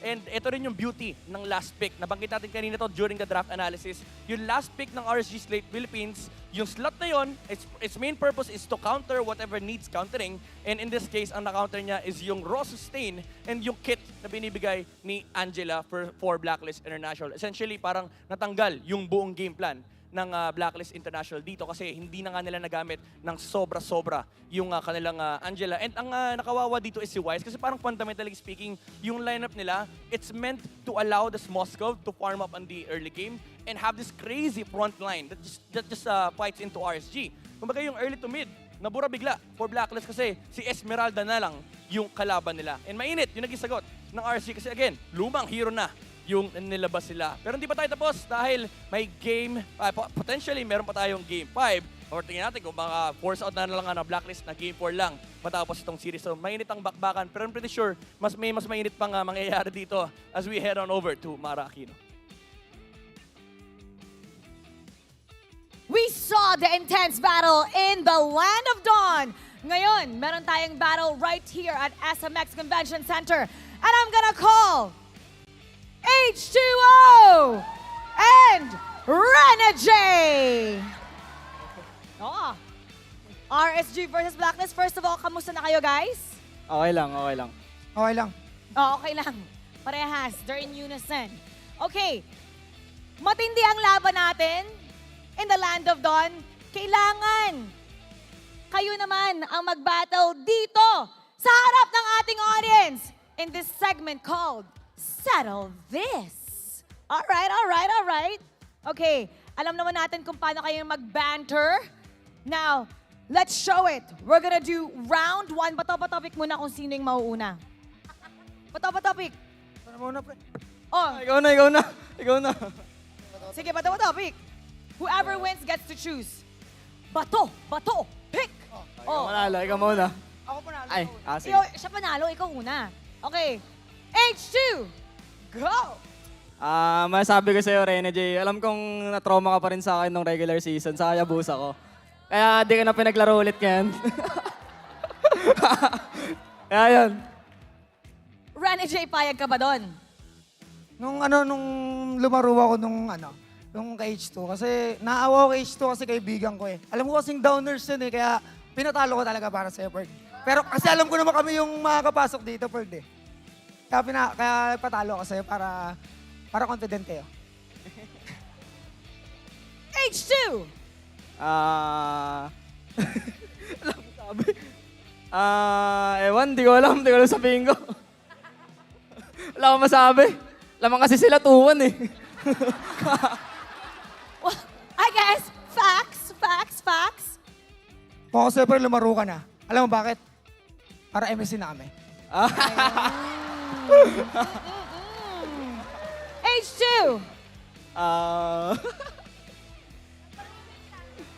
Ikaw yung lumaro ulit para laglag na kayo.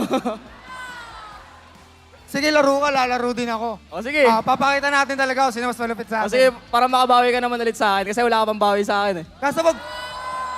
Kaso pag bumawi ako sa'yo, pre, wala ka ng bawi kasi hindi ka na makakapasok. Tatalunin ka ni Yawi. Tatalunin ka ni Yawi.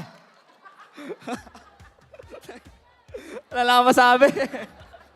Oh, by the way, for the first time in MPL Philippines history, the big three, Rana J, H2, and Yawi, they're in the top 3, everybody!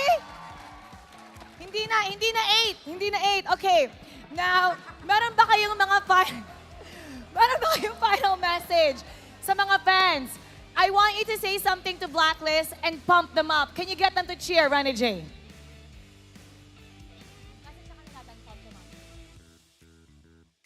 Maraming salamat sa lahat ng mga pumunta. Napakarami nyo. Yan, tayo sa support sa team natin. Yan, sure ako ipapasok nila to sa MSC. Rana J, we need your help to pump up the entire SMX Convention Center. Siyempre, dapat para sa Blacklist. Go ahead. Blacklist! H2, can you do better than that? Anong message mo sa RSG Slate fans? At kailangan mas mataas yung energy sa ginawa nila. Shoutout nga pala sa mga pumunta dito sa venue. Sobrang na-appreciate ko kayong lahat. Sa mga sumusuporta sa Team RSG and yun, kaya pa natin i-reverse sweep to. Tiwala lang. Hindi na. Hindi na kaya. GG! GG! Before we go, okay, pwede ba kayong dalawa dito sa harap? Can we see a quick whoa? Okay, in 3, 2, 1, go!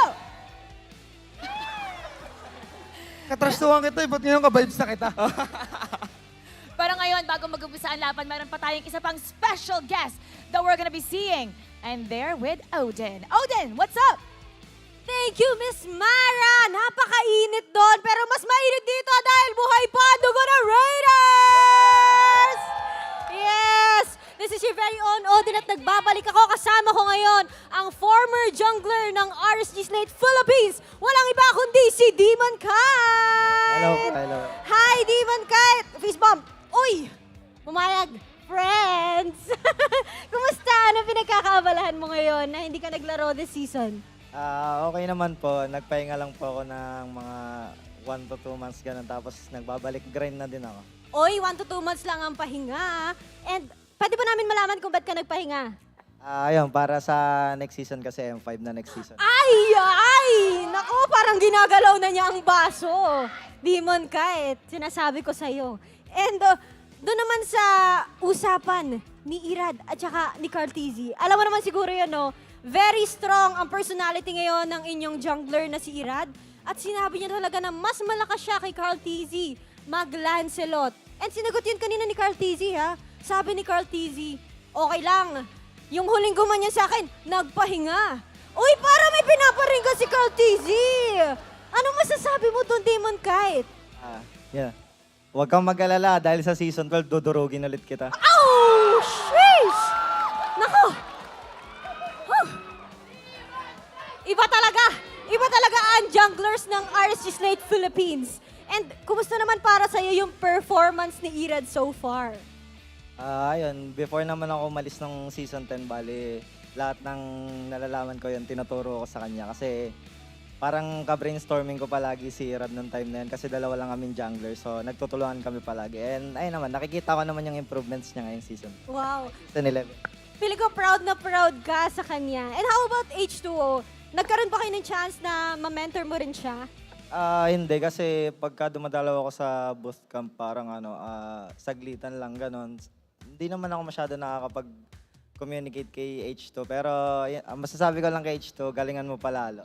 Uy, may backup. Nakakatuwa naman, no? At very good na relationship nyo with the current roster. And yun nga, narinig na natin. Gagalawin mo na ang baso for next season, Demon Kite. Abangan nila ako. Hoy, abangan nyo daw! At ano naman message mo para sa Raiders na hanggang ngayon ay buhay na buhay ang pagsuporta sa RSG?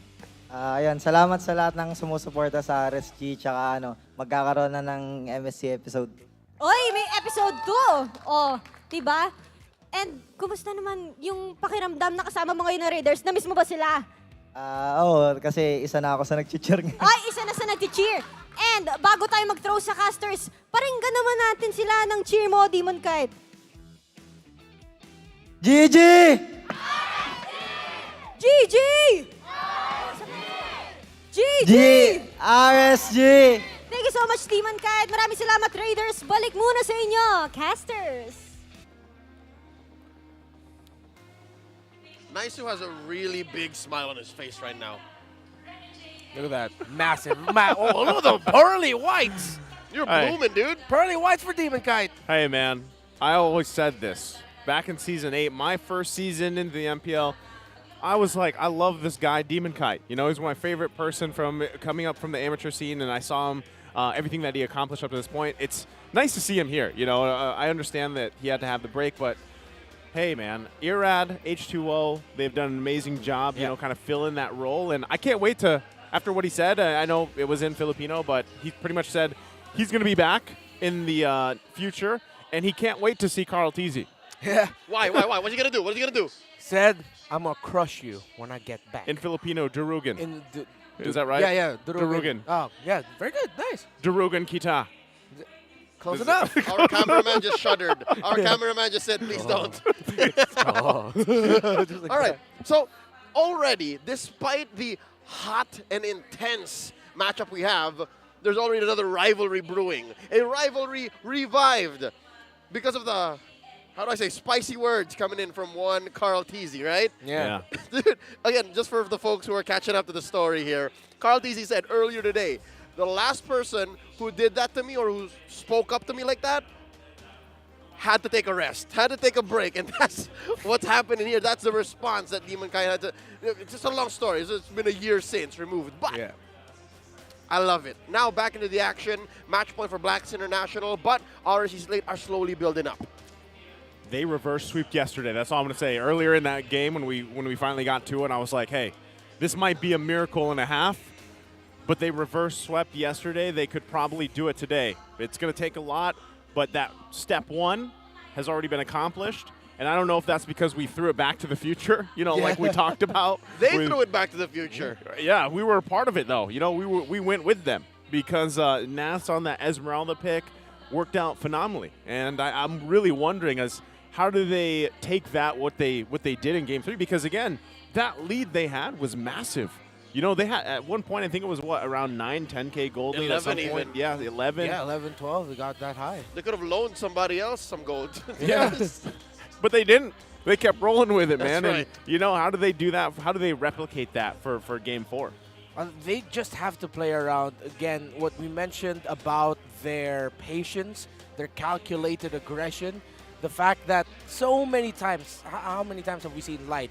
Always. Once he gets someone with a Tyrant's Revenge, it immediately converts into a rage. But then early on in the game, he got to really save that and save it for the best possible moments, wherein the Tyrant's Rage wasn't just always being used because he knows that there is still an opportunity for Blacklist to turn this around. This isn't my main target. And it's that, how do I say, situational awareness. It's that also, I guess, you could say, state of flow that Light was in. Because again, a majority of them from Game 3 picked up heroes that they've been playing for years now. And again, they threw it back. They employed the classic RSG Death Ball. And I'm wondering, on the other side of this coin, was Blacklist International a little too playful? Was that a last pick, Angela? Yeah, it was a last phase, last pick, Angela. Was that a little too out of their wheelhouse so that they found it hard to claw back in? The interesting thing is, I believe the pick that we were positing for Blacklist to pick up was the Lolita. And makes sense why they didn't consider it, because at the same time, there were so many heroes on the side of RG to interrupt every Numenon blast. However, you also have to consider Lolita gives shields to her teammates. So even if, I felt like that would have been equal or even more devastating. Maybe, yeah. Yeah, considering that it was still going to be an Esmeralda last pick for RSG slate. That's why that Florin ban by RSG was just tremendous, because they knew they funneled them into a position where, okay, Blacklist would want sustain. The Angela Heart Guard would really buff up the Moskov, the Joy. So that was a good, it seemed like a really great choice. It was playful, yes, but at the same time, it seemed like that's what they were left with to go for. And that's scary to think about and consider, given that maybe even if you think about it, Matilda still gives shields. Even if you went dug deep, right? Plan C, Plan D, it's difficult to consider. So yeah, is this a way for Coach Panda and Coach Theo to say, Boncha and Dexter, we're on to you? Could be. Yeah, I think it could be. And at the same time, you were talking about this, Leo, of going back to that fundamentals, going back to some of the basics here. And I think that's why they did it, and that's why it worked. And, even talking about, Oh My Venus versus Light, like Light is just, like you mentioned, he was in a flow. And the whole team kind of played around that. And then they got into that point, right? They followed through the flow. Yeah, they followed the light, but the flow of light. There you go. The FOL. Yep, The FOL. Oh, dude, the words are just, never mind. All right, so throughout this discussion of what Blacklist could have picked up as the roamer, you'll see that the signature picks for both Light and Oh My Venus, which would have dictated the dynamic that Game 3 had, seems to have really just fallen down to that choice. And maybe if RSG Slate can replicate said situation, replicate the same atmosphere wherein Oh My Venus is forced to play this way, and RSG Slate keeps up the tempo, Blacklist may have to take us to Game 5. They might have to, again, face RSG where they're comfortable in, the reverse sweep, just like last night. Yeah, and going through like the possibilities in my head, even if it gets to the point where it's similar to what happened in game number 3. And in terms of drafting situation, it's that. Even if they decided to take out the Esmeralda, as we were mentioning, the Baksha was still an option. A Fredrin in the XP lane, put up a Baksha, you still get that anti-heal, you're not against a Florin. And I feel like these are going to be some of the things that we're going to watch out for from RSG. Their bans on the Estes, the Faramis, and the Florin. And that might be the mix alongside banning 2 heroes of Owl and then just leaving the one that you'd rather go up against open. Which I feel like they could actually afford to go against a Moskov again. Because like the majority of the game, yeah, Moskov is scary, right? He gets to a point where he has, 2, 3, maybe 4. It was fully item locked, but Owl couldn't get the positioning that he needed for a lot of those fights. And, he could clear waves great, but really when it came to the team fighting, he couldn't get in the positioning that he wanted to. What you get with the Moskov is, yes, the reliable damage, right? But by RSG's late banning the carry in that last phase, they denied the re-engage. The Moskov is so honest. Yeah, sure, you can throw a spear across the map, which again, just playing back in my head, still pretty trippy. But when you get, again, a Kufra right in your face, there's very little you can do, especially once you press that Inspire. That's a no-go, usually, about 8 out of 10 times. Yeah. And if it does get to the point, I agree with that, be able to face up against the Moskov again. It looks like they'll be ready for it. They got used to it. And one of the things that they did so well is even if they're up against a Moskov is that they handle the dives and the engagements of Edward and Wise so well that there wasn't enough time and space for the Moskov, because eventually with the main frontliners, the main heroes that disrupt the fighting of RSG to give space for the Moskov, they went down relatively quickly. that they were always there to respond, RSG. And we also have to commend what Emma did in the last game with how well he positioned in that, being able to free hit, being able to farm up. And every time Wise would got caught off, he would just get melted down that Nakai would be forced to use a heavy spin early on just to back away. You mentioned the Akai in the hands of Wise was the only real reliable source of peel. There was close to none for Blacklist's lineup in Game 3, and that should be something that they consider. Because again, yeah, look, no re-engage, no peel, vision comes at what? A costly price. Again, that's just a recipe for disaster when you're fighting off against a death ball lineup, a death ball execution. Yeah, and we also saw this in the matchup of Omega versus. Sorry, it's slipping my head who Omega were eliminated. Blacklist Omega International. Black. There, yeah. This very this very one here. We're in long weekend. We're back to the present. Yeah, it's been a long weekend. We've been time traveling, Yep. throwing it back.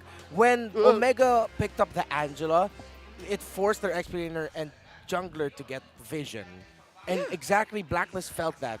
What they made Omega feel, they felt themselves against RSG. And with the Angela too, right? And with the Angela too. Oh, wow. Let's get back into the draft here. Game number 4. Momentum swinging over to the side of the Raiders.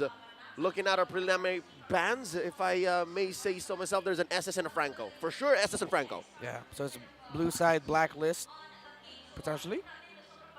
We'll see once the draft is up on our screens. I would say too, I don't. This is RSG's choice, by the way, now. Yes. We'll know in just a second. But yeah, like you mentioned, there's SS ban, looks like a Faramis ban, Kaja, Franco. Oh yeah, so it's blue side Blacklist. Yeah. That's how the orders went. So RSG chose to go red. They like the strength of that 2-swing pick. Yeah. There's and the 1-1. this goes back to Coach Panda Mentos in Season 9 and Season 10. RSG loved the red side pick. They're really running it back. And this is a season where blue side is the one that shined in terms of the drafting and the orders of picks. That's right. When the regular season closed up, if I'm not mistaken, the win rate for blue side was somewhere around 54, 55%. Yeah. That's unhealthy. That's way beyond 50% that we're expecting. But I wonder what the story is now. I think we see something very similar in this draft anyway through what we've seen in the series where there's a lot of focus on, obviously the roam options, which is, again, what we got a glimpse of, right? And Joy is also going to be banned out here. So that's not on the table anymore. And so RSG is blue side. Oh, okay, Yeah, okay. It is Wait blue up. side. We got Blacklist on the red. All right. That makes sense. Yeah. Okay. So what's left? First pick here. Maybe will they be just go Fred. Yeah. Fred, Val. They really don't want to give it to you. Exort was great on it. It's Fred. He should. I like Irad's Fred from Game 3. It was the right blend of, lethality and enough of a cushion for the times that he would be a little too deep. Yeah. It was very Fredly. Glue on is Good going to one. be the pickup here for Perfect. Edward. Thank you. As the XP lane, Valentina maybe, if they want to already. Or they can go ahead and pick up the Akai. They can run back the tanks a lot on Wise, honestly. But then, there's still a lot of picks on the side of RSG. The Kufra available to mess it up. Let's see what they'll go for. It's Eve. Yeah, go ahead and lock that in. Might as well, right? I think this is so the response. Do you just expect the Valentina to be picked up here to respond to the Eve? Likely. Or do we see the classic, possibly, maybe a Farsa Eve? What's your command? But I think it's a little too. Woo. Whoa, Okay. It's neither, right? It's going to be Fanny Kufra. So, good news for RSG, bad news for Blacklist. Who's going to hold down the Fanny? This seems to be the answer. It's a Twitch response. Does this count? Will this work out? Is the Akai enough to keep this Fanny down? It will delay the inevitable, but the thing about the Fanny is she can come from out of nowhere, surprise you, burst you down with a cable swing. We saw this earlier, though, from BREN Esports. If they're going to make this work, they can't be overly cautious with it. They have to enjoy the fact that they have a Fanny, they have a Kufra. Earlier, we saw a very calculated RSG. This RSG now, with these two heroes, has to be an RSG that reduces the calculation just a little bit and roll off of instinct. So they have to pick up the tempo. They have to go with the momentum they picked up in Game 3. That's the thing, though, man. Like I was saying earlier, RSG, they're momentum based like crazy, and it just, that's what they want to build on, and that's exactly how they got that reverse sweep from yesterday. So this is a great starting first phase of the draft for them to hopefully replicate that and get them to a Game 5 for this series. Now going into the bans, they're starting to choke down the gold laners. Wow, for the first time in this draft, I believe we're waiting for a gold lane in the second phase for both teams. For both? Yeah. Okay, interesting. Oh, again, mentioned the Florin. Very good ban here, but then that would mean Blacklist. Oh, will RSG ban out the Lolita? That's my biggest question. Because if they do, what's Mumshu going to pick up? We're going to have to check. Matilda? Angela. Matilda. Angela again. Angela again. Rafa. Not Rafa, maybe. That deep? That far in? That far, that deep. But, oh, man, that Rafa will struggle. Although it will help to get a bit of vision. Will they ban the Esme? No, they ban the Kadita. Oh, interesting. Valentina is yet to show her face. Are we seeing a No, not going to happen. Never mind. Why is Valentina not here yet? What's going on? Yeah, it's kind of weird, right? Yeah. They would rather ban out Kadita than Valentina?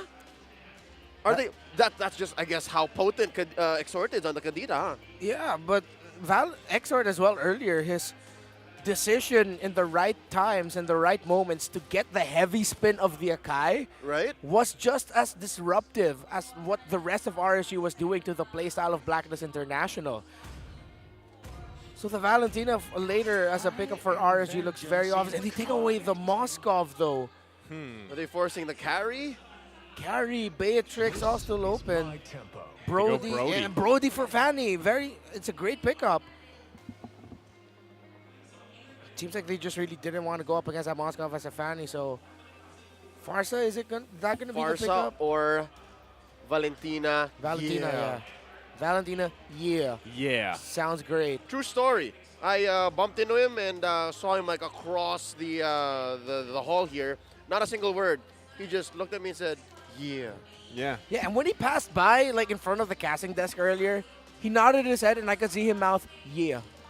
I think it's just built in, man. That's just how he says hello. Just Yeah. Raiders have a pretty strong beacon, a herald of good news. Now, what's Coach Pan and Coach Theo thinking? What are they going to close up their draft with? Melissa, maybe? Time and tide wait for Oh, they go for Beatrix. And yeah, the Valentina, of course. Weird that it showed up in the second phase, right? I mean, These two specifically. Yeah. But it also kind of makes sense because RSG clearly knows what they wanted to go here for, deciding to take this Fanny into the game where, again, we saw Fanny pop up earlier in the day in a different series and it didn't work out too well, Yeah. So you really have to be willing to kind of risk that in a way because at the same time you got to worry about the invades are going to be happening. If that is the plan for Blacklist International to really kind of stall or make it a hard time, and there's the Lolita pick. Okay, so Expected.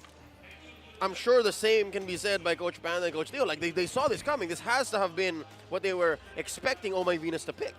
Yeah, and that's why the Valentina pick was so great.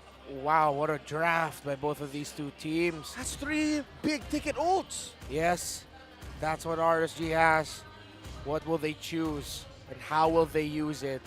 I wouldn't be surprised if Export leans more into getting mainly just real world and heavy spin. Oh wow, I was Not thinking even Numenon. I was thinking the other way around, the heavy spin or the Numenon. Yeah. Let's see. It's gonna be up to him. What a draft. A potential game number 5, but this could be a long one. It's either going to be long or like they snowball the heck out of this lineup. Yeah. Because again, if it does go long, I'm asking the table here. If it goes long, who does that benefit? A part of me leans towards Blacklist in terms of that. Having the Eve, the Brody, Lita for them, the glue will be a difficult target to take down for this lineup of RSG. But as team fights go on, weirdly enough, RSG, if Irad on the Emon can really time his entry, he'll be the counter punish, the counterweight to the Blacklist team fight success. Well, right now they're putting themselves on. Oh, Edward goes in with a flicker. Uh-oh. Not sure if that was intentional or not, but also, oh my Venus here, waiting patiently. Naz, though, will get stunned. Checking out the bush, gonna have to slide on out of there. Will survive both of them, so no one going down to that first of blood just yet. Huge presence by Blacklist in the XP lane in the opening minute of Game 4. What's the story down bottom, though? I guess it's the usual gold lane duel between two heroes that's not quite ready yet. So about a minute, about 45 seconds maybe, before this first turtle. Is Irad up to tempo here? Is this how fast you want the Fanny to go? Well, right now, this early in the game, let's see if he'll go for a gank into a lane after getting that grammar. If he does try to go for Owl after this, then yes. But I think RSG already have a feeling that Oh My Venus is there. Yeah, like gonna jump in, get the flicker around from Owl. Oh My Venus here now for the backup. Here comes Irad looking for the kill. Goes for Owl. Secures the first blood. Exactly what they were looking for. RSG now on the board. Exactly what Renmar said would come. I guess Death Ball is in motion. Yeah, that's the start you want to have if you're RSG, if you're a team with Fanny specifically.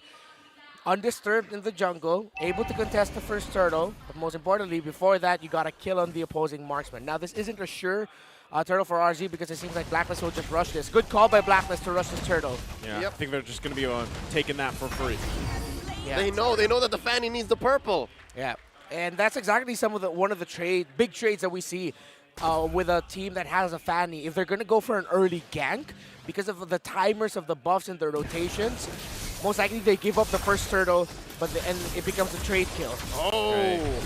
Light once again gonna jump in. There's the real world manipulation, but it won't be enough to thwart them off. Another kill for RSG. They barreled down on the Queen. At some point, I guess they were going for UF first. Yes. But in this early stage of the game, as much as you can get, if anything will get you forward, even maybe just an inch, you take it. Yeah, great tempo start here by RSG Slate PH. Turtle 2, teams shouldn't overcommit there. Turtle 3 will be the big one, but Light finds Wise. Like it to know Wise is there. Heavy spin comes out, pushing the bouncing ball out. Here comes the charge up with a new one blast, won't find a connection. And now multiple members here for Blacklist and RSG. No one following up. Okay, good patience by these two teams. Safila now process there for Ira. That's what he has to watch out for, that sure stun coming from the Lolita. Yep. At the wrong time, it will mess up that Fanny. Okay, he's going to jump in, but still not going to be able to find the kill there. Oh My Venus already quite durable here. All this leading into the next turtle. Tis what I call affectionately the bonk. The signature bonk. It's one of the few ways that Blacklist actually have to keep down Irad's Fanny. That and Brody's stun. Everything else you kind of have to aim. And that's why Irad's timing of entry here will be great. Wise, if he gets this, will be massive for Blacklist. Yeah, already going to push him back. Like going to jump in. Who does secure it? It looks like Emon grabbed it. Now Wise going to be in trouble. Locked down behind enemy territory. Will fall. Emon grabs the kill plus the buff. Keeps it on RSG. Still going to be going 3 versus 1. Edward going to get taunted as he flickered. Charge up with Noodle Blast. Will find a connection. But they don't have enough damage follow-up here. But enough to hold on a little bit longer. Oh My Venus gonna get terrified. There's the set from Light. Flicker comes out. Another one in response. No follow-up, but Exort finally comes in and gets the one they were looking for. Oh My Venus will fall. That was a slow rolling death ball. Eventually RSG does get it. There was some action down bottom. I guess that's why the rest of Blacklist couldn't respond. Nas again pulling off one of the fast hands play of this. Look at Light stopping Wise. A free one for RSG Slate. That wasn't a flicker taunt by Nats. That was a taunt into a flicker. Fast hands to pull that off, securing that kill into Oh My Venus and RSG Slate. This is the momentum they want. They didn't get the purple buff for their Fanny earlier, but they punished Wise's deep rotation because I don't think Blacklist expected that Emon was there for that fight. Smart rotation there by Emon to get out of lane, not just play static in lane. Go around. RSG Slate, they have to keep this up. Yep, that's one thing that you're playing with if you have a lineup that has a Fanny. You're expecting more men to respond, but then again, you find these odd angles, and so far it's working out for RSG. Yeah, it's a small 1K gold lead, looking at about 4 kills ahead. Oh! They want to try it again. Wise going to get locked down once again. Irad able to get the purple. Now Wise in a similar fashion. Deja vu falls in the same position, trying to do the same thing. Back to the future again. Yeah, Exort, Valentina up against an Akai. It puzzles me why Blacklist are willing to pick up an Akai against that Valentina. They use this very pick, the Valentina jungle, to turn off Echo from picking an Akai jungle, or even beat Echo picking an Akai jungle in last year's Grand Finals. And now they are getting punished by the decision-making of Exort. Dexter Martinez, once hailed as a top global Kadita for about 6 months in the past. That's why they banned out the Kadira in the draft of this game, and now they're paying the price. He's also pretty damn good, Valentina. Yeah, Light's pretty damn good. Kufra gonna find Oh My Venus. There's the kill from Exort. Now down a member. Turtle coming up here in 10 seconds. RSG getting in position. Look at the bottom lane. They might be able to find out Owl there. Oh, lineup shot comes through. Light gonna charge up here. Goes in. Ooh, they get the flicker out, but here comes Irad. Can't get the kill, though, he's looking for. They do grab the turret. Owl gonna have to go back to base. Turtle now up here. RSG making the call. They want to go ahead and start this up. They don't know Edward's there. Do they know he's here? Light once again finding the setup. There's the stun. They get the heavy spin out. Emon in position. Edward getting whittled down a little bit here. Turtle should just go in the hands for RSG. Yep, they're gonna keep it down here, wait for Irad after taking his purple to go ahead and secure it. Amazing play. The fact that Blacklist are currently outgunned didn't make much for that sneaky positioning that Abunjing had. The Numenon Blast. Saving throw to it. Oh! Light time and time again. Look at the damage. Edward, split. Here comes the flicker, and Emon picking up the kill. Light is just insane in this game. We talk about flow. This flow that RSG is on right now, 7-0. They're getting their own version of the game that Blacklist dished upon them earlier. RSG, the story they've put themselves in for this series, could be potentially building up into one of the greatest comebacks of all time, but the series, and this game specifically, isn't over yet. You see their Dreadnought armors across the board for Blacklist, just to reduce the damage coming out from that Fanny, and that Beatrix that was relatively undisturbed. 2-0-2 for Emma, BOD, already built up for both marksmen. Owl, despite him losing the tower in this lane, first 2 towers in the bottom lane, still relatively close enough that this isn't as devastating as it could have been for Blacklist. Look at what the code breakers are setting up. I wonder if Nats knows. There's got to be some idea here. A tingle. Yeah. Oh, he knows. They know. They get the turret. He's like, all right. Yep. Avoided that situation. There's a lot of time that Blacklist invested in that rotation, and yeah, Nats wasn't even a worthy target. Like how deep Light is right now in his positioning in the jungle. So this is info that there are probably members of Blacklist in the bottom lane. They're deciding to go on Edward. Emon gonna force the split out here. Now Light taking a couple shots from the turret. Meanwhile, in the mid lane, Blacklist International looking to respond. They go in for Naz. The flicker comes through. RWM also committed. There's the totem part memory, but Wise able to get the kill. Light gonna jump in, finds Wise here. Heavy spin comes down. The damage from Emon, though, gonna force Wise back. Nuno Blast, the flicker comes in! It finds Emon. Will he be able to survive? Light's there to help out Owl. Exort goes in with his own copy, and now focuses on UA, gonna force him back. A trade for both teams. I am you, more like I am Oh My Venus this time around. That was a clutch re-engage. What a Numenon Blast by Exort. Irad in the mid, almost taking down Oh My Venus. The Lord will be up, and RSG have the advantage. They aren't at the healthiest state. Blacklist way healthier compared to RSG, but RSG will be committing this. Irad can just get some lifesteal in. It's going to be a bit riskier. Irad needs to be careful. RSG needs to be careful. Oh. Dance can start up. Light gonna go in. Gets the heavy spin out. Wise taking quite a bit of damage. The support of the team is there. Now they focus on Light. He's cut off from the team here. Naz showing up. There's the Immortality. They're going to get the kill. Going over to Owl here. The rest of the team making their way. There now is going to be the focus. Emon getting in trouble here in a position. Double kill for Owl. It's a turnaround for Blacklist. They find a couple kills, and now they decide to go ahead and pull out the Lord here with the numbers advantage. Was that RSG hesitating twice in a row? Yes. That looked like a massive hesitation. Asking, oh, are we going to do this or are we going to go forward? Oh, wait, no, but our roamer is gone. Our XP laner's gone. Frontliner's gone here. Can Irad pull something off here? They want to contest here. Irad trying to go in. Blacklist International holding on here. Exor with a heavy spin. Irad gets the flicker. He finds, oh my Venus, UA will fall as well. Lord, a sliver of health will go down to Wise.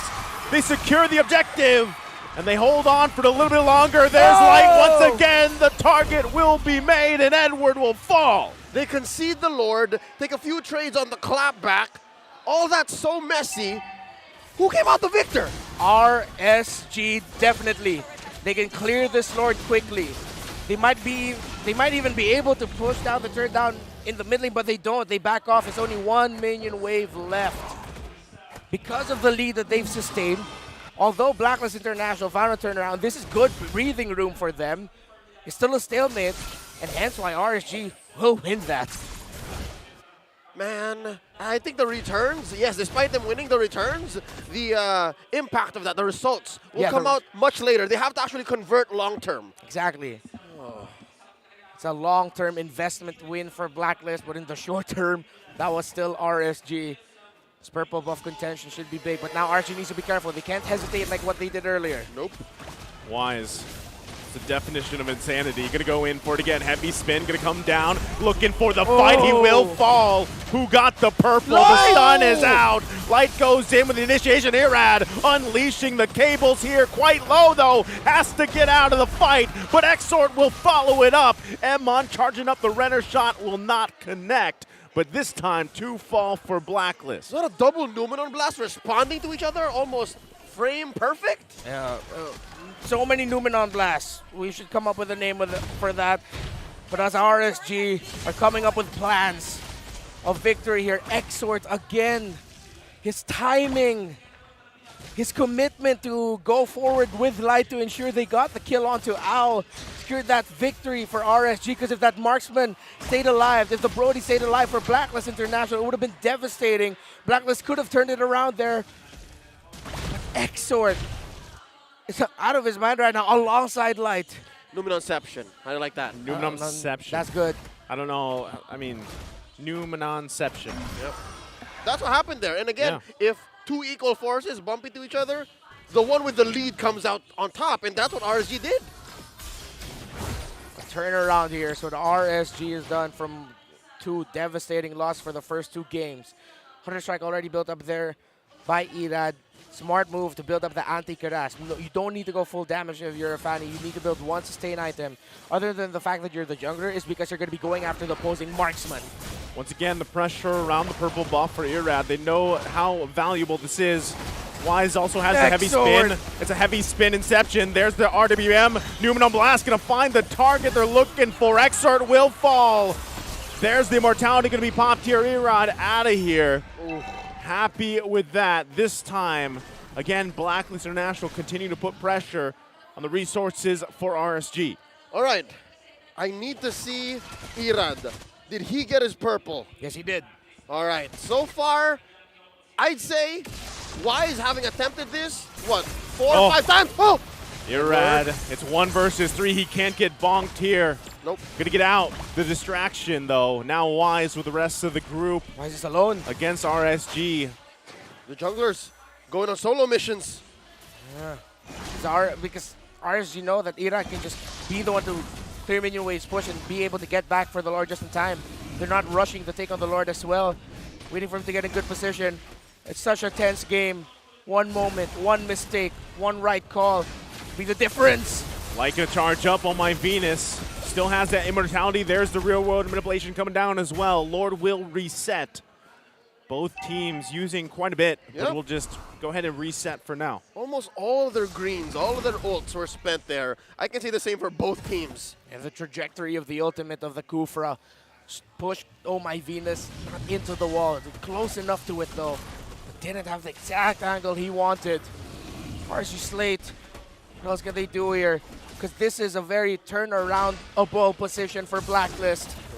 Tough situation being Irad has to decide. The Lord of the Purple Light goes in, finds the Rage. Do they have the follow-up? Emon looking for the angle himself, gonna force them back. Exort with a heavy spin copy, gonna take quite a bit of damage, will fall. Emon gonna get cut off here. And now Irad in trouble, doesn't have the buff. So he will fall, and Wise secures the Lord. Emon trying to buy some time, will get a kill, but will fall as well. Oh, this is bad. It's just Light left on the map. Oh, this is looking grim. RSG Light, what can you do? It's you versus 4. Blacklist International looking to take the series. Heavy spin gonna come out. Light trying to buy some time. A couple seconds away for Exort and Nas to spawn. He's still going. Light's able to do it. The rest of the team now coming up here. Wise quite low. Lord still marching down the mid. Base is exposed. Top side holds on with 2 turrets. There you go. RSG on a full-on defense. Light the only one down here. Lord gonna have to be worked on, and it looks like they do it. Light does it. Oh, Light. One of the greatest one-man defenses of all time. That looked like that was money, and that was it for Blacklist. They find Owl. Owl's gonna be in trouble, has the wind of nature. There's the torn apart memory. Now the chase ensues. Irad gonna get out. That was spicy and dicey. But Blacklist International goes back to recall. Light could write a book merely on that one moment. There's so much that went into that defense. 2 or 3, maybe 4 good decisions that led to what was almost considered impossible. That's 4 members of Blacklist he defended against. The moment will live in my head rent-free. As a Kufra! He concealed, saved the Tyrant's Revenge just to interrupt the Numenon Blast. That allowed him to get that angle, and then the Tyrant's Rage, waiting for the minion. Blacklist members protecting the minion. Of course, he'd get knocked back by the Rage. Enough time and enough hold just to make sure RSG can live to fight another day.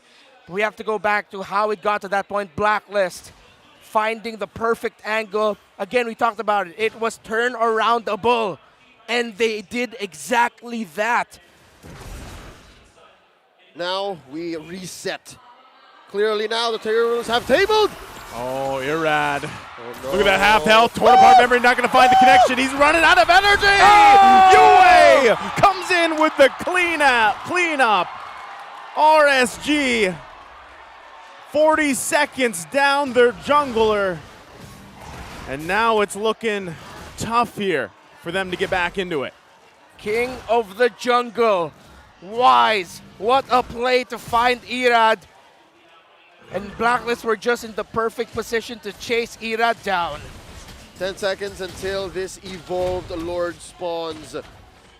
There's very little chance that RSG should contest this, especially with how things have been going for Irad's Fanny. Unless RSG believe, unless RSG feel like they can, let's see what will happen. See if Light and Nas can do this. Irad now spawning here. Again, Lord, a quarter of the health, going to be quickly worked on. Irad not going to be able to make it, looks like it. But Blacklist might be looking for a bait themselves. Irad going to fly in. Gets a glimpse of the situation. Exor going to charge up. Nuno Blast going to find a target, but not the right one. They forced back. Irad going to go back to base. Lord does reset. Can they win the fight? UA comes through. Emon still alive. Trying to unleash. Gets Oh My Venus before being taken down himself. And it looks like they're going to get cleaned up here. Wise grabs the kill. Here comes Irad. Can he turn the situation around?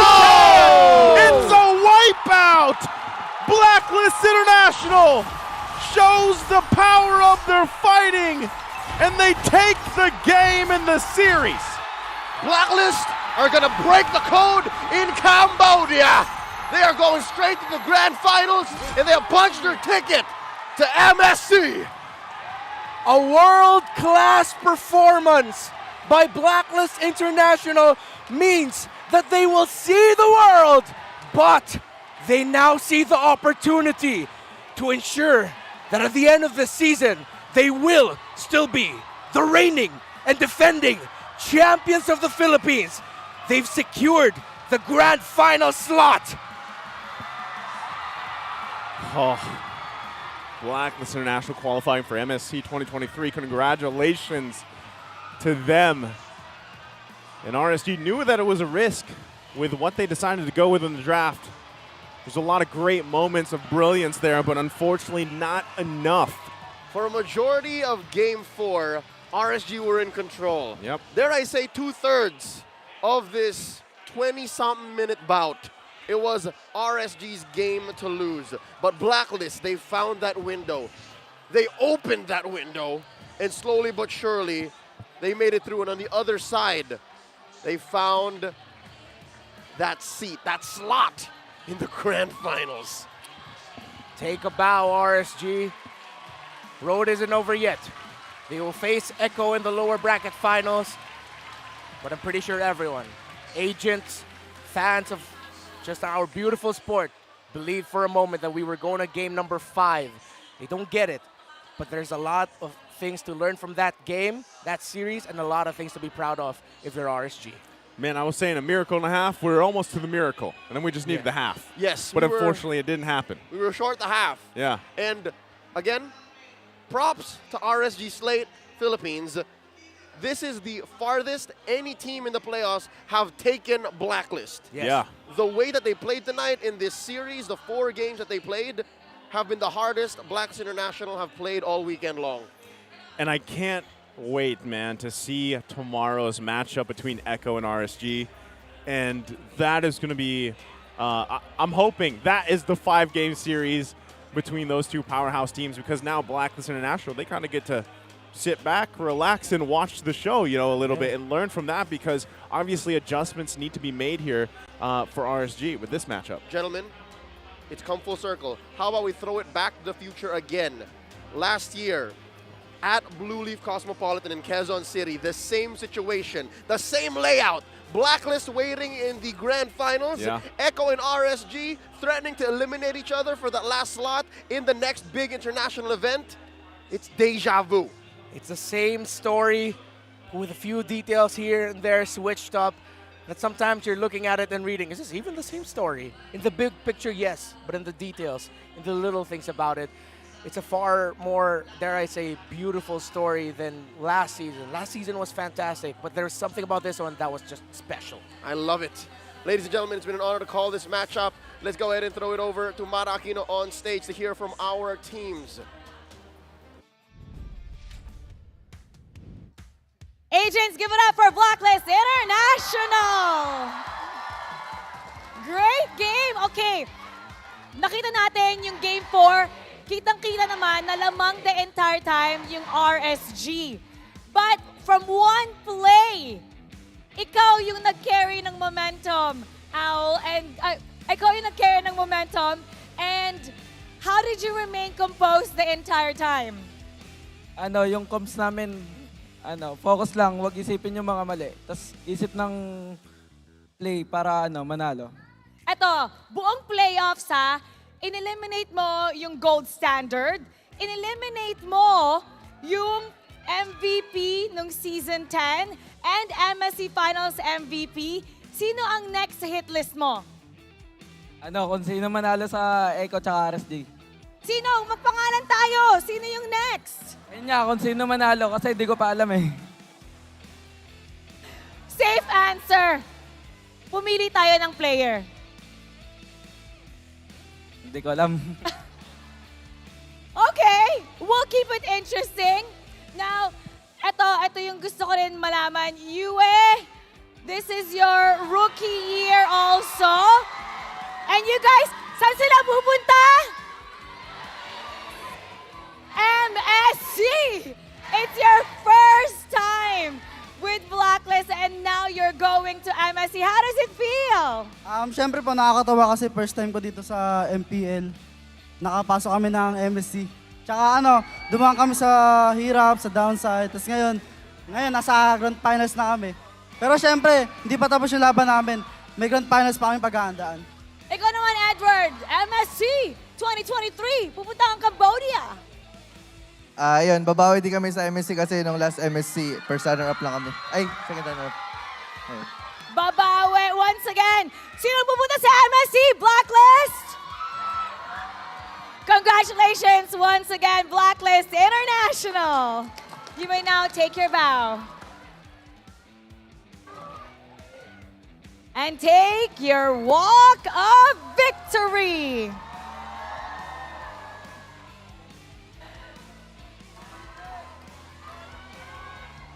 Another one for Blacklist International once again. They are heading to the grand finals. They have a chance to defend their crown, and they're going to be representing our country for the upcoming MSC 2023. We're going to be talking about that game even more, so we're going to go back to our casters. Pasok! It's the rookies who are making a difference here for a Blacklist's back-to-back title run. Again, it's us at the desk, We Bear Bros. Gentlemen, let's wrap up this 4-game series. Naisu? Phenomenal. And I can't wait to see what's more. Again, a lot of people were kind of doubting Blacklist International regular season up to this point. Well, look where they are now. Yeah. Grand Finals MSC slot. Exactly. The defending champs. First team to secure the Grand Final slot, their MSC slot. Stats, their performance in the regular season showed that they were the underdogs, one of the underdogs going to this playoffs. And they proved the doubters wrong by making it back to the spot where they can keep and defend their throne. For all the agents out there, this is your team's first time in MSC. Another run at greatness, immortality, and of course the chance to get that Grand Slam. I'm excited. This is going to be one hell of a day tomorrow. Can't wait. For now, let's throw it over to our analyst, Midnight. Talk to us.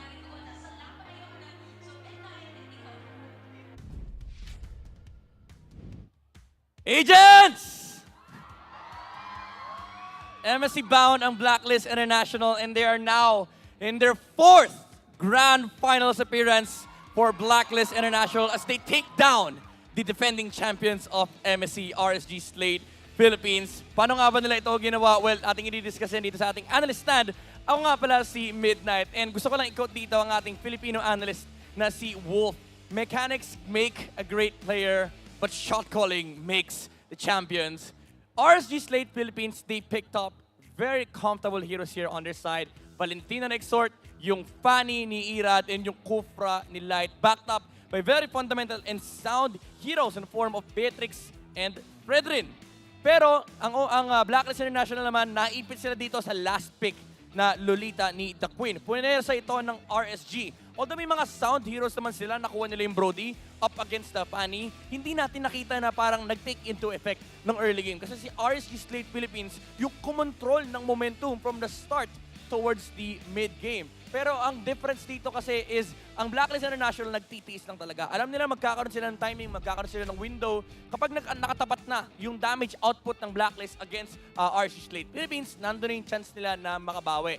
And the thing about this matchup is, yung damage output, hindi naman nagkukulang sa side ng Blacklist. Although, I would say na medyo ang pinanggagalingang channel ay isa lang, which is yung Brody. Nandun pa rin naman yung Eve to provide additional layer of support for Blacklist International. Gusto ko i-comment dito yung itemization ni Yue. Dobleng physical defense from the Warrior Boots and Brute Force Breastplate. What this allows the Eve to do is reposition during the clashes. Yung mobility na nakukuha niya from the Brute Force added from the passive.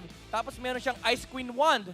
Parang kinokontrol niya nito yung mobility ng RSG pagdating sa mga Lord Dances. And yung Glowing Wand na binili niya rito alongside the Divine Glaive, it allows him to shred through yung defensive capabilities ng RSG kasi yung mga Radiant Armor, yun lang naman yung magic defense na hawak ng RSG rito. And ang kailangan lang naman niya is hindi pagalawin yung mga static heroes, which is si Light, tsaka si Nuts, yung Fredrin, tsaka yung Kufra, and i-make sure niya na nakokontrol nila yung team fight. Although, may team fight initiation prowess pa rin naman ng RSG with Light on the Kufra. Problem is, ito ang glaring problem ng draft ng RSG Slate Philippines. Pagdating sa late game Lord fights, kapag nagkaroon na ng systematic Lord Dances, walang natural frontliner ang RSG. You might say na andyan yung Fredrin.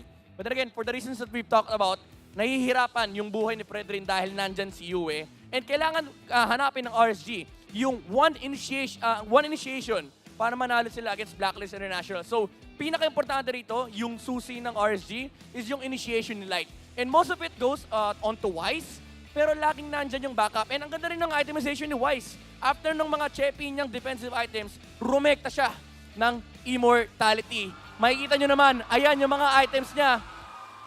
MVP of this game is none other than the one true king of Blacklist International, Molten Essence, and then konting cheppy ng Guardian, tapos bumili siya ng Dreadnought Armor, Immortality Rush for Wise. Kasi alam niya rito, importante yung buhay niya. As long as ma-reset niya yung sarili niya, meron siyang heavy spin para magamit, para makalayo or makontrol yung heroes ng RSG Slate Philippines. Makikita natin yung takbo ng game dito sa ating highlights. Again, this was RSG's game to lose. Pero there is a set period of time na mag-e-expire yung lineup ng RSG. Albeit, yung damage output nila ay kaya namang sabayan yung Blacklist. You might even say na mas overwhelming yung damage output sa side ng Blacklist. Pero the beautiful thing about Brody is mas mataas yung scaling niya compared to other marksman. Not in terms of yung mga tulad nila Kari, nila Claude, pero every single item purchase kasi ni Brody, parang may additional layer of effect dahil nga sa kanyang passive. Mas malaki yung nakukuha niyang physical damage compared to other marksman. Malefic Roar lang actually ang puhunan ni Owl dito and kayang-kaya niya na lumaban. Kaya naman nakikita natin, nag-shred through rin siya doon sa mga frontliners ng RSG. Now, RSG, whenever they try to fight for the Lords, nakikita natin si Blacklist International laging nagre-re-engage. Nag-hero lock yung Blacklist dito. Although pares pa rin naman ang ginagawa ng RSG na pinapalagan nila yung Blacklist, this time around it was different. Again, yung reset factor na nanggagaling kay Wise and also yung mga, I would say mga mishaps din ng RSG kasi si Extort for the longest time, yung early game to mid game, ang gaganda ng mga nakaw niya sa heavy spin, nasa set pa niya si Wise. Yung position lang ng Blacklist to re-engage against RSG, yung pwestuhan ng real world manipulation, nagiging awkward yung entry ng RSG. Look at that, ang ganda ng mga latag ng real world dito. Talagang nagiging awkward yung position for RSG kasi parang if you want to engage, papasukin mo pa talaga yung real world manipulation ng nilalatag ni Yue. And after mag-decide yung RSG na hindi na sila lalaban, bigla nagpo-full commit ang Blacklist International. And ito yung sinasabi natin kanina, yung mga shot calls na kasama ng mechanics, naging awkward yung team fight for the late game ng RSG Slate Philippines kasi suddenly yung one condition nila to win fights, it's non-existent. It's because of the placements ng mga ultimates, mga konting mishaps din ng ilang players sa side ng RSG, but most importantly, yung macro factor ng lineup ng Blacklist International. Again, yung adjustment ni Wise dito was really crucial for securing the victory here for Blacklist International and entering the Grand Finals. The first team to get on that spot, and RSG and Echo naman ang maglalaban sa lower bracket finals. Yan yung match for tomorrow. And again, last team na. Isang team na lang ang hinihintay natin for MSC. And crazy thing about this is, parehas silang champions. World champions versus Southeast Asian champions. Kakaiba yung naging serye natin, labanan ng mga kampiyon. But Blacklist International gets to defend their title once again. Maraming salamat sa pakikinig dito sa aking segment. Ako nga pala si Midnight. And syempre, bago tayo magtapos sa ating show, ay babalik muna tayo sa ating host na si Mara Aquino for some ending notes. After 3 days of action-packed matches, we're finally down to the final 3 teams of the season.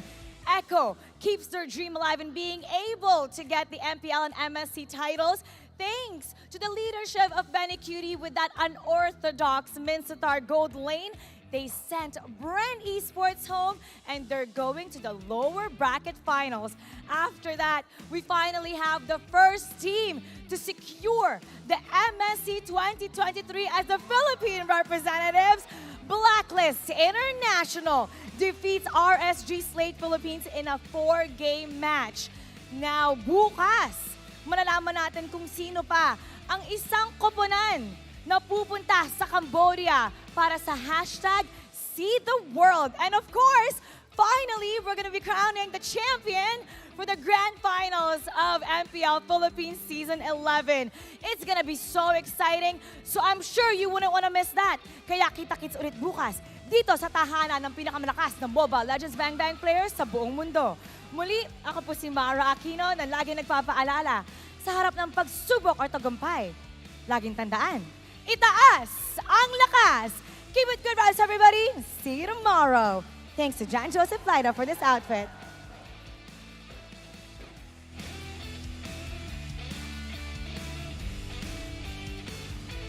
The 11th season of MPL Philippines is brought to you by the following sponsors. Smart, the official tournament telco partner of MPL Philippines Season 11. Our official sponsor, Infinix. Infinix Note, ultra-fast gameplay. Our partners in esports, Maya, it's everything, and a bank. And Secret Lab, the official gaming chair of MPL Philippines. If you missed the matches and want to quickly recap what happened, visit our official website for post-match reports at ph-mpl.com/news. Don't forget to catch all of our official league content on TikTok, Facebook, Instagram, and Twitter.